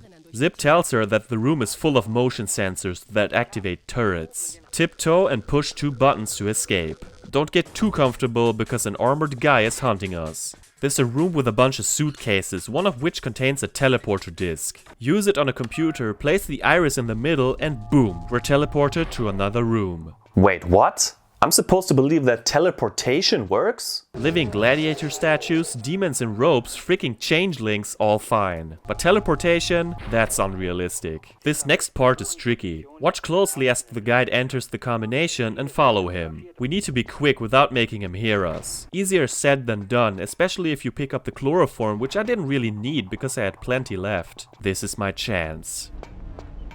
Ah, come on! Finally! This button deactivates the scanners in the beginning of the stage. We're back where we left our weapon and pick it up. Shoot at the fire extinguisher, which blows another hole in the wall and ends this stage. Even though it continues the trend of being annoying, I didn't think it was as frustrating as the last one. I consider the lack of combat as a positive because I'm not a rifle fan. I died many times, but I feel like most of these failed attempts were my own fault. Overall quite decent, not more, not less.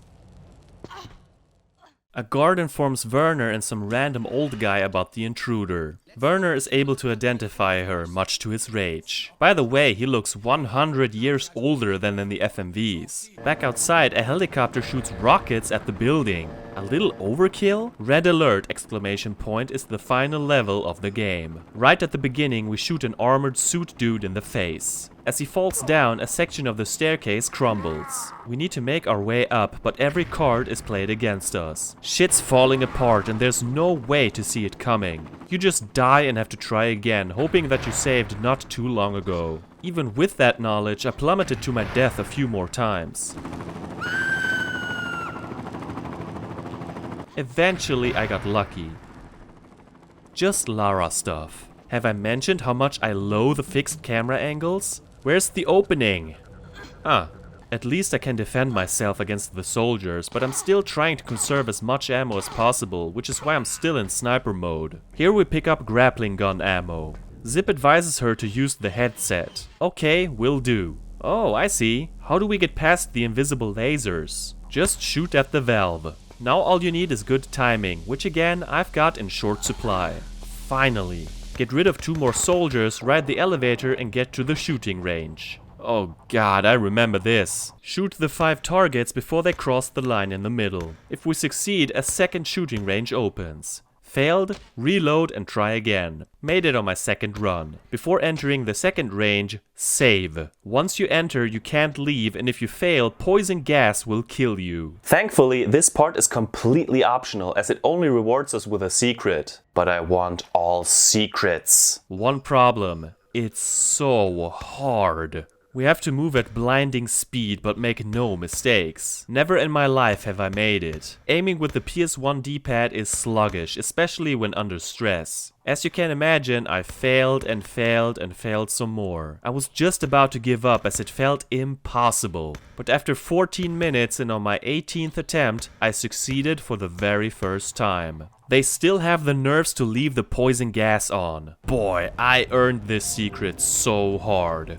What the fuck was that? Am I blind? The green lights don't hurt, so snatch the grappling gun on the rack. In the storage room we're attacked by a soldier with a faceplate. Headshots aren't the solution. As I was preparing to use the grappling gun, I began to remember my last playthrough a couple of years ago. Back then I managed to softlock myself because I missed some grappling gun ammo in the previous room. The problem is that once you leave the storage room, there's no way back into the armory. That is some horrendous game design right there. If I remember correctly, I managed to get through with an all items cheat, but still, this shouldn't happen. So I went back to look for it and couldn't believe how easy it was to miss. Look at it, it's almost impossible to see. Aim the grappling gun at the grate on the ceiling and swing towards the wall. Yes, we can climb on this part. Now we make it all the way back to the beginning, past the lasers again. It's here that we need that second grappling hook and swing into the burning building. We take the elevator down to the lobby and are attacked by 2 SWAT team fellas descending from ropes. By this point I've switched to burst mode.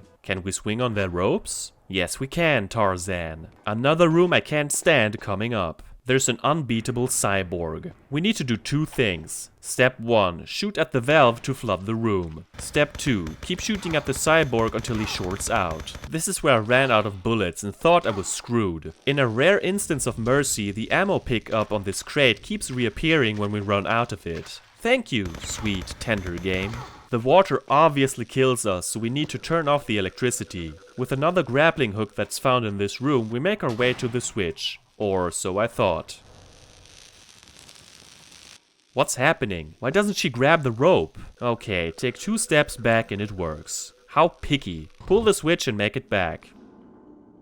Damn, that was a close one. Now we can pick up the key bit from the cyborg. But uh-oh, the grating over the duct is shut. Get back up again, swing to the switch and turn on the electricity. Then make it down. It's so tedious. Let's get the hell out of here. Let's get the hell out of here. Let's go. This next part is fucked. While crossing this hall, the freaking helicopter fires machine guns at us and the exploding yellow tanks. Either dash through or shoot the tanks yourself, which I don't recommend. Damn fixed camera angle, I hate you! Duck behind the bar and press the button. What was that? For 1 frame it showed something. Let's see the replay. It's just a door. Odd. Make it back without dying. How lovely, another cyborg. Not stressful at all! Speaking of stress, the next section is a bunch of gas chambers. Great! First we trap the mecha dude in a room. Then we clamber through a series of gas chambers where we find the 36th and final secret of the game. A little later we pull a switch that releases gas in the room where the cyborg is captured. After it's dead, turn off the gas and make it back. I just ran past the 2 soldiers as I just had 3 bullets left. Pick up the second key bit from the cyborg and combine it with the first to form the helipad key. Back in the lobby we say farewell to Zip, insert the key and finish this horrible, horrible level. A final CGI cutscene shows Lara escaping in the most badass way possible. The 3 friends toast her memory and Werner finds her backpack. So she's alive after all? Then the credits roll. Anyway, red alert exclamation point is by far the worst level of the game. This time I didn't encounter a single game-breaking bug, but just check out Stella's walkthrough to see how much shit can happen. My problem with it is that it relies too heavily on trial and error. It saps away the fun, although the premise is quite cool with the helicopter chasing you and stuff.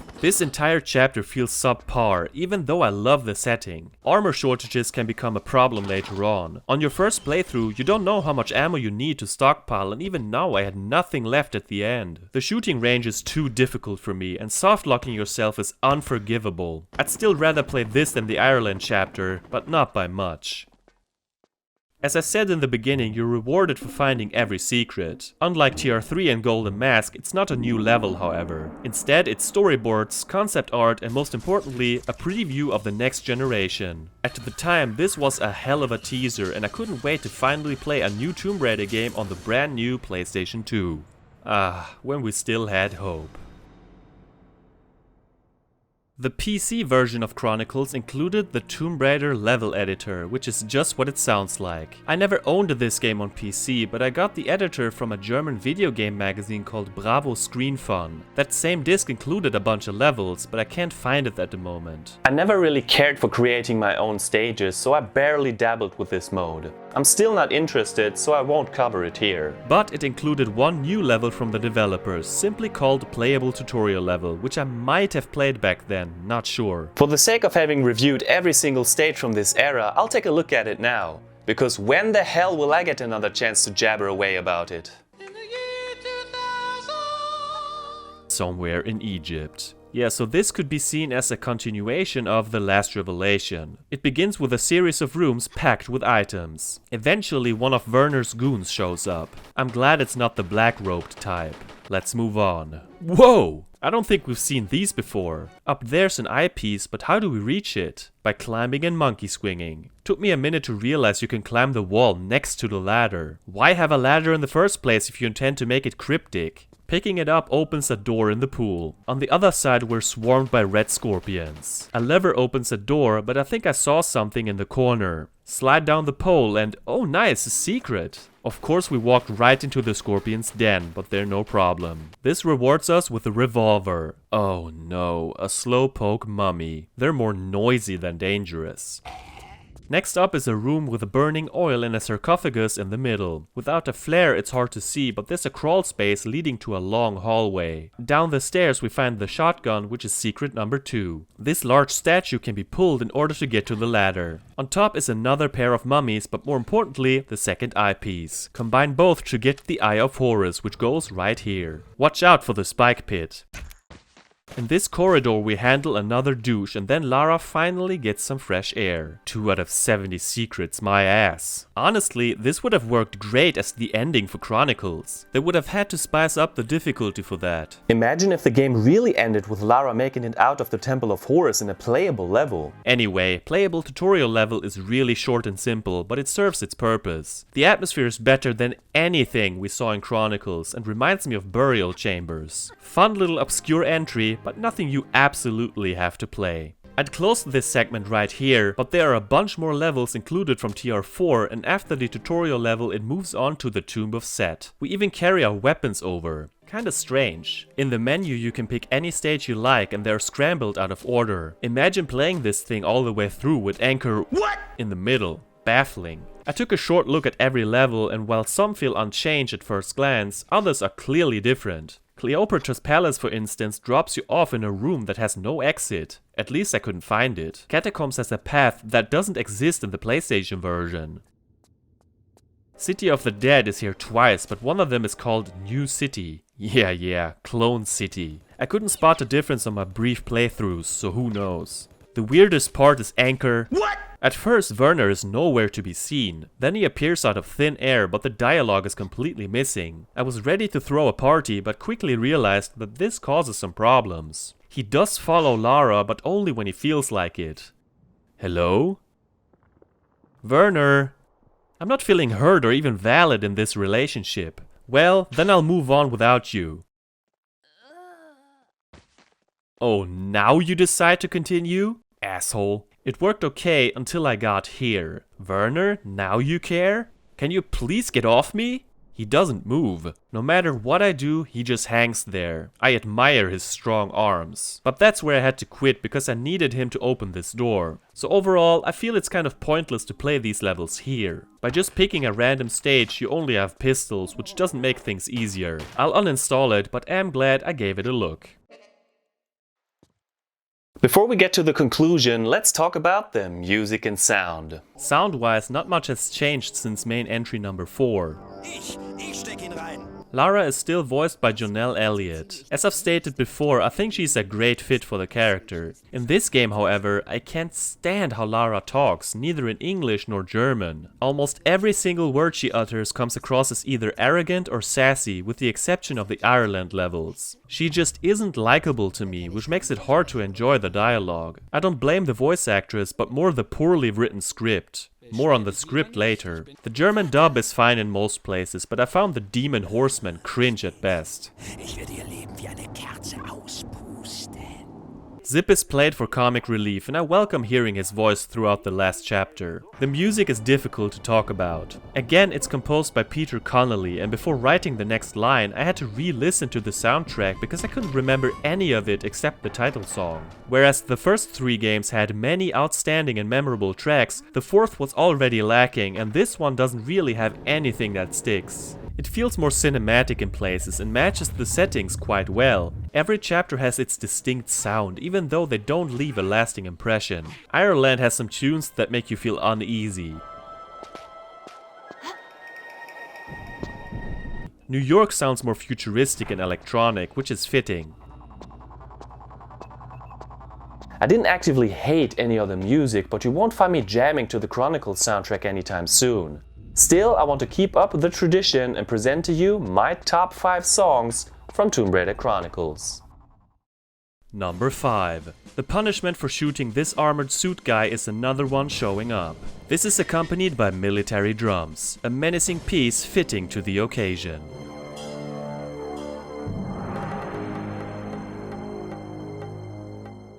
Number 4. When you enter the cave in Colosseum, this mysterious track kicks off. In a way, it brings us back to the old days. Can't go wrong with classic Tomb Raider chants.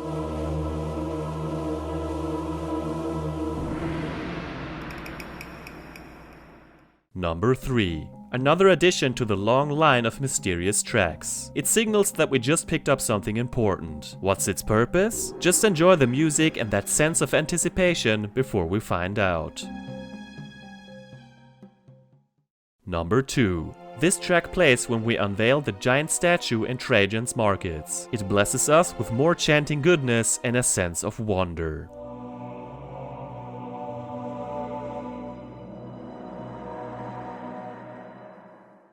Number 1. Although I think it's far from the best theme song, it's a haunting fit to the memorial setting with its church bells and heartbeats. It captures the mood better than any other track on the disc.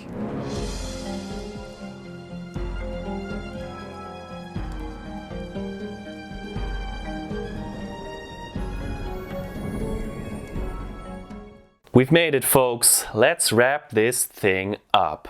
Tomb Raider Chronicles is a deeply flawed game. But not all is negative. I like that they return to a linear level structure. All 4 chapters differ a lot from each other and they're mostly memorable. None of them are top tier sadly, but for me, Russia/Submarine stands above the rest. The setting is unique, claustrophobic, and I enjoyed every single one of the levels. Rome is alright too, although very by the books. Doesn't stick out in my memory. Ireland wasn't as bad as I remembered, but I can't stand the setting and premise. Finally, Von Croy headquarters has an amazing setting, but the gameplay is aggravating. I didn't get stuck too often this time around, but sometimes it's unclear what to do next or what you can interact with. How would you know to knock out the cook with the crowbar or use the catapult at this specific spot? It's a wild guessing game sometimes. Missing essential items is a bitch too and potentially game breaking. That's especially a problem when you consider that they kept the awful save system from the last revelation. There it kinda made sense because of the whole interconnected levels thing. But here I genuinely don't understand why they couldn't do it like in the trilogy. Again, one save file takes up 2 honking blocks on a PS1 memory card. With all the shit that can happen and ruin your game, that will most certainly become a problem. I had to create 3 virtual memory cards on my PS3 to get a save file of every level. This time I got lucky as nothing noteworthy happened. I still don't like the menu, but it's not as bad this time because there aren't as many items to scroll through. The music is unremarkable and the voice acting serviceable. They tried a more cinematic approach because cutscenes interrupt the gameplay every so often. I'm conflicted about it. On one hand, I like getting more out of these short stories. On the other hand, some of them are bloated and unskippable. No, not even with L1. Especially the ones in Ireland got on my nerves a bit. It breaks the flow of gameplay. But let's talk about the dialogue for a second. Why is Lara so unlikable? Like, we get it, Lara's a badass and doesn't need anyone, yada yada yada. That boom moment is the absolute bottom of the barrel. Is this supposed to be amusing or cool? Am I the only one who feels that trilogy Lara wouldn't act this way? It leaves a sour taste in my mouth. That's a shame because I enjoy this bookend premise of 3 guys sitting in a room telling stories. It could have been amazing. Imagine for a second that the following chapters didn't exist in previous games. What if Chronicles consisted of TR1 Egypt, the submarine stays, then TR2 China, and then TR3 Nevada? I'm just daydreaming here, but this game had so much potential. It comes across as lackluster and rushed. Even at the time of its release, I understood that something was off about this game, but couldn't quite put it into words. It obviously didn't get as much love and attention as its predecessors, which their developers even have admitted since. They were completely burned out by this point. Understandable, they released a new main entry every single year, and this was number 5. Although I only straight up dislike 2 of the levels, most of them are mediocre. In my ranking of the games I've reviewed so far, I'm still placing it above The Last Revelation. As flawed as it is, it's not nearly as cryptic, confusing, monotonous or drawn out as its predecessor. I'd play Chronicles over Revelation any day. Most levels are really short and only the last 4 had me die or fail frequently. The rest was mostly a smooth ride. Plus it's nice that Winston is more than a farting, freezer-loving slave for once. He does have feelings after all. Do I recommend this game? Only for die-hard TR fans. Casual players can skip this one without missing much. It doesn't have the same magic as the first 3 games I fell in love with at a very young age. Nonetheless, I see myself revisiting this one sometime in the distant future, if only for the first half. Now before you all start asking the obvious question, let me say one thing. I'm not strong enough. Let me work on that, and one day I might say, I feel stronger now. As for now, I'm glad I finally managed to tackle all of the PS1 Tomb Raider games that I grew up with. There sure were some ups and downs over the years, but I'll always look back at this time of my life with fondness and love. Playing Tomb Raider or watching my dad play was an event, an exciting adventure that captured my imagination. For that, I'm beyond thankful. Always. After the final Tomb Raider game on PS1, Chronicles, fans were eagerly waiting for the first entry on the next generation console, the PlayStation 2.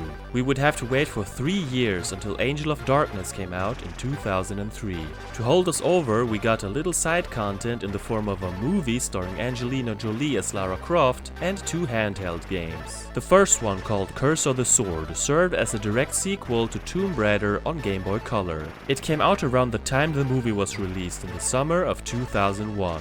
It's the first time we see the words Lara Croft set above Tomb Raider on the cover. Just some nerd trivia for you. It was again developed by Core Design, but this time Activision published it.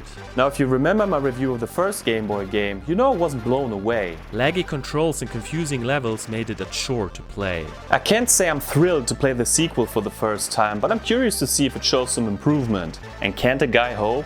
Join me as I tackle yet another 8-bit Lara adventure.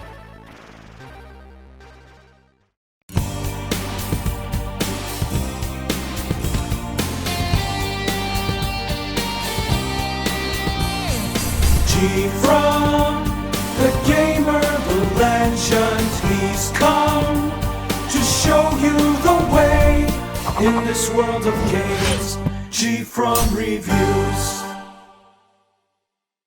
Remember how the first GBC title had this amazing beat on the title screen? Taking my time to perfect the kill, and I still got love for the pill. It's the Lara. We're off to a good start. Check this out.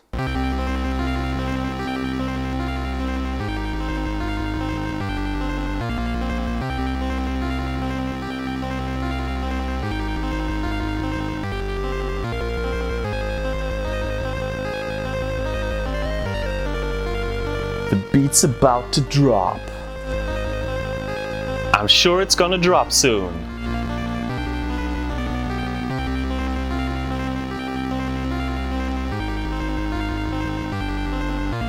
It won't drop, won't it? The beat never drops. Why are we on adventures this time? The chunky, low-quality images show a dude talking to some sort of spirit, telling it will be free soon.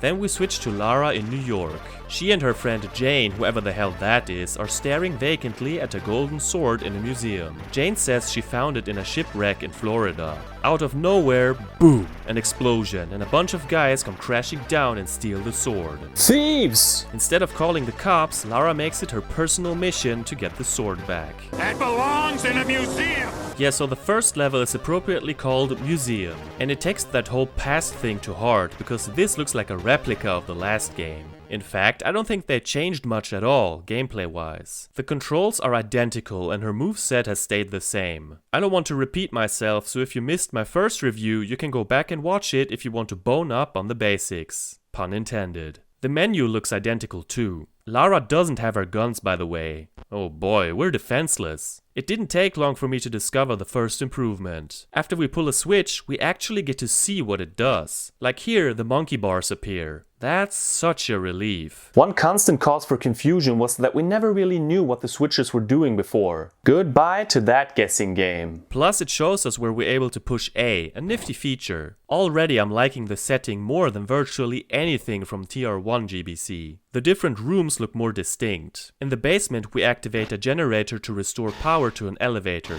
This causes the wires to electrify. It's a matter of timing to get past the zippy parts, but it shouldn't be a problem. Inside the elevator we just press up or down depending on where we're headed. Oh, hello there, Mr. Guard. I don't want any trouble, so I'll just let you stand there. Forever. I'll kill you with courtesy. Okay, so this statue needs a shield. On the second floor we find a key which is used right below. Man, I love how the guards just stare at her in a fit of rage. Lara doesn't appreciate being stared at, however, so punishment it is. In case you wondered, yes, the save crystals are back once again with all its pros and cons. Mostly cons. Only cons. We find an ancient shield and bring it back to the statue, opening a new door. Hooray! The next switch doesn't show what it did, but the text says you hear a door open. I guess that's better than nothing. We take the elevator to the third floor. Here we find cannonballs. So are these her new weapons? She just throws cannonballs at people? Nah, sadly not. That would be too radical. I sure wish I could use them to fend off Doberman and rats. After a few minutes I found a cannon, and with the right angle the guard was done for. He had one purpose in life, cannon fodder, and we honor his service. Then we find not only a key but also guns. Now we're talking. Cannonballs are great and all, but it just wouldn't be the same without our trusty pistols. Humans are just as dumb as before. They only have enough brain cells to shoot in a straight line. So just stay below them and blow their brains out. Even ducking works. What's up with this plane? Why do the monkey bars lead us here? Oh, okay. With the crowbar we picked up earlier, we can make the plane's bomb drop to destroy a trapdoor below. A little overkill maybe? And why is there an active bomb in the museum? The rest isn't too spectacular, and with the fire key we open the fire exit to clear the first level. Wow, I'm actually at a loss for words. I didn't even die once. What a stark contrast to the first game. What's different? Well, there weren't any one-hit kills for starters. No spike pits or any of that crap. Second of all, I think the controls are less delayed. I suspected the Game Boy player for the GameCube might have caused my experience with TR1 to be so memorably awful, but here I didn't mess up any jumps. That leads me to believe that the programmers actually worked it out somehow. The level itself was rather straightforward and I didn't have to run around clueless for too long. Took me about 25 minutes. I'm even kinda motivated to continue. Didn't see that coming. Our next scene. Lara finds a radio and hears a leader tell his team that a helicopter leaves in 5 minutes. Rooftops, believe it or not, plays out like a timed chase sequence. Boy, do I smell a stressful escape scene with Game Boy controls? I swear, I had no idea this would happen in the sequel when I said that. Thank God there's a save crystal at the very beginning. Why can't it let us save when the level changes though? Yeah, so we have exactly 5 minutes to... Get to the chopper! I'll be honest with you, this completely tanked my good mood. These controls aren't made for snappy, quick gameplay. We have to climb, swing, shoot and jump over chimneys and gaps. It's a trial and error shitfest. Dying of course sends you back to the title screen. It's extremely unforgiving and I kept dying on loop and even started to mess up the jumps again. I even got a time over. Worst of all, and you might have heard it, there's music playing in the background. Through most of the game it's complete silence, but here we get this overdramatic tune that stresses me out more than I can convey in words. Sure, it amps up the experience at first, but it's so damn repetitive and I almost turned the volume down. After, I kid you not, 20 minutes on this damn part, I arrived at the boss. Just shoot at the guy hanging from the helicopter and avoided the grenades. No challenge at all. Man, this level was shit. I mean, I love how it looks and, come on, who doesn't love 8-bit bras on clotheslines swaying in the wind? These controls under time pressure are hell on earth though. Repeating that first part this many times got beyond boring. I hope we don't get too many of these run and gun levels. The dude on the helicopter slashes Lara with a sword and tells her how she's now the chosen one. Jane later explains that Lara's been cursed and now she can be used as a vessel for the spirit of their queen. Shit, that raises the stakes. Now we really have to get the cult leader or our heroine will die. She advises her to visit the old shaman Pino Lamor in a subway. Hopefully he can help her. The next level is called Subway, and first order of business, I'm desperately looking for a save crystal. Give me just a hit of that sweet save. I really don't want to do rooftops again. Long story short, after picking up a fuse and dealing with a bunch of rats and 2 bad guys, I had to walk through spikes before I found a crystal after about 3 minutes. Phew! Don't need that kind of stress and uncertainty in my life, man. Similar to the main games, you don't get hurt by spikes if you walk through them slowly. A really nice moment is when you see a train pass by through the exit to track 2. It's a wreck of a place with broken trains and falling rocks. And of course, it's full of garbage. Feels even more filthy than Aldwych. I'm afraid she'll catch a disease. What the hell? Falling boulders while I'm on a ladder? Yeah, better react fast and backflip or call it quits and let go. This one is quite the sprawler. We run back and forth between different parts separated by doors. We've got to find 4 fuses to go on. This door leads us to another sector. Here, the almighty spike pits return. This time, however, you can just drop down and walk through them patiently as opposed to jumping over them. Oh, $1. Wait, what? Do we have to pay for something again? Can I buy a cola, please? 0 sugar. Nope. A train ticket? Like in Aldwych? Once again, murder is totally fine, but you have to pay for your ticket, man. That moral compass of hers is remarkable. You could say her mental gymnastics are a lot more impressive than anything she does physically. With the ticket, this door opens. Look how she kicks the little can. The attention to detail is stunning. Electrified tracks hinder our progress. It's nothing a switch or falling boulders couldn't fix. Man, what's that noise? It's a generator. Ah, shit, she didn't jump. I started to miss that title screen anyway. A Swede with Stockholm Syndrome, go figure. The objective is to find 4 old valves. 2 of them are used to get through this door, taking Lara to a flooded area. Yay, swimming! Contrary to most games from this era, the underwater parts were the most enjoyable to me. Nothing has changed control-wise. It's just a matter of finding the exit while getting air whenever we can. Oh my god, what is that? Ladies and gentlemen, we're entering supernatural territory. Freaking slimy, sloppy zombies. She shot its leg off. That's hilarious. Happens every time you shoot at them, so get used to limping green guys. They're slow and super easy to deal with. This pump needs fuel. Luckily, a fuel can isn't too far away. Damn it, Lara, grab onto the edge. The pump floods the other area even more. This means we get to explore the upper half of the room where we find dynamite sticks. What the hell was that? I couldn't really see it. After using the dynamite and picking up a train lever, I encountered another one. I can't believe what I'm seeing. Is this a fat zombie wearing a diaper? Apparently, incontinence remains a problem after death. The struggle is real, y'all. Finally, we get to use the other 2 old valves. The next area is infested with brain-dead slowpokes. The train lever is used at the control panel. The remainder of the level is spent running around killing more zombies and bad guys. It's combat heavy compared to anything we saw before. The last essential item is the generator key, which, yep, it shuts off the power so we can finally leave this stinky place. I'm the most happy about the absence of that awful noise from the generator. At the end, she meets Pino L'Amour. Subway isn't a difficult stage by any means. I didn't die too much. It's confusing though, and if you manage to miss one of the items, have fun searching for it. It took me almost an hour to beat, and while it's not the most appealing setting ever, I enjoyed it more than almost anything from TR1. Pino explains that the creatures were in fact zombies and the sword can raise the dead, a kind of alarming development. He also confirms that the Bokar cult will try to use Lara's body as a vessel. He urges her to take the train to the harbor and infiltrate their warehouses. He starts the train, which can only be stopped at the front of the carriage. Oh no. Do I smell another one of those timed levels? Yep, it's about to get gnarly. This time we only have 2.5 minutes, so hopefully it won't be too bad. But uh-oh, I quickly came to the realization that the train is just as sucky as rooftops. First of all, we get the same music again. Thanks, I hate it. So we're on a moving train. Visually, I think this is quite impressive for the Game Boy Color. I'd like to take in the view a little longer, but I died within seconds. brutal. Okay, so when a signal light approaches, duck. Timing is of the essence. All we do is duck, roll, run and jump from car to car. I managed to get the ducking part down, but those freaking jumps got the better of me. It gets increasingly more difficult and dying sends you back, of course. I could count how many times I had to do that first part, but the answer would cast me down into a deep depression. Car E messed me up the most. Try doing a running jump off the roof without hitting a light and being under time pressure. Screw this.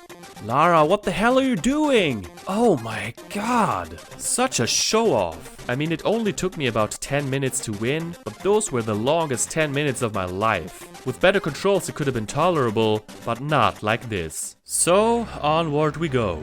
Lara manages to stop the train in time due to my excellent skills. At the docks, she spies on a helicopter with her binoculars. She concludes that the cult will travel by sea, and that means she'd better find a way to track the boat.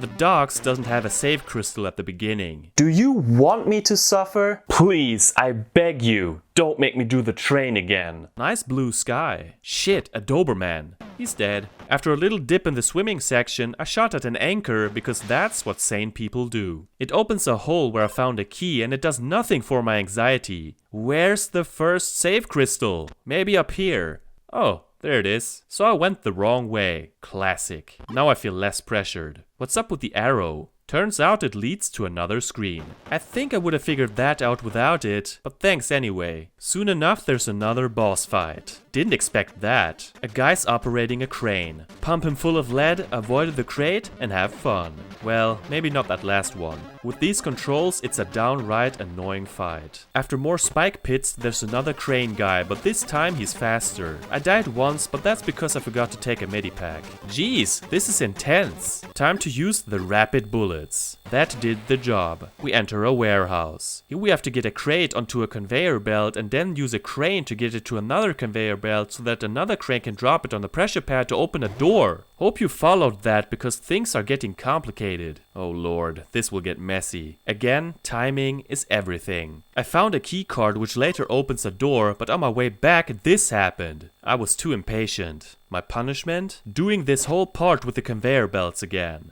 Oh my god, this is so boring! It gets a little more exciting when we shoot at a burning barrel. It lands on a pressure pad, but now the floor is on fire. Don't you hate it when that happens? Pesky flames. This next part is complete ass. Getting past a total of 7 chomping machines can only be done by try and die. The right starting position is key here. Thank god there's a save crystal right before this, otherwise I would have to have a serious talk with this game. After that shitfest, there's an office where we have to look for a security pass. Dynamite can blow up a safe. Classic burglar stuff. Now we've gained access to the chemical plant. The only thing we do here for now is turn on sprinklers, and thus the flames are extinguished, just like my hopes and dreams. This time there are a series of offices and we need to find several bits of a safe code, another security pass, the chemical plant key and an empty battery. Just press A at every opportunity. Sometimes we need to use a computer to open a door. It's a little mazy and almost feels like a point-and-click detective adventure. Back at the chemical plant there are more electrical wires on the ceiling. What's this? A first aid station? I mean, I've got more than enough medipacks, but oh well. It can be used an infinite amount of times. It's needed here though, because Lara has to run through a room filled with poison gas. Pink and deadly. A machine is used to start exhaust fans to blow gas from that first room into another one. Let's jump for that ladder. What? No! Oh my god, no, no, no! This can't be happening. Tell me it's a bad dream. I have to start all the way back there? I don't even know what I have to repeat. What have I done to deserve this? Okay, it was quote-unquote only 6 minutes worth of gameplay, but boy did that time crawl by. This time before doing that jump, I went all the way back to that last save crystal. So tedious, why can't there be more of them? I botched the jump again, but I had enough energy to survive. Another sprint through gas and holy crap! I kinda feel sorry for that green uber zombie suffocating. pounding machines. Of course they squashed me. Twice. That's what they're there for. Better not roll but walk slowly. After pounders come double pounders. Here rolling is better. The toxic goo from caverns returns. During the remainder of the level we need to find empty batteries until we get a total of 6. There are several charging stations, but each of them can only charge one battery. It makes no mechanical sense, but it makes a lot of sense if you're trying to pad out a level. It felt like TR1 all over again. It's such a labyrinth and it takes forever to get anywhere. The last part is a freaking maze if I've ever seen one. So many doors, ladders, twists and turns. The coolest part is seeing the zombies being trapped and tortured. Sadistic, I know, but my pity from before has worn off. I thought the level was over, but there's one more thing. Lara gets to control a mini-sub. That's kinda neat and I didn't expect that. Avoiding the underwater mines is a bitch, but what are you gonna do? It's a short section, so I won't nag about it.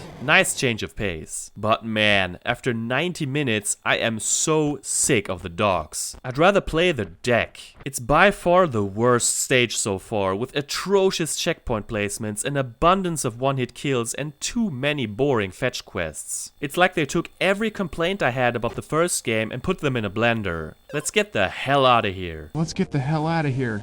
Let's go. Lara manages to place the tracking device on the hull of the boat. At Teterboro Airport, Jane tells Lara that they traced the cult back to the Backlund Islands in the Caribbean. It was once a prison island, so yay! Miss Croft takes a little plane to the island, but she gets hit by a missile. What the indeed. She lands safely and finds a save crystal at the start of the level. How nice. Jungle better be as good as the first TR3 level. Landmines. Better watch out. Let me just get out of the way that this is by far the best looking level. The radiant colors, especially the sunset, almost makes me tolerate the return of deadly spike pits. Almost. Scratch that. I loathe them. This first part has to climb around and destroy giant ants and whatnot. It's short, but merciless. It's mostly vertical, so one misstep will send you tumbling down. Say hello to broken bones. The worst part? There's no crystal in sight. By the time I got to the second part, I felt so miserable. The delayed jumps just ruin the experience. Given the only objective is survival, there's nothing to collect other than the usual pickups. Snakes and scorpions return. It's like they ran out of ideas and brought back shit from the first game. Later we arrive at some sort of temple ruins, but it doesn't add anything novel to the gameplay. After running across a few bridges, we arrive in the final level. Again, there's no save crystal in the beginning, so kill a zombie and ant first. Spending 50 damn minutes in the jungle pretty much ruined my day. It wasn't as complicated as the docks, but it relied way more on try and die. That's worse. The final level has the fitting name, The Caves. Thankfully, it's a linear encounter and nothing weird or exploratory. There are quite a few enemies to deal with, but nothing we haven't seen before. This is where I started using the shotgun, which is surprisingly satisfying to fire. Why didn't I test it earlier? It may not protect me from spikes, but it can tear through fat zombies like nothing else. Before we know it, we arrive at the final boss. No boss music?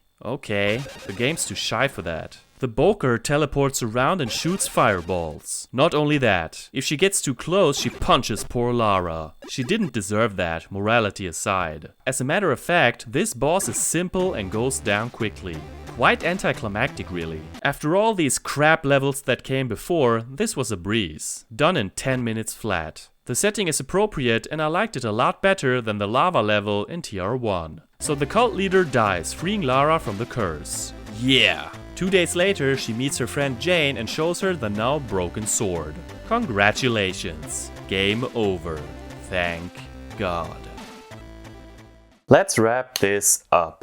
Tomb Raider Curse of the Sword feels more like a level pack than an actual sequel. Some might make the same arguments for the PS1 games, but here you really can't tell the difference between the two. It's a copy-paste for the gameplay, items and moveset. The heavy bullets have been replaced with the shotgun, but other than that, there's really nothing new. It's a bit more user-friendly, given that you're shown where you need to push A. The learning curve is a lot better though. The first level is actually pleasant, coming from the exhausting experience I had with TR1. But those timed stages, man, I hate them.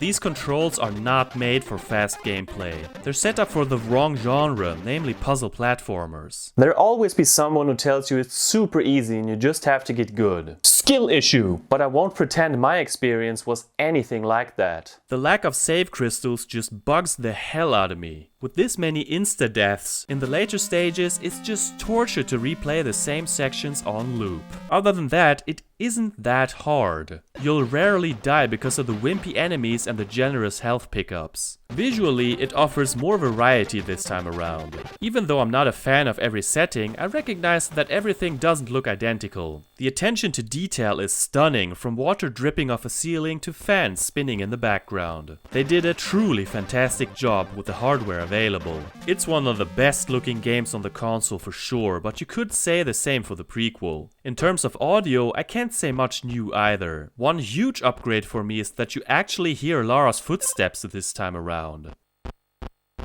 The complete silence of the first game made me question if I even existed, so I'm happy to know I'm alive and well. And thank God there are no squeaky bats. I don't need those bastards in my life. The little jingles in the beginning of every stage are nice, and I once again dig the title track. Too bad there's no beat though. I was so ready to bust some sick rhymes. The music on the timed stages add tension, but I can't stand to listen to them for too long. Stresses me out. Of the games I've reviewed so far, I'm placing it slightly above the first one, but that doesn't mean much. It's still not a good game in my opinion. So overall, my verdict is this. If you disliked TR1 on Game Boy Color, it's more than likely that you won't be happy with this one either, as it's basically the same deal. A small subset of Tomb Raider fans might find it interesting, but most will turn off the game after a few minutes. Everyone else should skip it entirely, I think. Ultimately, it's up to you, of course. It hasn't aged well at all. That belongs in a museum! Despite the slightly more responsive controls, I don't feel like ever laying my hands on it again. I'm relieved that this is the last Game Boy Color game of the series, and I'm looking forward to bigger and better things. Or do I? I'm not strong enough.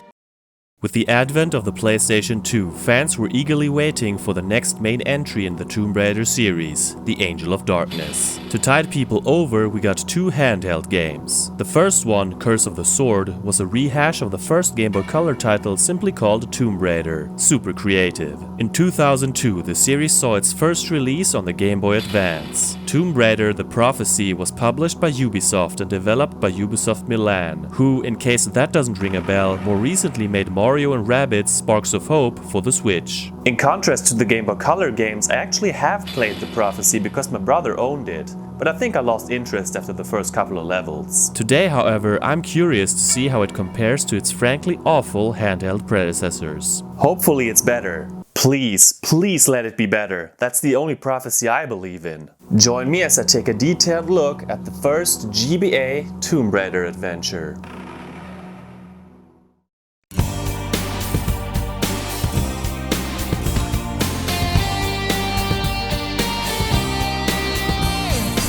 GFrom, the gamer, the legend, he's come to show you the way in this world of games. GFrom reviews. This time around, the story unfolds with scrolling text. Nothing riveting presentation-wise. Even the Game Boy Color title sported pixely images between the blocks of text. Anyway, Lara deciphers the Tome of Ezekiel and learns about a magical black stone. It lies somewhere in the heart of the Wolf's Fang Peak in Sweden. I can't believe this, a Tomb Raider game that takes place in my birth country. Now I'm hooked. Even on snowy Swedish mountains, Lara can't be bothered to pack warm clothes. I get that this is the iconic outfit we all know and love, but I worry she'll freeze her limbs off. It contradicts the image on the cover and the title screen where she already rocks the Angel of Darkness look. As you can see, this isn't a side-scroller like the predecessors. The Prophecy goes for an isometric view, and honestly, I'm kind of relieved. I hope this fresh take works as the developers intended. When it comes to her moveset, it's basically the handheld version of Tomb Raider 2, plus the sprint. She can't crouch, crawl or monkey swing, but she can climb ladders. The game does a great job of showing you where to go, which is especially handy in the beginning. Sometimes the screen fades to black when we enter a new area. Medipacks return as usual, but the bulkier ones look like apples or boxing gloves to me. Lara discovers a plateau referred to in the Tome of Ezekiel. By entering it, the game logo appears and the real adventure gets rolling. So yeah, this was only the prelude. There are a total of 4 chapters, each divided into multiple levels. I'm not going to talk about every single level in great detail this time because, spoiler alert, there's not that much to tell about each and every one of them. Visually, Sweden reminds me an awful lot of the Peru levels in TR1, both outside and inside. My first impression of the controls are solid. Jumping feels good and her movement is responsive. Our main job is pushing buttons. Like here we open a door to reveal some Uzi clips. It'll be a while until we get our cold mitts on the Uzis, however. Therefore we settle with our trusty old dual pistols to kill the first enemy, a wolf. Considering the name of this place, this shouldn't come as a surprise. With her weapons out, Lara turns to enemies automatically. A convenience I welcome with open arms. A wolf goes down with 5 shots. Like in the PlayStation games, Lara can jump around like a coked up chicken, blasting away. Simply walking backwards works fine too and is my preferred method. It feels very faithful to the mainline games up to this point in the series. One major difference is that music starts playing during combat. It's always the same tune, and even though I like it, it has no business repeating this much. It's nowhere near as bad as the Werehog stages in Sonic Unleashed though. If you know, you know. Buttons do all sorts of things. Turn off fire traps, for example. Excellent. What do you mean excellent? This gap looks hella wide. But no, a simple jump is enough to reach the goodies. Often flame traps are immune to our button schemes, meaning that they just go on and off by themselves. This is where our good friend timing comes into play. Lara finds a statue of Beowulf, but it's missing a weapon. Can't get to it anyway due to the spikes. Let's turn around. What? Oh my god, what the hell happened? So I went off the edge too fast, fell down and died. Wow. What does that mean? I haven't found any save crystals or anything, and the pause menu had no save button. Well, get this, and it's a heavy this. You can't save. Ever. Instead, this game goes for a password system. In this case, it says hacks on the game over screen and that's our password. I'm not thrilled about the inability to save, but at least the kind-hearted developers don't force us to type it in after every death. By pressing continue, the current password is already typed in. There's one more twist. We lose everything we picked up except for bare essential items. Meaning every extra medipack and all of the extra ammo is gone forever, lost where no save battery will ever find them. That's some straight up bullshit if I may say so. Every time you die you only get one small medipack. Let's see if that may become a problem. I'm already annoyed that I have to repeat everything in level 3 again. It wasn't that much, but you know, I value my time. It only took me a few minutes to gather the decorative battle axe. So far I've only encountered the wolves one at a time.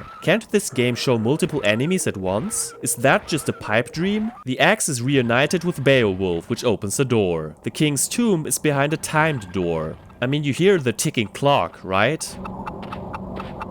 It's no fuss to make it through if you don't dig around too much. Now let's see if I have to get a cold. How about some long pants next time, huh? Maybe a fuzzy jacket? Back outside we're on Vari Stigen, the path of the wolf. Word of advice, don't walk too close to the edge. The death animation with the plain black background reminds me of old Disney games like Aladdin or Lion King, but less comedic. We climb our way up, defeating wolves on the way. Shimmy, shimmy, shimmy. Oh shit, 2 wolves at once! So it is possible. Now there are even fire traps with a ticking clock. Terrible. Wow, a new enemy. It's about time. It's a skeleton with sword and shield, straight out of The Last Revelation, or Jason and the Argonauts, depending on how much you care about old movies. Simply shooting at it mostly won't do it because of the shield. Instead move from side to side or hop around to deal damage. I have to time this jump. What? No! Oh lord, is this the return of delayed jumps? Is this the ancient curse of the Game Boy Advance player on GameCube? That was my first thought, but no, it was my own fault. Can't blame the controls, even if I'd like to. Lara concludes that the silly skeletons are actually the undead soldiers of King Heort. I googled King Heort and the first result that came up was Tomb Raider fandom. Therefore I conclude he's fictional. Oh, a shield! Can't equip it sadly. This button retracts the spikes. Anyway, the black stone raises the dead. Wolves! Why did the music stop? Oh, because they're on the other side of the pit and don't move? Amazing. Equally amazing is that she doesn't catch on fire when touching flames. Only hurts a little bit. There are no pools to jump into in this game, so thanks for getting rid of that mechanic. I've blundered around in level 6 for like 10 minutes and seem to have lost my way. Can she walk past those spikes? Oh, what the hell? Instant death? I have to repeat the entire level? Black stone, please resurrect me! I guess curiosity is for fools. Maybe it was for the better because I seem to have missed a sword earlier. Later there's the Libra surrounded by flame traps. Okay, so now we're finally in front of the king's tomb. We placed the 3 objects on the altar, but it has to be in a specific order. Baffled by this cryptic task, I just tried until I got it right. You don't want her to make that sound. Only now while writing the script did I find out that the order is correlated to a clue. A good king is a fair judge who punishes the guilty and protects the innocent. Yeah, wow. This summons some black-robed ghost dude. Well, I guess I disturbed your sleep. Your powers of observation do you credit. Miss Croft. It's not all fun and lasers here. The hooded weirdo summons 2 skeletons and later returns to talk some more smack. The apparition swerves around and shoots energy bolts. Not the hardest boss fight we've ever seen. To Lara's surprise, there's nothing here except for some symbols she remembers from the Tome of Ezekiel. She heads back home to study. So that wraps up the first chapter. Sweden starts off the game nicely, I think. I died 3 times due to my own clumsiness or lack of understanding the game. Sure, the enemy variety is lacking and there's not been a real challenge so far. The puzzles are also monotonous because all you do is smack buttons to open doors or disarm traps, which then leads to more buttons. It took me slightly under an hour to win. So far I like this way more than the Game Boy Color outing, so let's move right along. Turns out there are 3 magic stones and the Viking king secretly used them to rule his kingdom. One of the stones is supposed to be an anchor. What? That's a temple complex in Cambodia. I seriously hope Werner doesn't hang around here. Interesting, yeah? Oh, Swedish wolves in Cambodia. My brethren are taking over the world apparently. And skeletons too. I kinda hoped we would get new enemies, but oh well. This button moves a giant stone block, so there's something new at least. This map goes on forever. Ugh, what the hell. Sometimes the isometric view messes with my eyes. I thought I could step onto the bricks. 8 minutes down the drain. Another thing that pissed me off, when I'm too stupid to pull the weapons down before jumping over a gap. I guess I deserve to start over for a 3rd time. Lara assumes King Suryavarman II, who isn't fictional by the way, used the red stone to gain tremendous advantages in war like a dirty cheater and that is probably buried with him. I hope we get there sooner than later because it took me 20 freaking minutes to beat the first Cambodia level. If only I knew it would get worse. I would go back in time and warn that young naive GFrom from a couple of minutes ago and tell him to brace for pain. We find a hell god statue. I wonder what that's good for. Fighting all the bony idiots starts feeling like a chore.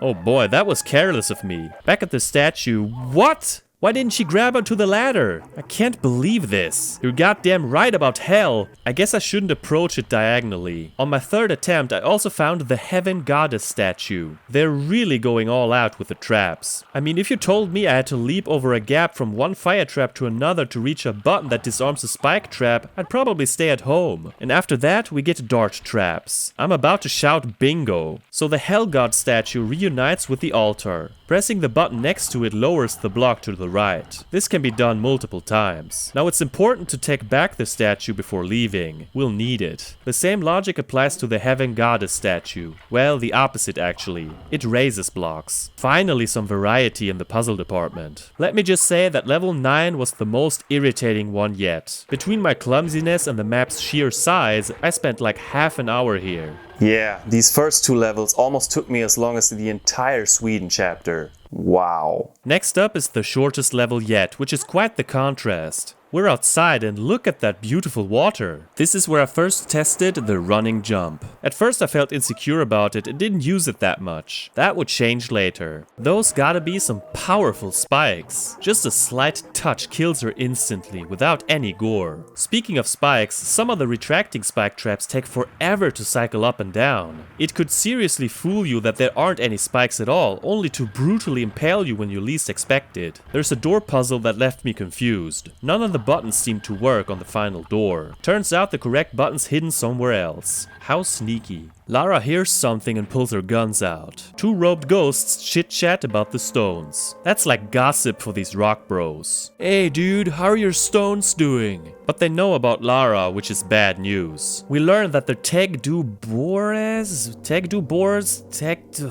Brotherhood needs all the stones for a final ritual. Alarming. Are they gonna attack her? Nah, they disappear and instead it's just more wolves. Yawn. Imagine how surprised I was when they actually showed up and attacked me with energy bolts. They take quite a punch. It's time to put those statues we've been carrying around to use. Come on, it's your time to shine. We can put them in a few niches to raise or lower blocks. These puzzles aren't exactly brain teasers, but I appreciate them nonetheless. I'm just miffed that we have to pick the statues back up every time. Did I mention the robed apparitions can summon skeletons? Now you know. That's why it's best to ignore the skeletons until you've dealt with the ghosts. It's just common sense, man. In a cutscene, Lara snags the black stone. A red-robed fella isn't happy about that and summons a trio of his evil friends. This time they went down incredibly quickly. What just happened? This freaking GameCube D-pad. So I had to watch the cutscene again. They're unskippable. That's boring. You know what else is boring? Watching it a third time because I botched a jump. And then a fourth time because I'm blind. I don't want to fight these douchebags anymore. This is so embarrassing on my part, but it is what it is. This chapter's not over yet. More buttons, more traps, more of the same enemies, more statue puzzles. The bigger the better. The bigger the better? I disagree. It's not the size, mate. It's how you use it. Of course she's referring to new weapons. At long last, Uzis. The red-clad dude demands Lara to hand over the stone. Does she comply? Take a wild guess. This is where I tested the Uzis. Slightly faster than the pistols, but nowhere near as satisfying as on PS1. After a little scuffle, she picks up the red stone and heads home for more research. Cambodia started off rough for me, but after the first couple of stages, I was cruising along. It's just tedious, and after a while everything starts to look the same. When I don't have to replay long sections due to goofy mistakes, I'm having a chill time. I could do with less combat, but that's a mild complaint. At almost 90 minutes, I spent way more time here than in Sweden, which makes me homesick. While deciphering the Tome of Ezekiel, Lara realizes that it describes a prophecy. The prophecy of magic. Genius name. The three stones helped Hjort the Viking, Suryavarman II, which we already knew, and Marcus Aurelius, an emperor of Rome. Lara heads to Laconia Island in southern Italy, where she suspects the last stone to be. Hey, I recognized this image. Knew I'd seen it before. In general, I have to say that this setting reminds me of the Greece levels in TR1. Oh, okay, the first enemy is a red-hooded ghost. So I guess we're done with wolves. The wolf is the animal symbol of ancient Rome. I was wrong. Does this one look darker? I'm not sure. With Uzis, they go down quickly and rest in peace. Why didn't you grab the edge, Lara? Again, I have to re-watch the cutscene. How is it that I can skip the scrolling text but not this crap? Let's do this jump again. Okay, so this is the point where I started dash jumping constantly, even if it wasn't necessary. The cool thing is that she drops down when you let go of the directional button, giving you a great sense of control. Now fireballs even come out of walls. Did I rhyme again? I guess that platform was too high. Yeah, so on my fourth attempt I beat the first Italy level. Pretty frustrating, but maybe that was on me. Take a deep breath with me. Next up is the stage that annoyed me most of all. They took the whole push a button to open a door with more buttons behind it concept and cranked it up to 11. We just constantly run back and forth, and of course I died twice. Again, only stupid stuff like falling off the edge of a platform and even missing it entirely. The repetition bores the hell out of me. Even the skeletons return. I mean, the guys in blankets have different colors, but that doesn't change the fact that we so far only have 3 enemy types. It's time for another fetch quest. The goal is to find 4 statues and there's even an arena. This marked the first time I died at the hands of an enemy. Forgot to take a medipack, so let that be a lesson about neglecting your healthcare. At least we get to keep 80 Uzi bullets after using a password. One thing I haven't mentioned yet is that some of the skeleton warriors throw stuff at her. That's just tacky. After the 4 statues are gathered, they have to be placed on squares on the floor. There's a specific order, but I'm not aware of a clue that tells it to us. It's just a guessing game, but Lara makes a noise if a placement is incorrect. What's that blue orb? Golden gun ammo. Why is golden gun ammo blue? Later we find the weapon and... why is the golden gun blue? Why not call it the blue blaster instead? Francisco Scaramanga would never approve of this. Here we've got a timed door that requires us to run through half the level. Too bad her sprint meter runs out so quickly. After a slow start, I made it on my second try. Back outside is another Segway level, but there seems to be no way to progress. There's a clue that says once Hortakes relied on the unknown. What does that even mean? Would you look at that? An invisible bridge. That's nothing new in this series, but I have to admit that I didn't expect it here. Time to put on new weapons to use. It took me a second to realize, but you can charge up the golden gun. The longer we hold the button, the more powerful the shot gets. Wolves die from 1 charged shot, which is splendid. Skeletons and ghosts can also die from 1 hit, but our timing has to be perfect. Oh shit, what have we here? There's evil afoot. What evil?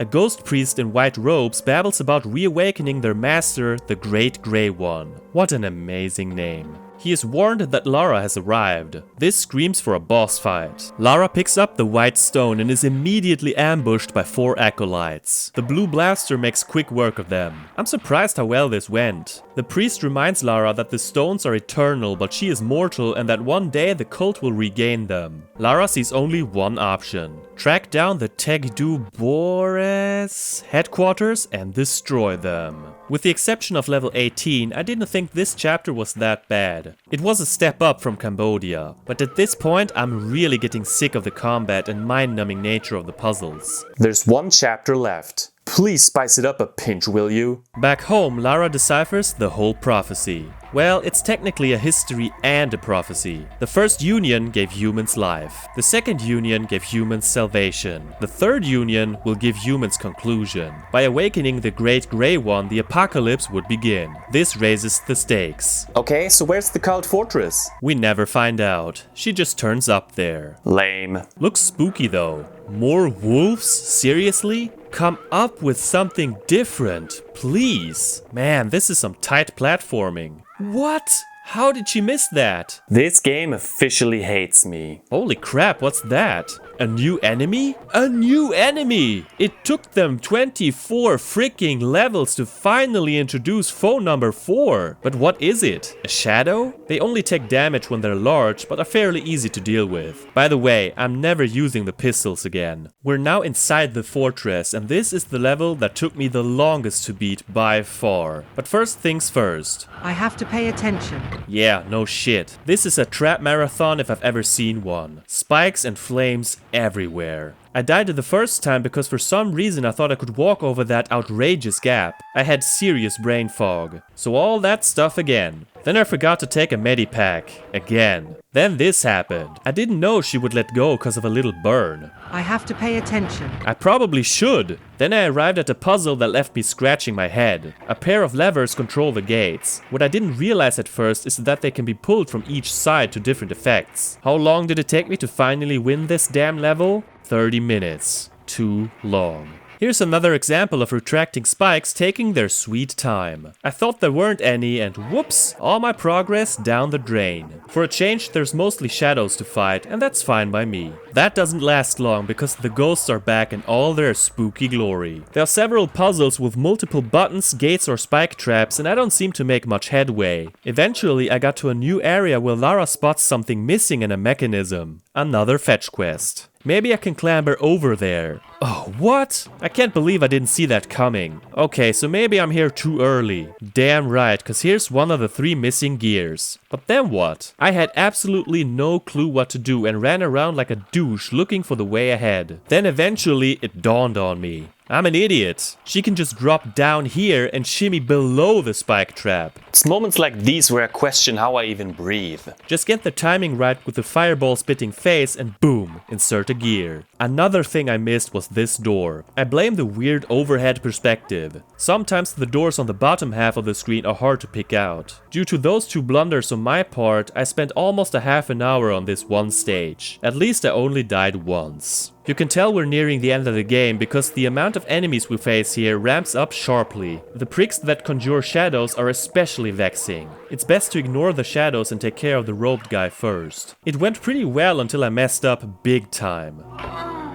Next time I didn't even get that far. This right here is another instance where an enemy killed me because I forgot to take meds. I mean, I forgot to give Lara meds. There's a difference, you know. Whatever the case, it made me rage quit for the day. There's only so much I can take before my patience snaps apart. A few days later, I came back with a fresh perspective and gave it another go. This time I ran through the stage like it was nothing. Breaks are important, my friends. The next stage relies heavily on traps, but by this point I feel like I've seen everything. The penultimate level is super short. Lara has a brief chat with Sire and then they duke it out. It's like any other encounter. The defeated cult priest tells her that the only way to win is to destroy the Great Grey One. This is it, the final level. I gotta say, I like the look of the place. Finally something different. The Great Grey One is invulnerable until we put the 3 stones we've been carrying around for some time now in receptacles. Turns out it's a really simple fight. Just stand right in front of her and jump over the energy bolts and fireballs while blasting everything you've got at her, Scarface style. This fight comes in different phases and she summons skeletons, shadows and the final robe guy while she retreats. I'm actually glad that this went so smoothly. Not the worst final boss I've ever seen. The Cult Fortress was just more of everything we've already seen. Except the shadows, of course. It wasn't bad per se, but I didn't feel excitement or anything positive for that matter until I got to the final boss. Thus we get the ending, which is this. A chunk of text over the same background as usual. Lara saved the world. Woohoo.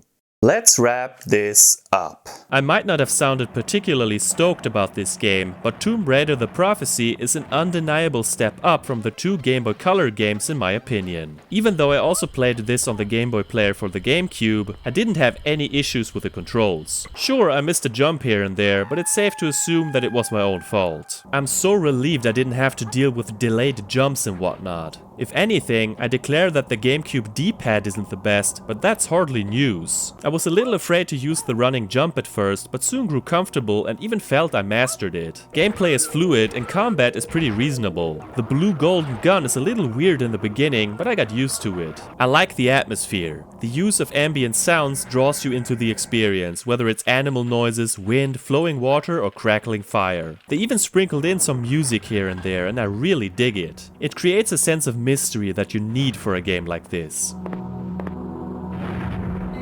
Even though it can't compare to the amazing beat of the first Game Boy game, the title screen music sets the stage for what's to come.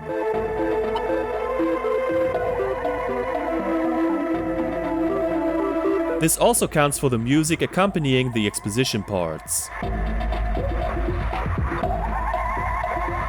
What I grew to despise is the track that plays during combat. It's the same damn piece with every single encounter. Considering how many enemies there are, I feel it was a bad call on their part to include it. It's like the freaking Werehog stages in Sonic Unleashed. The track might be alright, but not 300 times in a row. Not to mention the same animal grunts and such. Speaking of repetitive, that's my main issue with The Prophecy. There's so little variety. I feel like 90% of the time I'm just running from one button to the next. I know I'm exaggerating, but by the time I got to the Cult Fortress, I was just hoping the game would end soon. In total, it took me about 5 hours to finish it. The 4 chapters don't differ that much from each other. It's mostly bleak and boring colors, which, I get it, fits for a game with Tomb in the title. The few times we got to go outside, it literally felt like a breath of fresh air. Like it seriously looks gorgeous compared to everything else. The isometric view works okay for the most part. Only a few times did I miscalculate a jump. Sometimes I failed to see gaps because I thought I could walk over them. What bugs me the most, and this will be a surprise to nobody, is the lack of a save feature. GBA cartridges were well capable of saving. Why not this one? Remember, this game came out in 2002. Seriously, if there's anything I hate, it's to repeat large sections due to a simple mistake or trial and error. Granted, most stages don't drag on for long, but some are comparatively large, complicated and mazy. It just makes me grind my teeth replaying something that isn't all that challenging, but just feels like a chore instead. Some stages drove me bonkers with the amounts of running back and forth you have to do. Plus, losing all your medipacks and extra ammo every time you die plain sucks. To be fair, the ammo you do get to keep is usually enough because there are pickups just about everywhere. So did I have fun at all? Sadly, not really. I liked Sweden. I mean, of course, I'm obligated to say that. Kidding aside, Cambodia, Italy and the Cult Fortress had some frustrating levels that tanked my mood. Having to fight wolves for an entire game just felt lazy to me. How about a bear or a changeling to mix things up? In my ranking of the games I reviewed so far, I'd place it between The Last Revelation and Curse of the Sword. There's a wide gulf in quality between the games, I think, so these three games being so close together doesn't really say all that much. Now what's my final verdict? I don't think this is a bad game. With a save system and more variety, I might have even liked it. As it stands, I can accept it for what it is and respect its place in Tomb Raider's history. But let's be real, I didn't have the greatest time and don't see myself revisiting this one anytime soon. That's my prophecy for today. If you like what you see, you might want to give it a shot one day. My guess is that most TR fans will skip it. They're not missing all that much. I'm glad I got to spend some time with it, but now I'm looking forward to bigger and better things. I feel stronger now. It's the year 2003. Tomb Raider fans around the world haven't seen a new mainline game in the series since the cash grab Chronicles in 2000. This year would be different. Not only did we get the movie sequel Cradle of Life starring the heavenly Angelina Jolie, which I saw at the movie theater with my dad and my brother. I liked it at the time and even bought the DVD when it came out, but I haven't seen it in almost 20 years. But more importantly, 03 gave us the first entry on the powerful PlayStation 2 console, the Angel of Darkness. I was so pumped for this game upon its release. My favorite series at the time with better graphics? What could possibly go wrong? If only I knew. What we ended up getting was an unfinished mess with heaps of glitches and awful controls among other issues. My dad bought AOD in 2004 along with a little game called Grand Theft Auto Vice City. Guess which game we ended up playing more that summer? I remember being devastated and confused about this whole thing. But let's unpack the past. On an old memory card I found a save file from 2004 at the final boss. That must have been my dad. What I remember is that we played through the whole game together in 2007. We forced ourselves to finish it out of Lara loyalty more than anything else. I haven't touched it since. With the announcement of Tomb Raider 4, 5 and 6 remastered, I figured this is the perfect moment to give it one more shot. My final playthrough of the PS2 version. Is it really as bad as I remember over 20 years after its original release? Join me as I embark on a hopefully not so painful journey.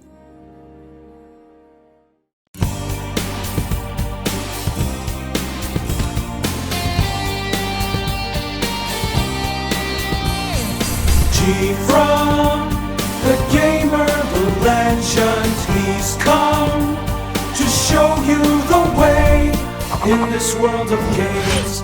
GFrom reviews. The Angel of Darkness picks up where The Last Revelation and Chronicles left off. Lara was presumed dead, but surprise, she made it out alive. In the opening cinematic, a narrator explains that the so-called Monstrum has wiped out 17 people, the latest victim being Werner von Croy. Poor Werner. Even though he ruined my childhood with his god-awful tutorial, he deserved better. Lara was seen leaving the crime scene, making her the prime suspect. Oh, so is this kind of a murder mystery? Interesting, yeah? So we press start and watched the story unfold. Lara meets up with Werner in his apartment in Paris. He's tracking 5 Obscura paintings for a client named Eckhart, a psychopath, and asks her to visit his friend Cavier. Even though he claims that he's being stalked, Lara doesn't give a crap. She's still pissed that he left her stranded in Egypt. Did he though? Say what you will about him, but he probably gave it his all at the end of Chronicles. Anyway, he suddenly fires his gun. We don't see exactly what happens and Werner ends up dead on the floor. What have you done, Lara? Am I playing as a murderer?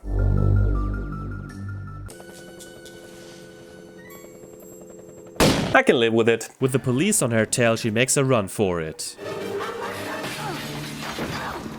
Damn, the dog got her backpack. This is where the game begins. I really like the setup. This has the potential to become a moody, story-heavy crime drama.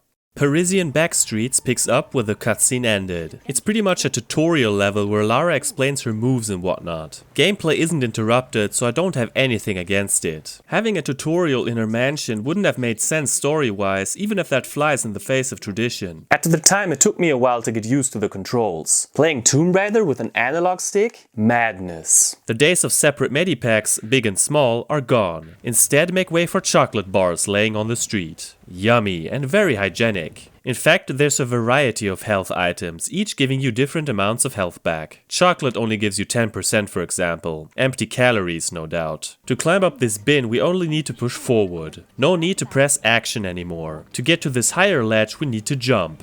Wait, what? Why did she roll? Oh, that's right. For some reason they switched up the square and circle buttons. For 5 games, square made you jump. Now it's circle. Why the hell would they change that? It's messing with my brain. Imagine if in Sonic 2... No, bad example. Imagine if in Mario 3 they suddenly switched the jump button. You don't do that. It's so bad. Walking works just like before, you can't fall off edges. This time, however, you can either hold L1 or tap it to activate walk mode until you tap it again. In the bottom right you see a symbol when it's turned on. Climbing ladders is time consuming, but it looks more natural, especially when you get off it. No, Lara, no! Okay, I need to remember that she automatically jumps over the railing if you walk towards it. She climbs through a window. The hand symbol tells us when we can interact with stuff. Like here we open cabinets. Money? Will we ever get to spend it? Who knows? There are also antique doubloons scattered on the floor, their purpose unknown. The wardrobe is locked though. Let's climb the drain pipe. What's up with that yellow bar up there? Yeah, that's right. Gone are the days where Lara had the arm strength of Superman. Once that bar is depleted, she lets go. This adds a completely new element to the game and puts me under pressure. It's almost like she's a normal human being. We pull a barrel and find a crowbar. I need to shimmy to that walkway. But I don't think I'm strong enough yet. What do you mean not strong enough yet? You need to hit the gym or something? Let's open this door with a crowbar. I feel stronger now. What? So by doing one random move, you suddenly have the strength to shimmy to the walkway? That's not how muscles work. No matter how many reps you do, you can't break physics. Today it's a meme that everyone knows about, but even back then we were laughing about this weird design choice. In the cabinet is our first weapon, the MV9 semi-automatic. No ammo though. That's weird. I actually went back to that first locked cabinet and forced it open with the crowbar. What do we get? A necklace. Can I put it around my neck? Nope. So yeah, with our increased strength meter, we shimmy to the walkway. This is where the stealth mechanics come into play. By pressing L2, she gets into this position and she can even hug the wall. I remember seeing this in a magazine at the time and being very impressed. I can tell you right now though that I don't think I used this feature more than maybe twice in my entire playthrough. The next move is more useful. Sneak up behind the guard and knock him out. Cool, I like it. We snag the gantry gate key and use it just around the corner to finish the first stage. In 2004, when I first played it, I wasn't too fond of how the game started. Today I think it's alright. The game does a decent job of explaining her moves and progression is straightforward. The controls feel stiff and I'm not comfortable with them yet, so we'll see how this goes. The police are after Lara on foot and by helicopter. She locks herself in an old building and stands her ground, ready for anything. In the relict apartment block, police are banging against the door. Can I pull the wardrobe in front of it like a barricade? Yes, I can. Ha! Take that. It's no use, because once you get to a certain point, they crash through the door anyway. They throw poison gas, which slowly fills up the building. That means we need to scramble up the stair and avoid the gas, which kills us after a while. This place is wrecked. This door is locked. I'll need a key. Then let's find it. Maybe behind this door? I feel stronger now. Well, good for you! Here we find ammo for the V-Packer and K2 Impactor, both weapons we don't even have yet. With our newfound strength, we pull this little block and climb up the railing. It's here we find the lift maintenance key and the apartment 21 key. What's behind this door? Oh, what? It ended the level? But I didn't do everything yet. Can I go back? Nope. Shit, where did I save? At the beginning of the level. Wow. So I have to do all of that again. It's not that much, but still a waste of time. Speaking of saving, you can save whenever you want with 8 save slots. Still not as great as the original trilogy, but such an improvement over 4 and 5. Okay, so with the lift maintenance key, we get to use the lift in the center. Is that thing safe? Which floor? Don't pick the lowest, you'll be arrested. Weird that they just wait down there, stuck on the most boring mission of all time. Instead, we use the apartment key on the 2nd floor and pick up the Vector R35 semi-automatic. Then it's time to leave. This chapter was super short, but interesting. I just wish there was some indication of which door makes you leave the chapter.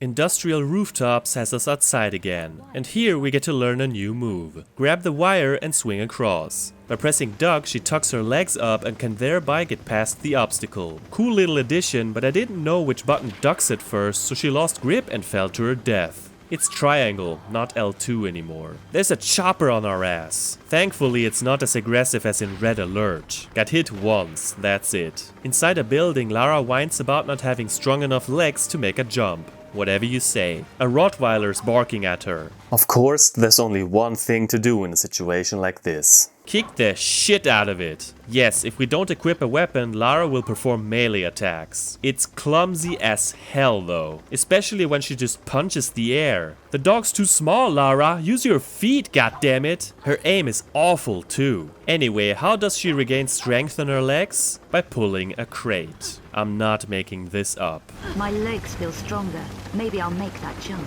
Didn't you know Olympian long jumpers pull crates all day? Let's make that jump. I reckon I'll make it across. Okay, why didn't she jump? Performance anxiety. Let's do it again. What? Again? Okay, this time I jumped too early. Finally. This will take some getting used to. At first, she just takes baby steps before jogging, and for some reason she just drops down when she reaches the edge. It feels so different from the PS1 outings. Then all of a sudden the level ends with a cutscene. But I didn't see everything yet. Again, I had to reload so I could see the rest of the level. If only I could just skip that damn dialogue scene in the next level. I ended up restarting the console only to botch the same jump 3 times in a row. The part I missed only has some ammo. That was a fool's errand. While there's nothing inherently wrong with this level, I almost spent 30 minutes here because of the controls. I really hope I'll adapt to them soon. One more thing. While I dig the music, this overdramatic piece that plays on loop got on my nerves after a while. It fits the scenes with the helicopter, but not when I'm doing acrobatics in an empty old warehouse. To escape the police helicopter, Lara falls into a dumpster, like one does. Margot Carvier's apartment is super short and mostly consists of dialogue. For the first time we get to choose what Lara says. Sometimes she'll say both phrases anyway, but other times our choice makes an impact. I'm trying to be friendly here, which of course is the way to go. Even though Mademoiselle Carvier seems skeptical, understandably so, she hands over Werner's notebook after suggesting Lara should talk to the police. Coincidentally, she says that the police will be here any minute. This gives us about a minute to search her apartment. Had I chosen the not-so-friendly route, she wouldn't have given me the notebook and I would have had to search for it. This way I'm just stealing some vintage cognac, a diamond ring and health pills and getting the hell out of here. Not much to say about this one. It exists. We arrive in Parisian ghetto. Much like coastal ruins, this acts as a hub, meaning that there are several areas and levels we need to visit here. She wakes up in a train car the next morning and asks some homeless dude about Louis Bouchard, whom she read about in Werner's notebook. He tips her off to try the Café Métro. That's one knowledgeable rando. Getting out of this area turned out to be a struggle. I kept messing up the jumps. Swear to God, I spent almost 10 minutes not knowing what I did wrong. A city guide tells us that Bouchard runs a club, Le Serpent Rouge. Next we meet up with this lady who's a... Her name is Janice and she tells us about 2 former employees of Bouchard, Bernard the janitor and the barman. The other one, Pierre, worked as a barman. Pierre. Okay, we've got some clues. Time to check out the ghetto. There's a helpful map nearby.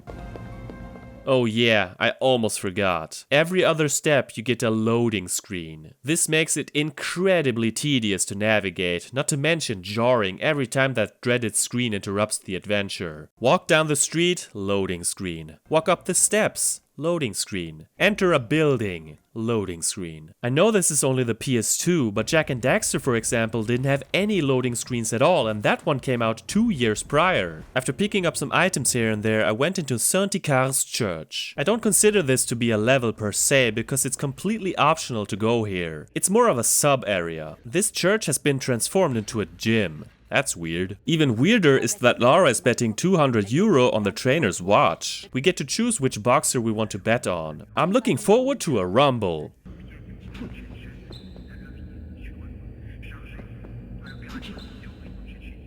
Okay, it's a drag out?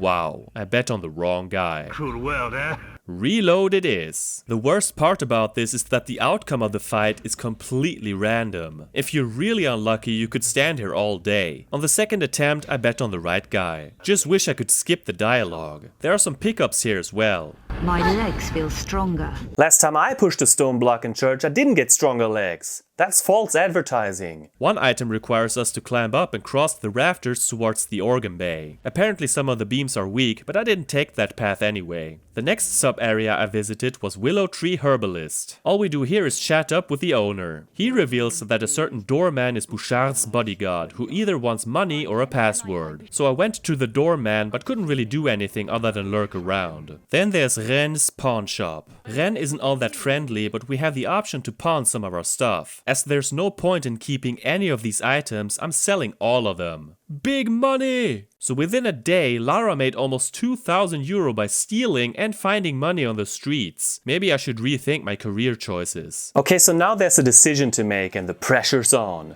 Do we go to the janitor or the barman? As I'm standing in front of the Parc des Lunes, I'm looking for the janitor Bernard, who's just loafing around here. Excuse me? You're not from around here? No. Then leave me alone. I'm busy. You don't look all that busy. What do you want? I'm busy. Busy with what? The grumpy old bastard wants a bribe of €160. Yeah, whatever. I'm rich. He complains about Bouchard owning him a box that's hidden in the Serpent Rouge. If we get it back to him, he's willing to cough up the password for the doorman. For now, he gives us the keys to the garage of the club. Before we head there, let's check out Café Métro. Nice bike. There's a dude sitting in the corner, but we can't interact with him. The barman doesn't want to talk to us. I don't want a drink, Only paying customers welcome. There's the door. Merde. But I'm curious, so I created a separate save file where I walked into the cafe before talking to Bernard. This time, Pierre actually talks to Lara and asks her to get a little item from the Serpent Rouge, which is hidden in a stage light. In return, he'll put her in touch with Bouchard, and now he gives her the key to the stage area in the back of the club. And if this doesn't work out, I know where to find you. Don't I, Pierre? You litterbug. The big question is, what will Bernard say now that we've talked to the barman first? Leave me alone, I'm busy. Glorious. Have fun standing here and being busy, my guy. Leave me alone, I'm busy. As we approach the club, the mystery guy from the cafe peels off on his bike. Way cool, bro. So edgy. So now I have to make a decision. Which reality is the real one? After some major overthinking, I decided I wanted to live in a world where Bernard's only words to Lara were, "Leave me alone, I'm busy." Saves me €160 too. So we infiltrate the Serpent Rouge from the back. A guard showed up and I showed him both barrels of my gun. First time I used weapons. But I felt guilty, so I reloaded and tried stealth instead by turning off the light and sneaking up on the guy, the more humane path. Now I feel better. We steal the stage door key and the Desert Ranger off his desk. 3 handguns already. As we enter the main room, 2 guards decide to ruin our day. I'm sorry guys, but stealth is no option here. Murder is the only solution. DJ Lara takes an antique record and puts it under her jacket, I guess? This switch turns on the music and lights. Aw yeah, I remember this. Maybe the most memorable part of the game for me, because at the time I thought this was so cool. Damn, was he on an invisible trampoline or what? The goal is to make it to the top of the dance floor. Not so easy when everything's falling apart. She actually has to reach the moving light rig. Wasn't as nail-biting as I thought and only failed once. I'm not strong enough. How do we get this door open?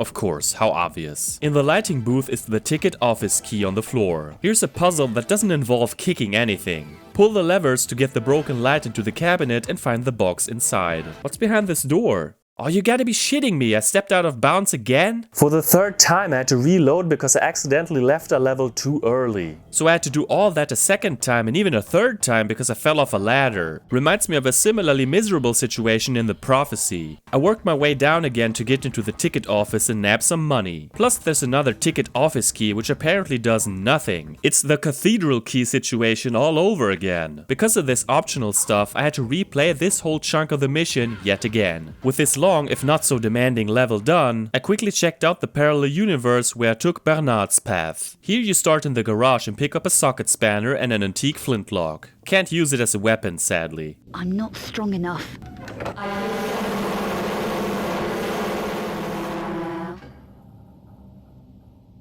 By pulling a lever, she gets stronger and breaks down the office door in a She-Hulk rage. Inside she finds the Desert Ranger. So we get this weapon either way. Raising the jeep uncovers a trap door leading to a storeroom we visited briefly earlier. Only this time this switch actually works and alerts a guard. Then we're boogieing on the dance floor and the level proceeds the way we know it. Le Serpent Rouge is a mostly decent level that's elevated by funky lights and some nice club music. The track gets a little stale after a while, but it's nothing offensive. The actual platforming is bothersome at times, especially when it gets repetitive. I didn't hate it, but can't say I was thrilled about it either.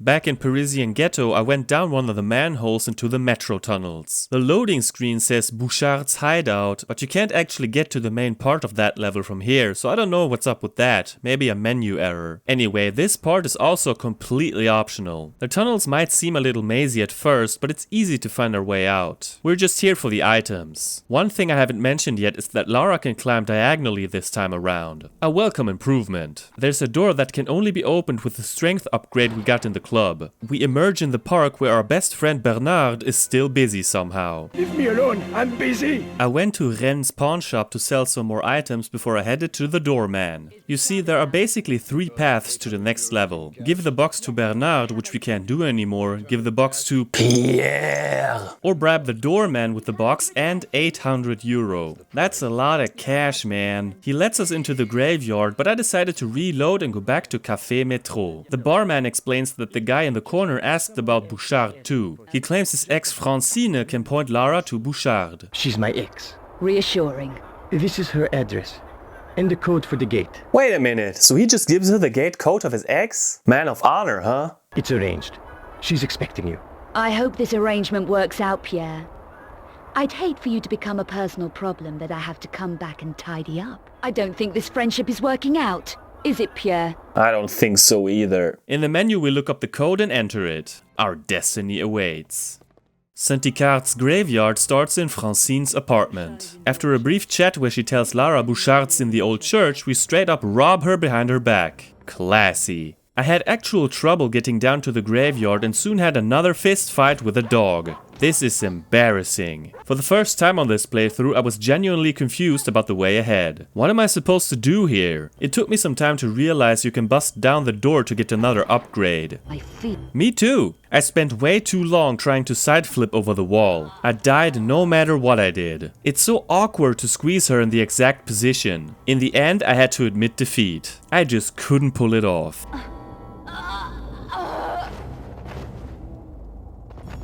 From what I read, there's only another dog and some V-Packer shells there, so I'm not missing much. With our amazing strength, we push an angel statue and discover a tunnel. Wasn't a fan of this one. I found the setting and level layout to be boring and monotonous. A graveyard setting had potential, but for me it just fell flat like a tombstone on pretty much every level. Plus, I hate that wall. Now we're finally in Bouchard's hideout. Ugh, rats. They're pretty much set decoration, so I saved my bullets and just let them live. Didn't want to punch them to death either, it just seemed immoral. You know how consistent I am with my good, wholesome values. Their tunnels are creepy and their limited strength stresses me out. Barely made it. Whew, it's just water. Thought I couldn't touch it. So yeah, swimming is back. I can climb this.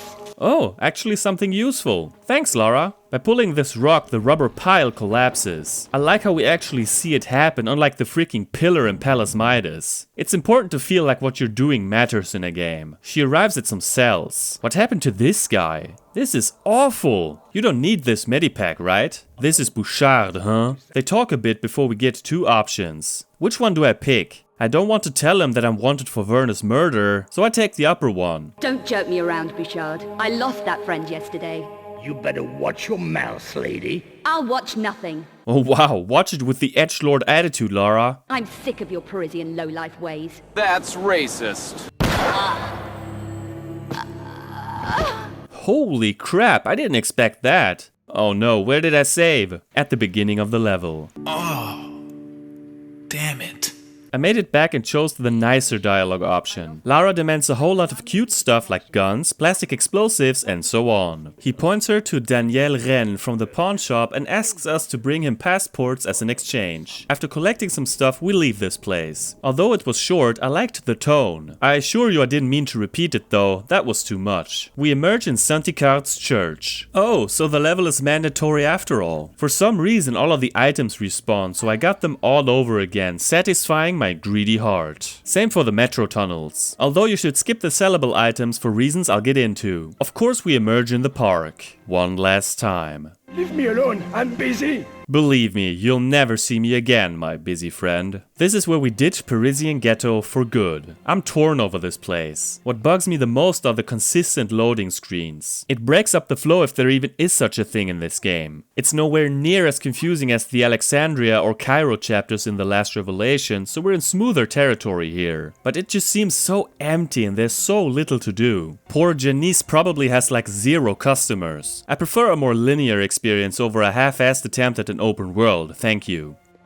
Back in Rennes' pawn shop, a weird older guy walks past her and she finds Rennes dead on the floor, after dropping off the passports of course. What's that symbol? Doesn't matter, Sherlock, let's steal his wallet. Inside is a scrap of paper with a code. Is that a bomb? Whatever, we use the code and get crushed by the door. There's a bunch of stuff to collect here. Maps of the sewers and archaeological dig, the Dart SS, K2 impactor, and some explosives. Picking up the latter triggers that bomb we saw earlier. Lara, hurry! I thought this would be a pain with the controls and fixed camera, but it went surprisingly smoothly. Yeah, so this was another short level. One notable thing is that from now on we can't sell any of our items because, well, guy is dead meat. This means we'll carry around the remaining items for the rest of the game and have to scroll past them every time we want to check out a new one. Joy! Mystery Biker watches as Lara does the Burning Superman. Oh, whatever. I'm too cool for this. The guy from earlier addresses Cabal members with a whole monologue. They already have 3 of the 5 Obscura paintings, the 4th being in Paris and the 5th in Prague. He babbles about awakening the Sleeper. He orders Gunderson to dispatch his team for the 4th painting. Oh yeah, this guy is Eckhart, if you didn't catch on to that already.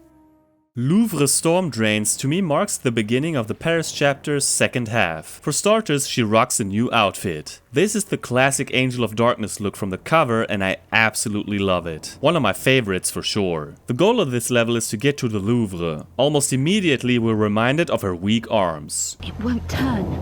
My arms aren't strong enough. Do you even lift? I know, an old meme for an old game. Sue me. Please don't. I couldn't find anything to interact with until I stumbled upon a drain pipe. Up here I turned off a fan. You know what happens next. I think I'm strong enough to turn those valves. Good, at least you're confident. Anyway, it's puzzle time. Turning the valves gradually fills the hole in the center. There are 6 in total, but that aforementioned hole is filled with water after 3. This is our first real swim. For what it's worth, I think the underwater controls work just fine. At the time, I thought the water effects looked stunning, and in my opinion they hold up quite well even today. It was a straightforward experience until, once again, the controls threw me for a loop. Why don't you freaking jump? After a while we show up at the pool. Here we plant the explosives near fuel tanks. There are 2 of them and it doesn't seem to matter which one you pick. Dive, girl. Dive. Once you do it, get into the water as quickly as humanly possible. Lara's causing havoc again. But she seizes victory and enters the Louvre. If I may be honest, this was the best level so far. Nothing great or anything, but it was a welcome change of pace after that gloomy ghetto setting. Louvre Galleries is another level that lingers in the halls of my memory like a relic, but I don't know if it's for the right reasons. First off, I'm equipping the Dart SS. That way I can pretend I didn't kill the poor museum guards, even though they vanish into oblivion. This stage leans heavily on stealth, or at least it tries to. Here we need to make it past the laser tripwires. I made it over the first set, but fragged up on the second. Alarm! Alarm! Security gates come down and a guard shows up. The simple touch of a button activates the whole noisy security system. I tried this like 6 times before I got it right. The rest wasn't a biggie. Next we're in a foyer with even more lasers in all their disco glory. I thought I should sneak around them, but a guard saw me instantly. It didn't raise the alarm. Maybe I can sidestep. Lara, why'd you do that? I pushed left. Or does left mean backwards with this crappy angle? I'ma try this again. These controls are so confusing. Let's just put everyone to sleep. How lucky they are to leave this cruel world and its horrid control scheme behind. One of the dudes has the Louvre low security pass. Behind the door is a security camera. Avoid it. We're now in the room with the Mona Lisa. I'm not strong enough. My legs feel stronger. Do I even need to comment? We do this to get closer to the painting. By using the security pass at the card reader, we disable the alarm for a brief moment. Timing is airtight and I needed a few runs. After crawling through vents, we arrive on the rooftops. Just swinging along. I feel stronger now. Again? Who knew the Louvre would make for such a nice gym? All of its cultural and artistic treasures pale before the sick gains we're making. I tried to sneak up on a guard but was overwhelmed with the controls. Fixed camera angles were never my strong suit. We have the Louvre guard's key. Outside is a door that we couldn't open before leveling up. There's just some bandages here. Back inside the museum there's an office with security camera monitors. You've got to squint for this, but in Margot Carrier's office is a post-it note on her monitor which we need for the keypad. Inside her office we find Carrier's security pass. She also looks at stuff and gives us more context, if you care about any of that stuff. There's information here on the Obscura paintings. With the security pass we gain access to yet another gallery. Now we basically circle back to the very first stairwell until we get to a blue door that ends this stage. I'm not sure about this one. Again, I didn't hate it and it had a lot of potential, but the execution felt sluggish at times. I don't think the stealth mechanics are implemented well enough to make it worthwhile. Interesting setting, but once again flawed gameplay wise. Archaeological dig kicks off with more guard killing. Still using darts, so... My conscience is clear. There's an X-ray machine that we use to scan the ground for an ancient symbol. Once found, we use the printer to get a printout. Please don't jam. In a trailer nearby is a second printout with a different symbol. Plus there's more info from Lara about the Nephilim race. It says here that the Nephilim were the hybrid offspring of angels and humans. Now we need to make it down to the excavation site. And then up on the other side to get to a puzzle. It was harmless platforming until I got here. Okay, I thought that would work. Oh, monkey swing, got it. Isn't she strong enough or why can't I get across? Okay, it did work after all. Oh my god, what is this abomination? It's like I'm seeing a nightmare from 20 years ago. I don't want to play this anymore. So here's the idea behind the puzzle. The crank rotates the symbols and we need to lock in 4 of them in the right order. What's the right order, you ask? Look it up in Verna's notebook and there you go. Around the corner you lock the symbols with the 4 levers. Simple as that. This opens a trapdoor which brings us to the next stage. I thought this one was okay too. Overall pretty vanilla, but I enjoyed the setting. Tomb of Ancients. Wow, a tomb. We're getting somewhere. That specific somewhere is the bottom of these ruins. On our way we wade through beds. What a nice callback to caves. What's new is that we can climb down this wall at an angle. I think I'm supposed to jump over the broken bridge. Ouch. Sorry, my butterfingers, Lara. Maybe over there? One more time. So it was the right way. If it weren't for the god-awful controls and the weird camera, I'd probably enjoy this. Where do I go? Ah, okay. A lever extends a bunch of platforms. At the bottom lurks an undead knight. How many times have we seen these by now in this series? It's getting old and I'm too tired to think of an undead pun for this. It can't be killed, but by kicking the shit out of it, it'll get knocked out for a while. Another lever pulls out more platforms, so it's back up again. This lever, on the other hand, opens a trap door. Down again. This is repetitive, man.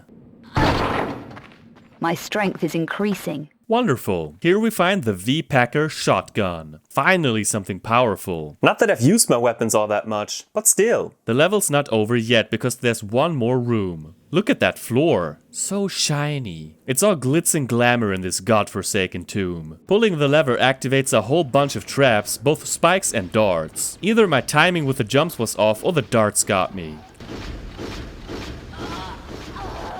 Oh, what, the door's timed too? It took me 8 attempts to win. Yeah, I didn't care for Tomb of Ancients. Great atmosphere, but boring platforming and crappy traps at the end.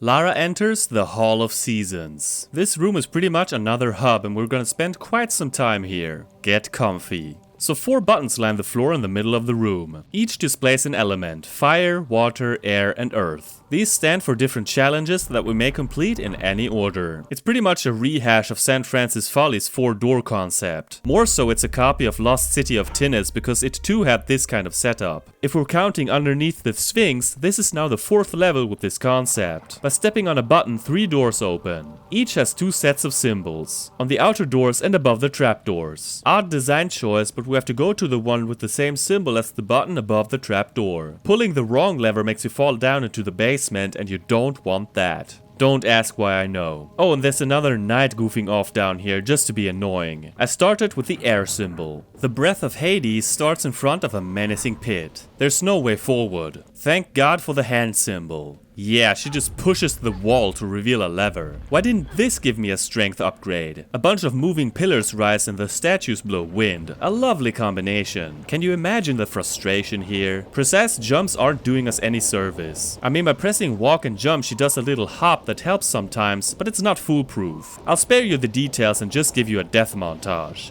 Here you go.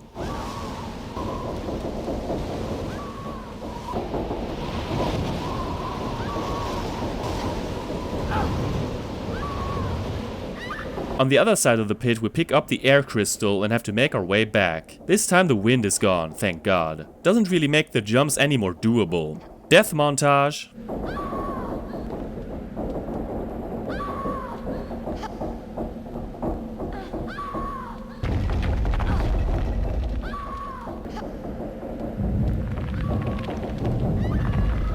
Even though this is a super short section, it took me a quarter of an hour. 15 minutes of pain. Screw this challenge. The Earth challenge is next. Wrath of the Beast starts with a statue collapsing. That's where the trouble begins. Lara has to get to the other side of the room, but practically everything she steps on crumbles away. Sounds like living through a normal day in 2025. All that could go wrong, went wrong. A death montage would take too long, that's how bad it was. If I counted right, I died 20 times. It was a sorry mix of my own fault, jumps not registering, Lara not grabbing the edge, and most of all, trial and error. This whole part just blew so hard and threw me into a deep rage. Picking up the earth crystal causes the floor to rebuild. Now it's the Fire Knight triplets on our ass shooting fireballs. In case she gets caught on fire, she can take a shower. Nice. Again, the knights can't be killed unless you kick them into the pit in the center, but I tried to bull rush through. With minimal health left, I managed to pull 2 levers and escape this hellhole. Took me 20 freaking minutes. By the way, I still haven't used any health pickups yet. Is the fire level any easier? You won't like the answer.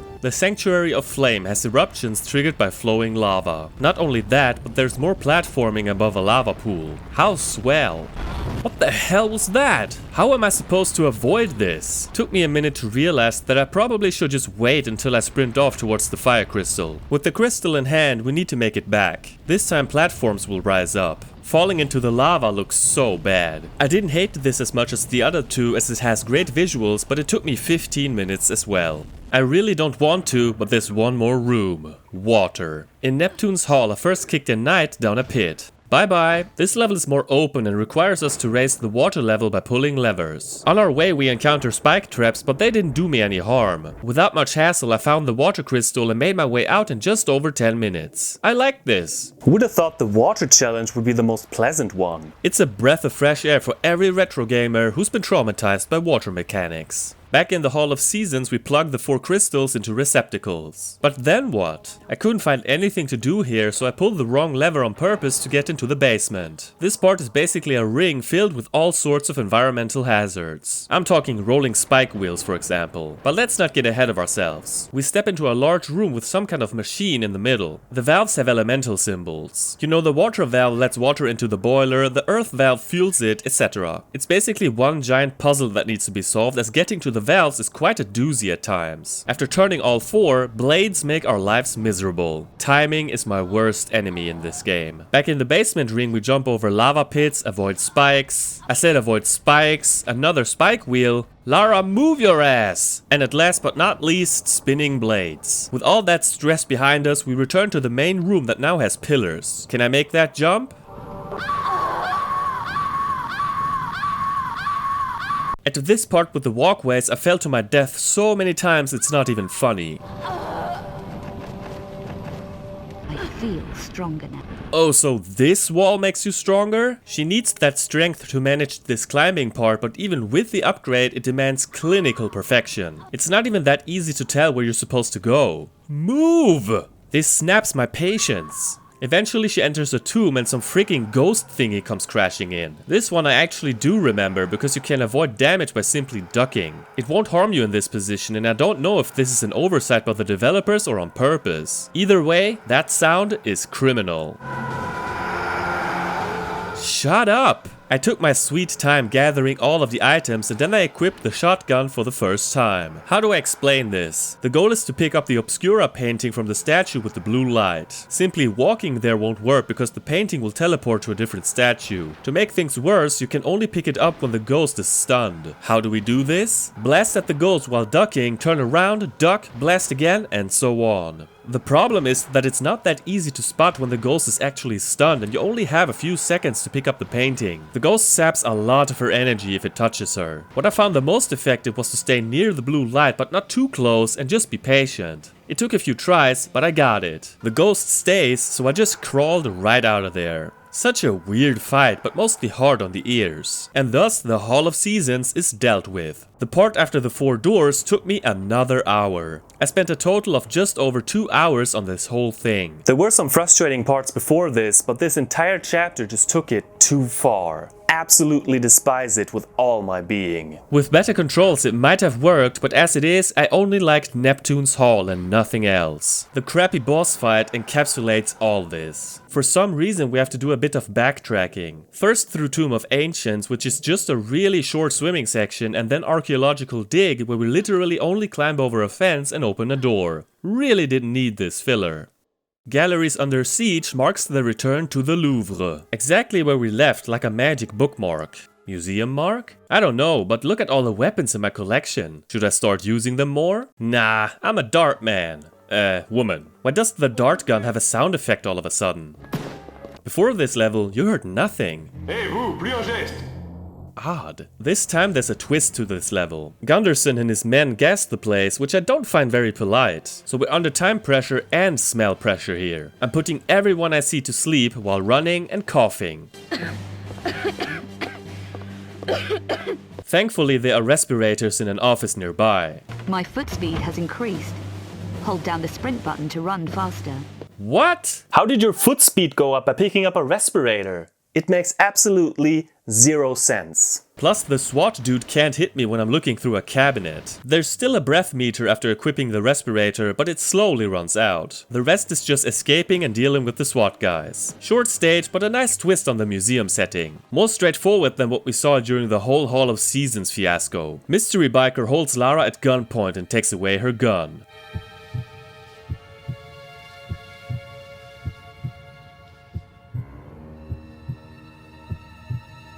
You know I have plenty more, right? Oh, the sexual tension is unbearable. Make out already and move on. A SWAT commando comes crashing in and biker dude is apparently a magician. This is a nifty scene, but the editing's so cheesy at times. Look at that pompous smirk on his face. He thinks he's the real deal. It ends with him laying on the floor and her getting knocked out too. Oh, the doorman. Sometime later, Lara wakes up with Bouchard in the room. They take a drive to Werner's apartment and he talks about monstrum killings in Prague. As Lara leaves the car, it's revealed that this is a setup. Then we're back to the opening cinematic of the game, this time with more context. As Lara watches herself in the mirror, she has a flashback. It wasn't her that killed her mentor, but the man from Rennes' pawn shop whom the player knows as Eckhart. Who saw that one coming? Von Croy's apartment is the final Paris level. It's about time. I'm Frenched out. No offense meant. That's quite the place he got. Werner was doing well for himself. Naturally, I'm taking whatever fits in my pockets. Lara lost all of her weapons. Thanks, biker douche wheel. She finds one weapon, the Rig 09. There's some more optional facts to gain by looking at things. Picking up the Jackal walking stick for some reason triggers the Cleaner, an assassin. Shoot him without taking any fire yourself. Simple as that. Can't kill him, but he disappears for now. See ya in a minute. Literally. What an entrance. He runs off again, but leaves his Viper SMG behind. Dumbass. Then we need to get past laser tripwires. But how? Yeah, I completely forgot about this, but Lara can commando crawl by pressing the stealth button while ducking. Nice addition, I gotta say. She never explains it though, which is a shame. You're expected to figure it out, or look it up in the manual. Damn cleaners blowing up the whole place. To get to a medipack, I climbed onto the needlessly wonky balustrade. This next part is tricky. The cleaner's at the end of the hall shooting at us, and there's also lasers that go on and off. Getting the timing right with her stupid baby steps is so hard, and I kept dying over and over again. I made it even harder on myself because I refused to use healing items at first. Had to suffer in silence for the sake of my pride. I hadn't used any up to this point. But I had to realize that I couldn't do it without healing unless I restarted the entire level. No thanks. I took a medipack and scrubbed out that lowlife once and for all. That was fairly orgasmic. I guess the stage was alright for the most part, but I despised the ending with the lasers. Bouchard is surprised when Lara picks up the cleaner's phone. Thus, she leaves for Prague. I'm glad we finally get to leave Paris. This went on forever and I'm so ready to see something different. Another cold, dark city. Great. Bring a freaking jacket, woman! Don't you look at the weather report before you travel? The monstrum crime scene starts off the Prague chapter. Don't you just love this weather? Depends on what I'm wearing. Right at the start, we talk to a journalist named Ludwig. Lara learns who Eckhart is and that evidence of the monstrum killing was taken to the Strahov, the mafia center of operations. Depending on what Lara says, we get more information, a security pass for the Strahov and something extra later. So, try to be nice. Being nice only takes you so long because the only way to get rid of the policemen and their dog is brute force. I miss my dart gun. Can't find a moral compass in her inventory either.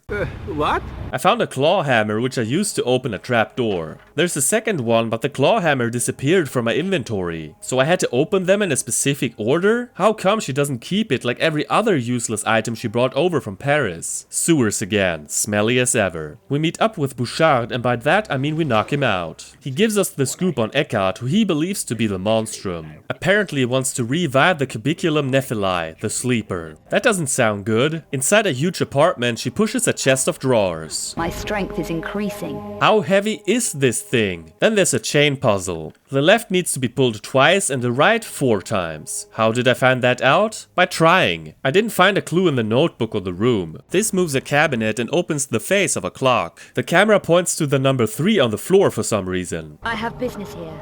I can't leave yet. Okay, so we can move the clock's hands. As you might have guessed, moving them to 3 o'clock opens a hidden staircase. Here, the people who care can get more backstory about the cubiculum nephili. Most importantly, we pick up a fax with a code on it, which we use at the keypad. And thus we get the last Obscura engraving. As we leave, a cutscene shows that Bouchard is gone. I forgot to check it out and tried to leave. Whoa!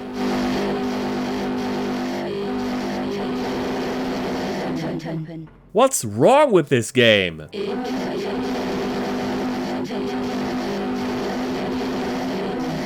Yeah, I get it. So I went back to the little room and wouldn't you know it, Bouchard is dead. Time's up. What the hell's going on around here? Might as well take his keys. Now it will open. Lara meets up with Ludwig, who gives her the Strahov low security pass. Because we were so nice earlier, he also sells us his Scorpion X. For 800 euro. What a bargain. I have so much money, it absolutely doesn't matter. I liked the change of scenery with all the snow and stuff. There was hardly any challenge here and we could explore everything at our own pace. Again, it left a bland taste though.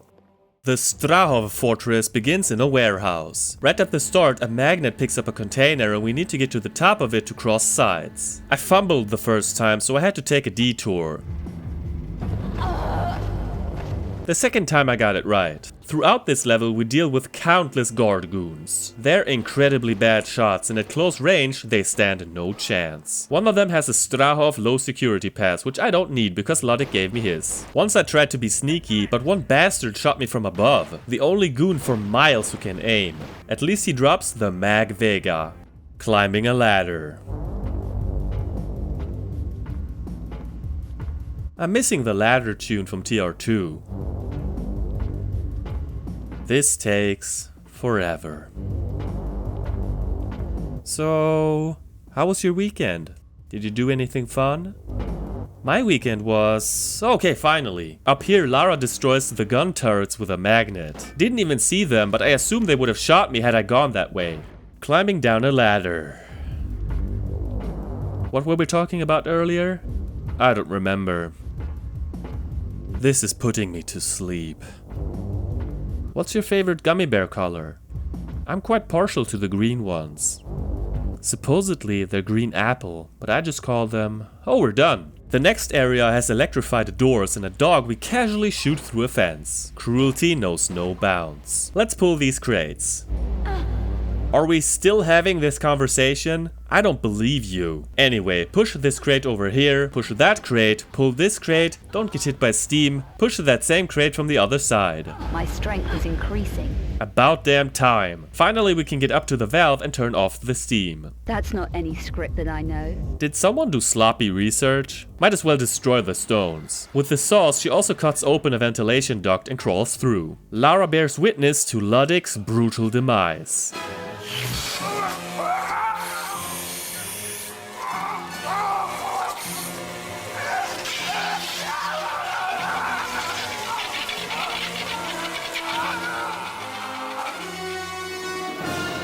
And there's that symbol again. Anyway, let me sneak up on that guard. Why doesn't she somersault out of the ventilation duct? Hello? Ah, damn, I forgot you just need to tap forward. Thought it was the jump button like on PS1. Can you really blame me? Got my stealth kill nonetheless and took that fool's high security pass. Next up we get an AI masterclass. The idea is to open this door with a card and assassinate the guard. He isn't suspicious at all that the door opens. Around the corner are more guys and I don't know what they're doing. Standing on the ground was too boring, so they decided to float instead. An NPC can dream. It's just rare to see their dreams come true. I hate that the life meter keeps creeping down after you're hit. Sometimes it takes me by surprise that I'm already dead. Oh, and when he drops an item on the other side of the door, I can just pick it up and clip through. Lara plans her next steps and shuts off the power. This, however, releases a beast that instantly mauls a man to death. Whoops! What the hell is that? There's one set of obstacles left. Mines and lasers. By firing at the fire extinguisher, the cable spool starts rolling, detonating some of the mines. Oh, poor Ludwig. What a way to go. Commando crawl past the lasers and say farewell to Strahov Fortress. I vibed with this one. Sure, I can do without endless ladders and some parts were buggy, but I like the setting and hints of stealth. The bio-research facility finally provides some colors other than muted grey, black, brown and dark blue for once. A gift considering that we're playing an early 2000s game. We have a chat with Dr. Müller. Muskat muss, Herr Müller! He brags about his schemes of immortality. There's more exposition about Eckart's plan. Blah blah blah. Then this happens. Suck gas, evildoer! Darkwing Duck did it better. He didn't take anything from us and just snuck away. By pulling on the gargoyle, a secret passage opens. Here's a switch that opens another door.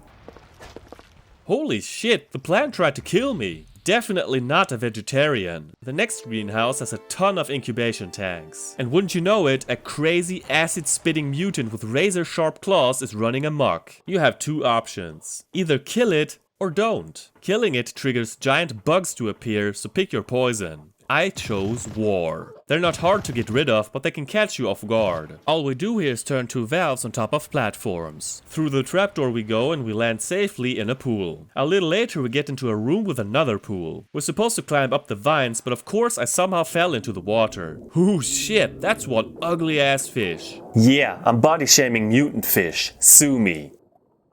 Please, please don't. This room is kind of a pain to navigate, especially if you're going for all items. After that we see a vine preventing us from opening the doors. If only there was a valve puzzle nearby. Oh, there is? Okay, so this one's kids stuff and makes a lot more sense than the stupid switch puzzle in Area 51. On the bulletin board we see 4 diagrams. One of them shows what the plant doesn't like. So the symbols tell us which valves to turn. Pulling the lever afterwards kills the vine. Poor thing. In yet another large room there's plenty of guards that need to be taken care of. One of them has the botanical access pass and I need 2 more for the card readers. Here we scale a few floors. This ledge looks too far.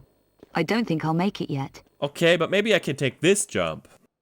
Scratch that. This is where my memory played tricks on me. I thought I could sprint and jump, but no matter what I did, it wouldn't work. She can sprint indefinitely, but the jump button won't respond. More on that later. The solution was to just jump normally. Took me way too long to realize that. My strength has increased. Maybe now I can make it across that ledge. Yeah, and I almost rage quit. Now I can make that longer jump. Oh my god. Make it stop. Lara eavesdrops on Eckart, Gunderson, Dr. Müller and a woman named Boaz. She confesses to not destroying the proto-Nephilim. Eckart's not amused and... just see for yourself. Your own incompetence has sentenced you, Boaz. Give me a chance. Not the pot.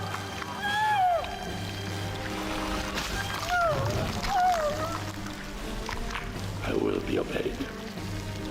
Now sort this mess out.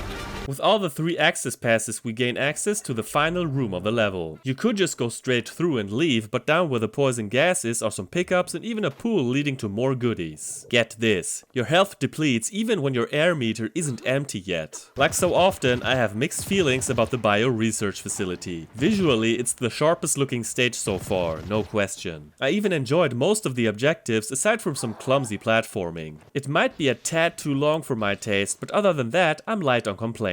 Seemingly out of nowhere, Magic Biker Dude traps Lara in an airlock so that she doesn't interfere with his devious plans. She shows him his periapt shard, which he took from him earlier. Picked it up in the loo, yes, after you stole my painting.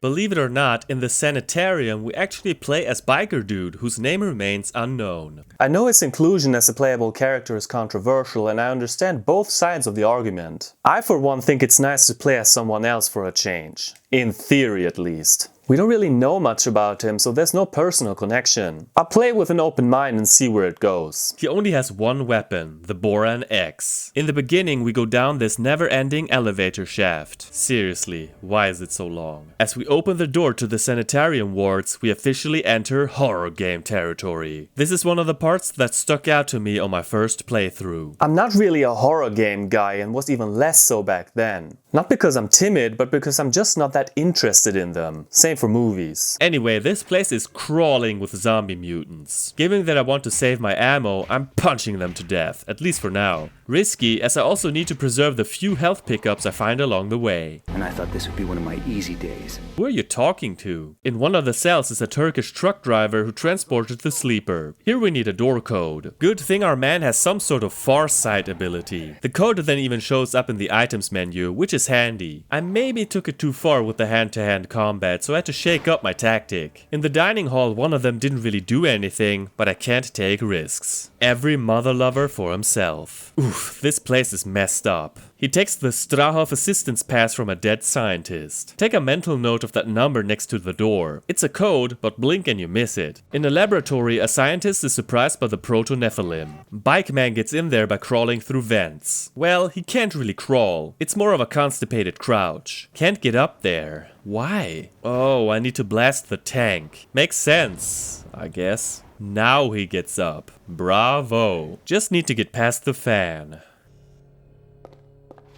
Why is this so awkward? By some miracle, he controls even more sluggishly than Lara. Yeah, I didn't think that was possible. From an atmospheric standpoint, I enjoyed the sanitarium quite a bit. It's super short, and unless you're trying to bare knuckle your way through the zombies, you'll beat it in no time. Overall mediocre, like most stages have been. Maximum Containment Area carries on our journey with the unnamed male side character. There's a pickup on the far side of that mini pool. Is this happening? He can't swim? Or is this something other than water? Either way, what the hell? On top of horrible swimming skills, his stats leave much to be desired. A tiny strength meter and no upgrades. The next part gets convoluted. It's unclear what to do, but by approaching a certain door, he again uses his Farsi ability to get the next code. Type it in, get through, and get the sanitarium low access pass. But watch out, we've got some company. Mutant zombie company. At one point he goes face to face with the proto-Nephilim, but it just runs past him. So I guess it is one of his easy days. This area stands out a bit. Too bad his jumps feel so icky. He hangs there for an eternity before he pulls himself up. I call it sweaty sloth mode. Later our hero finds the sanitarium medium access pass. His luck just ran dry because the proto-Nephilim is in attack mode. Yep, this marks the second boss fight of the game and it's completely ridiculous. All we do is sidestep and shoot. It won't hurt us that way. Occasionally it runs off, which gives us time to forage for ammo and health. Plenty of time. Hello? Eventually it goes down, only to rise again before you know it. Do this 4 times. This has to be one of the most boring boss fights I've ever seen. No tension whatsoever combined with, well, waiting doesn't scream fun. Is it dead? It's still breathing. Who cares, right? Pulling a switch ends this level. Yeah, I wasn't a fan. It wasn't scary exactly, and the first half won't even stick in my memory. The boss fight was a joke. Crouch guy returns to Lara and of course she ambushes him. Your magic didn't help you this time, huh? Ooh shit, she butchered the poor dude. Nah, just a zombie. Glad you came back to save me, stranger. Name's Curtis. Oh, so this is the infamous Curtis Trent who showed up in the opening credits. Now I can stop pretending I don't know who he is. We get more backstory, including that Eckhart murdered Curtis' father. And you want revenge. Justice. We should work together. I agree. Meanwhile, Eckhart and this blonde dude who hasn't said a word until now discuss their plans. Make the preparations.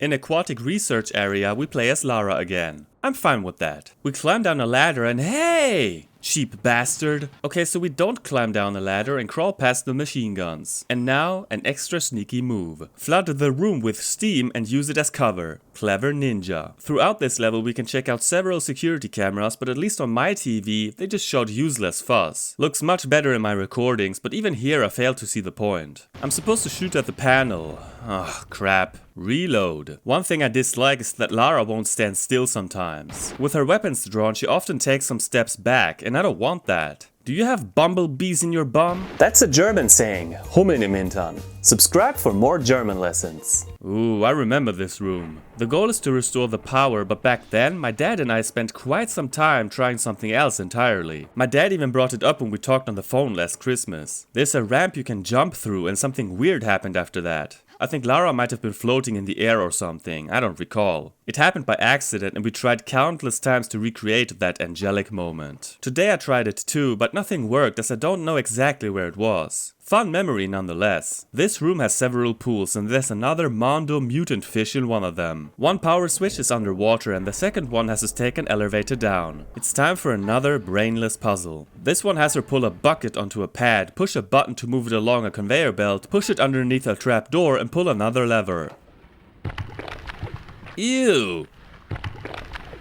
Now bring it back to its original position. I feel stronger now. I feel sick. Why did we do all of this? You'll see. With our new power, we're supposed to climb up the pipes. Not with these controls. It's like half a second is missing. By pure accident, I let go at the top and luckily grabbed a pipe below. This resets her strength bar for some mysterious reason. With this quote-unquote tactic, I barely made it. Here we get to see a giant fish up close, right in its scaly mug. Okay. Finally, we drop the bucket into the water and our hungry friend seems distracted. Oh, so it's like the piranhas in Crash Side. Got it. This way we can swim around in peace as opposed to pieces. Pull a lever and Lara changes into a wetsuit. Yes, ma'am. Pull another one and leave this place. I'd call this one of the better stages. I like the blue tone and found the challenge is neither too hard or too easy. The bucket thing is a little out there, but we've definitely seen worse. The Vault of Trophies is a water-heavy level. What a surprise. We're in some deep, pun intended, trouble because it starts with a freaking maze. It reminds me of Underneath the Sphinx again. Only this time there's spikes, which, granted, never hurt me. I'm grateful for Lara's strength, even underwater. On my first try I didn't find air anywhere. This is try and die by the books. I managed to find an aqualung. There's a room with statues but no obvious goal. I paddled around aimlessly until I found a clue. It was hard to see it first, but there's an L and a V on the plaque. This means we need to pull the chains matching the statues that have names starting with these letters. Swimming back to the air sockets is insufferable, so I guess this merits the aqualung. Not much, but something. The statues move and shoot a light at the ceiling, which then collapses. That's our exit, and Lara changes back into dry clothes. How are her clothes dry? I'm overthinking this. Salute to the wetsuit. You served us well. But the level's far from over. We enter a cave and Jesus Christ, okay. That is one big pounding block. A lever raises floating platforms. Guess what? Only a few are stable. Yeah, thanks. In the library, we tangle with two more undead knights. Didn't miss you guys. I wondered if they would follow me back outside like bony stalkers, and they did. Bye-bye. Oh, didn't want to disturb you there. My strength is increasing. All it takes is pulling a lever. She can now pull the chain, which reveals a climbable wall behind the picture. We monkey swing over to a platform which reveals the 5th Obscura painting. Finally. There's one more simple underwater maze, and I wish she hadn't thrown away the wetsuit. Another decent, if underwhelming level, hardly deserving of any rants or raves. That first maze isn't thrilling, but the library offers a nice break from traps. Lara emerges with Eckhart right in front of her. Gunderson has apparently knocked out Curtis. They let him live in exchange for the painting. They release Boaz and Curtis conveniently wakes up from nap time. Boaz has changed since the last time we saw her. An abomination. It's the end of Dr. Müller too, by the way. Auf Wiedersehen, Herr Müller. Curtis gives Lara a boost and also throws 2 shards her way so she can deal with Eckhart. Meanwhile, Curtis will take care of Boaz.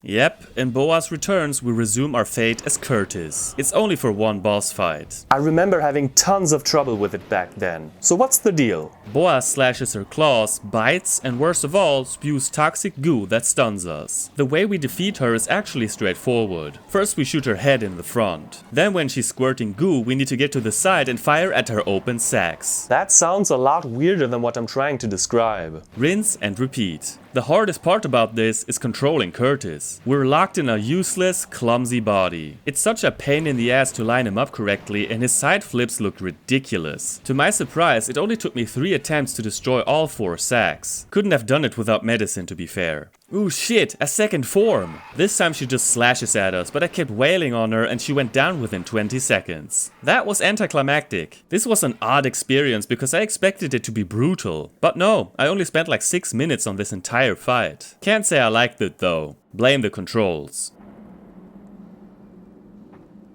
Curtis has the chance to shoot her in the head, but decides to leave. You dopey son of a gun. I mean, yeah, he manages to cut its head off, but goddamn, this guy is freaking dead.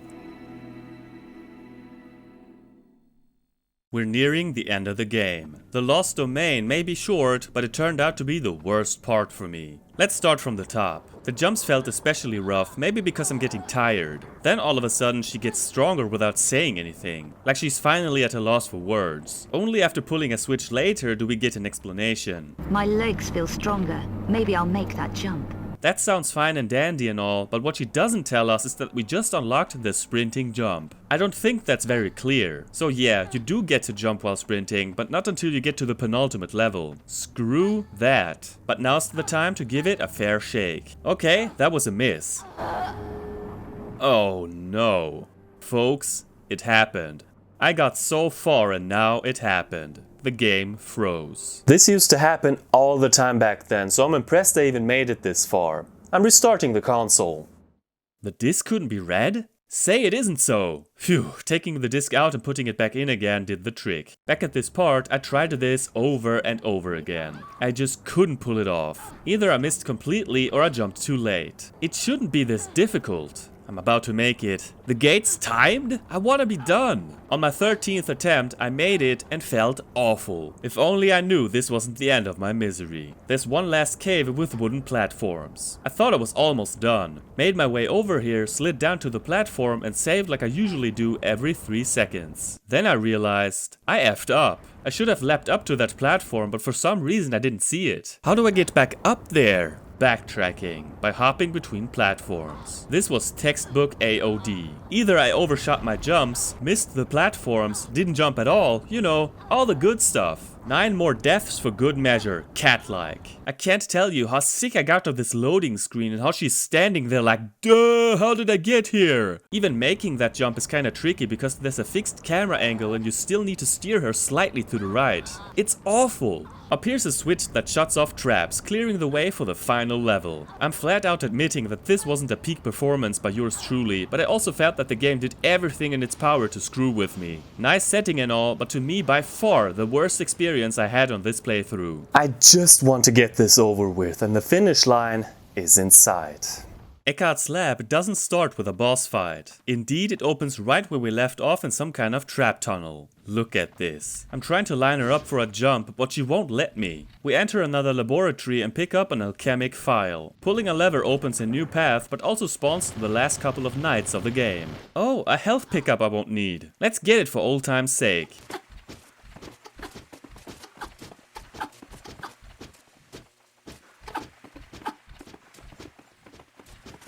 She just needs more time is all. We placed the alchemic file into a receptacle on the upper level. Then I blasted the knights into the pit with boiling water. The next sequence has to pick up a second file in a cage. This causes it to sink into the pool, so we have to be quick. We're safe on the top. Up here in a niche is the third and final file. Because I can't have nice things, the game wouldn't let me backflip out of here. Oh, now it worked? That's so random. Slotting the remaining items into their homes causes some gooey magic fluid to flow into the boiling water, making us able to swim in it. Down there's the Parab shard. Picking it up opens the gate to the final battle. Eckhart tries to revive the sleeper. Can't let that happen. Okay, so we're surrounded by an energy field with Eckhart on the other side. He flings blue energy bolts. You could try to jump over them, but similar to the ghost in the Hall of Seasons, all we need to do is crawl. He will never hit us. It's pathetic. After half an eternity, he starts to create doppelgangers of himself. 3 will run to the center and merge into 1. This is our chance to kick him? The hell? She stabs him with one of the Periapt shards. Then it's the same thing again, only with fire. Wait, wait, and wait some more. Hold, please. Even though I take damage on that last part, it's no problem at all to get to him. Another kick, another stabbing. Then we have to do it a third time.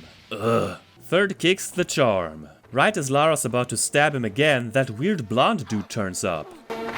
Corel? How do you know his name? And he stabs Eckhart in the freaking forehead. But why? Exactly my question. Too many people have died for me to trust you, including a good friend, Von Croy. He was an unfortunate victim of history, Lara. Eckhart was stupid to have killed him. I've helped you all along, both here and in Paris.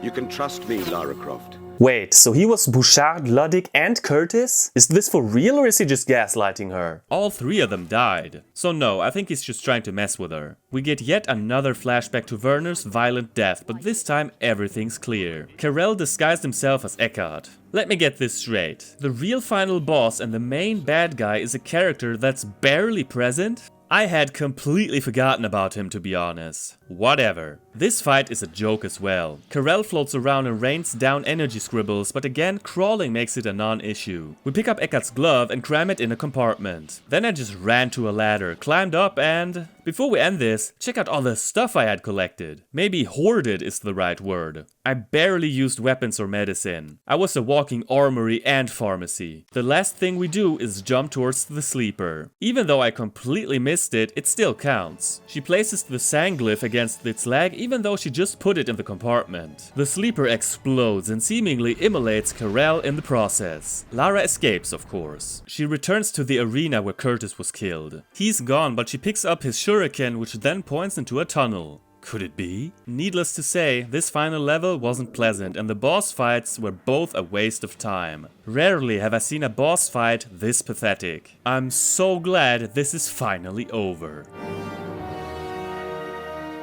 Man, what a relief. Let's talk about the music and sound to calm our nerves. Fitting to the rest of the game, the voice acting is all over the place. Carrie Shell returns as Werner, and even though his voice brings up some traumatic experiences, I must admit that he does a fine job. Because I'm being stalked.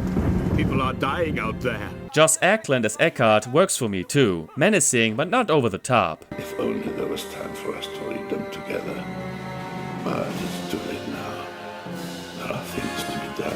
Eric Lauren as Curtis does alright too, but I feel like they tried too hard to make him edgy. All this can wait. I know where you'll be. Take a breather from damaging things, why don't you? Other characters are just laughable. Bernard, for example, is legendary bad and apparently not on purpose. Forget it! Bouchard doesn't like time wasters! It has a B-movie flair to it that I'm not really into. Lara is voiced by Janelle Elliott for the third and final time. I think it's her best performance, but there's something about her delivery that puts me off. Again, maybe it's the dialogue, the actual writing. In Chronicles, I didn't like her sassy attitude, and here she's just plain mean at times. I'll watch nothing. I'm sick of your Parisian lowlife ways. I need results. I mean, I love the confident Lara we got in the first game, for example. Thank you. In Angel of Darkness, she often seems cocky, arrogant, and doesn't even try to be likable. Nice watch. What? Am I talking too fast for you? Granted, her worst dialogue is mostly optional, but it doesn't do her character justice in my opinion. And how will that happen? You'll set these pussycats on me, right? I like it when she's more soft-spoken, although I get that the loss of her mentor surely must take a toll on her. What brings you here from Paris? The music is once again composed by Peter Connolly, and this time also by Martin Iveson. As you might know, I wasn't a huge fan of his work in the last two main entries. This time, he knocked it out of the park though. The soundtrack is easily the best part about this whole project. For the first time, the score was recorded by an actual orchestra, the London Symphony Orchestra to be exact. More than ever, it feels like a movie score, far grander in scope than anything in the gameplay. Mostly it's dark and mysterious, fitting to the overall mood. It doesn't really sound like the old Tomb Raider games, except for some nice callbacks here and there. Whereas we rarely got constant background music before, here many of the levels provide an ongoing score. Parisian Backstreets, for example, perfectly sets the stage for what's to come. The music that plays in industrial rooftops gets overdramatic though.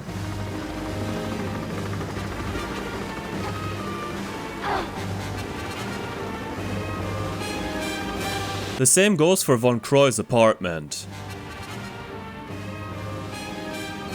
More fitting for a cinematic. Speaking of cinematic, is there a better example than Dance of the Lux Veritatis? The strings are masterful.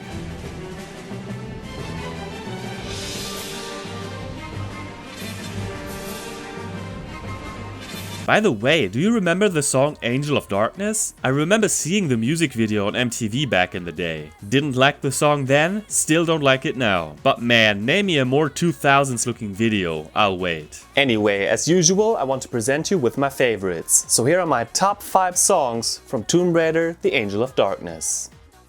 Number 5. The Strahov Fortress gets a deep and menacing track that keeps you in suspense. It'd be a natural fit for a James Bond game if you ask me. Excellent choice for a stealth mission.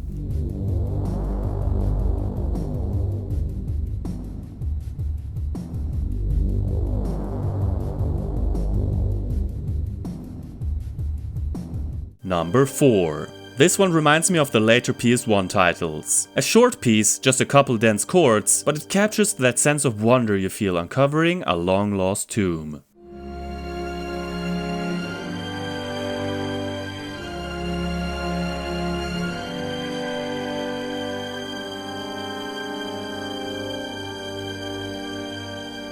Number 3. Similar to the Strahov Fortress, the Louvre storm drains and the Louvre galleries have this song constantly playing in the background, reminding you that you're not supposed to be here. Listen closely for a bit and you'll hear a choir sing the signature TR melody.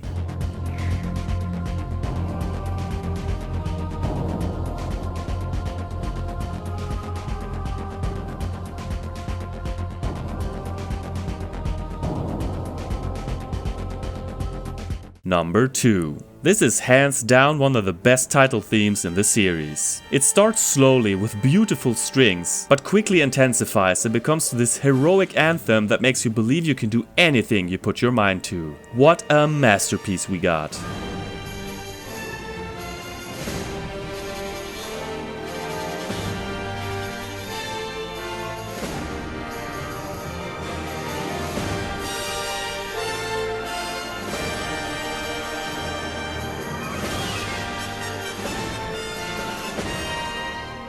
Number 1. I would say clever things about this being the anthem of the first nightclub I ever went to, but that wouldn't even be true. Whatever the case, this is such a departure from the rest of the soundtrack. Even though it might get a little mind-numbing if you stay in the empty club for too long, I can't deny that it's catchy as hell and makes me want to dance. In a game this frustrating, I'm taking what I can get.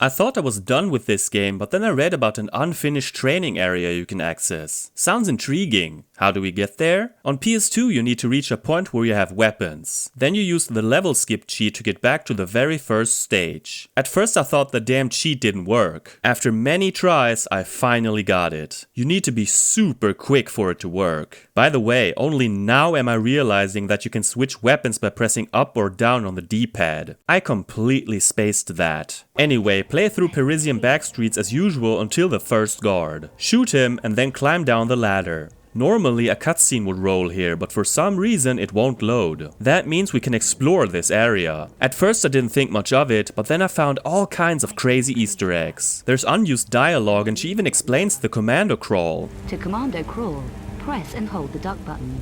Then press the stealth button. That's wild. It doesn't take long to discover unfinished scenery. Sometimes Lara just disappears, so we switch to first person mode, I'm not sure. I feared I got stuck here, but somehow found my way out again. There's police everywhere, so I need to move quietly. There's only one lone policeman here, Lara. As we enter the final building, Lara just tumbles into an endless abyss. What a way to go. This was interesting to say the least. It just makes you wonder why they didn't finish it and also why they left it in the game. I'm positive the level would have been better overall with this section included, but what do I know?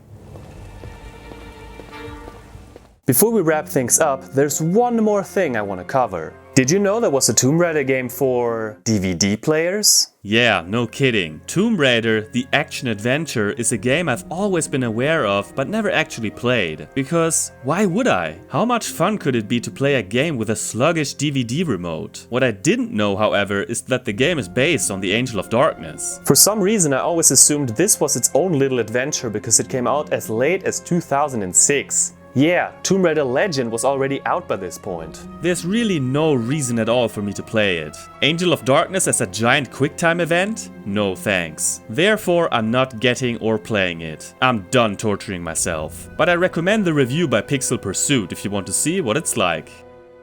Let's finally wrap this up. Tomb Raider, the Angel of Darkness isn't just flawed like Chronicles. It's downright unfinished. Controls stand out as the fatal flaw. I mean, I recorded 16 hours of gameplay and not for a second did I feel comfortable or in control for that matter. Turning Lara around is a science project, especially when there's a fixed camera angle involved, or even worse, different ones in succession. Sometimes pressing down moves you towards the camera, sometimes not. It doesn't feel fully realized in any way. The camera is inverted and you can't change that. Vertically, I always play inverted, but horizontally? That takes some getting used to and I kept looking in the wrong direction. I quickly got used to jump and roll being flipped, so that wasn't a biggie. The Tomb Raider games have never been quick paced, but Lara moving this slow is taking it too far. Those freaking baby steps she takes are awful and break up the flow. Plus it makes it hard to do running jumps. I don't get why she just falls off the edge all the time when it feels like she should make the jump. jump. It worked so wonderfully on PS1, why not here? For some reason she would 9 times out of 10 push boxes and whatnot even though I pressed backwards. Trying to walk slowly may have ticked me off the most. With the PS1 D-pad I never had this problem, but here we're required to use the analog stick. This means when I want to walk diagonally to the left, she would mostly do side steps instead. Did you not only lose your strength but also your ability to walk, Lara? Imagine being under this kind of pressure for 16 hours. I guarantee you it's not healthy. That's why I saved constantly. And when I say constantly, I mean before every jump, before any part that requires strength, and for you number crunchers out there, pretty much every 3 seconds. It takes away so much time, but that's what you get when you don't want to repeat everything. The Game Boy games have scarred me for life in that aspect. Then there's the bugs and crashes. To be fair, I didn't encounter too many this time around, but I clearly remember dealing with it a lot back then. If it wasn't for the broken controls and the glitchy nature of it all, I don't think this game would be all that hard. I rarely used health pickups and you can get through a bulk of the game without lethal weapons. The weapon selection is poor compared to the other games. I'm not a weapons expert so I can't really tell the difference between all the handguns, but I feel like TR2 and 3 did a much better job of switching it up. I admit that grenade launchers and rocket launchers would have felt out of place, so yeah, they were probably going for realism.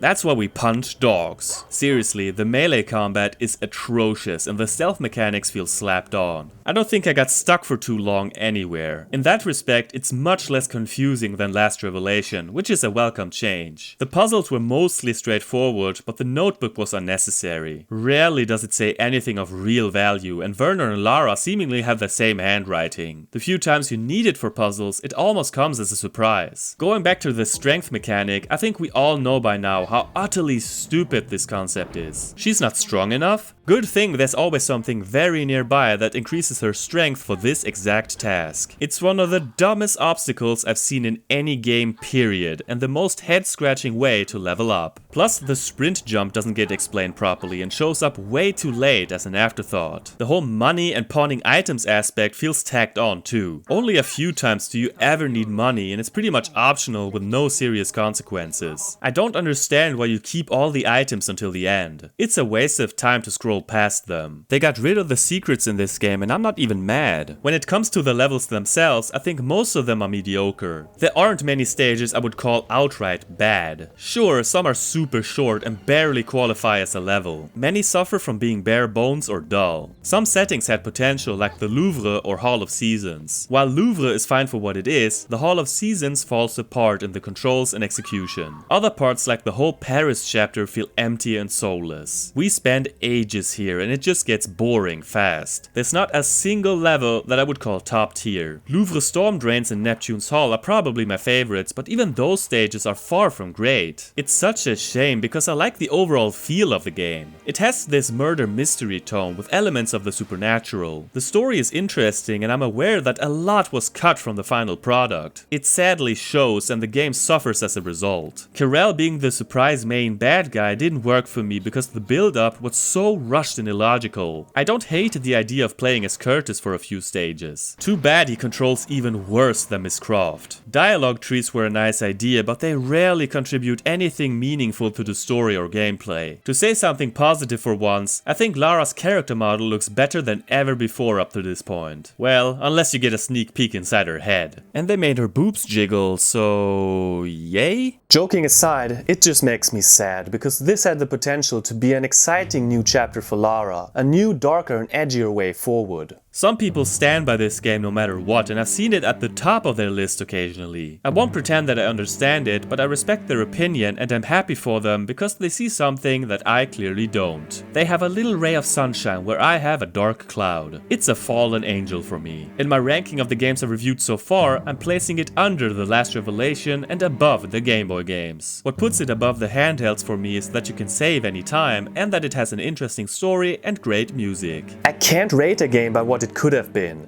This was sold to the public. This is what my dad spent his hard-earned money on. What we got was a disappointment. I clearly remember us playing the game for the first time, asking ourselves what the hell happened to our beloved franchise. Tomb Raider was supposed to be fun, a time for us to adventure together and solve engaging puzzles. This was anything but, and it's no wonder I didn't touch it for almost 2 decades. Sure, I might get better at it if I practice and spend more time with it, but why on earth should I? This playthrough was a reminder of this weird time period where Lara's future was uncertain. Core design pretty much got fired and Crystal Dynamics took over a few years later. Without giving away too much, I've remained a fan of most future games, so there was still hope. Angel of Darkness, however, is a travesty that I never want to see or play again. I'm done with it. Hey! You forgot already? The remasters are coming out next week. Next week already? Ah, for fuck.